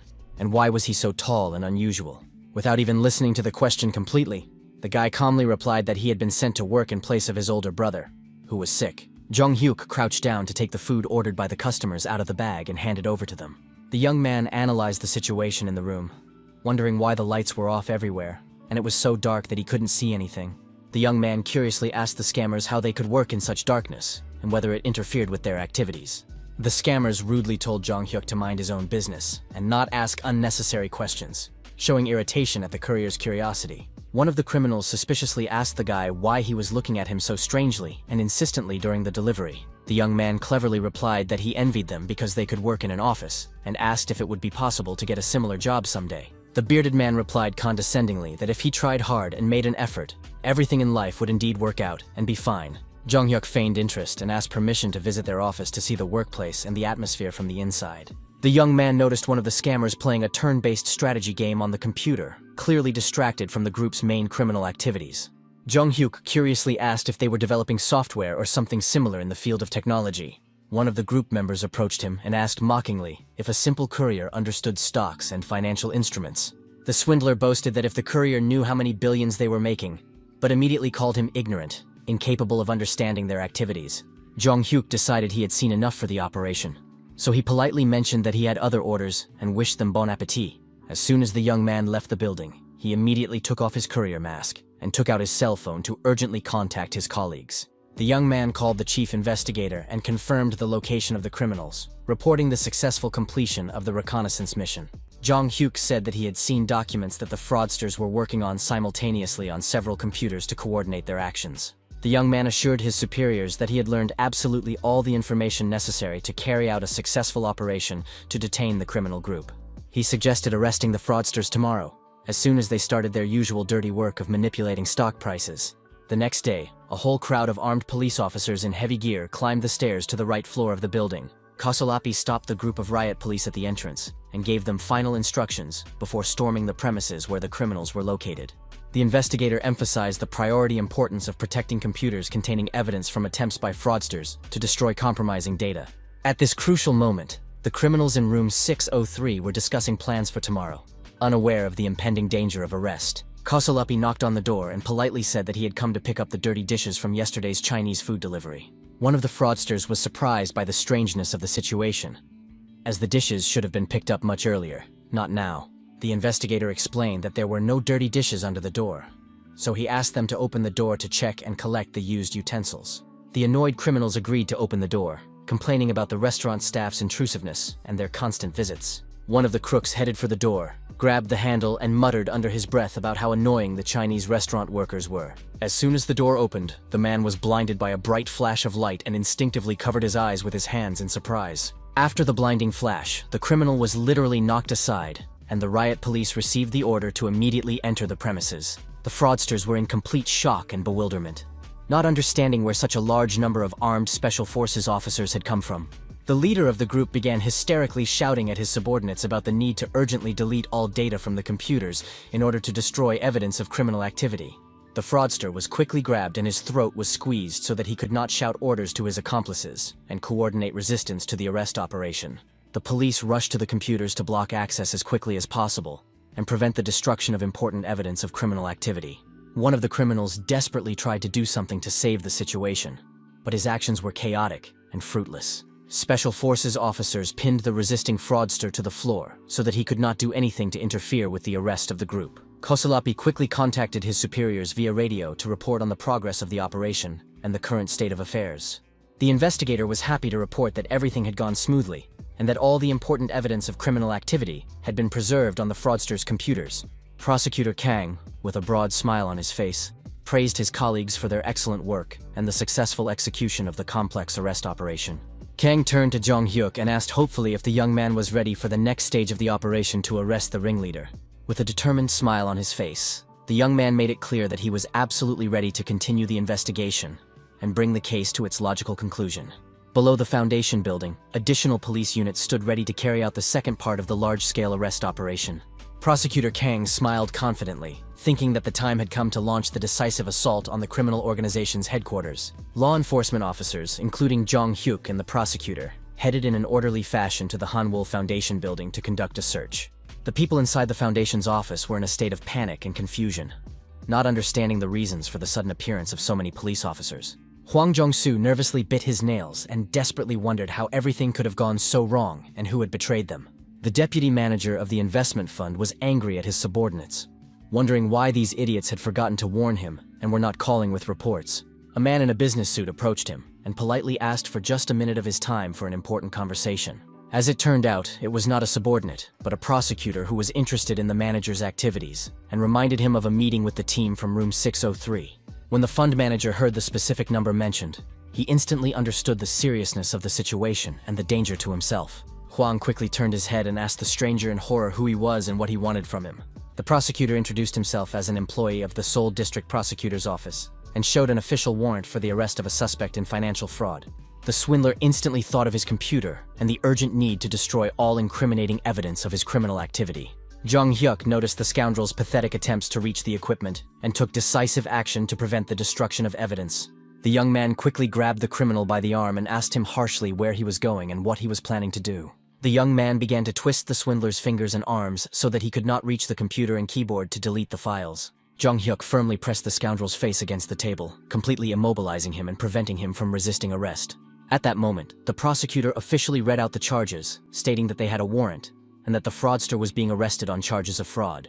Kang listed the detainee's rights, including the right to remain silent and the right to contact a lawyer for legal defense. The prosecutor warned that absolutely everything the suspect said could and would be used against him in court as evidence of his guilt. The criminal began to scream hysterically and demand to be released, threatening law enforcement officers and refusing to acknowledge the legality of the arrest. In the interrogation room, investigators explained to the detainee that it was in his own best interest to cooperate with law enforcement. The prosecutor offered a deal.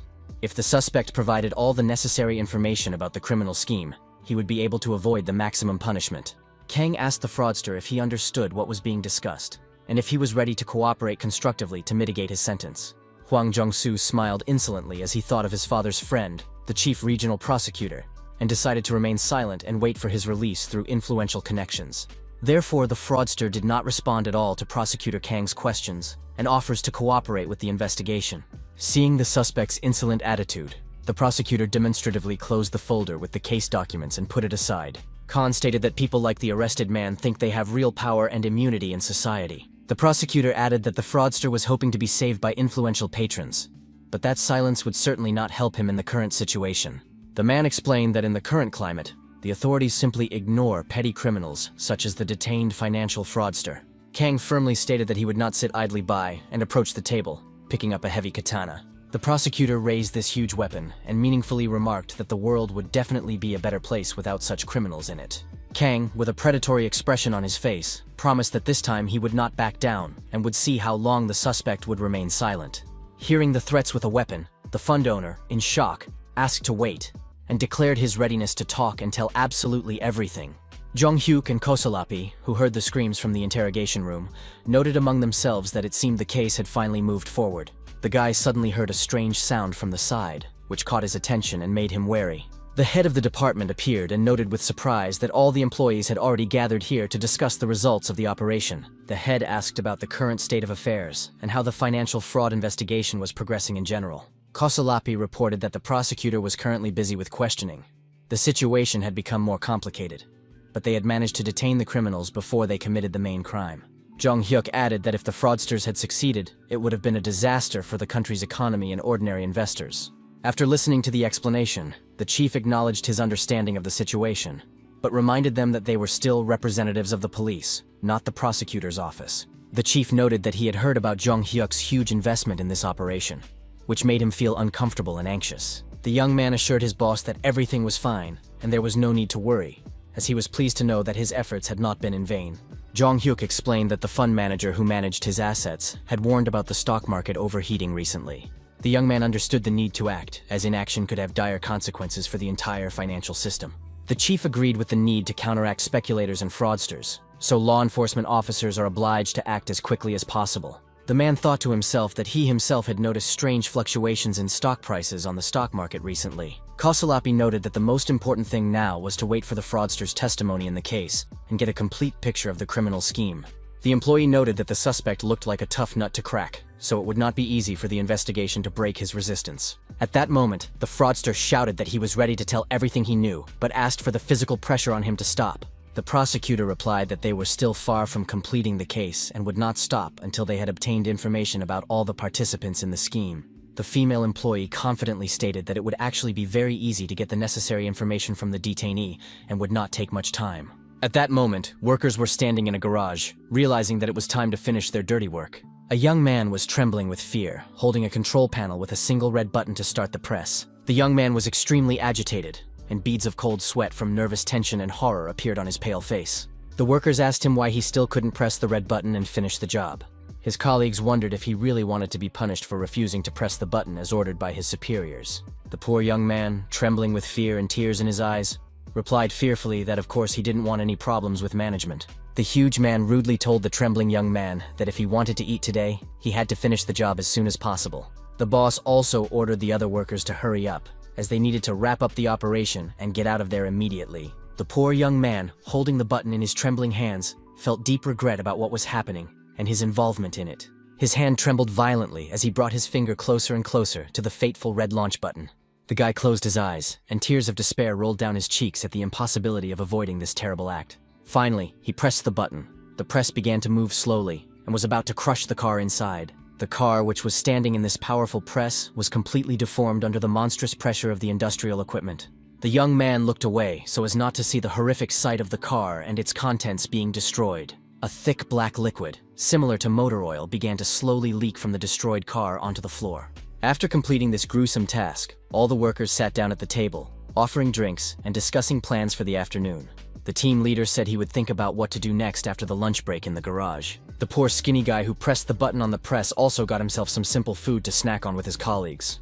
He sat down at the table with the other workers, who complained about the monotony of their diet and dreamed of home-cooked meals. The unhappy young man thought with tears in his eyes about how much he missed his loving mother. If he had known that things would turn out this way, he would never have run away from home. It was a big mistake. Suddenly, the boy heard shouts that, damn it, they hadn't been able to reach Hwang Jong-soo for several hours. An elderly man arrived at the scene and said on the phone that the president was already on his way. But first, they needed to find someone. The old man continued talking on the phone, demanding that the situation at the airport be dealt with first before anything else. At this critical moment, Kosolapi, Prosecutor Kang, and Jong Hyuk entered the garage to search the premises. The prosecutor's first question to those present was whether a certain Kim Deok-soo, who was wanted in connection with the case, was there. The huge worker replied that he worked there, but today was supposedly his day off, and he was not there. They approached the huge, insolent guy and put their hands on his shoulders, preparing to take decisive action against him if he resisted. It was Jong Hyuk who began to squeeze the man's collarbone very hard with his hand, calmly saying that everything was fine and would be over soon. The other workers quickly jumped up from their seats, indignantly asking what this guy was doing to their comrade and brother. Jong Hyuk threatened that if they interfered, they would find out why he had come here and what he was capable of. The poor, skinny little guy who had run away from home had no idea what was going on around him and was completely confused. The prosecutor approached the elderly director and imperiously ordered him to come closer for official arrest by warrant. Kang introduced himself as an employee of the Seoul District Prosecutor's Office and announced Kim Deok-soo's arrest on charges of financial crimes. Hearing the charges, the director gritted his teeth and thought furiously about financial crimes, cursing Hwang Jong-soo for promising that there would be no problems. The man began to scream hysterically that law enforcement officers had no right to do this and were exceeding their authority in relation to him. The prosecutor ordered the police to immediately arrest all the fraudsters present who had participated in the criminal scheme. Jong Hyuk noted with satisfaction that their detective work was going very well and was effective. The young man continued to hold the scoundrel in his hands, warning him not to do anything stupid and to sit quietly without resisting. The huge worker clenched his fist and tried to strike Jong Hyuk, but he misjudged his opponent's strength and speed. The young man quickly reacted to the aggression and delivered a powerful blow to the attacker's nose, causing him to scream in pain. The victim indignantly asked how the young man dared to say anything to him and use force against him. Jong Hyuk smiled and invited the others to come forward if they wanted to stand up for their beaten colleague. The director thought about the money he had spent, and that if he were caught, he would certainly not be able to avoid serious punishment. When Jong Hyuk looked away, he noticed that the old man was clearly about to flee the scene. Sure enough, a second later, the director suddenly began running very quickly toward the garage exit, trying to escape. Jong Hyuk jumped up and quickly caught up with the fleeing criminal, preventing him from escaping justice. The young man grabbed the director and literally threw him over his shoulder, demonstrating his physical superiority over the elderly man. Like a true judoka, the young man wanted to throw the old man onto his back and dramatically flipped him in the air before he fell. The prosecutor, seeing this scene with his own eyes, literally opened his mouth in surprise and shock at what was happening. The rest of those present, including investigator Kosolapi, were also in shock from the demonstration of martial arts skills. Everyone saw the old man lying on the floor, shaking and crying from the pain in his back after the unsuccessful landing. The director groaned and said that he knew that this is how it would end for him and his people. Jong Hyuk was worried that he had hit the old man too hard, and that he had died from his injuries. The prosecutor warned the young man that if he used force again, he would have to call his superiors. Kang noted that the young man seemed to have broken the old man's spine, as he could no longer move normally. The prosecutor decided that the only thing to do now was to call an ambulance so that the medics could take care of the victim. The prosecutor scolded the young man, saying that he had asked him to be careful and not to use excessive force against suspects. When Jong Hyuk looked ahead, he noticed something in the warehouse that surprised him greatly and drew his attention to the details. The young man saw 3 boys who looked too young for this place and wondered why the children were here. The young man approached the teenagers and cautiously asked if they also worked here alongside the adult men. Jong Hyuk noticed that the children were shaking with fear, and one of them asked fearfully if they lived here permanently. Noticing the condition of these kids, he realized that they all looked completely exhausted and frightened by what was happening. So the young man asked a question that greatly surprised the teenagers. He asked if they had run away from home. The poor kids replied that yes, they had, confirming the young investigator's guesses about their origins. Jong Hyuk suggested that they had been brought here and promised good money for work at the train station or bus terminal. Hearing these words, one of the young men was shocked, as the investigator had hit the nail on the head with the circumstances. Jong Hyuk said that everything was clear from the expressions on their faces, and that he did not need any further explanation of what was happening. The young man explained that brokers simply sold people to those who could pay, and at that time it was not considered unusual. The young man added that everyone had their own circumstances, so life was clearly not easy for teenagers. With a warm smile, he told the children that they were actually very brave for their resilience and survival. Jong Hyuk noted that not everyone would have the strength to escape and survive the whole nightmare they had to go through. When the young boys heard these words of support, they couldn't hold back and cried with relief and gratitude. All these days had been very difficult for them. They didn't know what to do or how to get out of this terrible situation. Jong Hyuk understood the seriousness of the situation, so the smile disappeared from his face, giving way to concentration and determination. He asked the young men to tell him absolutely everything that had happened here during their stay. Jong Hyuk took the young boys to the police station and cautiously asked if they were very frightened by what had happened. The guy thought to himself that the children were definitely not to blame for anything, that this was a mistake and a crime committed only by adults. One of the teenagers in a green jacket looked particularly pale and exhausted from the ordeal. Jong Hyuk reassured the children, advising them not to pay attention to the stern prosecutor and to just relax during the conversation. The boy in the green jacket began to stutter a little and struggled to find the words to tell his story. He admitted that he thought the same people had come back, and he was afraid that it would all start again, and they would be sold again. Jong Hyuk asked who he was talking about, and it turned out that the teenager was referring to people from China. The investigator asked the boy to tell him a little more about these people and their activities in relation to children. Then they got some info that this place was pretty much like a regular auto repair shop, or more accurately, it was just a cover for it. The teenager recalled how his bosses yelled at them in Chinese to hurry up and go there, and how people from China brought him and his brothers to this place. He said that the boss told them to go home, but it was a lie to calm the children and their parents. Kim Daik-soo then asked the children about the house where their new families were supposedly waiting for them, misleading them about his true intentions. The boy recounted how he was grabbed and tied to a chair when he failed to complete the task, and how he shouted that he was only doing what he was told. The teenager desperately shouted that he had never stolen anything, never informed on others, and never done anything against the will of the criminals. The poor guy was beaten before being captured and tied to a chair as punishment for disobedience. One of the criminals noted that workshops and landfills really have a lot in common in terms of disposing of unwanted items. With a crazy look in his eyes, he added that what was destroyed there simply could not be restored or traced. The tied-up guy screamed, begging them to look at him and believe that he was telling the truth about his actions. He asked them to wait and give him some time to figure out the situation and correct his mistakes. But the criminals replied that it was too late, and one of them swung a hammer, holding it over the victim's head. The huge hammer was almost touching the face of the poor man, who had already been through so much in this terrible place. The next day, the criminals discussed how the entire conflict had been completely resolved by their radical methods. The teenager recalled how he was there at the time and was called upon to witness the punishment of his friend. A thug approached him and said that he had done a good job, so now it was his responsibility. The poor guy, looking guilty, just slumped down, realizing that he had become an accomplice to the crimes. The teenager told everything that had happened and shared his feelings about the experience. After listening to the story, Jong-hyuk thought about how the criminals had destroyed the evidence while disposing of the cars. The boy, looking guilty, said that perhaps he shouldn't have told anyone about these terrible events. Finally, the teenager gave his name, Han Soho, and tried to remember the faces of his accomplices. He admitted that he didn't really remember them well because they wore hats and sunglasses to hide their identities. Jong-hyuk asked for any details that might come to mind to help identify the criminals. The pale teenager tried to remember at least the voice of one of the thugs he had seen in the workshop. Suddenly, Han Soho remembered that one of the criminals had a distinctive tattoo on his arm. The boy clarified that, if he was not mistaken, the tattoo was not simple, but depicted a snake.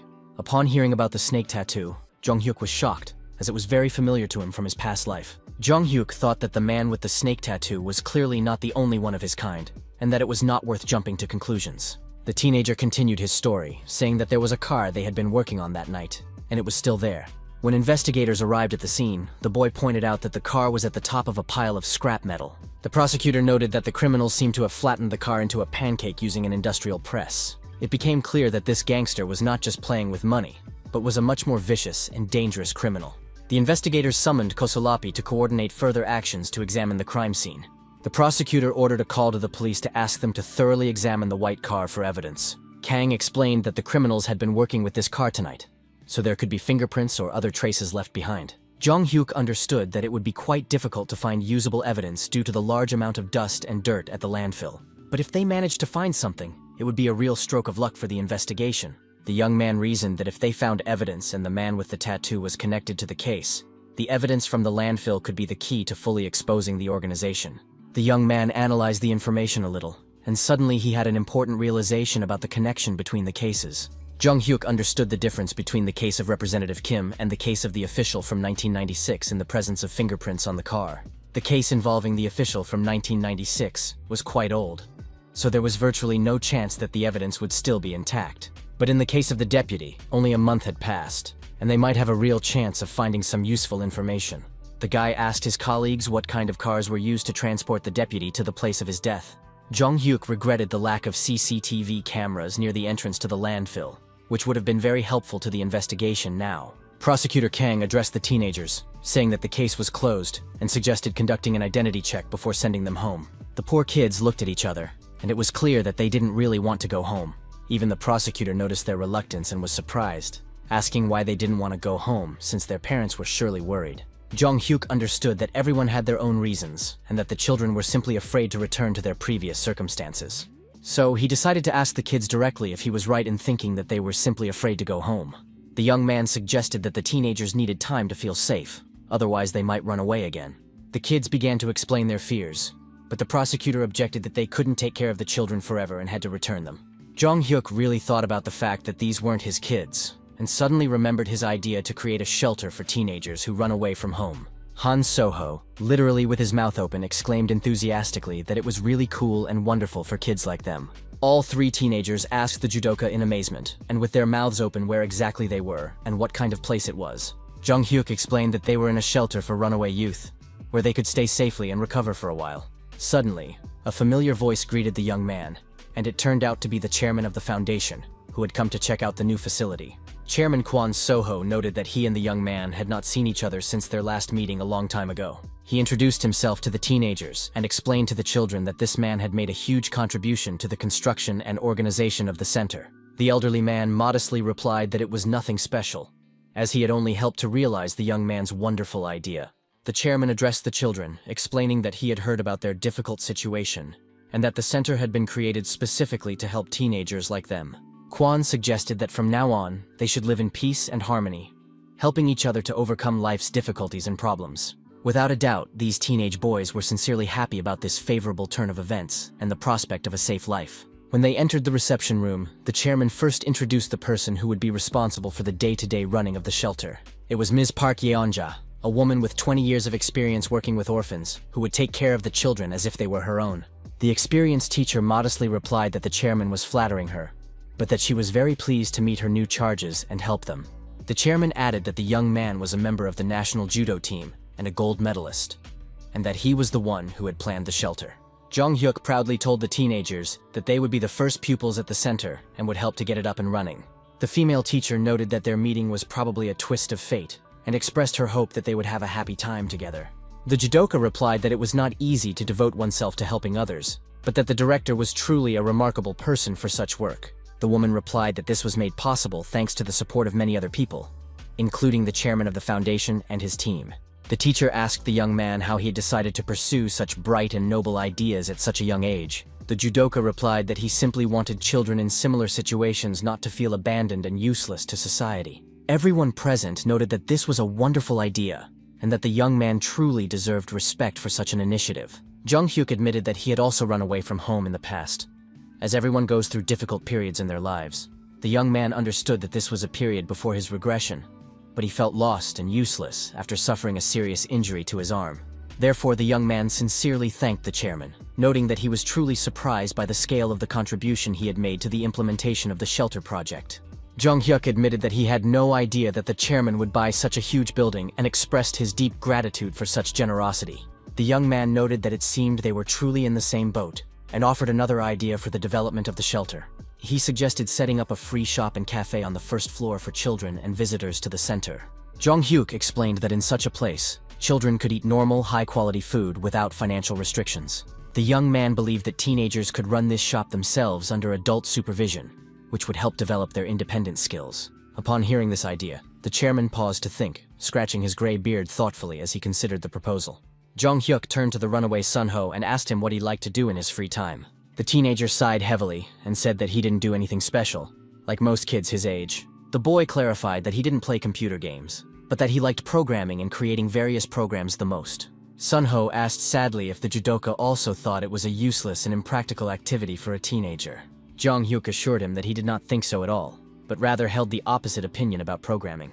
The guy expressed surprise that the teenager had found himself in this field and wanted to do such a difficult job. The judoka explained that computers are becoming more prevalent every day, and the entire computer system is constantly developing and improving. Jung Hyuk predicted that phones would soon become full-fledged computers, and asked him to believe his prediction. The director of the orphanage suggested creating a computer room and finding qualified teachers to teach the children programming. The other teenagers shared their dreams. One loved soccer and wanted to become a professional player, while another liked to draw comics. The chairman expressed his joy that all the children had set themselves great goals and promised to support them in realizing their dreams. Jung Hyuk looked at the happy children and thought how wonderful it was that such a great idea had come to him. At the same time that the shelter for runaway teenagers was completed, the construction of a new home for the family was also completed. The boy brought his mother to their new home, and the woman's eyes literally lit up with delight and surprise. The mother turned to her son and said that it was too luxurious for them and that she thought it was too expensive. The woman kissed her son and said that he was truly the best son in the world and thanked him for his care. The mother added that she thought how nice it would be if her husband could also see this happiness and prosperity. The boy noticed the tears on his mother's face and gently told her not to cry, but to smile and enjoy the moment. Jung Hyuk understood that his mother had probably remembered his late father again and was feeling sad about the past. The young man said he had prepared a little surprise and took a small box out of his pocket for his mother. The woman was delighted to see another gift, and asked her son in surprise what else he had come up with for her. When his mother opened the elegant jewelry box, she saw a beautiful ring that made her heart skip a beat with happiness. This ring was very similar to the one his mother had previously donated during a fundraiser for family needs. The woman asked in surprise if it was the wedding ring they had donated during the charity fundraiser. Her mother replied that it was an important day, and that her father would like to see them happy today in their new home. She continued to wonder how this could have happened, since she had personally donated the ring to help other people. The son explained to his mother that he had managed to get the ring back, so he asked her not to worry and let him help her put it on. Jong-hyuk carefully took the ring in his hands and gently put it on his mother's ring finger, returning the family heirloom. The young man said there was no need to thank him for this, and asked his mother to always wear the ring with her now. The young man understood that he wanted to fill this new home with joyful moments and happy memories for the family. Investigator Kosolapi turned to the judoka with a joking demand to confess why he was leaving their prosecution team. The man continued, saying that there was no need to avoid the question, because without Jong-hyuk, it would be difficult for him to enjoy his work. His adult colleagues noted that thanks to the young man, it was easy for everyone to adapt to the new department, and he would soon graduate from school. Sam Jong-hyuk expressed his immense gratitude for the invaluable experience, and emphasized that he greatly appreciated the time spent at the prosecutor's office. Prosecutor Kang asked the young man to wait for him outside, as he wanted to say something important in private. Outside, the prosecutor asked him to convey his gratitude to Mr. Kwon, the company representative, for supporting their activities. Kang also said that he had learned that Jong-hyuk was interested in the investigation of the car used by Kim In-won. From that moment on, the young man's eyes lit up with interest, and he became curious about what had been discovered during the examination. The young man stood waiting and asked hopefully if there were any fingerprints on the car. Jong-hyuk continued to ask about why they had taken the car for examination and what they planned to do next. His colleagues reported that it was the same make of car that the deputy had been driving before his tragic death. The prosecutor explained that their specialists had carefully examined and completely dismantled the car to search for evidence. The experts found only one fingerprint, which appeared to consist of several overlapping marks. The young man inquired about the possibility of separating these overlapping prints, if such a technical possibility existed. The prosecutor ironically remarked that they were not in a detective movie and reminded him of the real limitations of forensics. Jong-hyuk seriously understood that without modern technology, they could not separate the prints, and there would always be difficulties in analysis. The young man asked the prosecutor what was needed to invent new technologies in the field of forensic research. The man explained that a qualified developer was the most important thing, but time and a sufficient budget played an equally important role in creating innovations. Therefore, with a smile, Jong-hyuk remarked that if the developer is truly talented, then you couldn't ask for better conditions, right? The young man suggested investing in university research, which left the prosecutor in a state of complete shock and bewilderment at such an unexpected proposal. Jong-hyuk explained his philosophy by saying that only those who are thirsty dig a well, hinting at the need for active action to achieve goals. At the airport, the young man was already walking through the waiting room and managed to call someone to resolve important business matters. He was talking to the director of the agency, Jong, with whom he had not communicated for a very long time. Jong was the head of the company that the young man used to visit with his friends. The director said that nothing special had happened before the team was formed with David, but now he was concerned about possible personnel changes in the team. Hearing this, the guy shouted throughout the airport, indignant that they were looking for replacements for employees, and inquired about the fate of the current workers. Then Jong-hyuk apologized for his outburst, but still asked about the reasons for the sudden decision to look for replacements for the current members of the group. The director explained that the team currently belongs to another company that wants to take the rest of the team members. When the guy heard this, he thought that JYP would become one of the largest entertainment companies in the future, according to his knowledge from his past life. Jong-hyuk remembered that before returning to the present, he knew about Jin Young's participation in the group's debut, and how everything was supposed to unfold. The guy understood that if all the members were transferred to JYP, the CEO of the current agency would suffer significant financial losses. Therefore, he realized that it was impossible to simply replace the lead singer, and looked for a way to bring all the members of the group together in one place without harming anyone. Jong-hyuk suggested buying JYP shares, which shocked the CEO, as he couldn't believe what he was hearing. The guy explained that the company only recruits already famous artists, without trying to find new talent among young people. Therefore, the company is not in the best situation right now, and may not even pay dividends to shareholders on time. Jong-hyuk thought to himself that even if he paid more, it was still a business that would stay afloat for at least 10 years. Even if he ended up in the red, the guy saw no other way out, as he wanted to see all 5 guys together. The young man found it unfair to separate his friends after their joint creative journey and many years of collaboration in the entertainment industry. Therefore, Jong-hyuk emphasized that he had known these guys since they worked under the previous management of the agency. The young man asked the director to do absolutely everything in his power to preserve the integrity of the music group. After this conversation, the judoka thought that if everything went according to plan, the director would no longer have any reason to refuse investment offers. Thinking that it was already time for the meeting, he noticed someone approaching him at the airport. Jong-hyuk smiled and addressed the approaching people. noting that they had arrived right on time as agreed.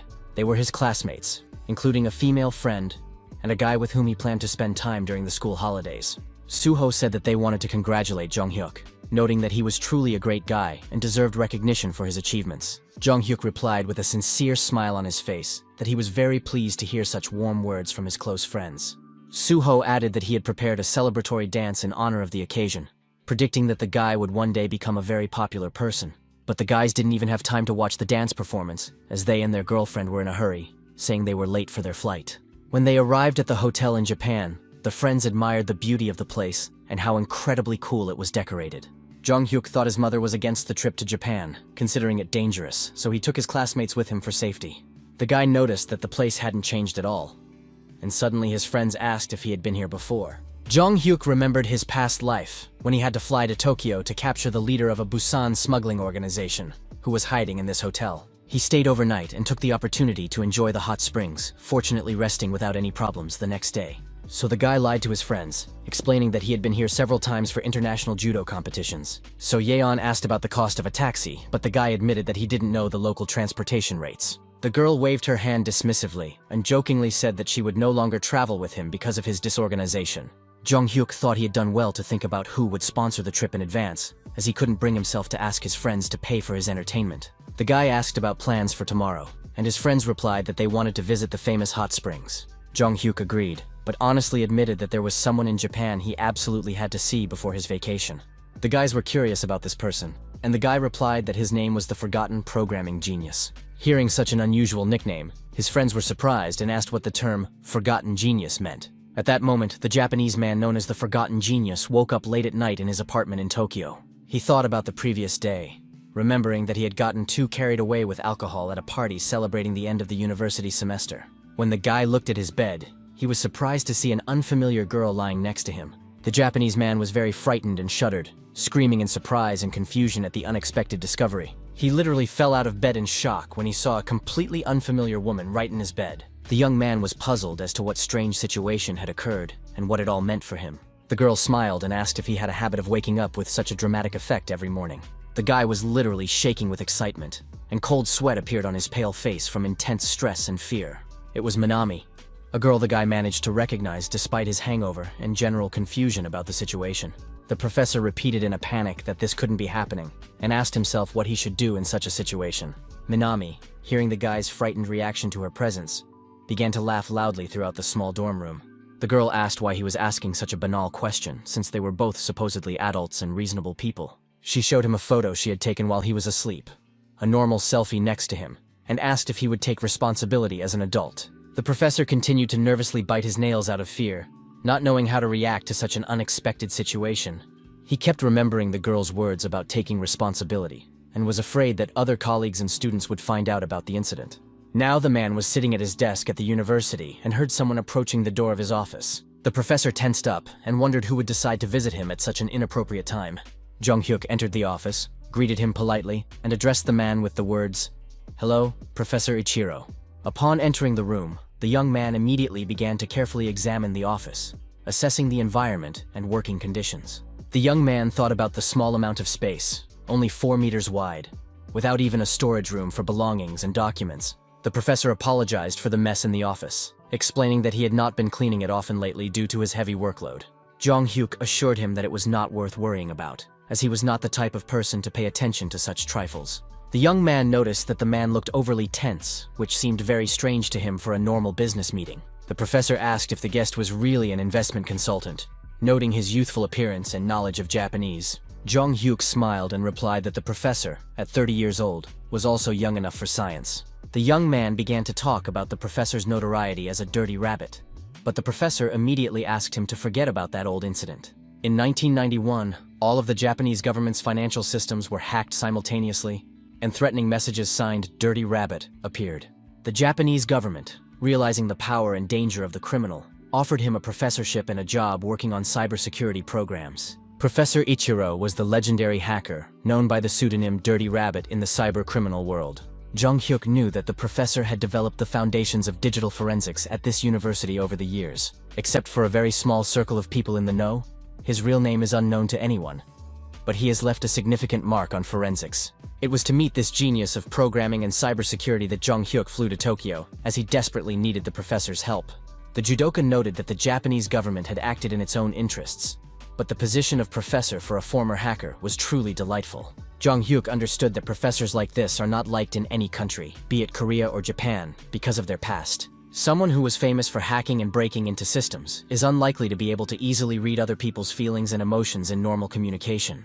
The guy realized that the professor felt lonely, and when he was in Japan, it must have been especially difficult for him to adapt. So Jung Hyuk noticed the professor was lost in thought and started talking to him to bring him back to reality a little. Minami arrived at that very moment and entered the office, causing the professor to immediately startle with surprise. The guy thought in surprise, "Is she really a university student? But why is she dressed in such a provocative and inappropriate manner?" The girl politely said that she would not disturb them in that case, and promised to come back to the professor a little later for a conversation. Jung Hyuk noticed that since he had arrived, the professor had seemed extremely preoccupied with some personal problems. Now the man became even more anxious, explaining that she was his student, who sometimes appeared unexpectedly at the most inopportune moments. Jung Hyuk suggested continuing the conversation, as he had an important topic to discuss. He wanted to buy the professor's hacking skills. Hearing this proposal, the professor asked in surprise if the young man had come with a commercial order to hack into some systems. Ichiro explained that the guest had misunderstood something, because what he was doing now was based on the principles of ethical hacking. Jung Hyuk replied that search programs for computers based on hacking structures are now used by intelligence services in various countries. The young man added that for ordinary people, this is a completely new concept in the field of cybersecurity and digital forensics. The judoka believed that the professor's skills could solve many serious problems in law enforcement. Although Ichiro is considered a former criminal, Jung Hyuk wanted to help him do what he really enjoys and what is useful. After talking to the professor, the guy returned to his friends and suggested that he treat everyone to dinner at a restaurant that evening. They entered the restaurant and immediately noticed the pleasant smell of grilled meat, assuming that the food here must be incredibly delicious. When Jung Hyuk entered the restaurant, he immediately noticed a girl he had seen before at the university. The young man remembered that she was definitely the same student who had come to Professor Ichiro's office earlier that day. The young man even managed to remember the name of this mysterious girl. Her name was Minami, as he had heard in conversation. The student was sitting with her friends and suggesting they go to Hawaii together, and they were interested in who the client was this time. Minami admitted slyly that she had tried to hide it, but she had confidential information about the new client. Jung Hyuk, passing by their table, heard the girl say that her client was actually a professor from their university. Jung Hyuk thought he hadn't misheard. The girl had definitely said the word professor in her conversation with her friends. The guy understood that the restaurant was quite noisy due to the large number of visitors, so it was difficult to make out the exact words of the conversation.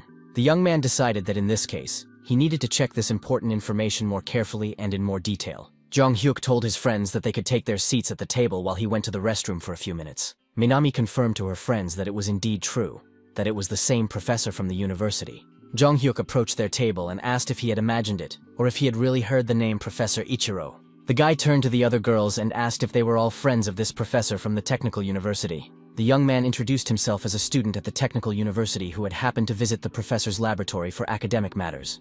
Minami didn't like how the situation was unfolding, so she reacted angrily to the stranger's interference in their conversation. The girl addressed the guy, noting that they were having a serious conversation about their personal affairs without any outside listeners. Jung Hyuk apologized to the girls, explaining that he was simply surprised by their appearance, and wished them a good evening. As the guy walked away from their table, the girls discussed how cute he was, and that they wouldn't mind getting to know him. Minami contemptuously remarked that there was nothing special about him, and besides, he was just a technical college student. She suggested that he was definitely a student of that stupid professor, which explained his interest in their conversation. The minx decided to get the most out of the professor, figuring that it shouldn't cause any serious problems. Her friends discussed that it was quite a big deal, but it was okay, at least until they graduated from university. Minami said that the funny thing was that she had been asked to completely compromise this professor by any means available. The girl explained that the client had warned her about the professor's possible dismissal, but she had signed a contract with payment until graduation. Minami decided to whisper the confidential information, warning that it should remain between them. She began to share the secret information very quietly, speaking almost inaudibly to the other restaurant patrons. Jung Hyuk staged this whole performance specifically to discreetly place a recording device under their table to record the conversation.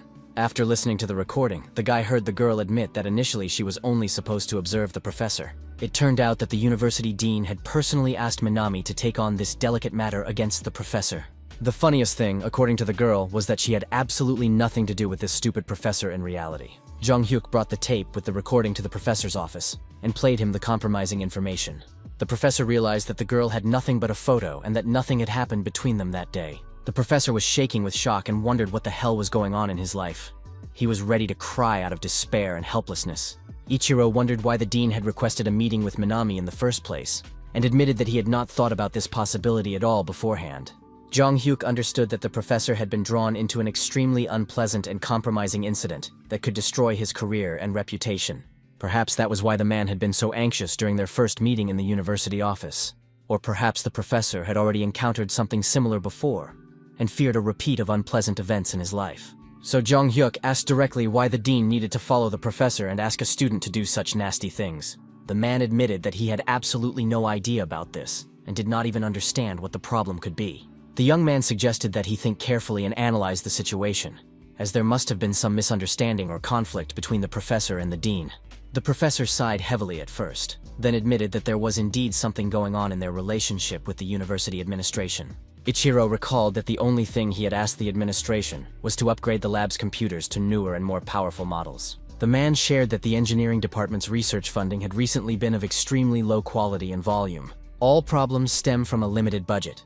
But Jong-hyuk noted the strangeness of the professor handing over all his research to the university. The young man thought that perhaps it would be worth investigating the dean's actions, and then all the ambiguities would become clear. The professor was surprised, and asked why the young man was helping him at all, since it would be easier to sign a technical contract and leave the matter alone. Jong-hyuk explained that he was a bit curious by nature, and that the dean's use of students to spy on the professor was unacceptable. Mr. Ichiro bitterly remarked that this was a disgrace for any university professor, and he was ashamed of the whole situation.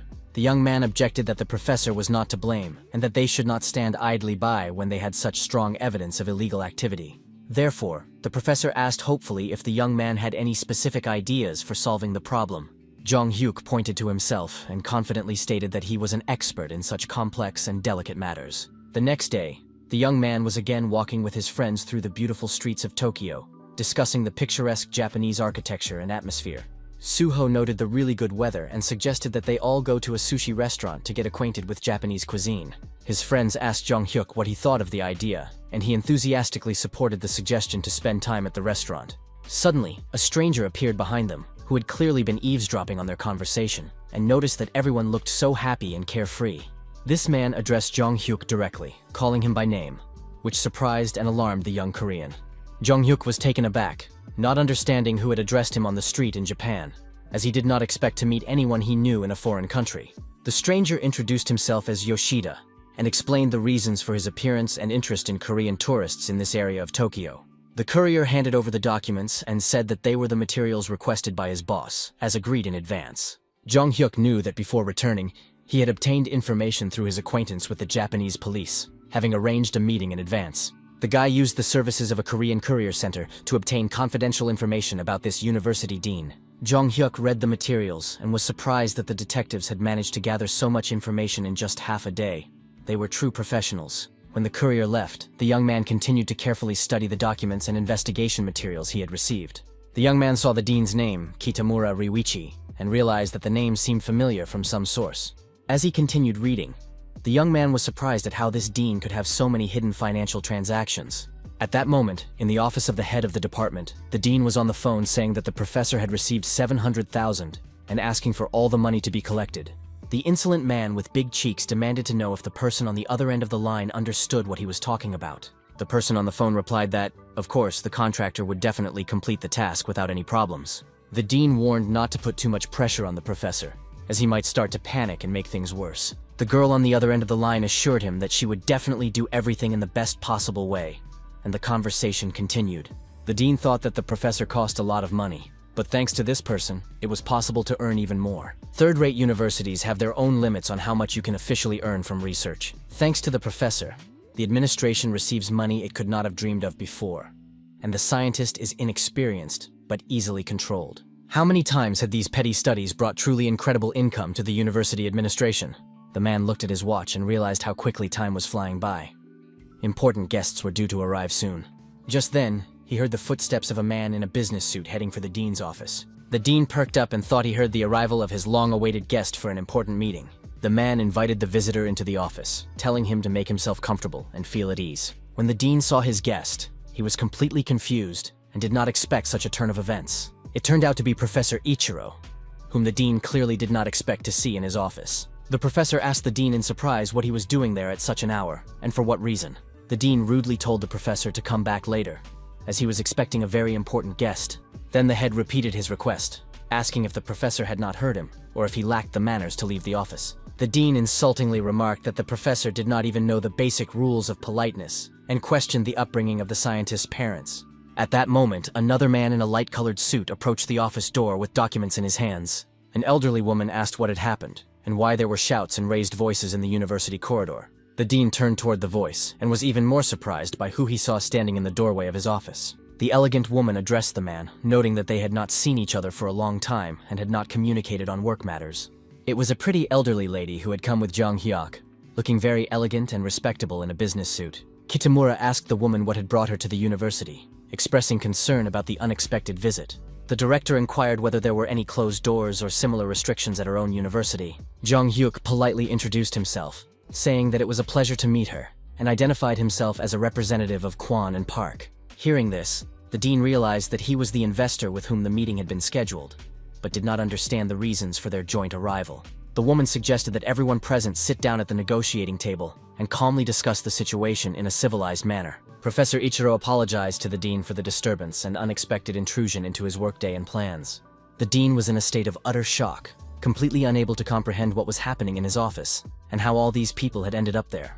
The principal explained that an investor had requested cooperation with their university, so she had personally returned to participate in the negotiations. Jang Hyuk clarified that he had originally planned to meet only with the university president to discuss business proposals, but since the meeting had already begun with this group, he suggested that everyone sit down together and discuss the prospects for cooperation.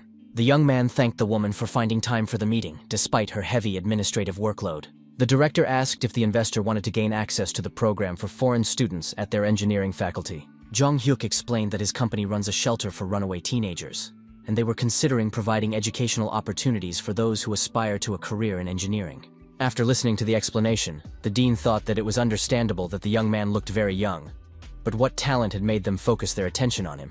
The principal asked what principle the investors had used to choose their university, among many other educational institutions. The judoka replied that he had personal connections with Professor Ichiro, and that was why they chose this university. Ichiro talked about the development of a program capable of researching and restoring data on calls and messages that had long been deleted from mobile phones.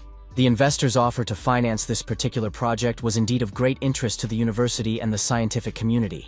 If the development was successfully completed, it would truly be a huge technological breakthrough for the entire global community. The dean thought that he also had a similar idea for commercializing research, but for some reason the professor did not tell him anything. Jang Hyuk expressed his delight that everyone was interested in the project and asked about the possibility of demonstrating the program right in the office. The director confirmed her readiness for the demonstration and noted that the developers had already prepared a file with the program to show its capabilities. Jang Hyuk politely apologized for the disturbance and asked the dean to lend him his cell phone to demonstrate the program. The young man explained that as investors and developers, they had to be as unbiased and objective as possible in their work. The dean, upon hearing the request, thought it looked suspicious, but still decided to give his phone for the demonstration. Suddenly, the man's pupils narrowed as he realized the danger. The program could restore all deleted messages and calls from the device. Jang Hyuk noted that mobile phones are connected to people's personal lives, so it is probably not a good idea to use them for testing. The young man suggested an alternative, using a desktop computer instead of a mobile phone to demonstrate the program's capabilities. At this point, the dean became even more nervous, realizing the risks involved in checking a computer with his data on it. The man realized that he had stored hidden bank accounts and stolen research data on this very computer.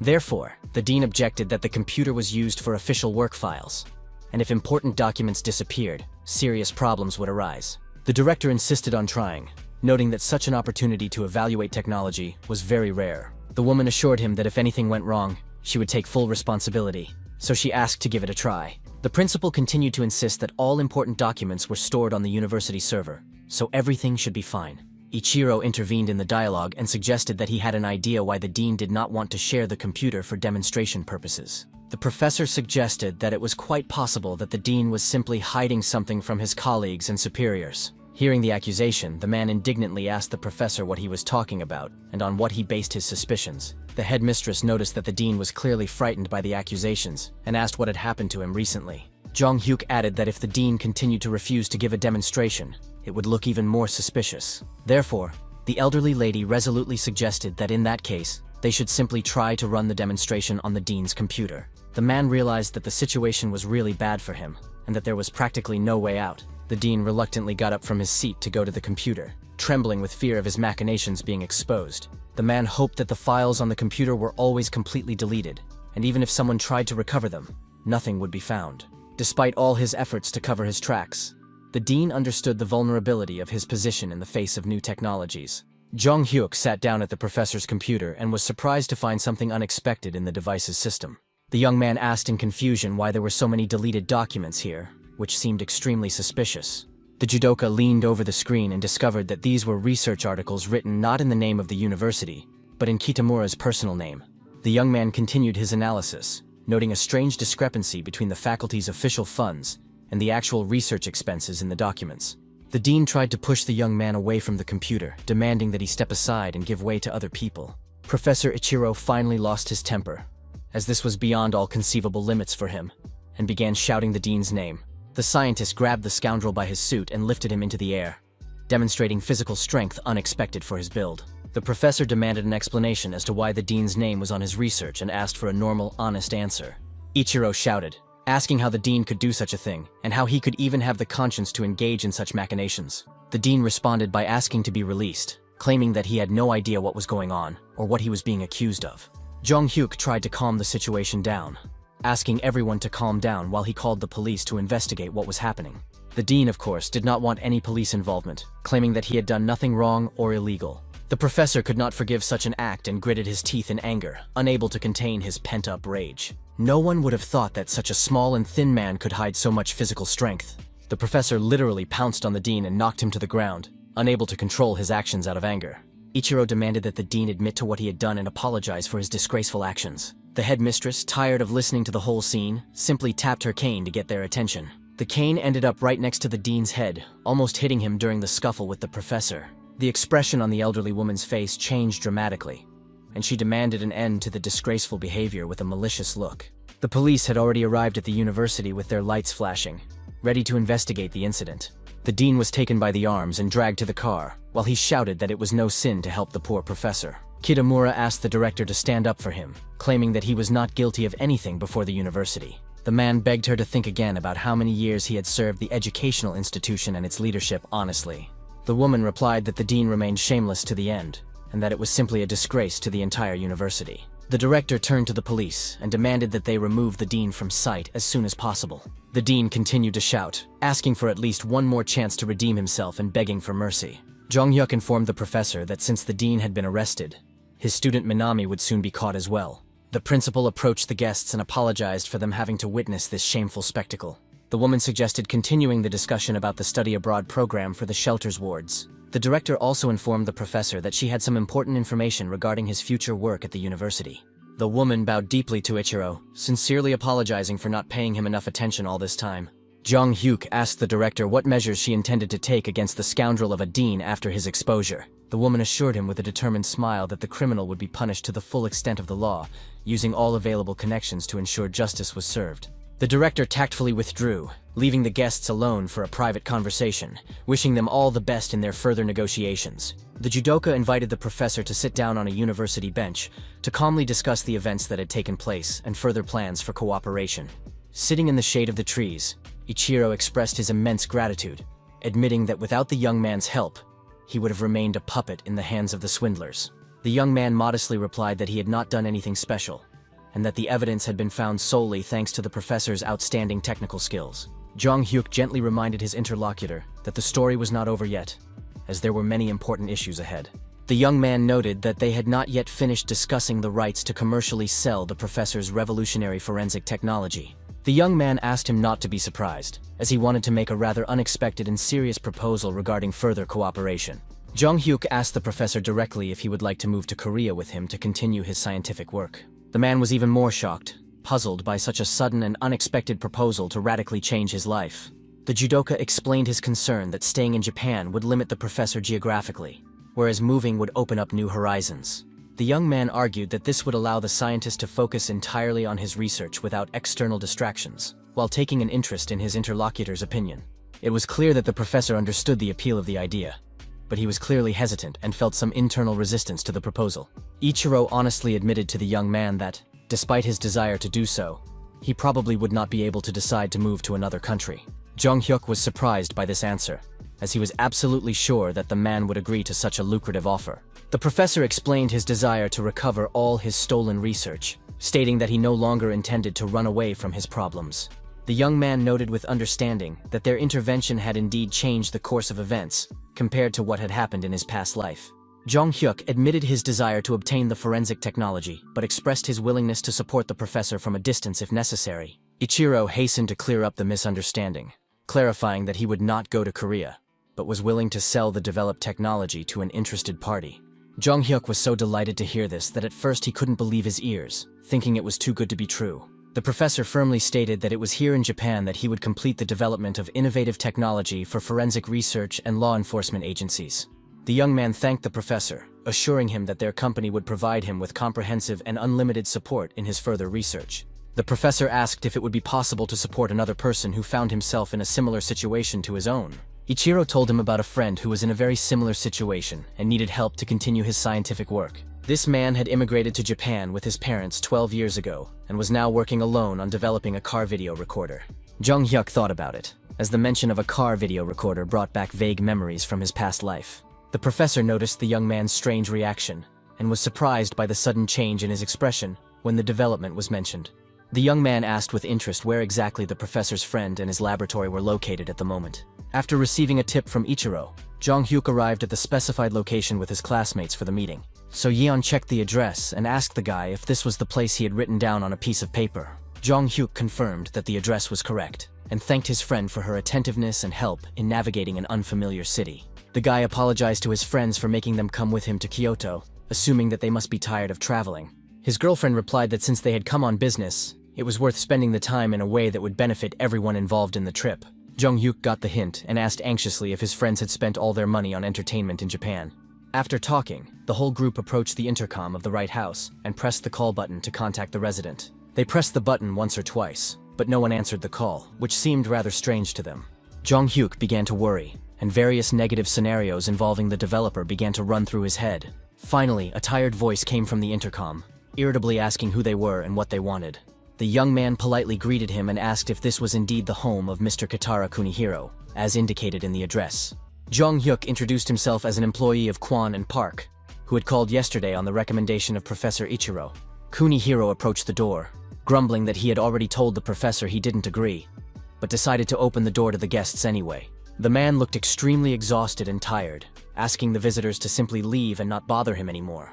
The developer explained that he was not feeling well and promised to explain everything to the professor himself regarding his refusal to cooperate. Jong-hyuk objected that this would not work and held the closing door open to continue the conversation. The young man explained that he was traveling with friends in Japan, leaving for Korea tomorrow, and only had one day for negotiations. His friends were surprised by Jong-hyuk's persistence and his strong desire to talk to this unfamiliar developer. Even the developer himself was shocked by the young man's passion and persistence in wanting to talk to him. After these words, the man simply lost consciousness and seemed to melt away, falling forward in one place. Suho saw the falling guy and quickly rushed to his aid to support him and prevent him from falling. Kunihiro approached his fallen friend, his face expressing complete shock and incomprehension of what was happening to the guest. The developer asked Suho if he was the Hiroshi they were expecting. Kunihiro apologized for his strange behavior, explaining that he had confused the people and the situation as a whole. When everyone was sitting inside the house, Jong-hyuk assured them that it was nothing serious, that it was their fault for coming without prior warning. The man asked if the professor had told them about their situation, and clarified whether the guest was indeed an investment consultant. The developer introduced himself, handing over his business card, and saying that his name was Kunihiro, and his Korean name was Su Cheng. The man talked about his previous job at a semiconductor company, but after being laid off, he had been doing small development projects on his own. Jong-hyuk expressed his admiration for the research, noting his particular interest in the development of a car video recorder among all the projects. The young man honestly admitted that he did not fully understand the essence of this development and how such a device works. Therefore, Jong-hyuk asked the developer to explain in more detail what this technological innovation is. Kunihiro confirmed that the guest's understanding of the essence of his development was correct and was ready to explain the details. The inventor explained that this device is attached to a car and continuously records video during trips. Recording continues regardless of whether the car is moving or stationary in standby mode. Jong-hyuk thought with satisfaction that this was exactly the device he'd been thinking about from his memories of his past life. The car video recorder, also known as a black box, was an extremely important invention for law enforcement agencies. In his past life, after the introduction of these video recorders, the crime detection rate increased significantly across the country. Thanks to surveillance cameras on the streets, in restaurants, and dash cams, a network was created that made it difficult for criminals to escape. The guy asked the developer to at least show him a working prototype of the device, if there was one. Kunihiro regretfully replied that there was no prototype yet, but he could show him the available drawings and development diagrams. Jong-hyuk knew he didn't understand technical drawings at all, but the shape of the device seemed to be what he expected. The guy inquired about the time frame for completing the development and was told that it would take several more years of work. Even with sufficient financial support, it would take that long to perfect the device. As can be seen from the drawings, the development is only 80% complete. But the main problem lies in the device's memory. Round-the-clock video recording requires a huge amount of memory, and modern technology does not yet allow for the creation of a compact device with sufficient capacity.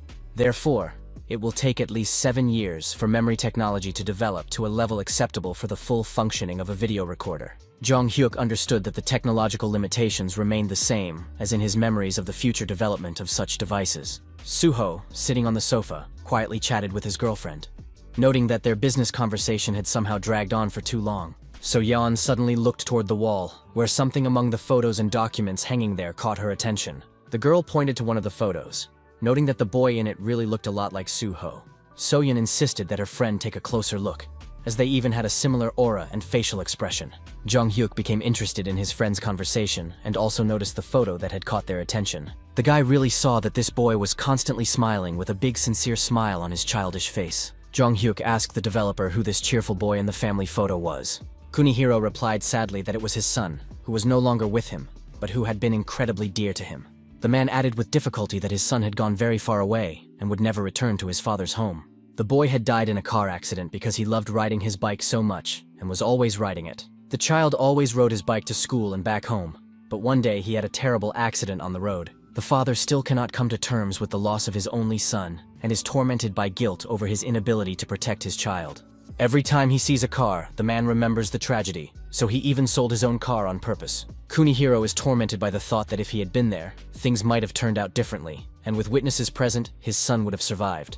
These painful thoughts give the father no peace, and he constantly replay the tragic events in his head. The man lost his only son, but he does not want a similar tragedy to happen to other families. Therefore, the developer looked at Suho with particular interest, noting the incredible resemblance to the deceased child. Everyone present looked at Kunihiro with deep compassion, understanding the scale of his personal tragedy and pain. The developer admitted that Suho really did look a lot like his son, and if the boy had lived to high school age, he would probably have looked exactly the same. Wiping away his tears, the man apologized for showing the guests this painful side of life, and asked them to forget what they had seen. Jong-hyuk now understood what personal circumstances the professor had been referring to earlier, and it became clear why the developer had reacted that way in the first place. Kunihiro was shocked to see Jong-hyuk's friend, who resembled his dead son so much in appearance and mannerisms. Jong-hyuk abruptly rose from his seat and solemnly addressed the grieving father with an important proposal. With a sincere smile, the young man suggested that the developer go with him to Korea to continue his work and start a new life. Kunihiro was very surprised by this proposal, as it sounded so abrupt and unexpected in this situation. Jong-hyuk confirmed the invitation to Korea with a sincere smile, mentioning the existence of a shelter for homeless teenagers in their country. The guy suggested that the developer continue his research there and sometimes help the children, which might help him cope with the pain of losing his son. Kunihiro looked again at Jong-hyuk's friend, who so strikingly resembled his deceased son in appearance and mannerisms. The man seriously considered the offer, realizing that such a change in his life might not be such a bad idea. After several days of reflection and inner struggle, the man decided to agree to move to Korea. The friends sat in their school classroom, reminiscing about their wonderful trip to Japan and dreaming of going there again in the future. All the students were excitedly discussing who would be their new homeroom teacher this school year. A stern-looking man entered the classroom, causing all the students to literally open their mouths in surprise and greeted the class. The new teacher wrote his name on the board and announced that he would be teaching English, assuming that they had heard of him. The teacher warned the class to be prepared for his strictness, as any mistake would be severely punished. Jung Hyuk thought that if he was not mistaken, this teacher's nickname was Viper because of his harsh character and teaching methods. The English teacher added that they shouldn't get too excited, as he had something else for the class. The man invited someone to come in, and a pair of slender legs and school shoes crossed the classroom threshold. A new classmate with beautiful red hair entered the classroom, and all the boys opened their mouths in admiration at the sight of her. The students immediately realized that they were looking at the most famous and beautiful girl, who was the subject of legends at the school. Even the judoist himself could not contain his surprise when he saw this stunning beauty in their ordinary school classroom. The girl smiled sweetly, and the teacher announced to the class that they would now have a new classmate to study with. It was the same cute girl from the winter resort, who waved her hand and greeted everyone in English. The beautiful foreigner's name was Irina, and she was indeed an incredibly attractive and charming young lady. Irina and Jung Hyuk were already walking together down the school corridor when the girl noticed that they hadn't seen each other in ages. The guy agreed that they really hadn't seen each other in a long time, and expressed surprise at such an unexpected meeting at school. So Yeon joined the conversation, noting how incredible it was that they would all be studying at the same school, and even in the same class. Irina explained that she hadn't told anyone about her move because her classmates weren't interested in her future education plans. Jung Hyuk recalled that when they met at the ski resort, he didn't expect the girl to have such a style. But now he was happy to have a new friend. As far as Jung Hyuk could remember, he had never had any real close friends to talk to and support him in his past life. At that moment, the business-minded guy received another call on his cell phone, interrupting his school conversations with his classmates. Jung Hyuk picked up the phone and heard a familiar voice.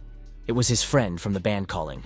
As always, it was David, the American singer from their band, jokingly reminding him that he was calling a real pop star. The musician explained that thanks to Jung Hyuk, he was busy and was currently in the dressing room before a performance. So the guy curiously asked his friend why he was calling him at such a time.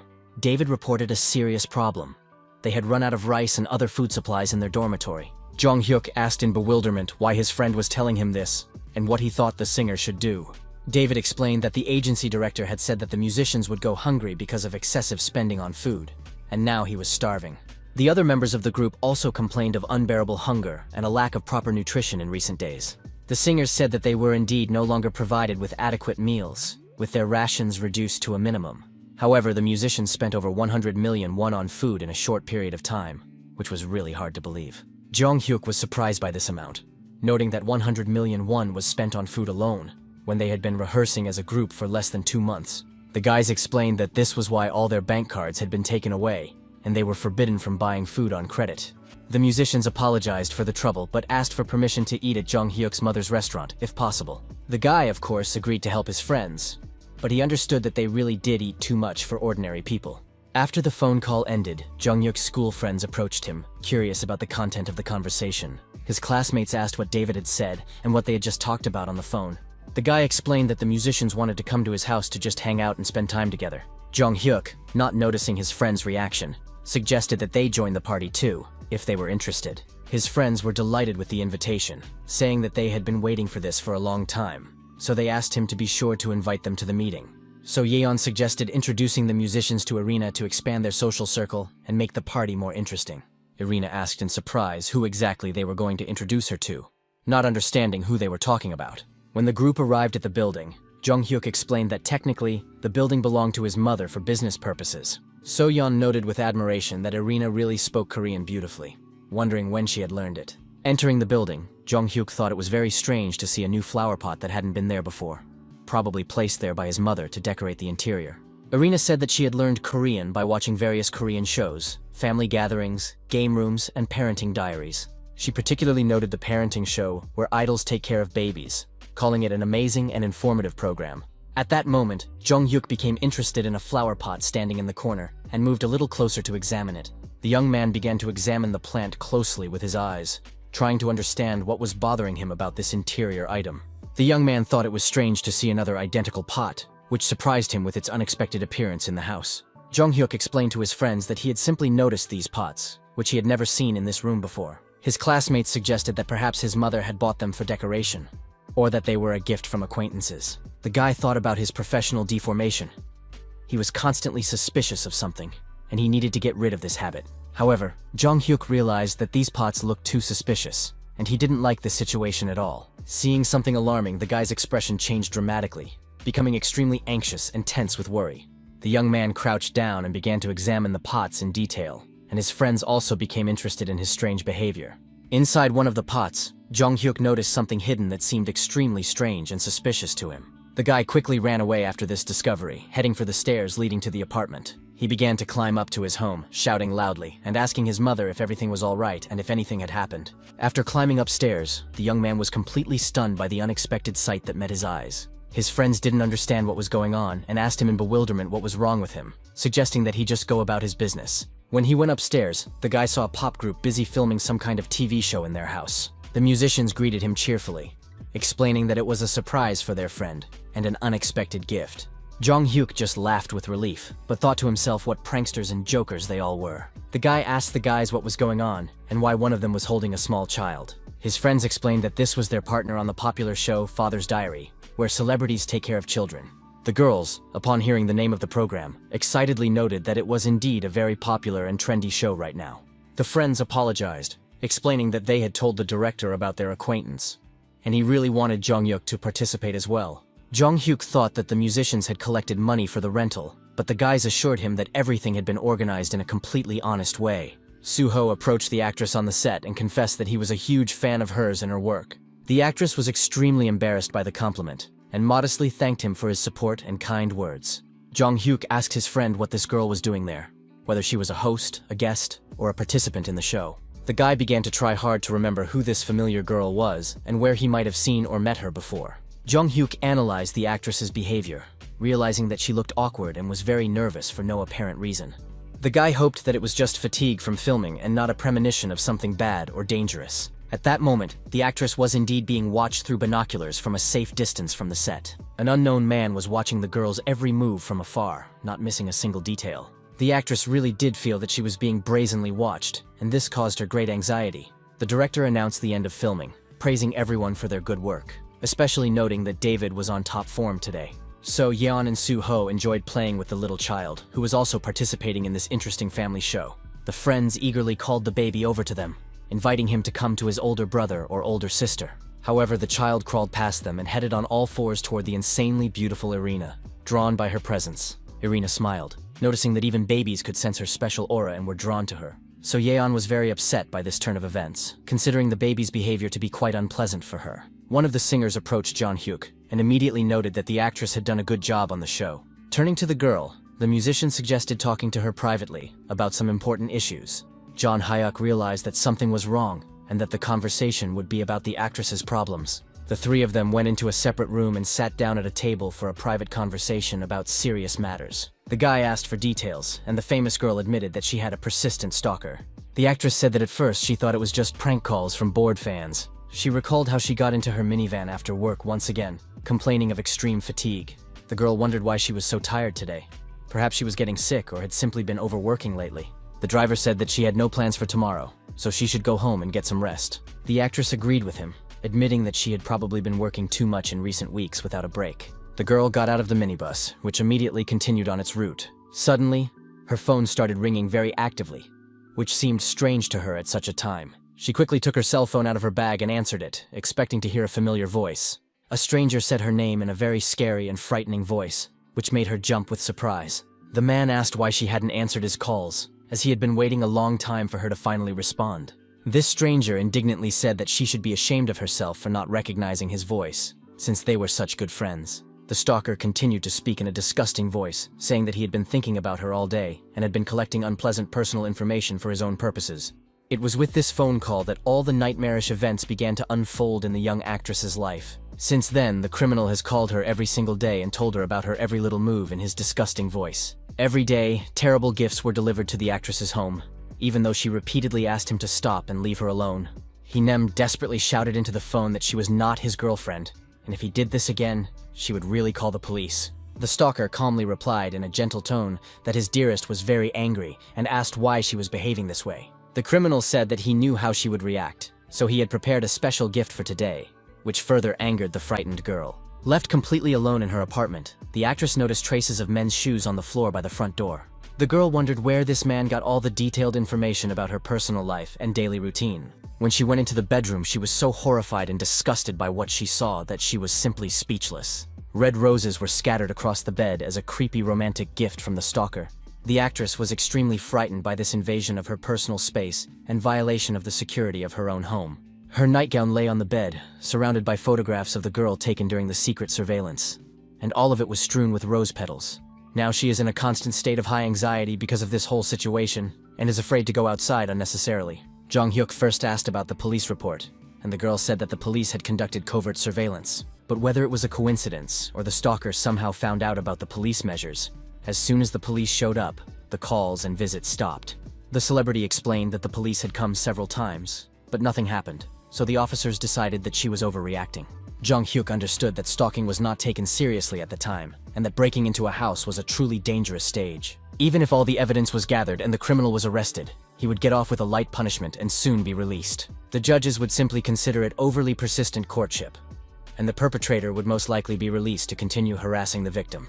So the guy stood up decisively, turned to the girl, and assured her that the most important thing was not to worry about anything. Jong-hyuk gave a 100% guarantee that they would definitely put this criminal behind bars for a long time. The young man explained that he had certain connections in law enforcement, so there was no need to worry about the successful resolution of the problem. The young man thought to himself that at the same time, they would change the law's attitude toward crimes related to stalking and harassment. In the evening, local children were happily playing soccer near the house, unaware of the danger lurking nearby. At that moment, the stalker was already patiently waiting for his victim under the staircase, choosing a convenient position for observation. The criminal carefully hid behind a thick tree trunk in tall grass, from where he could discreetly follow the actress's every move and plan his next steps. As if behind him, the criminal heard the security guard ask him what he was doing there so late at night. The security guard asked what the stranger was doing there, as he had never seen him before, and he clearly did not live in the building. The stalker, realizing he had been discovered, immediately jumped to his feet and ran forward, trying to escape pursuit. A woman standing at the entrance exclaimed in surprise. But it was obvious that this man had come to spy on a celebrity living in the building. A resident of the house complained that because of this actress, they now had nothing but problems, and security had to patrol the area twice as much. Neighbors said that strange people had recently appeared in the area whom they feared to death, as they were constantly shouting under their windows. Meanwhile, another man quietly entered the building where the actress lived and headed up the stairs to her apartment. When he reached the girl's door, he was extremely surprised by what he saw at the entrance to her home. The man wondered if some new doorbells and additional security systems had been added to the door for protection. Probably because there were too many intrusive people around the actress, it was necessary to strengthen security measures. However, despite the additional protection, the criminal still managed to open both doors and get inside. As it turned out, this stalker was the same security guard who had just chased the young man away from the building. After breaking into the girl's apartment, he began to laugh nastily with pleasure and anticipation of another invasion of her personal life. The criminal rummaged through her things and thought that these clothes already needed to be taken to the dry cleaners, because his baby wouldn't survive without him. In the dressing room, the stalker suddenly noticed a box, which greatly surprised him with its presence among women's things. Inside, an insanely beautiful gold watch, clearly designed for men, sparkled, which puzzled the criminal. The guard realized with horror that his favorite actress did not wear such watches at all, as it was clearly a men's accessory. The man tried to calm himself with the thought that she had simply changed her tastes, as she would never bring a man home. The criminal stopped rummaging through the closet, but remained extremely concerned about the men's watch he had found in her apartment. Suddenly, a terrible realization dawned on the security guard, which made him even angrier and caused him to lose control. The stalker decided to check the rest of the apartment and broke into the bathroom to continue his search. There he noticed that there was now another blue toothbrush, clearly belonging to a man. The criminal couldn't believe what was happening and began ransacking the girl's entire apartment in search of other evidence of infidelity. The security guard emptied the trash can and scattered all the trash around the room, trying to find evidence of another man's presence. The stalker's face reflected genuine distress and rage at the discoveries he was making in the actress's apartment. The criminal was holding a men's razor, which he had found among the toiletries in the bathroom. This crazy security guard thought that the actress had betrayed his trust and their special relationship. The stalker began to destroy the apartment even more, shouting that this dirty fool had betrayed and deceived him. The criminal was shaking with uncontrollable rage and couldn't understand how she dared to betray him like that. The stalker yelled that this girl was just a cunning snake, and he had done so much for her. But she had betrayed him. The stuffed bunny standing in the kitchen was equipped with a hidden video camera to record what was happening in the apartment. Jong-hyuk had deliberately installed this surveillance system in advance to obtain irrefutable evidence for the police. The investigators who watched the recording understood that this man was truly mentally ill. Poor actress Hae-neom, watching this horrific recording, was shaking with fear and crying profusely. Jong-hyuk tried to calm the girl down, telling her that she didn't need to watch it anymore and traumatize herself. The young man turned to the investigators, emphasizing that they already knew the situation from the victim and could see how the stalker had crossed all boundaries. The young man insisted that if immediate action was not taken, the actress could be in mortal danger. One of the investigators, outraged, slammed his fist on the table with all his might, expressing his anger at what had happened. The police officer said he was ready to kill the criminal right then and there without any ceremony for such behavior. The law enforcement officer suggested not wasting time and immediately arresting the scoundrel who was treating a defenseless girl this way. Jong-hyuk stopped the angry police officers with a stern look, explaining that it was too early to take such action. The young man explained that even if a complaint was filed for trespassing and threats, the criminal would be sentenced to a maximum of 2 years in prison. Such a punishment was too lenient to reform the criminal with his dangerous delusions of love for the actress. The senior investigators asked the young man what plan he proposed to resolve this difficult situation. A week later, a guy in the parking lot was talking on the phone, saying that he would soon go upstairs to the girl. The man reassured the woman on the phone, saying that she should not be afraid because he was there to protect her. The guy called Hae-nem a coward, and all this was overheard by a nasty security guard stalker lurking nearby. The young man promised the girl that he would be with her soon, and that she had nothing to worry about in his presence. He assured her that tonight, no one but him would dare lay a finger on her. These words enraged the stalker, and he was determined to kill the scoundrel who dared to approach his girlfriend. So the security guard went up to the floor where the actress lived, clutching a sharp dagger in his hands for revenge. The criminal waited until late at night and quietly made his way into the apartment through the locks he had broken. The stalker approached the sleeping girl's bed and stood over her like a black, ominous shadow of death. He saw confirmation of his suspicions. The actress had indeed found herself a new lover. The guard whispered about how much he loved her, and couldn't understand how she could treat him so cruelly. The criminal reminded her of his vows to love her forever, wondering if that wasn't enough to make her happy. The stalker climbed onto the bed, swung his dagger, and began shouting throughout the apartment, preparing to commit the crime. But at that moment, the police arrived and apprehended him. Suddenly, an investigator appeared from the closet and quickly and powerfully kicked the scoundrel right in the face, knocking him off his feet. The security guard stalker flew sideways from the force of the blow and lay on the floor, barely breathing from the pain and shock of the unexpected attack. The criminal, confused, asked the police officer who had appeared who he was and where he had come from. The investigator coldly replied that it didn't matter who he was, but rather that he explain what he was doing in someone else's apartment with a knife. The police officer officially announced his arrest for repeated illegal entry into a dwelling and attempted murder. The criminal was quickly restrained and handcuffed, preventing him from resisting or harming those around him. The stalker screamed in horror that it had all been set up from the beginning and that he couldn't believe the betrayal of his love. As it turned out, it wasn't even an actress lying in bed, but a male police officer who had participated in the operation to capture the criminal. Seeing this, the security guard was in complete shock, realizing that it was not his beloved actress in front of him, but a decoy. The criminal was already being led out of the building, where police cars with flashing lights had gathered to complete the operation.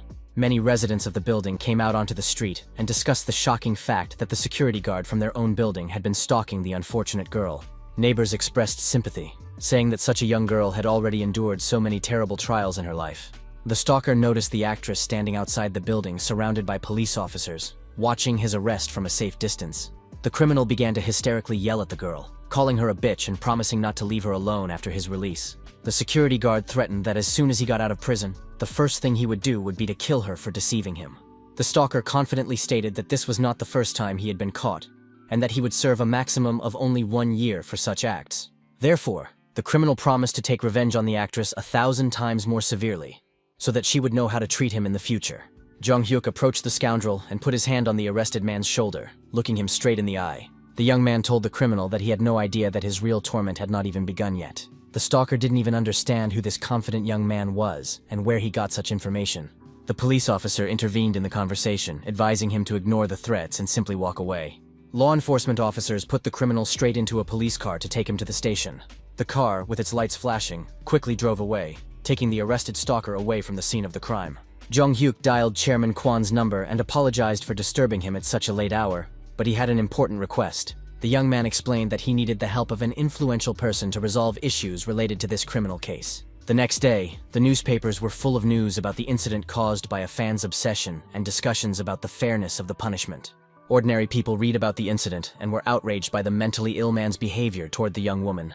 Many felt that arrest was not a severe enough punishment for the criminal's perverse pursuit of the actress. In the courtroom, the judge announced to the defendant, Kang Moon-chik, that he would be given the last word before sentencing in the stalking case. The stalker cowered in fear, crying and shaking, realizing the seriousness of his situation in the courtroom before the face of justice. The criminal said he deeply regretted what had happened, admitting that he loved the girl too much and had made a terrible mistake. Kang Moon-chik addressed the judge, saying that while in detention, he had repented of his actions and written a letter of apology to the victim. The stalker swore that nothing like this would ever happen again and begged for another chance to reform and become a normal person. Listening to these words, Jong-hyuk thought about what hypocrisy and a terrible attempt to manipulate the court it was. Even through the criminal's tears, one could sense his hidden, terrible smile and confidence that he would receive a light punishment. The stalker thought to himself that the maximum sentence for such crimes was 3 to 4 years, and he would definitely not receive the maximum sentence. The judge's assistant announced to everyone present to prepare for the sentencing in the case of stalking and attempted murder. Everyone sat in tense anticipation of a fair court decision, hoping for an adequate punishment for the criminal. The judge began by stating that the defendant's crimes remained at the attempt stage, which was taken into account when passing sentence. The court took into account his ostensible remorse and desire to reconcile with the victim in order to mitigate the punishment. However, the judge took into account that the defendant had asked for leniency not from the victim, but from the court, and that this was not his first such crime. Furthermore, the high probability of reoffending makes it necessary to isolate the defendant from society for a long period of time. Therefore, Kang Moon-chik is sentenced to 22 years imprisonment in a strict regime correctional colony. The sound of the judge's gavel striking the table was heard in the courtroom, officially concluding the sentencing. The criminal was in shock, as he had expected any sentence, but certainly not 22 years in prison. Stalker began to scream hysterically at the entire courtroom, saying that it was ridiculous and that such a thing could not even be possible in theory. He reminded everyone of the 100 pages he had written about his remorse and that he had been intoxicated at the time. No one wanted to listen to his excuses, so the guards quickly grabbed him by the head and pinned him to the table to calm him down. The stalker continued to protest, not understanding how he could be given such a sentence for simply courting a girl.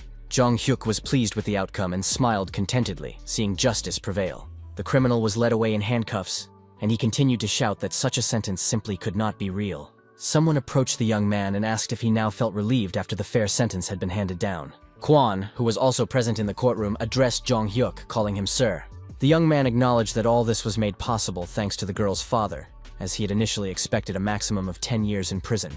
Kwon replied that his efforts should not be underestimated, as this was an important precedent and not just a routine sentence. As a woman who deeply understood the fear experienced by the actress, she noted that until now, the penalties for stalking had been too lenient. Jong-hyuk understood that now that there is a precedent of a 22-year sentence, victims who have endured similar horrors will finally have the courage to turn to law enforcement for protection. And despicable stalkers would finally begin to fear committing such crimes, knowing that they could face severe punishment for their actions. Jong-hyuk agreed that everything would work out as planned, but suggested that they now return to other important matters and projects. An inspector was standing at the police station waiting for guests to arrive for an important presentation of new technologies. Jong-hyuk happily approached him and warmly greeted this experienced law enforcement officer. The young man remarked admiringly that the inspector looked simply stunning and very respectable in his uniform. The inspector jokingly called the young man a rascal in response, and both began to laugh amiably at the joke. Jong-hyuk introduced the person accompanying him, saying that he was a professor whom the inspector was meeting in person for the first time.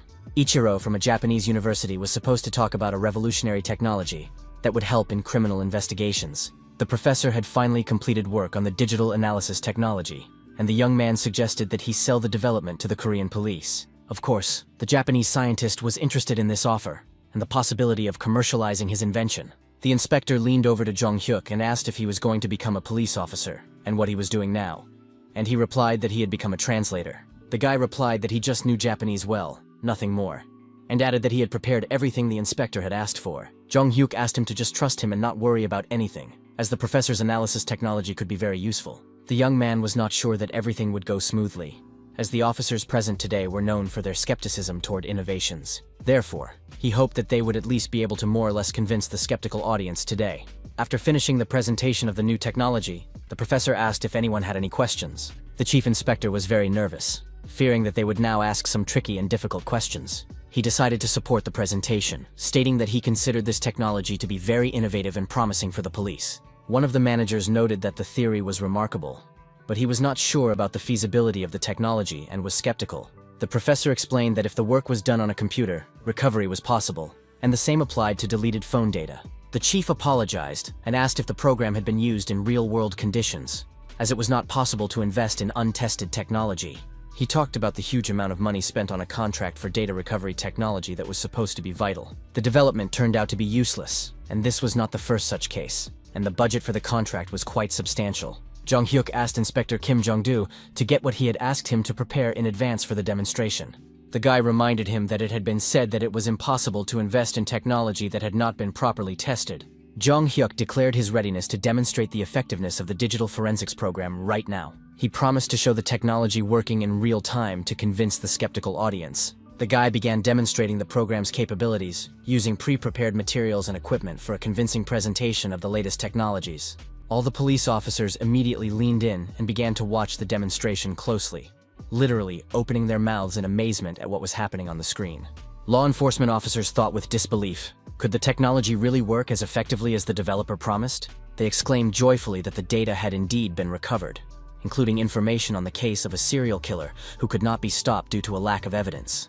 The police realized that with this revolutionary technology, they would be able to catch almost any criminal who was covering their tracks. The deputy chief cautiously noted that additional tests were needed before making a final decision on purchasing the equipment. Kim Dong-chu couldn't hold back and turned to the deputy chief, insisting that they had to get this tech for their work. The inspector explained that with this program, they would be able to convict all the criminals who could not be convicted due to lack of evidence. Therefore, all employees unanimously agreed that they definitely needed to purchase this technology to improve the department's work. After the successful presentation, Jung Hyuk walked with the professor, praising him for his excellent work and professional presentation of the material.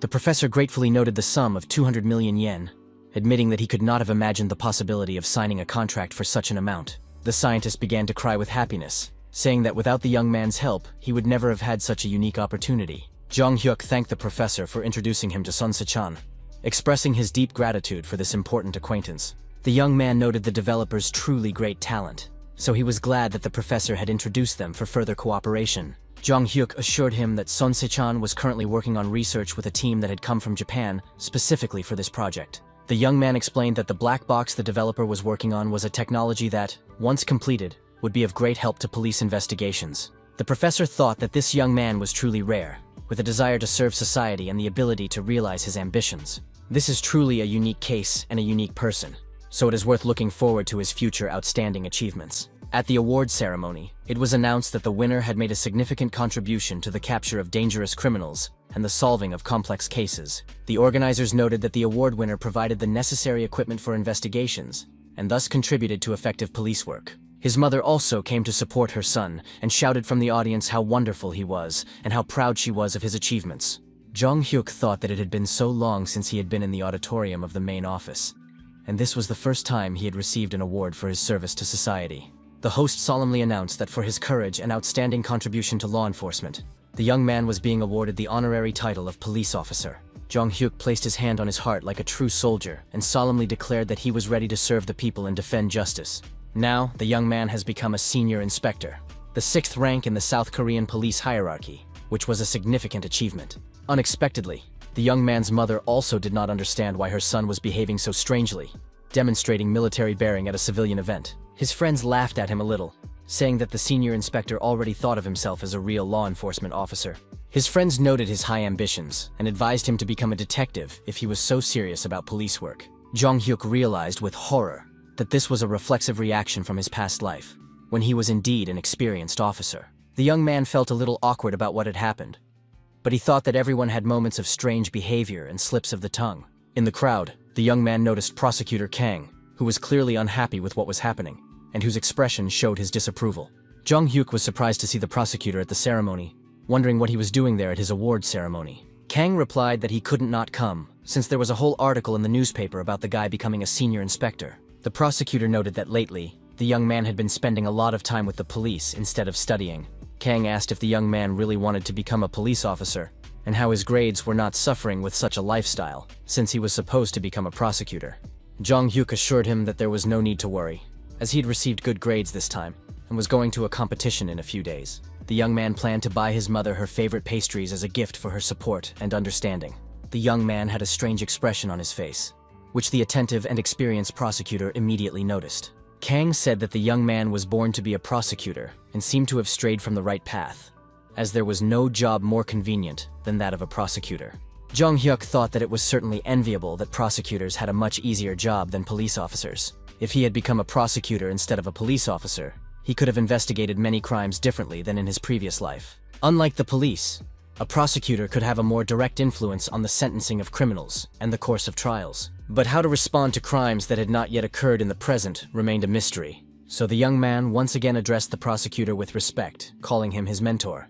Jong Hyuk asked what prosecutors would do if they knew a crime was about to happen. The man thought about the question, wondering what kind of crime should happen, as it was a strange and silly question. The young man asked him to imagine a situation where he knew for sure about a future crime and could prevent it in advance. The prosecutor understood that this was an extremely rare event in law enforcement practice and did not happen very often. Kang admitted that even he, as an experienced prosecutor, honestly did not know how to answer such a hypothetical question. Meanwhile, at the construction site, young children were talking among themselves, noting how scary the place looked. The children grabbed their friend Sanmin's hand and suggested that he avoid this dangerous place. One of the children explained that his mother had told him not to go to such dangerous places without adults and parental permission. Sanmin argued with his friends that there was nothing dangerous here. No one was around, and this was the fastest way home. His friends said they would not go there because if they went without permission and got caught, they would be in big trouble. The boys said that it was somehow eerie and scary here, but the boy did not like his friend's cowardly reaction. San Ming contemptuously said that they should stay behind, calling them pathetic cowards who weren't ready for adventure. The boy went alone, thinking that his friends were fools. What were they afraid of? He had been there so many times. As the child was walking through the construction site once again, an unfamiliar voice suddenly called his name. It was an adult man who leaned very close to him, but his face could not be seen because of his mask. The little boy asked the stranger fearfully who he was and what he wanted from him. The man confirmed that he had the boy's name right by repeating, "You are San Ming," in a threatening tone. The boy's eyes reflected real fear. He didn't know what to say or how to react to the situation. The child saw the stranger take a knife out of his pocket and prepare to swing it in an attack. The criminal was already swinging his huge weapon to kill the defenseless 7-year-old boy at the construction site. Suddenly, someone shouted, "Hey, you bastard!" causing the stranger to tremble with surprise. Jong Hyuk arrived in time and was able to prevent this horrific murder of an innocent child. The guy started yelling at the criminal that he was now under arrest and had to surrender to law enforcement. In the original timeline, at 4 o'clock this afternoon, the body of a 7-year-old boy was found at the construction site, badly damaged. The examination showed that someone tried to destroy the body with a chemical solvent. This happened on May 20th, 1999. The 7-year-old child was stabbed to death, sustaining multiple wounds all over his body. After the murder, the perpetrator also burned the body. It was found too late. It was a brutal crime that shocked society. The case became known as the child case and caused a huge stir. But due to imperfect technology, the criminal was not caught.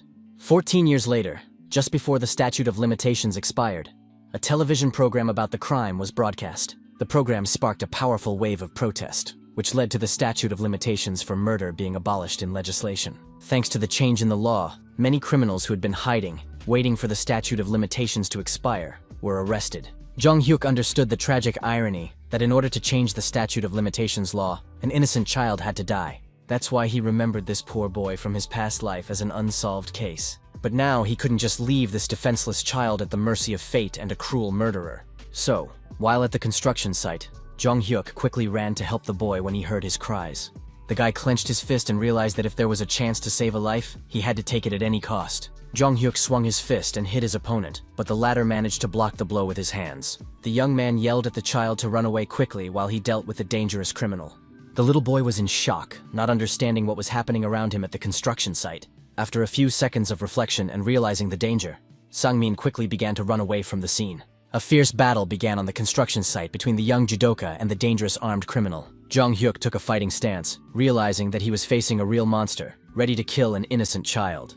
The fact that the killer knew the boy's name and was not at all embarrassed by the presence of a witness spoke volumes.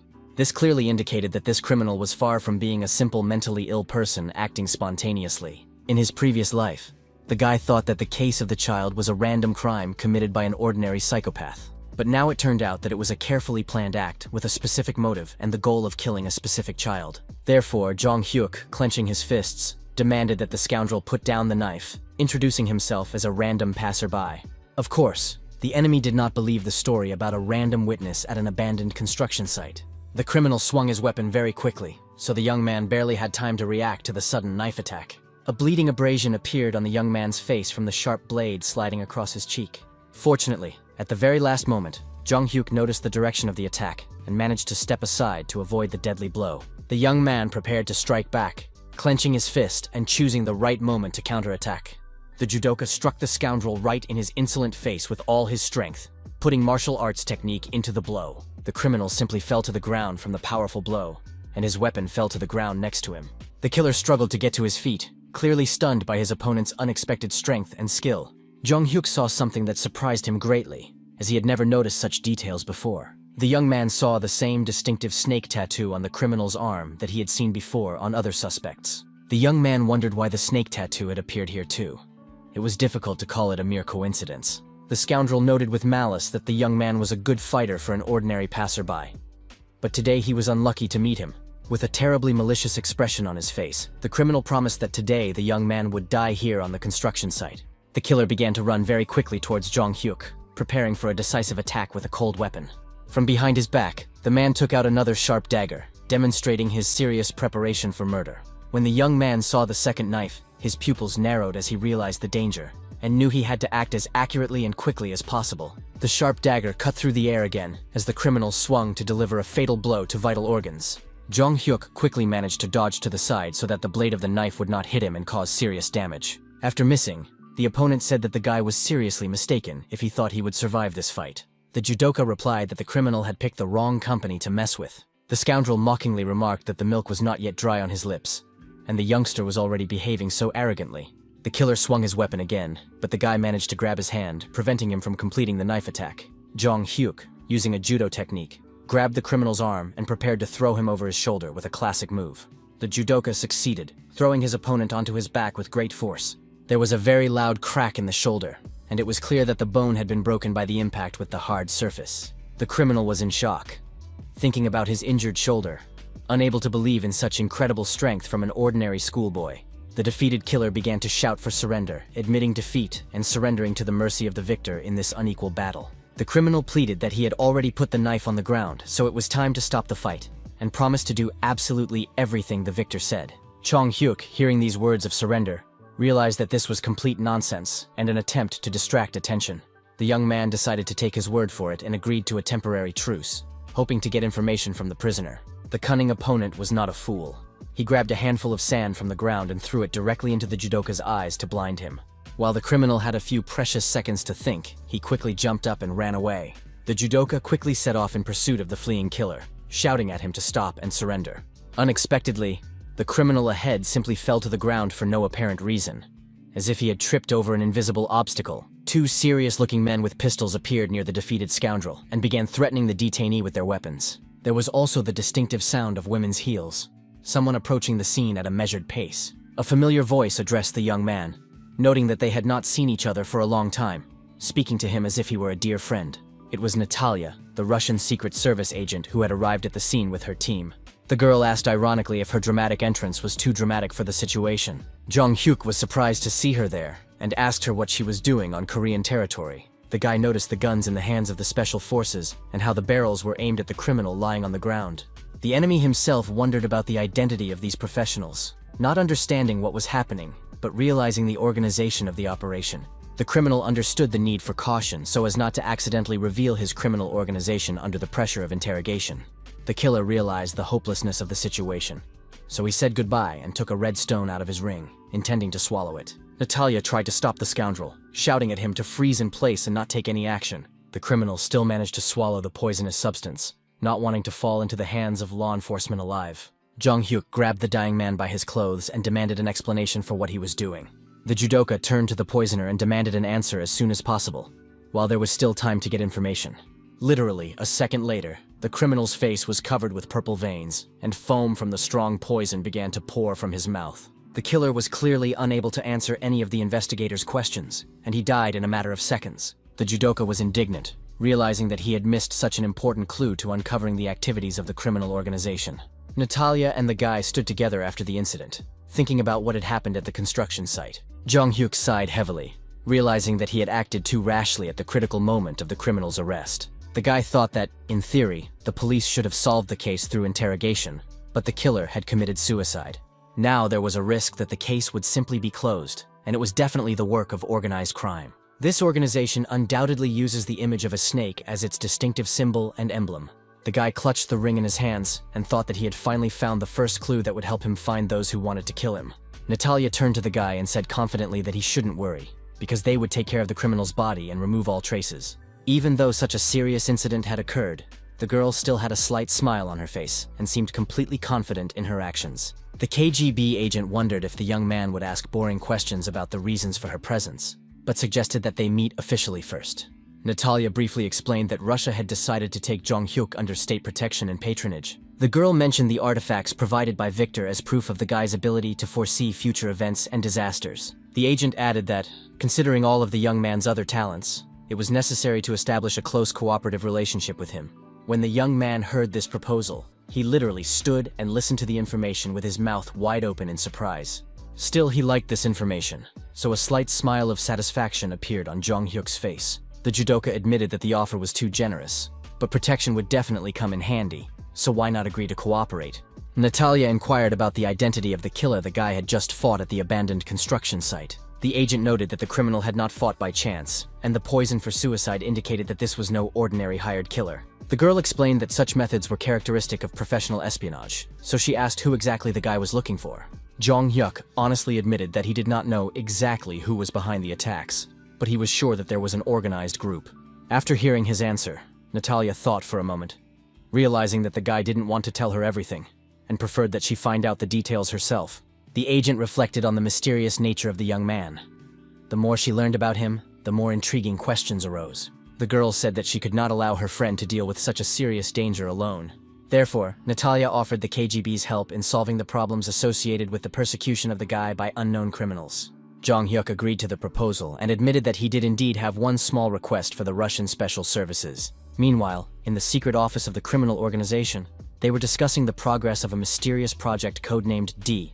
The gang leader sat at the table and rubbed his temples wearily, suffering from a headache due to the difficulties of the case. A subordinate approached the leader and inquired about the whereabouts of Park Dae-ri, who had not yet returned from his assignment. The gangster noted that the hitman had left half an hour ago and was already half an hour late, which was strange for such a responsible operative. The leader picked up the phone and asked his informants about the current situation in the controlled territory. Information came in that Kim Sa-chan's son had returned home safely after the incident at the construction site. The most surprising thing was that the little boy was completely unharmed. There was no contact with Park, and the police were not taking any action. Hearing this news, the leader was shocked and asked if there had been any reports of an unidentified body in the area. The criminals thought that Park must still be alive and somewhere near the scene of the accident. In principle, killing a defenseless child is not a difficult task, so it was unlikely that an experienced killer could fail at such a simple job. But the mission failed. There is no contact with the perpetrator, and the police have not yet found his body. The gang leader realized that something was clearly wrong here, and he didn't like the way things were going at all. A disturbing thought crossed the criminal's mind. It seemed that someone outside the gang had interfered with their operation.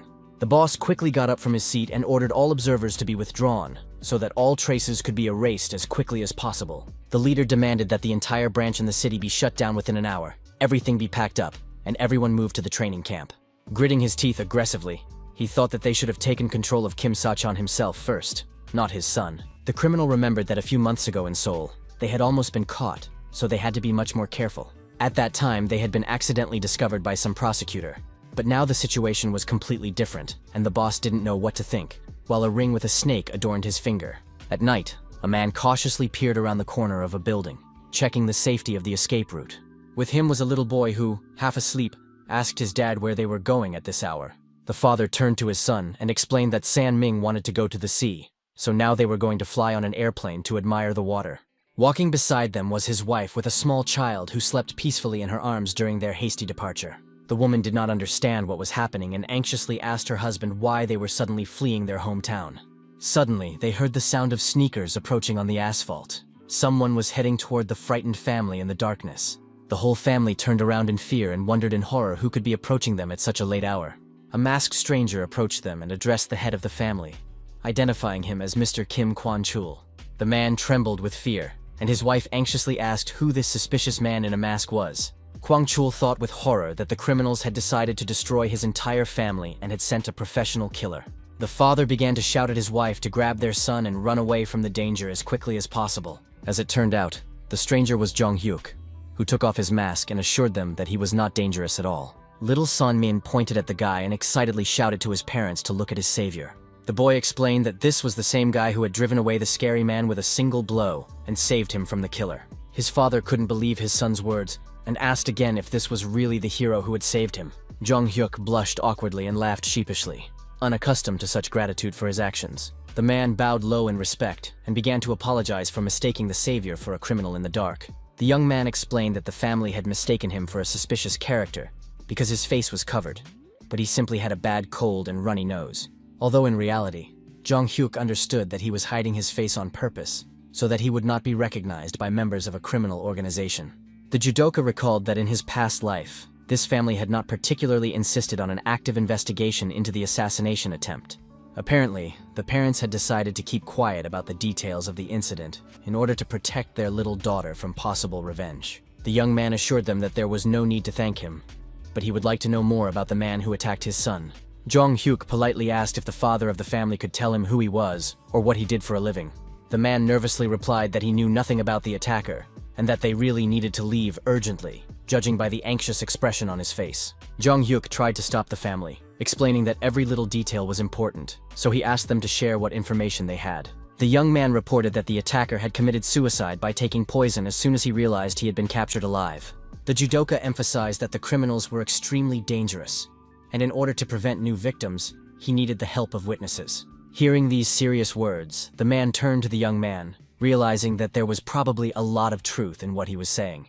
The father of the family admitted that he only knew the attacker's name and remembered his appearance, but could not say anything else. Kwang Chol added that the name was probably fake, and he didn't have a photo, so he wasn't sure he could really help. Jong Hyuk assured him with a confident smile that there was no need to worry about this, as he had reliable connections for the job. After a while, they got into a black minibus to continue their conversation in a safer environment. Jong Hyuk sat with various documents and papers, which he studied carefully in search of important details and connections.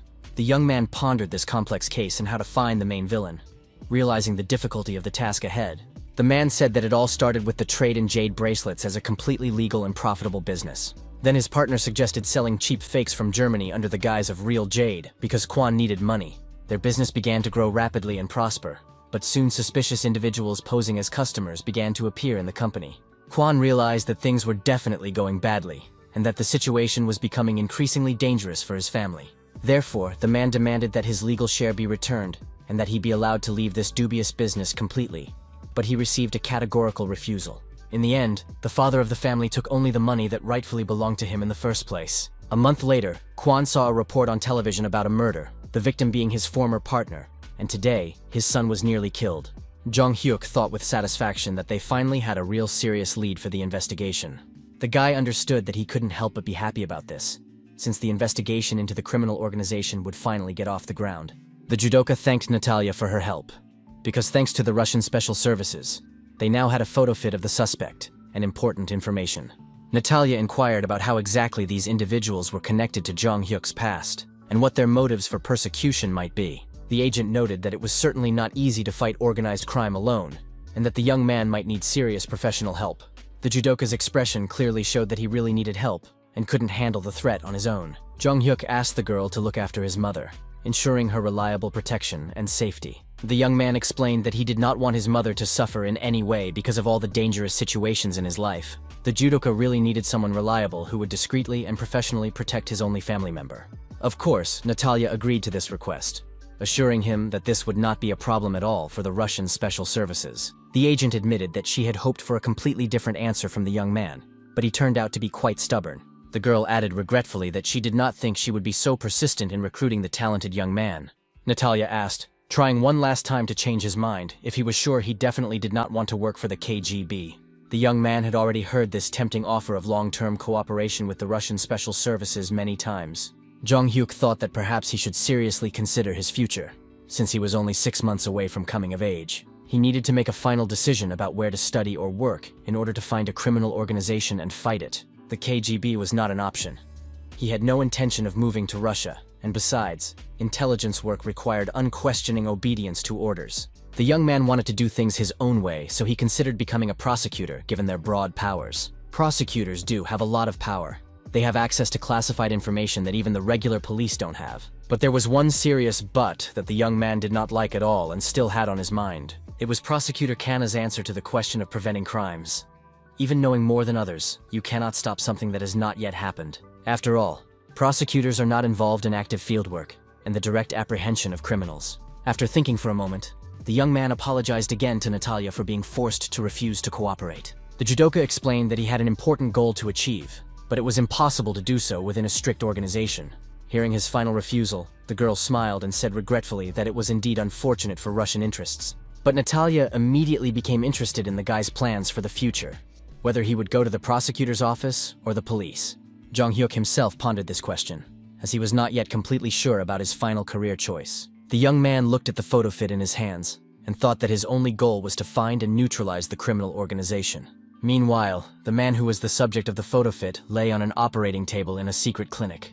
The surgeon calmly told the patient to relax, as they were only following the instructions they had received, and there was no need to take the procedure to heart. The surgeon asked the patient if he was ready to undergo surgery to change his appearance in order to hide from law enforcement. The syringe in the doctor's hands began to glow brightly in the light of the operating lamp, ready for anesthesia. January 2001, a man was running fast down a dark alley, trying to escape from his pursuers. The fugitive was moving as fast as he could, but suddenly stopped abruptly, his sneakers sliding on the wet asphalt. In front of him, the man saw a high brick wall that blocked his path to safety. Behind him, a stranger in a dark cap was relentlessly pursuing him, closing the distance. The pursuer turned to the fugitive with a mocking smile, asking where the captured monkey was running to. The stranger mockingly noted that the victim had now reached a dead end and asked about his future plans. Cornered, the man nicknamed Monkey took out a cold weapon and threatened to stab him if he approached. The criminal nervously asked his pursuer who he was, and if he wasn't a cop, why was he chasing him through the alleys? The stranger calmly gave his full details. His name was Park Sang-chul. He was 30 years old, and his nickname was Monkey. The suspect had 5 convictions for illegal entry into dwellings and was an experienced repeat offender specializing in empty houses. After getting out of prison in 2001, he tried to rob a house as usual, but accidentally ran into the owner and, in a panic, tried to kill him. The cornered criminal began hysterically shouting demands not to approach, waving a knife in front of him. Park Sang-chul swung his weapon and aggressively waved the blade in front of the calm stranger's face. The pursuer in the cap easily dodged the clumsy knife blow, demonstrating excellent reflexes and training. In response, the stranger delivered a precise punch, aiming at a vulnerable spot on his opponent's body. The slow-witted criminal did not have time to react and received a powerful straight punch right on the nose. Park's broken nose immediately began to bleed profusely, flooding his face and clothes. After that, the repeat offender was simply grabbed by his clothes, preventing him from resisting or escaping. With one powerful movement, the pursuer lifted the criminal and pinned him to the ground with a classic move. When Park Sang-chul landed on his back, he screamed loudly in pain and surprise. The defeated robber began to tremble with fear and begged not to be touched, admitting complete defeat. As it turned out, it was Jong Hyuk, who explained that he had saved the criminal from becoming a murderer. The young man added that he was not yet a police officer, but was already studying to become a detective at the police academy. The defeated villain was quickly taken into custody, and his hands were tied to prevent escape or resistance. Park tried to smooth things over by apologizing and begging to be let go without being handed over to the authorities. The criminal was curious how the student had found out about his whereabouts, since he was not an active police officer. Jong Hyuk explained that he had hired a private detective to follow him, so the robber was under constant surveillance. The judoka called his acquaintance, an inspector, and told him that he had some interesting information for the police. The young man apologized for addressing him informally, as his interlocutor was no longer an inspector but a department head, but reported the capture of repeat offender Park Sang-chul, who had again attempted to rob an empty house. Jong Hyuk approached the defeated criminal and grabbed him firmly by the shirt, demonstrating the seriousness of his intentions. The young man warned Monkey menacingly that if he tried to commit such atrocities again, he would face serious consequences. After the threat, the academy student offered the detainee a friendly smile and suggested they walk together to the waiting police officers. While at the police academy, Jong Hyuk spoke on the phone, apologizing for not answering the phone because of his lectures. Suho said that their mutual friend was also a busy student, but still found time to visit her friends. His friend yelled into the phone, demanding that he stop making excuses and hurry up and come for a group photo. The guy smiled at his friend's reaction, thinking that he was still the same energetic and cheerful person. Last winter, Jong Hyuk graduated from high school and was successfully admitted to a prestigious police academy. Prosecutor Kang was very upset by the guy's choice, but he really wanted to become a police officer as soon as possible. While he was thinking, one of his classmates approached him and called his name. His friend asked who the hero had caught this time, since he had arrested another criminal last week. His classmates asked him enviously to take them with him next time he caught lawbreakers. Two guys looked at Jong-hyuk with admiration, thinking that they were looking at a famous academy student. They discussed how the guy would definitely not go to serve in a regular mobile unit after graduation. The student said that last year he won a gold medal at the Olympics and was exempted from military service. Jong-hyuk ranked first in the admissions rankings and brought home a medal, which made the rector very happy. As soon as the guy enrolled, a new dormitory was built for him, and many saw illegal attempts by other candidates to enroll. His classmates wondered what kind of person he was to be so outstanding, so far above the other students. In class, the teacher explained that the ultimate goal of criminal psychology is to study the peculiarities of criminals' thinking. The professor emphasized that criminal behavior is determined not only by innate traits, but also by interaction with the social structure. Therefore, an excellent investigator must take into account even the most insignificant habits and characteristics of the suspect. This was Professor Sun, who in his previous life was a member of parliament and worked hard to improve criminal investigation methods. When the lecture came to an end, the teacher announced the need to prepare for the upcoming exams. The professor gave the following assignment. One representative from each group should come forward and draw a piece of paper with an assignment. The students were surprised by the unusual method their teacher had come up with for the practical class. The students thought that since there was no way out, they had to obey the teacher's assignment and go draw the pieces of paper with the assignments. The group representatives read out the contents of the slips of paper, which contained the names of real convicted criminals for study. The professor explained the task, to find out where, how, and why the criminal committed the crime, and to analyze the motives behind his actions. It was also necessary to determine the presence of mitigating circumstances and to record everything in the form of a detailed interview with the prisoner. After reading his assignment, Jong-hyuk realized that the upcoming work would be quite difficult and responsible. His teammates were curious to know which criminal their group had been assigned to study. An announcement was made in the prison calling prisoner number 105 to quickly get up to meet with visitors. The guards approached the prisoner and informed him that students from the academy had come to visit him. Jong-hyuk and his classmates waited in the prison cafeteria for prisoner number 105 to appear. The young man thought it was his first time in prison and wondered why the meeting was taking place in the dining room rather than in a special visiting room. His friend noticed the tense expression on Jong-hyuk's face and asked why he was so nervous. The academy student admitted that he had some unpleasant memories from the past with this prisoner. His friend asked in surprise what kind of bad memories they were talking about. The guy didn't have time to answer his friend's question because at that moment, defendant number 105 appeared. It was Han Sang-won, who immediately recognized his former classmate by his distinctive facial features. It had been almost 2 years since they last met in the school corridors. The prisoner gritted his teeth in rage when he saw Jong-hyuk in front of him in his police academy uniform. Han Sang-won became extremely angry and began shouting, calling his former classmate a real monster and a traitor. The guards quickly restrained the violent prisoner, warning him that he would be sent to solitary confinement if he continued to disturb the peace. Upon hearing the threat, prisoner number 105 only laughed maliciously, making no attempt to hide his hatred for the visitor. Jong-hyuk moved closer to the prisoner's head and said ironically that he had not thought about the possibility of a new meeting. The student added that he did not expect such violent joy from his former classmate, who could not control his emotional outbursts. The young man hinted that he could break the prisoner's arms and legs in prison, and no one would object to such treatment. The criminal realized that the situation was not going in his favor, and that it was better not to provoke a conflict. The future police officer enjoyed psychologically pressuring the former school bully, demonstrating the change in the balance of power, and the prisoner immediately began to apologize. The student's friends asked in surprise if they really knew each other, and what Jong-hyuk had done to this man. The guy replied with a satisfied smile that he had put Han Sang-won behind bars, so he suggested interviewing him as soon as possible. The students prepared paper and pens to write down all the important information they were going to get from the prisoner during the interrogation. Jong-hyuk explained to the prisoner that he probably understood the general purpose of their visit to the prison for an academic assignment. The student demanded that the criminal tell him in detail about his entire life and the circumstances of the crime. The young man noticed that Han Sang-won was not listening to the explanations at all and rudely sent the students away. The prisoner frankly stated that it was unpleasant for both of them to see each other after everything that had happened between them. The future police officer said with a sly smile that he knew how he would react.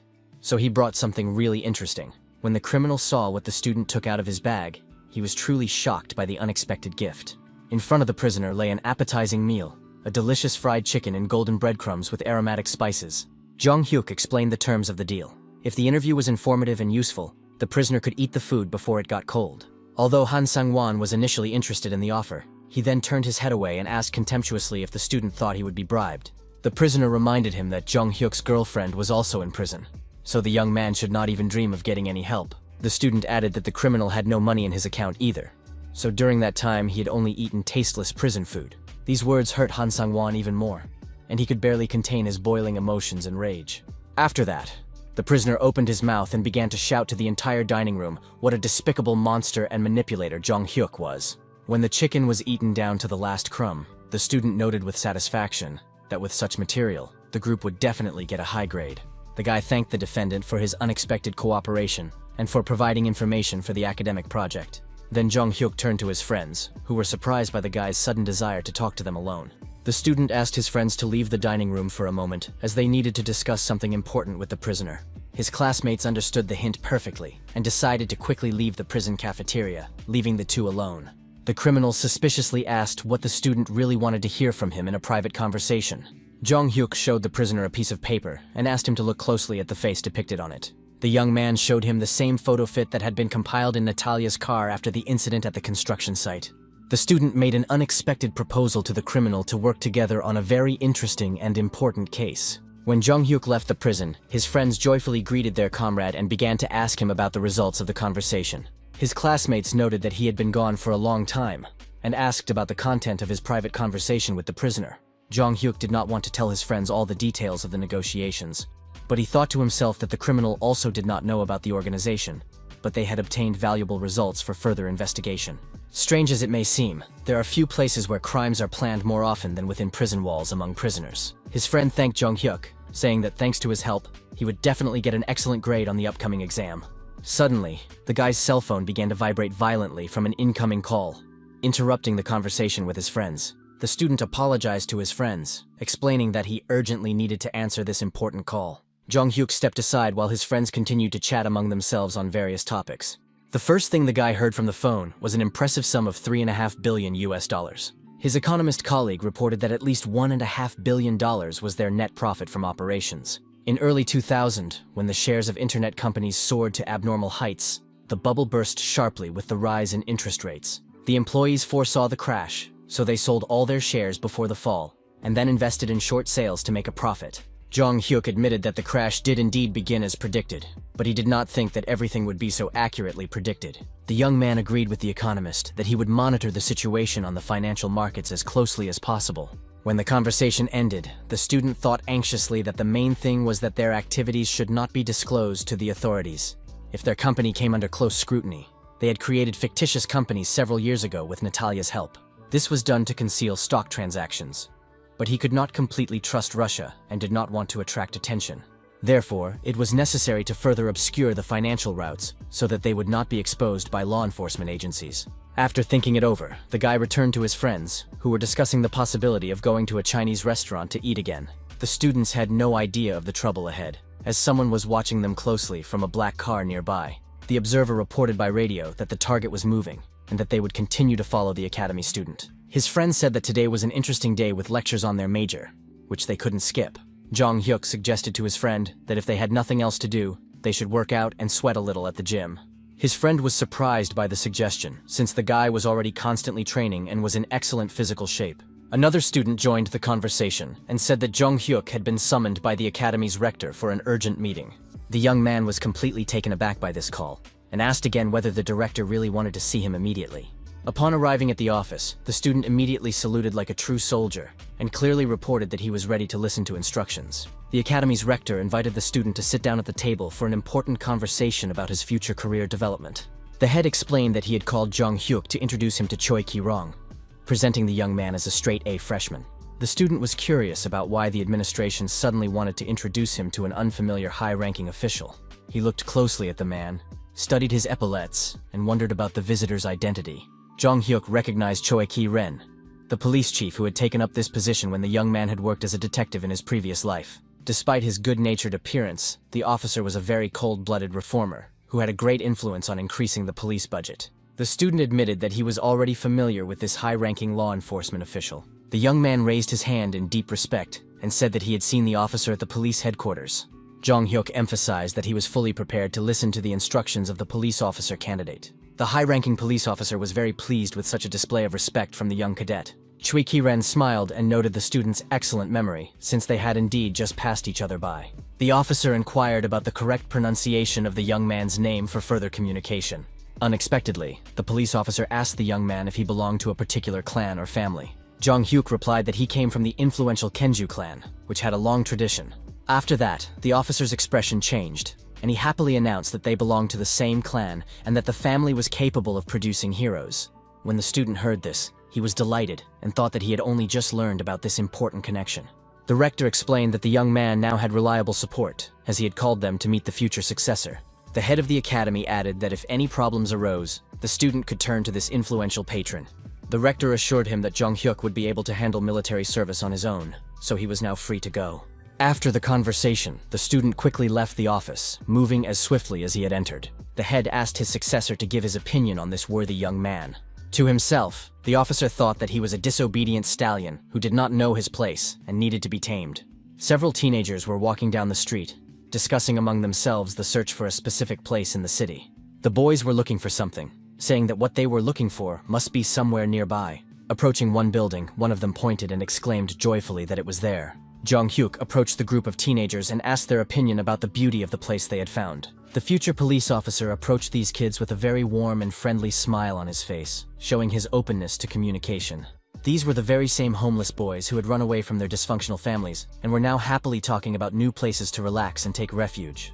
The teenagers noted that they had thought about helping Jong Hyuk with the setup, but he had already built a wonderful facility for them on his own. March arrived. The cherry trees bloomed at the police academy, and a new busy school year began with many responsibilities. The student had so many important things to do that even on weekends he had no time to rest.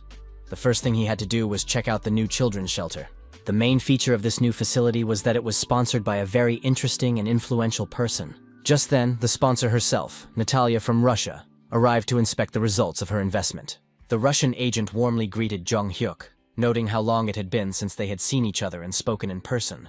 The girl smiled and told the guy that he had become even more handsome and looked like a real adult man. Embarrassed by the sight of the attractive woman, the teenage friends said they would take a short walk around the shelter grounds. Natalia, noticing the boys' reaction, just laughed, realizing that she was the reason for their shy behavior. Jong Hyuk explained that these boys were also residents of the shelter, and Suho was the first child they had taken in. The KGB agent expressed her hope that many children would also receive reliable protection at the second orphanage they were funding.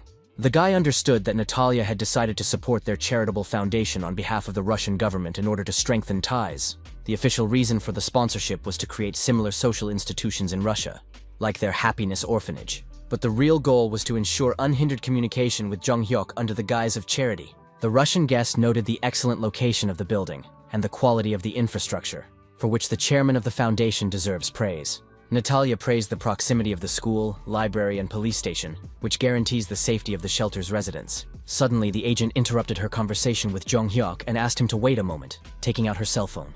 The girl immediately started calling someone, which puzzled the guy, who did not understand the reasons for the sudden change in mood. The student anxiously asked Natalia what had happened and why she was so wary of her surroundings. The agent replied that it seemed they were being followed and that someone clearly wanted to ruin their important meeting. Indeed, professional surveillance was being conducted from a nearby minibus, and conversations were being broadcast in real time. The man sitting in the surveillance vehicle realized he had been discovered, and became very angry. The spy immediately recognized Natalia, thinking that she was the legendary Russian intelligence officer who had repeatedly stumped his American colleagues. The observer wondered what such a high-ranking person was doing in Korea and why she was involved in local affairs. The stalker wondered why this Korean schoolboy had gotten involved with a dangerous Russian spy, and what interests they might have in common. Another agent suggested that the Russian intelligence representative had come to study the workings of the Happiness Orphanage in order to implement it in Russia. The observer dismissed his colleague's explanation with disbelief, saying that he did not believe such nonsense and considered it to be clearly untrue. Suddenly, the listening system's headphones began to emit very loud interference, disrupting the sound quality. The agent quickly ripped the headphones off his head and threw them aside, nearly deafened by the sharp sound. Natalia resolutely approached the surveillance van and began knocking, asking what was going on inside. The Russian agent suggested that the observers join her for a cup of coffee, since they were watching her so closely. In fact, the group did not go to a coffee shop at all, but to some abandoned construction site for a confidential conversation. The stalker noticed that this place was not very suitable for a friendly conversation over a cup of coffee in a relaxed atmosphere. Natalia apologized and explained that she was only interested in quiet places without outside observers. The agent added that it was also more comfortable for the interlocutors to communicate when there were no extra eyes watching their every move. The man suggested skipping the preliminary conversation and getting straight to the point to save time. The stalker immediately asked a direct question about what Natalia had forgotten in Korea and what the goals of her mission were. The Russian agent replied that it was cherry blossom season, so she was just a regular office worker on a business trip. Natalia explained that she had been sent by Russia to support the Happiness Orphanage, as Russia had similar problems with young people. According to the agent, the president had instructed her to take care of these children and study the experience of her Korean colleagues. Of course, the stalker did not believe this version and advised her to tell such stories to someone else. The observer turned to Natalia with a proposal to be honest with each other, as he understood her real profession. The Russian agent realized that she had encountered a person who was far from stupid and who was well aware of her true activities. Natalia's bodyguards simply stood and waited tensely to see how this dangerous situation would unfold. One of the guards reached behind his back to be ready for a possible violent turn of events. The stalkers also quickly reached for the pistols hidden in the inside pockets of their jackets for self-defense. Natalia stopped her bodyguard with a wave of her hand, asking him to wait and not take any hasty action. The agent agreed to speak as honestly and openly as possible, without diplomatic evasions or official versions. Natalia began to admit that she actually had a completely different secret mission in Korea. The Russian side wanted to get hold of Jong Hyuk and convince him to move to Russia to cooperate. Hearing this confession, the stalker was shocked and asked her to repeat the information he had heard to be sure. The observer was surprised that the Russians were really interested in this young athlete, considering such interest very strange. Natalia laughed and noted that even if the Koreans learned of Russia's true intentions, they would not be able to effectively counteract them. The agent added that Russia does not consider the resources expended when it needs to take something that is of strategic interest. After these words, Natalia simply turned around and headed back, demonstrating confidence in her actions. The stalker was puzzled by Natalia's words about the Russians simply coming and taking what they needed. The agents returned to their office and quickly began typing on their keyboards, gathering information about the mysterious young man. They tried to find detailed information about the young man who had attracted the attention of Russian intelligence to such an extent. All the scoundrels could find was his name, 2 gold Olympic medals, and his status as the best student at the police university. Jong Hyuk had a very impressive track record, but that wasn't enough to understand why Natalia was so interested in him. Even the support of the influential Kwon and Park for the foundation did not seem like something to be afraid of or wary of. The stalker understood that there must be some deeper scale of this guy's enormous potential, hidden from prying eyes. The man realized that there must be something very special and unique about the academy student's personality or abilities. The agent then found additional information and ordered his subordinates to contact the Judo Association for data. His subordinates immediately obeyed their boss's instructions and assured him that everything would be done immediately and as quickly as possible. The stalker understood that if Russia's intentions were so serious, then in that case, Jong Hyuk should cooperate with them. Meanwhile, the young man himself was on his way to training, talking on his cell phone with someone he knew. The person on the other end of the line asked why Jong Hyuk said they were going to teach him to work late at the academy.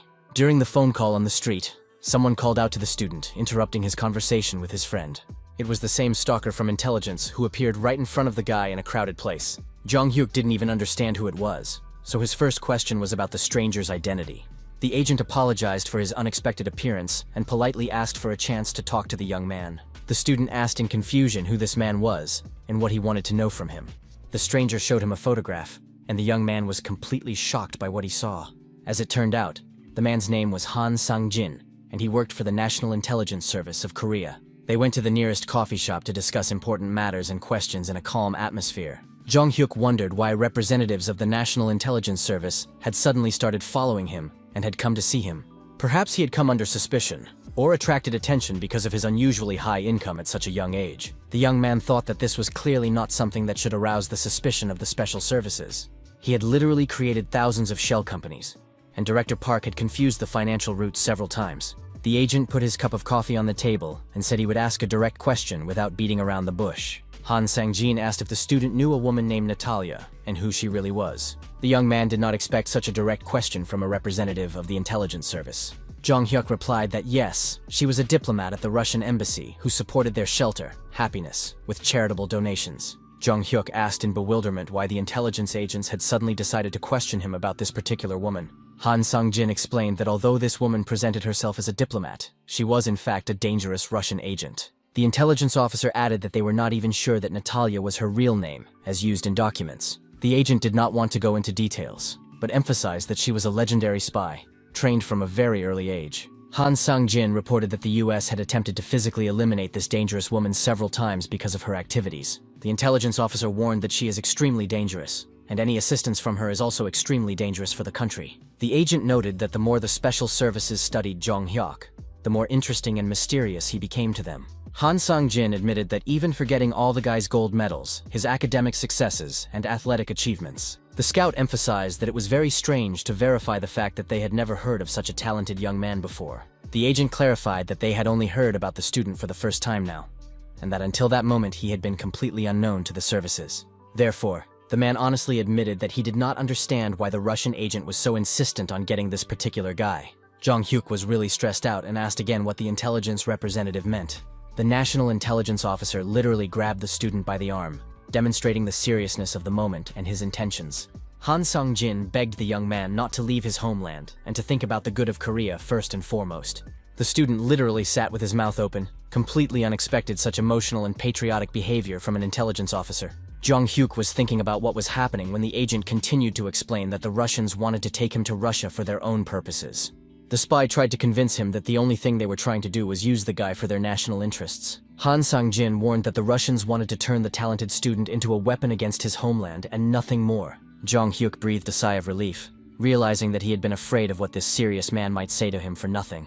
The agent continued to convince him that the student should return to the sports school and help his coach train young athletes. The intelligence officer noted that the training materials and methods developed by the young man were indeed very impressive and valuable to the country. Jong Hyuk replied that he had heard similar proposals many times before, and was well aware of this opportunity. The student explained that when they met with Natalia, she had indeed tried to lure him to Russia last summer.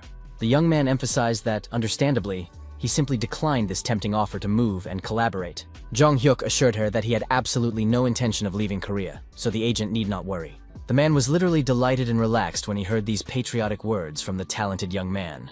After the conversation ended, the young man quickly ran off to attend to his academic affairs, and the scout shouted after him that he was a hero of the Republic of Korea. Jong Hyuk continued on his way, thinking gratefully that nothing serious had happened and that Director Park had indeed covered up the financial fraud well. Jong Hyuk honestly admitted to himself that he was already sure that he had been caught red-handed in financial fraud. Once again, as the guy was thinking aloud about what had happened, he received an unexpected call on his cell phone. The person on the other end of the line literally started yelling at him, asking why he wasn't at the meeting place with his friends yet. The student started running to his destination, apologizing and promising to arrive in 5 minutes at the most. A new semester had begun at the academy, and the guy had promised to meet his classmates over the weekend for joint training. It was the last semester he was helping his old coach, but the new coach had also asked for his support, so the student came. When Jong Hyuk arrived at the gym, he greeted everyone and energetically suggested starting the training without delay. The guy announced the program, suggesting that they first run a lap, warning that those who lagged behind would be punished. All the guys quickly got on the treadmills and began to run intensely, following their comrades' instructions. A man approached the group and asked if these energetic clients were students at a sports university. The comrade replied that no, they were studying at the police academy, where all students maintained excellent physical shape. The stranger assessed that the guys' figures were quite good, but there were problems with muscle lines and technique. The self-proclaimed coach suggested that they work with a personal trainer to improve their results and exercise technique. Jong Hyuk did not like such unsolicited comments and advice from a stranger in the gym. The guy looked at the man and thought that it was obvious that he was just a charlatan and a fraud. The student noticed the stranger's unnatural muscles and smelled an unpleasant chemical odor coming from his body. Jong Hyuk politely declined the offer, saying that they preferred to train on their own without outside help. The persistent coach insisted that the students were training incorrectly and warned them that they would regret not taking his advice. The young man's protégés were already barely breathing from the intense cardio workout on the treadmills, but they continued to do the exercises. Jong Hyuk announced to his friends that he was ready to move on to lower body training for a comprehensive muscle workout. The annoying coach continued to criticize the students' technique, claiming that they were doing the exercises completely wrong. The man intervened in the training again, saying that the guys had been taught incorrectly and offered his professional help. Jong Hyuk was already completely fed up with such intrusive behavior from a stranger. The pseudo-trainer continued to insist that they sign up for personal training sessions with him, claiming that he rarely offered such an opportunity to anyone. The young man asked his friends to leave their sports equipment behind and finish their workout in this gym. The intrusive instructor inquired about the cost of their monthly membership, continuing to pursue potential clients. The personal trainer continued to smile and insist, calling the students his future clients. Jong Hyuk said that today would be his last workout, and that he would no longer be attending this gym. demanding a refund. Hearing the demand for a refund, the male athlete was shocked and began to explain the rules for refunds. Jong Hyuk calmly told the owners that he was not going to cause any trouble. Suddenly, another muscular man entered the gym and aggressively inquired about the cause of the noise and commotion in his establishment. The voice of this new character immediately betrayed his outright hostility. The huge bald thug with tattoos indignantly asked why there was so much noise when there were other paying customers in the gym. Jong Hyuk instantly understood from the atmosphere and the behavior of the staff that the situation was not going to develop very well. The young man patiently explained the essence of the conflict. The trainer was too insistent on selling expensive personal training sessions, so the student was willing to pay for the day and get a refund for the remaining funds. Hearing the unexpected demand for a refund, the chief gangster, with undisguised surprise and anger, asked again about the seriousness of the young people's intentions to return the money they had paid. Unable to contain his boiling rage at his subordinate, the angry leader abruptly approached the annoying coach and slapped him hard in front of everyone. The three student friends were completely stunned and shocked by such openly aggressive and violent behavior on the part of the sports facility's management. The chief thug angrily reminded his subordinate of the categorical prohibition on imposing expensive personal training sessions on clients. The beaten instructor plaintively justified himself by saying that he had been directly instructed by his superior to meet a strict minimum quota for attracting customers to additional paid services. The bald thug formally and insincerely apologized to the students, routinely explaining it away as the inexperience and incompetence of a new unqualified employee. Then the man showed his true criminal nature, demonstratively rolling up his shirt sleeves and showing off numerous tattoos from the criminal world on his muscular arms. The threatening thug bluntly and categorically told the students that there would be no refunds under any circumstances at their institution. Jong Hyuk's friends were literally speechless from the unexpected shock, beginning to realize that they had accidentally stumbled into a real den of thieves. The frightened comrades turned to their more experienced friend with an anxious question about the safest course of action in the critical situation that had arisen. The young man noted with sincere surprise the complete madness of the modern world. Hearing the offensive word bandit spoken aloud, the bald man indignantly and aggressively asked the young upstart what he meant by such a bold accusation. Finally enraged, the massive thug quickly grabbed a heavy metal weight and contemptuously called the insolent guy a petty, pathetic freak. The dangerous gangster held the huge, heavy weight threateningly directly above the defenseless student's head. The enraged criminal grabbed Jong Hyuk firmly by his clothes with one hand and pulled him close to him. The police academy student was not afraid at all in this situation, thanks to his full awareness of his own exceptional physical strength and excellent combat skills. The dangerous bandit with a heavy dumbbell in his muscular hands swung very quickly and sharply to deliver a crushing, deadly blow to his victim's head. Jong Hyuk unexpectedly shouted standard military commands to his comrades, acting like a real experienced police officer in a critical situation. The bald gangster completely misunderstood the meaning of this strange performance and suspected that the young man was having a serious nervous breakdown or mental disorder. All of the academy students' loyal friends instantly picked up on the game and began to repeat the military commands in unison with their leader. The young people began to greet each other in a strict military manner. At the most critical and tense moment of the confrontation, the massive Hulk suddenly noticed the appearance of a completely new, unknown visitor in the hall. Concerned, the friends quietly and cautiously asked their leader, Jong Hyuk, about the possible identity and intentions of the new mysterious man. Jong Hyuk quietly told his friends in secret that the man who had appeared was their future police academy rector, Choi Ki-ren, a high-ranking officer. Choi Ki-ren praised the student's keen observation and explained that he had come specifically to see how young people cope with crisis situations. The bald gangster was shocked to realize that a representative of the police high command was now in his illegal establishment. Jong Hyuk explained the essence of the conflict to the officer in detail. They politely asked for a refund for the membership, but the owners began to threaten physical violence. The officer candidate asked with interest whether this was really all that had happened at the sports facility. The student added that the criminals might be part of an organized group because they had distinctive tattoos and were very confident in threatening to use force. Upon hearing this additional information, the future rector of the academy began to laugh loudly. Then the officer's expression turned serious, and he offered the students his help in resolving the conflict with the criminal elements. Jong Hyuk, seeing such a favorable reaction from his high-ranking patron, also began to smile, thinking that now everything would go smoothly. However, the student politely declined the offer of help, assuring him that they would be able to deal with the problems themselves without interference. The officer candidate was pleasantly surprised by the young people's independence and confidence in their own abilities. Choi Ki-ren agreed that in this case the young people should deal with the situation themselves in order to gain experience. The high-ranking man said that he would go take a shower after training and see them later in a more relaxed atmosphere. The bald gangster watched with disbelief as the influential man calmly left the hall. leaving the students alone with the criminals. With an ironic smile on his face, Jong Hyuk reminded the gangsters that he had heard about the no-refund policy at their wonderful establishment. The leader hissed viciously with irritation, realizing that this insolent young man was not as simple as he initially seemed. The student continued to taunt them, suggesting that the gangsters find other visitors and beg them on their knees to return the money for their services. Hearing such insolence, the criminal began to smile maliciously, noticing that the youngster did not even fully understand how dangerous the situation was. The enraged thug turned to his subordinates, declaring that this insolent youngster needed to be taught a harsh and painful lesson that would last a lifetime. The leader called 2 of his assistants and ordered them to come out of the back room to help deal with the insolent customers by force. The subordinates quickly came to the rescue and were told that these customers were now causing a disturbance in the establishment, so they needed to be shown their place. Jong Hyuk assessed the thugs who had appeared.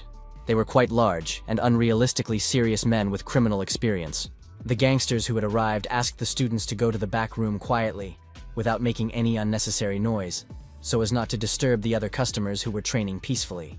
The criminals approached each of the friends and warned them that if they continued to resist, they could be seriously injured. One of Jong Hyuk's friends indignantly asked who gave these jerks the right to kick people out, thinking that he didn't know how to fight. Jong Hyuk reminded his friend that they were not police officers yet, so they could not get involved in fights. However, the student assured his friend not to worry, as he had a very interesting and effective plan to get out of the situation. Jong Hyuk did not explain his plan when the bald thug approached and grabbed another heavy dumbbell to intimidate the students. The criminal raised the sports equipment into the air again and aggressively asked the young men why they were still standing there and not listening to his commands. Suddenly, the bald thug was very surprised by the unexpected sight he saw right in front of him at that moment. A fresh bruise suddenly appeared on Jong Hyuk's cheek, which the student cautiously touched with his hand to check the damage. After discovering the injury, the guy took out his cell phone and prepared to call someone to resolve the situation. The student first dialed the number of the local police station, which greatly surprised and frightened the gangsters present. Jong Hyuk told the officer on duty in detail about the attack, explaining that they had simply asked politely for their money back for the services. Ki-ren secretly watched everything from around the corner, thinking about what the student had said about solving the problem on his own. But he didn't cross the line and settled everything. The officer noted his good self-control for his age, as young people usually have a heightened sense of justice at this age. Now the bald gangster was lying with his head on the cold floor, and they were explaining to him the need for separate negotiations with the victim and the closure of the establishment for 15 days. The director of the criminal group said that thanks to his influential connections, the case had ended this way, and his subordinate was very lucky. The man in the expensive blue suit reminded him to be careful with the police, who no longer turn a blind eye to bribes. The boss emphasized that law enforcement agencies were now actively cracking down on illegal businesses all over the city. The boss expressed his bewilderment that his subordinate was well aware of the changed situation, but continued to behave irresponsibly. The boss was outraged that as soon as he was entrusted with the management of the gym, his subordinate was immediately caught by the police for illegal activities. The boss reminded him that they had started a legal business specifically to avoid raids, and that the subordinate had brought trouble upon himself. The boss asked if the subordinate wanted to go back to the days when he was shaking loose change near the slot machines. The boss threatened to kill him if he couldn't make up for the financial losses the organization had suffered from the incident. A brutal showdown took place in the gym with all the employees, and a bald thug handed out painful slaps to each trainer. The enraged manager asked his subordinates if they knew the reason for the emptiness in the gym's cash register. One of the trainers explained that the compensation paid to the victims of extortion was large, which led to rumors and visitors stopped coming. The bald thug did not stop at slapping him and punched the employee hard in the chest for giving the wrong answer. The manager said that this was a completely wrong explanation for the financial problems at the establishment. The thug continued his accusations, stating that all the trouble was caused by the carelessness of the subordinate who had set them up. The bald gangster thought bitterly about how long and hard he had climbed the criminal hierarchy to reach a managerial position. All his years of hard work and achievements had been lost in a single day because of a conflict with an insolent young student. One of the subordinates approached the manager with an alarming message that he had to see for himself what was happening outside the window of the establishment. The employee urged the boss to look out the window and assess the situation developing outside for himself. The manager, his pupils narrowed with a sense of impending doom and fear, quickly ran to the designated window to survey the area. Looking outside, the gangster saw a bright advertising sign opposite and wondered what it could be. The sign read, "Fitness Center, all sports in one place." This new building had opened right across from their gym. The bald bandit was horrified to think that someone had dared to open an identical competing sports business right next to their establishment. Suddenly, the man had a terrible realization about the possible connection between the recent incident and the appearance of competitors. The manager saw Jong Hyuk standing under the neighboring building, happily handing out flyers to passers-by. The student's face was adorned with a sincere smile and an expression of complete happiness at the successful implementation of his plan for revenge. The conflict resulted in a 15-day suspension of the establishment's activities and separate agreements with the victims on compensation. Jong Hyuk's friends walked with him after the gym and was surprised that the thugs had threatened and tried to attack them, yet received such a lenient punishment. His friends understood that the criminal's source of income was clearly illegal, but law enforcement simply turned a blind eye to it. Jong Hyuk listened to his friends' opinions and agreed that there might indeed be some truth in their reasoning. The guy casually mentioned that there was a nice vacant building across from the ill-fated fitness center. The student turned to his friends and said that they needed to come up with something truly grand and ambitious. The girl asked what else he had in mind, considering that the gangsters had already been sentenced by the court. Jong Hyuk explained that he just wanted to start another profitable business. The guy bought the building opposite his competitors, which greatly surprised his perplexed friends. The student understood that if there was no good gym in the area, he would create his own and kill two birds with one stone. Despite the high cost of the project, he spared no expense on the most modern and high-quality sports equipment. Jong Hyuk realized that the most important thing in this case was not money at all, but the principle of fair retribution. On the day of the grand opening of his gym, the young man saw a huge crowd of interested people in front of the entrance. Potential customers were eagerly waiting for the owner to arrive and open the doors. Visitors thanked Jong Hyuk for giving them a decent place to train in the area.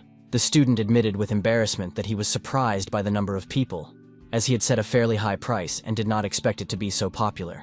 A female customer explained that nowhere else could you find such service, the latest equipment, and perfect cleanliness. Suddenly, a muscular gym employee ran up to the owner and excitedly told him that he needed to talk to him urgently. The gym employee reported a suspicious visitor wearing strange clothes who was not training but was constantly looking around. One of the experienced guys confidently stated that he understood the situation and even knew who this mysterious observer was. The employee explained that the suspicious visitor was from the criminal fitness center across the street, which had been sending spies since yesterday to try to harm its competitors. The gym employees immediately realized that he was referring to the very same gangster fitness center with which they had had a serious conflict. His friends tried to stop the judoka and convince him not to approach the suspicious man, as he clearly posed a threat to their safety. However, as a responsible owner of the establishment, the guy could not act otherwise and decided to personally approach this suspicious visitor. With a friendly smile on his face, Jong Hyuk politely addressed the stranger, asking permission to ask one important question. The student asked directly about the real purpose of this person's visit to their sports facility at such a time.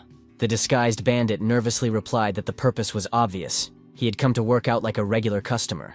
Jong Hyuk asked a direct question, suggesting that he was a spy from a rival company. The suspect trembled with indignation, angrily asking how the owner dared to suspect him of espionage. The guy offered a simple solution. If the visitor was innocent, he should take off his sunglasses and mask. The masked bandit categorically refused to reveal his face, so the owner decided to use physical force to expose him. Jong Hyuk logically pointed out the absurdity of the situation. Who trains in a mask and dark glasses in a closed room? When the guy tore off the mask, he was very surprised to see the true identity of the secret observer. The student immediately remembered this man. It was the very same agent from the Korean National Intelligence Service. Jong Hyuk was puzzled as to why the agent had forgotten about this, since they had already discussed everything, and he had no intention of leaving his homeland.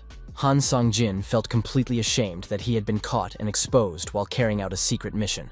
Meanwhile, in the neighboring criminal fitness center, the general manager was aggressively beating a punching bag out of anger. The bald gangster was trembling with rage because he really didn't like the whole situation with the complete lack of customers. Suddenly, the man heard a cell phone ring, interrupting his furious workout on the equipment. Seeing the name of his boss on the display, the manager realized that things were very bad for the organization. Despite his premonition of trouble, he cheerfully picked up the phone and respectfully informed his boss that he was ready to listen attentively. The boss got straight to the point, categorically ordering him to leave the gym immediately and cease operations. The bald gangster did not immediately understand the meaning of the order and turned pale with surprise at such a radical decision. The manager implored his brother to give him a chance to explain the whole situation and correct his mistakes. However, the boss did not even want to hear any excuses and immediately hung up rudely, ending the conversation. The rejected subordinate was in a state of deep shock from the unexpected turn of events, completely not expecting such an outcome. The bald gangster thought bitterly about how he had worked loyally for this organization for 20 years, like a faithful dog. His entire long career had been destroyed because of one small mistake, which led to the complete collapse of his life. In a fit of uncontrollable rage, the man smashed his cell phone against the wall, unable to come to terms with the injustice. The former manager could not accept the fact that circumstances had turned out so disastrously for his future. Therefore, with a malicious and vengeful look, the enraged gangster slowly turned around and stared intently at the neighboring prosperous building. The rejected manager decided that he would now take a completely different approach, using radical methods, and sat down at his computer to make plans. The bald gangster thought about his first steps, starting with selling all his shares and his stake in the gym to get some cash. The man planned to buy plane tickets to another country and disappear forever. A subordinate trainer entered the office and reported that another client was demanding a refund for services not rendered. The bald man irritably replied to his subordinate that the client was a brainless idiot and simply ordered him to take the money and give it back to the man. However, immediately after saying this, the man stopped abruptly, as if something important had suddenly dawned on him. The manager stopped the departing coach and asked him to wait, as he had a new plan of action.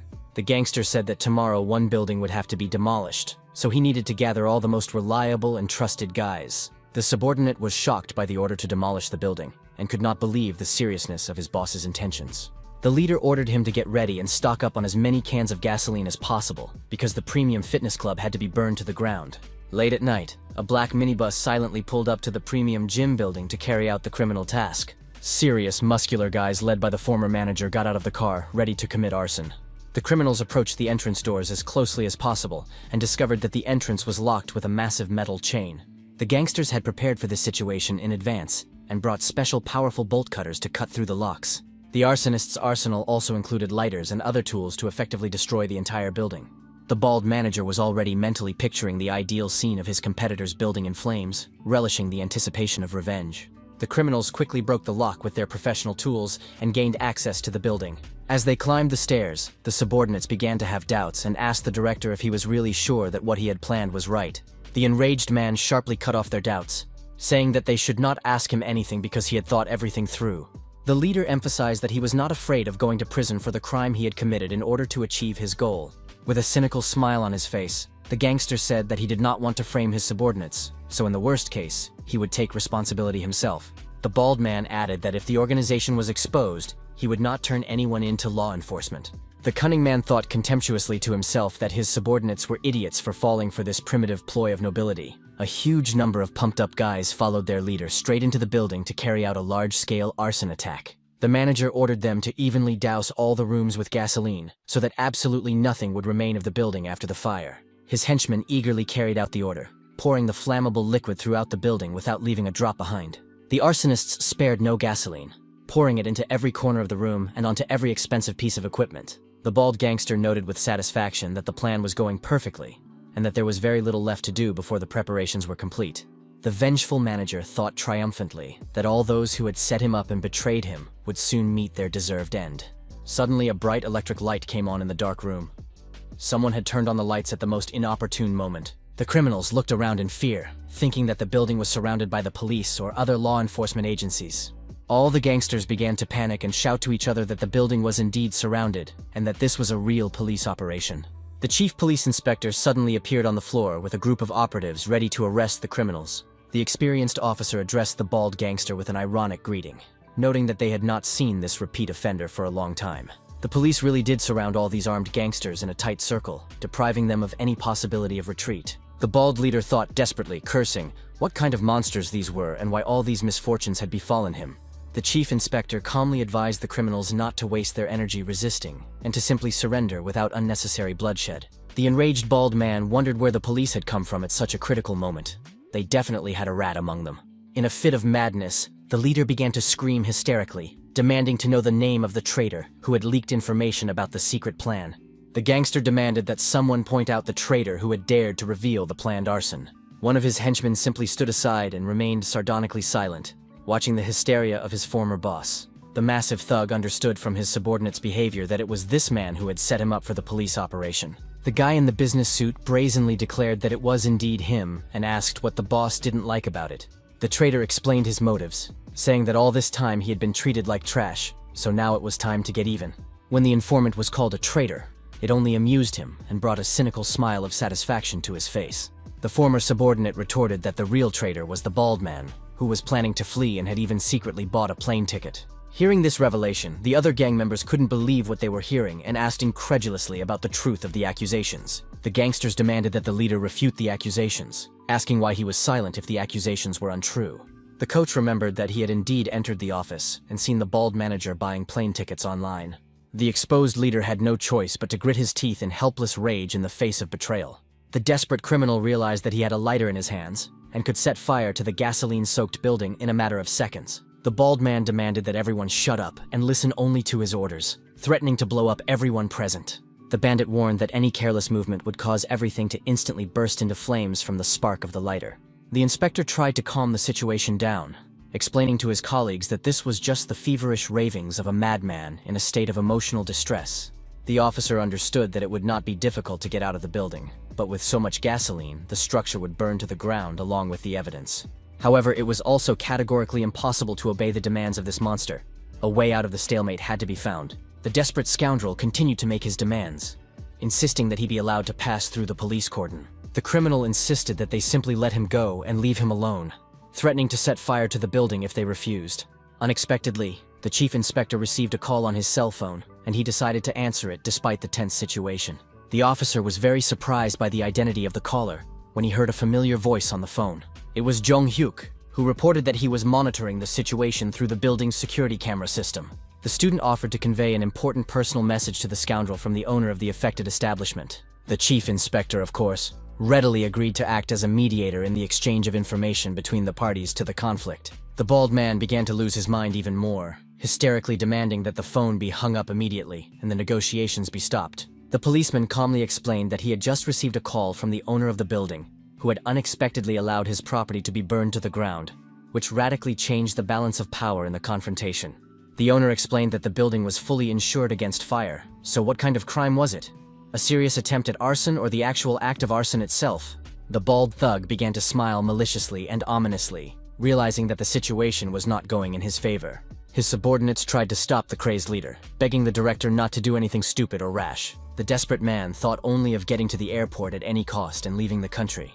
The only thought running through the criminal's head was to avoid falling into the hands of justice. Suddenly, the crazed bandit rushed towards a large window, trying to make a desperate escape. The chief inspector shouted to his subordinates to quickly stop the fugitive, as there was no time to waste. The mentally ill bandit fell out of a second-story window and lay on the asphalt with multiple fractures and severe injuries. The evening news reported that the organized crime department had declared gangs to be a form of fascism. While this news was being broadcast on television, someone from the leadership approached a subordinate and demanded that he come out to talk. Jong-hyuk quietly opened the office door, fearing what he would hear from his superiors. The latest news reported that the further development of events in the organized crime case remains unknown. Senior management summoned the academy student for a serious conversation to clarify all the circumstances of what had happened. With a meaningful smile on his face, the chief asked if the young man knew the real reason for his summons to the office. With an understanding smile, Jong-hyuk thought that this was indeed the case, that his activities had been fully exposed. The head informed him about the investigation into the criminal gym owned by organized crime. During the investigation, it was discovered that a competing gym had been opened nearby by this very police academy student. The chief asked seriously if the young man wanted to take the law into his own hands, or if he thought he was a real police officer. The young man honestly replied that he had not acted like a future police officer at all, but had been guided by other motives. The student explained that he had first tried to seek justice through the official police, but had suffered a huge setback due to the lenient punishment. The rector asked if the young man thought that this somehow justified his arbitrary actions against the criminals. Jong-hyuk replied that in a civilized society, there is a moral line that cannot be crossed under any circumstances. The student emphasized that he could not allow those who crossed that line to escape punishment because of the limitations of the investigation. The young man explained that he could not remain inactive, as he was not only a future police officer, but first and foremost a person with a conscience. Jong-hyuk told his superiors that he was ready to be punished, and promised to accept any fair punishment peacefully. Upon hearing these words, the chief slightly opened his mouth in surprise and began to smile understandingly. After a pause, the chief began to laugh very loudly and sincerely, noting what an honest and straightforward answer he had heard. The boss asked how many people would be willing to spend tens of millions of dollars solely for moral reasons. The boss said that in that case, he would simply turn a blind eye to this unusual case involving the student. The young man expressed surprise at the unexpected reaction, and asked about the reasons for such a lenient attitude towards his actions. The manager replied that the reason lay elsewhere, and asked why the student had set such high prices at his gym. Jong-hyuk explained the logic behind the pricing. If he wanted to lure away competitors' customers, he would have to set prices significantly lower, so as not to give his rivals any chance. The young man pointed to strategic considerations, as there were other fitness centers with honest business practices a little further away in the area. The student explained that if he started an aggressive price war, it would ultimately cause serious damage to his reputable competitors. The academy director approvingly noted that this was precisely why he would not punish such a far-sighted student. Asking if the young man was satisfied with this outcome. Relieved, Jong-hyuk beamed with joy, and a slight blush of embarrassment appeared on his satisfied face. Left alone in his office, the academy's rector sipped hot tea and mentally digested all the events of the day. The headmaster reflected that if there was a chance to prevent a crime, this student would even buy a building and open a gym for the sake of justice. The director understood that this was one of the most outstanding examples of moral behavior he had encountered in his recent work. Even more surprising was the realization that something more valuable than they had initially thought about the student's abilities had come to their academy. While the man was deep in thought about the young man's future, someone knocked politely on his office door. A subordinate entered the office and reported that an official letter had been received from the Japanese National Police University. The subordinate handed the document to the rector, who noted that, by all indications, the time had come for important decisions. It concerned a special cadet training program, in which the 9 best students of the academy were to participate this time. The administration had already prepared a list of 9 candidates selected from among the students with the highest academic grades. The rector decided to carefully review who exactly had been selected to participate in the prestigious international program. The director noted that when it came to training, all participants should be 4th-year students. However, his subordinate explained that there were no strict regulations, recalling that even last year, 3rd-year students participated. The head asked about the theoretical possibility of sending a talented sophomore to Japan. The employee gave an evasive answer, saying that there had simply been no such precedents with 2nd-year students in the history of the program. Meanwhile, at the airport, a group of students who were supposed to fly to Japan for training were getting ready. Jong-hyuk stood with his luggage and thought that it had been a long time since he had been at the airport for international travel. The guy wasn't sure if he would be accepted into the program as a 2nd-year student. But in any case, it seemed like an interesting opportunity. Suddenly, one of the senior student's huge, heavy backpack literally flew into the student's face. The guy addressed Jong-hyuk with contempt, asking what a sophomore was doing among the chosen ones. The senior arrogantly declared that if the younger student was already in their group, then he should at least carry their heavy things. Jong-hyuk reluctantly agreed to carry out the orders, understanding the need to avoid conflict before an important trip. The chief rector of the academy approached the group of students and asked if everyone was ready to fly to Japan to begin the training program. Another student approached Jong-hyuk and suggested that he was the one everyone at the academy was talking about after recent events. His friend advised him not to pay attention to the envy of those around him, as the sophomore had become the center of attention of the entire educational institution thanks to his actions. A top student named Kang Ik-woon expressed the opinion that the Japanese would most likely admit the young man to the program because they would fear him. At that moment, the latest news about the criminal situation in the region was being broadcast on television at the airport. The announcer reported that 5 days had passed since the Yamada gang of criminals had made their daring escape from a maximum security prison. The news emphasized that the police had not yet achieved any positive results in their search for the fugitives. Meanwhile, a suspicious man was walking quickly down a deserted city street in the pouring rain. Ahead of him, a woman was running with her dog, which kept breaking free from its owner's grasp and pulling on the leash. The tired lady complained to her pet that if it continued to pull like that, she would get very tired from the walk. The woman with the dog noticed the suspicious stranger approaching and felt an instinctive sense of alarm. She tried to call her pet back, suggesting that they quickly leave the area to get away from the potential danger. The suspicious man in the hood showed an unhealthy interest in this woman and began to follow her. The stranger's face was thin and emaciated, and his features were completely hidden by his deep hood. At the Japanese Police Academy, the new students were met by a guide who introduced himself as Saido and promised to be their mentor. The chief representative of the Korean side, Song Won-so, asked his Japanese colleagues to take care of their students during their training.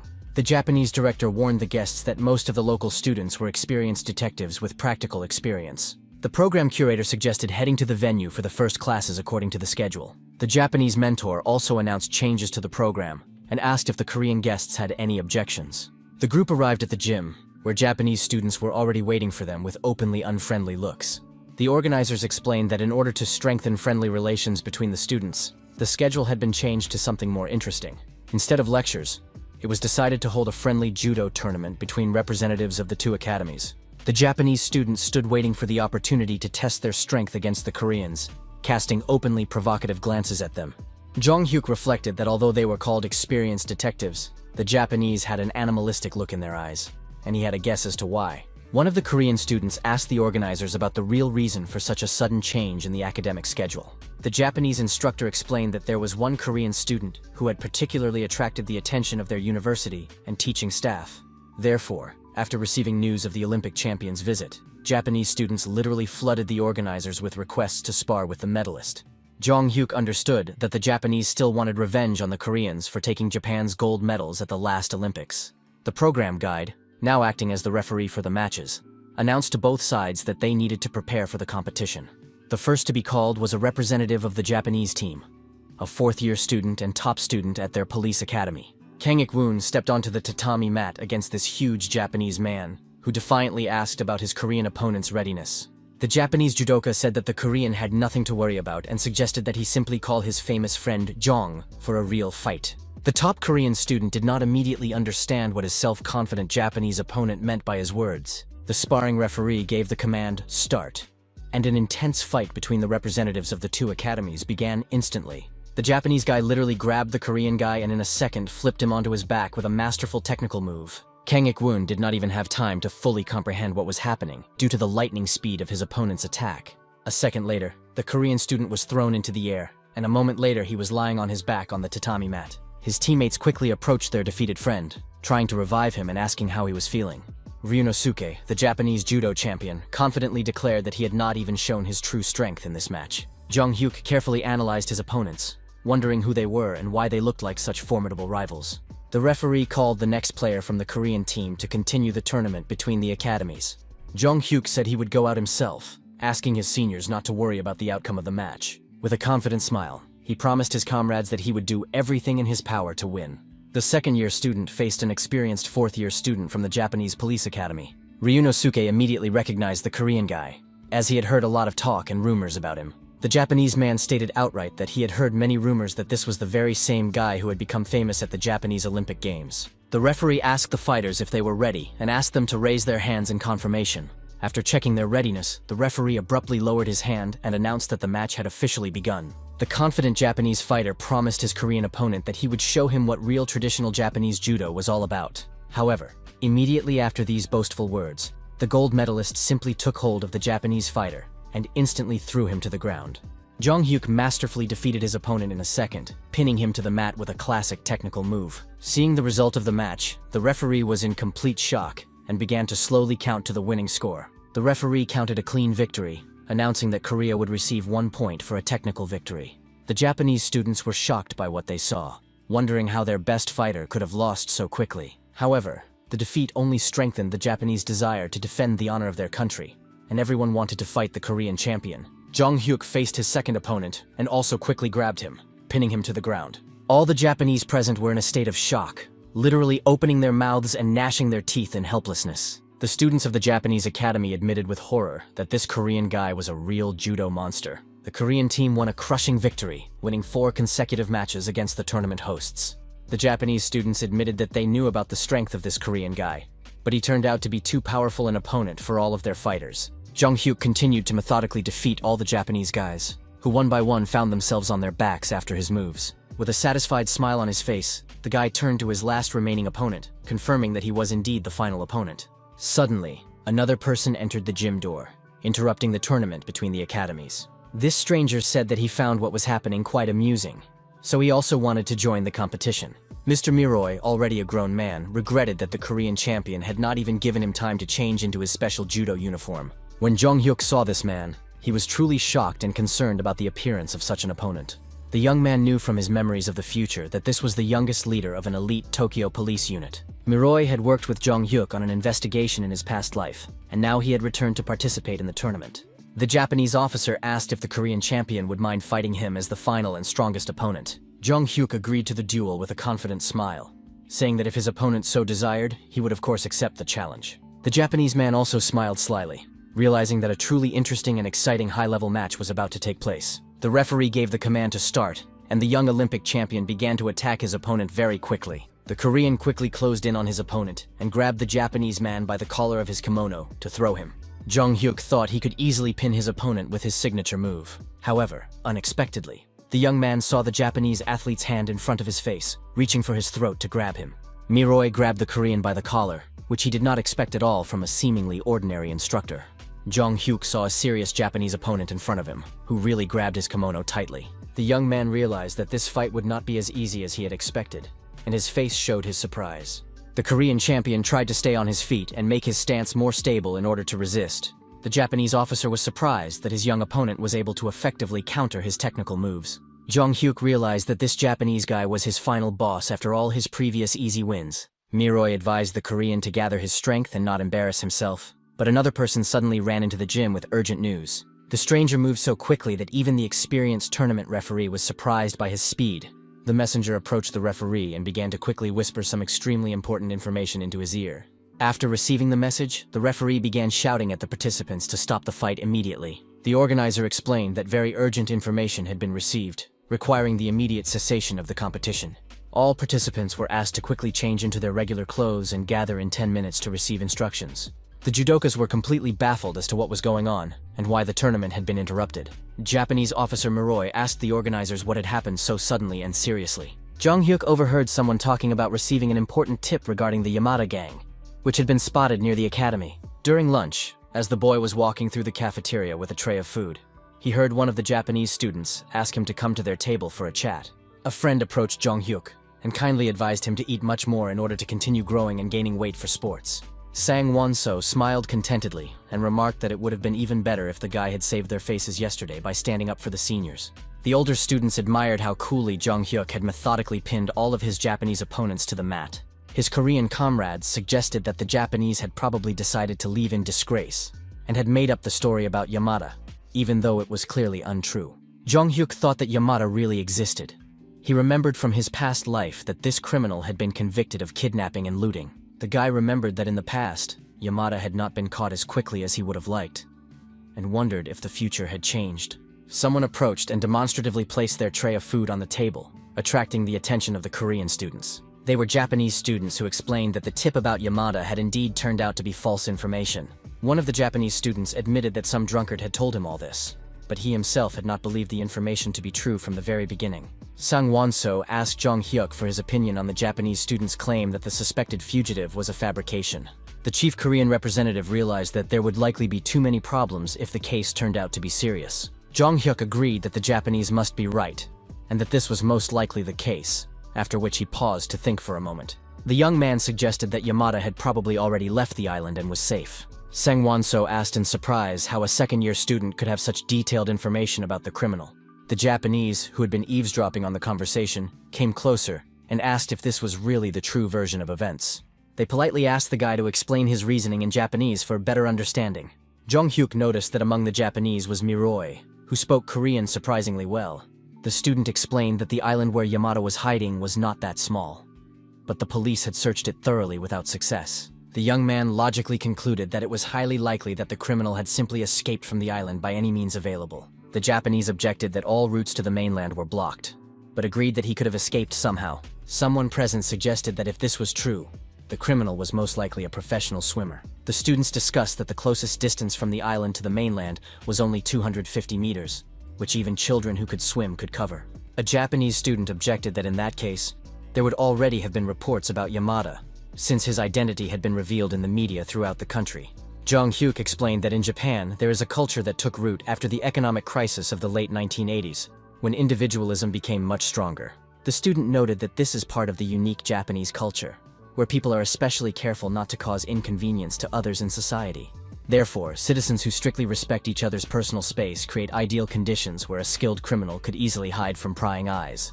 Jong Hyuk emphasized that Yamada had decided to remain in the shadows and not attract the attention of the authorities. When Japanese students heard this analysis, they were truly amazed at such a deep understanding of their culture. One of the Japanese students remarked admiringly that such a multifaceted approach to analysis showed that the young man was indeed a born detective. The main character thought to himself that he had simply recounted what he remembered from his past life and added a little logic.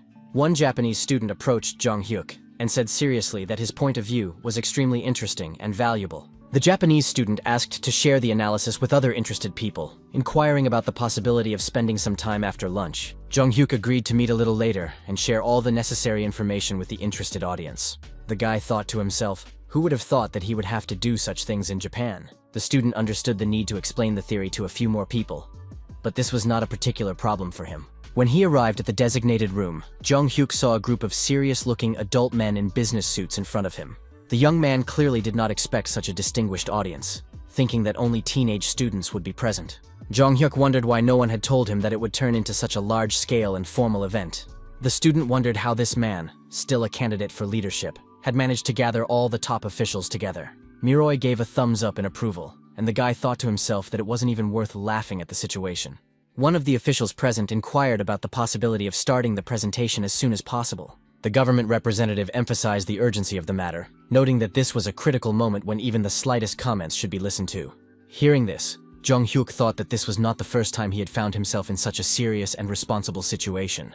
Therefore, the student explained that they should not only rely on reports from citizens, but also independently predict the actions of the criminal.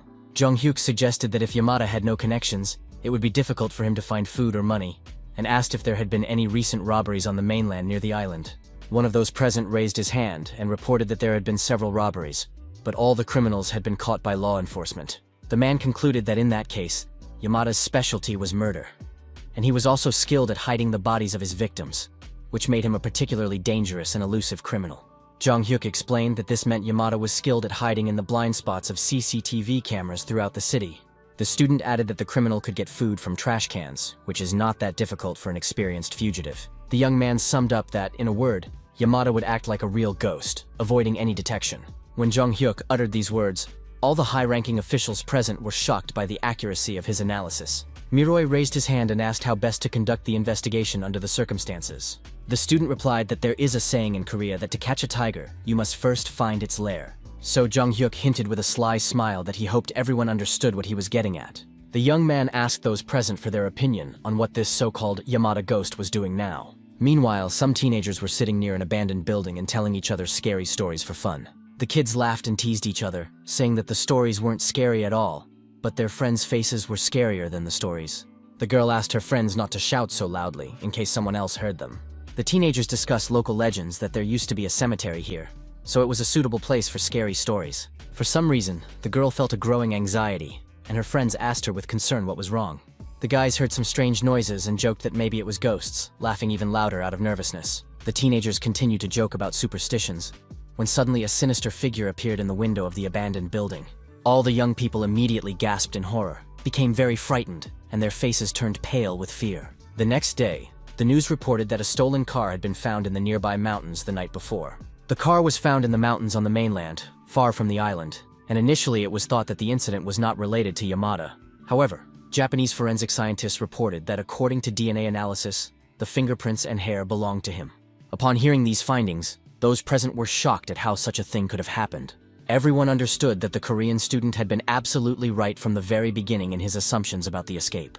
Jong-hyuk watched with interest as the Japanese side investigated complex cases. Sang Won-so noted that receiving DNA analysis results in half a day was indeed the envy of his Korean colleagues. The Korean representative admitted that such technologies had not been developed in their country for 10 years, and that they were simply treading water. Jong-hyuk suggested creating a centralized database for more effective law enforcement. The student explained that this is a method of registering and systematizing genetic information of criminals based on DNA analysis for future investigations. The senior official told the young man that the idea was not bad, but with current technology, it would be difficult to fully record and process such information.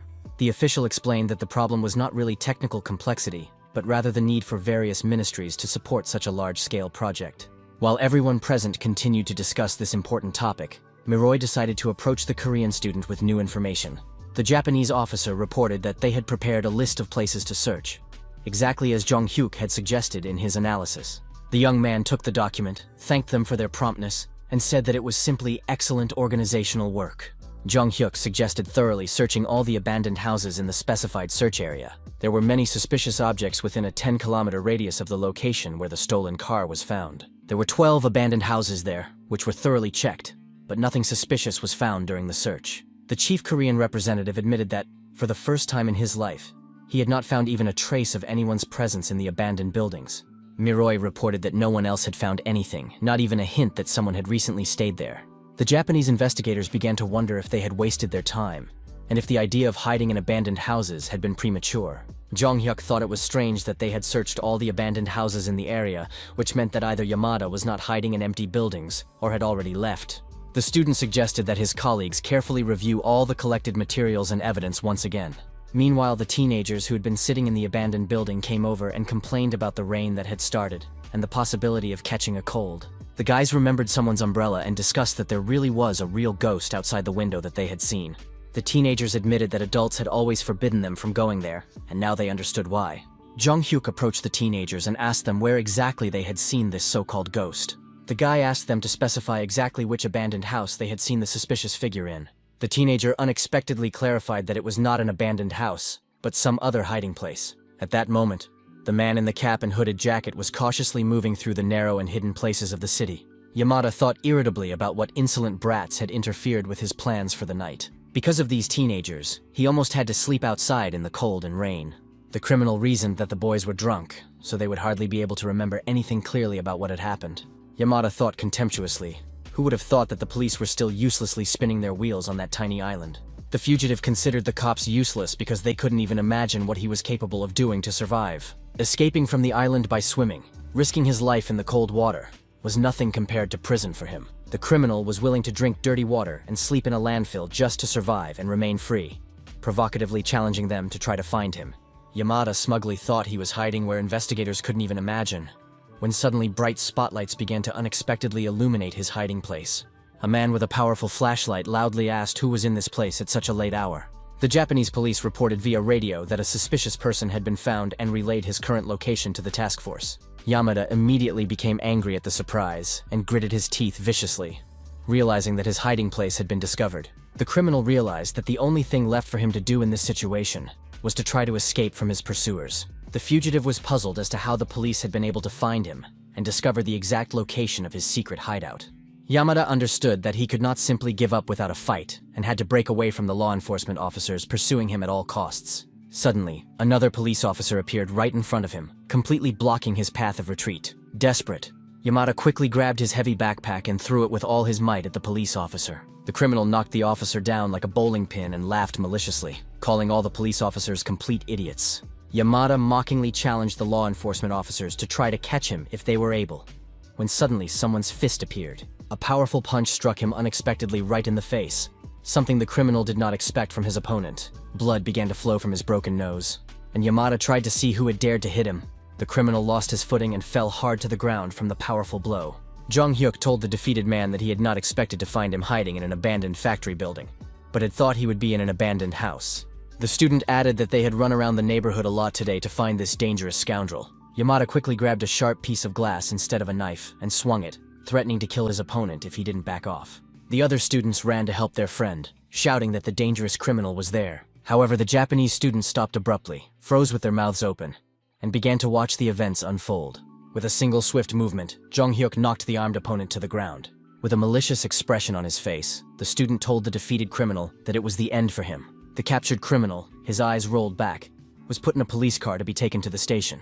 The Japanese colleagues apologized to their Korean guests for not only involving them in the investigation, but also asking for their help in the arrest. The Japanese representatives emphasized that even the hint about the direction of the investigation was actually a great help. Jong-hyuk thought that they were thanking him so much that he himself felt uncomfortable with such attention. Therefore, the student suggested that instead of expressing gratitude, he would do something truly useful for the Korean police. His Japanese colleagues thought about what exactly they could do for the Korean law enforcement agencies. Jong-hyuk suggested reporting the whereabouts of Korean criminals in Japan, or organizing technology exchange between the countries. Sang Won-so reminded the young man that he was only a candidate for leadership and did not have such broad powers. The Japanese representative began to speak enthusiastically about the prospects for cooperation between the academies. Miroy respectfully noted that if the Korean Police Academy had such talented students, it was indeed a reason for deep professional respect and further cooperation. Jong-hyuk concluded that he had done absolutely everything in his power to bring the matter to a successful conclusion, so all that remained was to see what the results would be. His Japanese colleague said that he also had a personal request for the Korean student. Miroy explained that there was a person who would very much like to meet Jong-hyuk in person, and asked if he could spare some time for a meeting.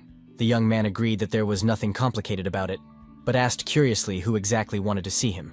The Japanese officer explained that it was a relative of the victim who was insisting on meeting the person who had helped catch the criminal. It was a relative of the young girl who had been brutally murdered by the dangerous maniac Yamada during his escape. Jung Hyuk put on a business suit, realizing that he hadn't worn formal attire for important meetings in a long time.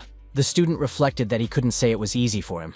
As a future police officer, he had to get used to such situations. Meetings with relatives of crime victims are always an extremely difficult ordeal for law enforcement officers. Miroi noticed that the Korean guest spoke as if he had already gone through such painful meetings many times before. The Japanese man added that the relative he is going to meet is a close acquaintance of his father. Therefore, it is possible that Miroi's father will also be present at this important meeting with the victims. Deputy Chief of the 2nd Criminal Investigation Division of the Police Department, Commissioner Kentaro, is Miroi's father. While inside the building, Miroi inquired about the whereabouts of Mr. Nijimura, whom they were expecting. The son introduced his father to the Korean guest, explaining that he was a high-ranking police commissioner. Jung Hyuk thought that now he understood why this young man had such broad powers in the investigation. The commissioner told the student that he had noticed his outstanding personality and analytical abilities during the briefing. The high-ranking officer emphasized that the Japanese police owed a great deal to the Korean guest, who had truly proven himself to be a great asset. Jung Hyuk noted that, as far as he knew, the relatives of the victims they were expecting today were personally acquainted with the commissioner. Kentaro confirmed that he was a close friend, although they initially met in a working relationship, as he was a suspect and the commissioner was investigating the case.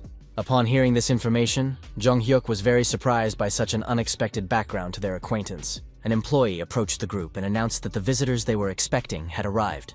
A huge man with a distinctive scar on his face appeared, clearly having a criminal past. Jung Hyuk was shocked, wondering if these imposing men were really acquaintances of the respected police commissioner.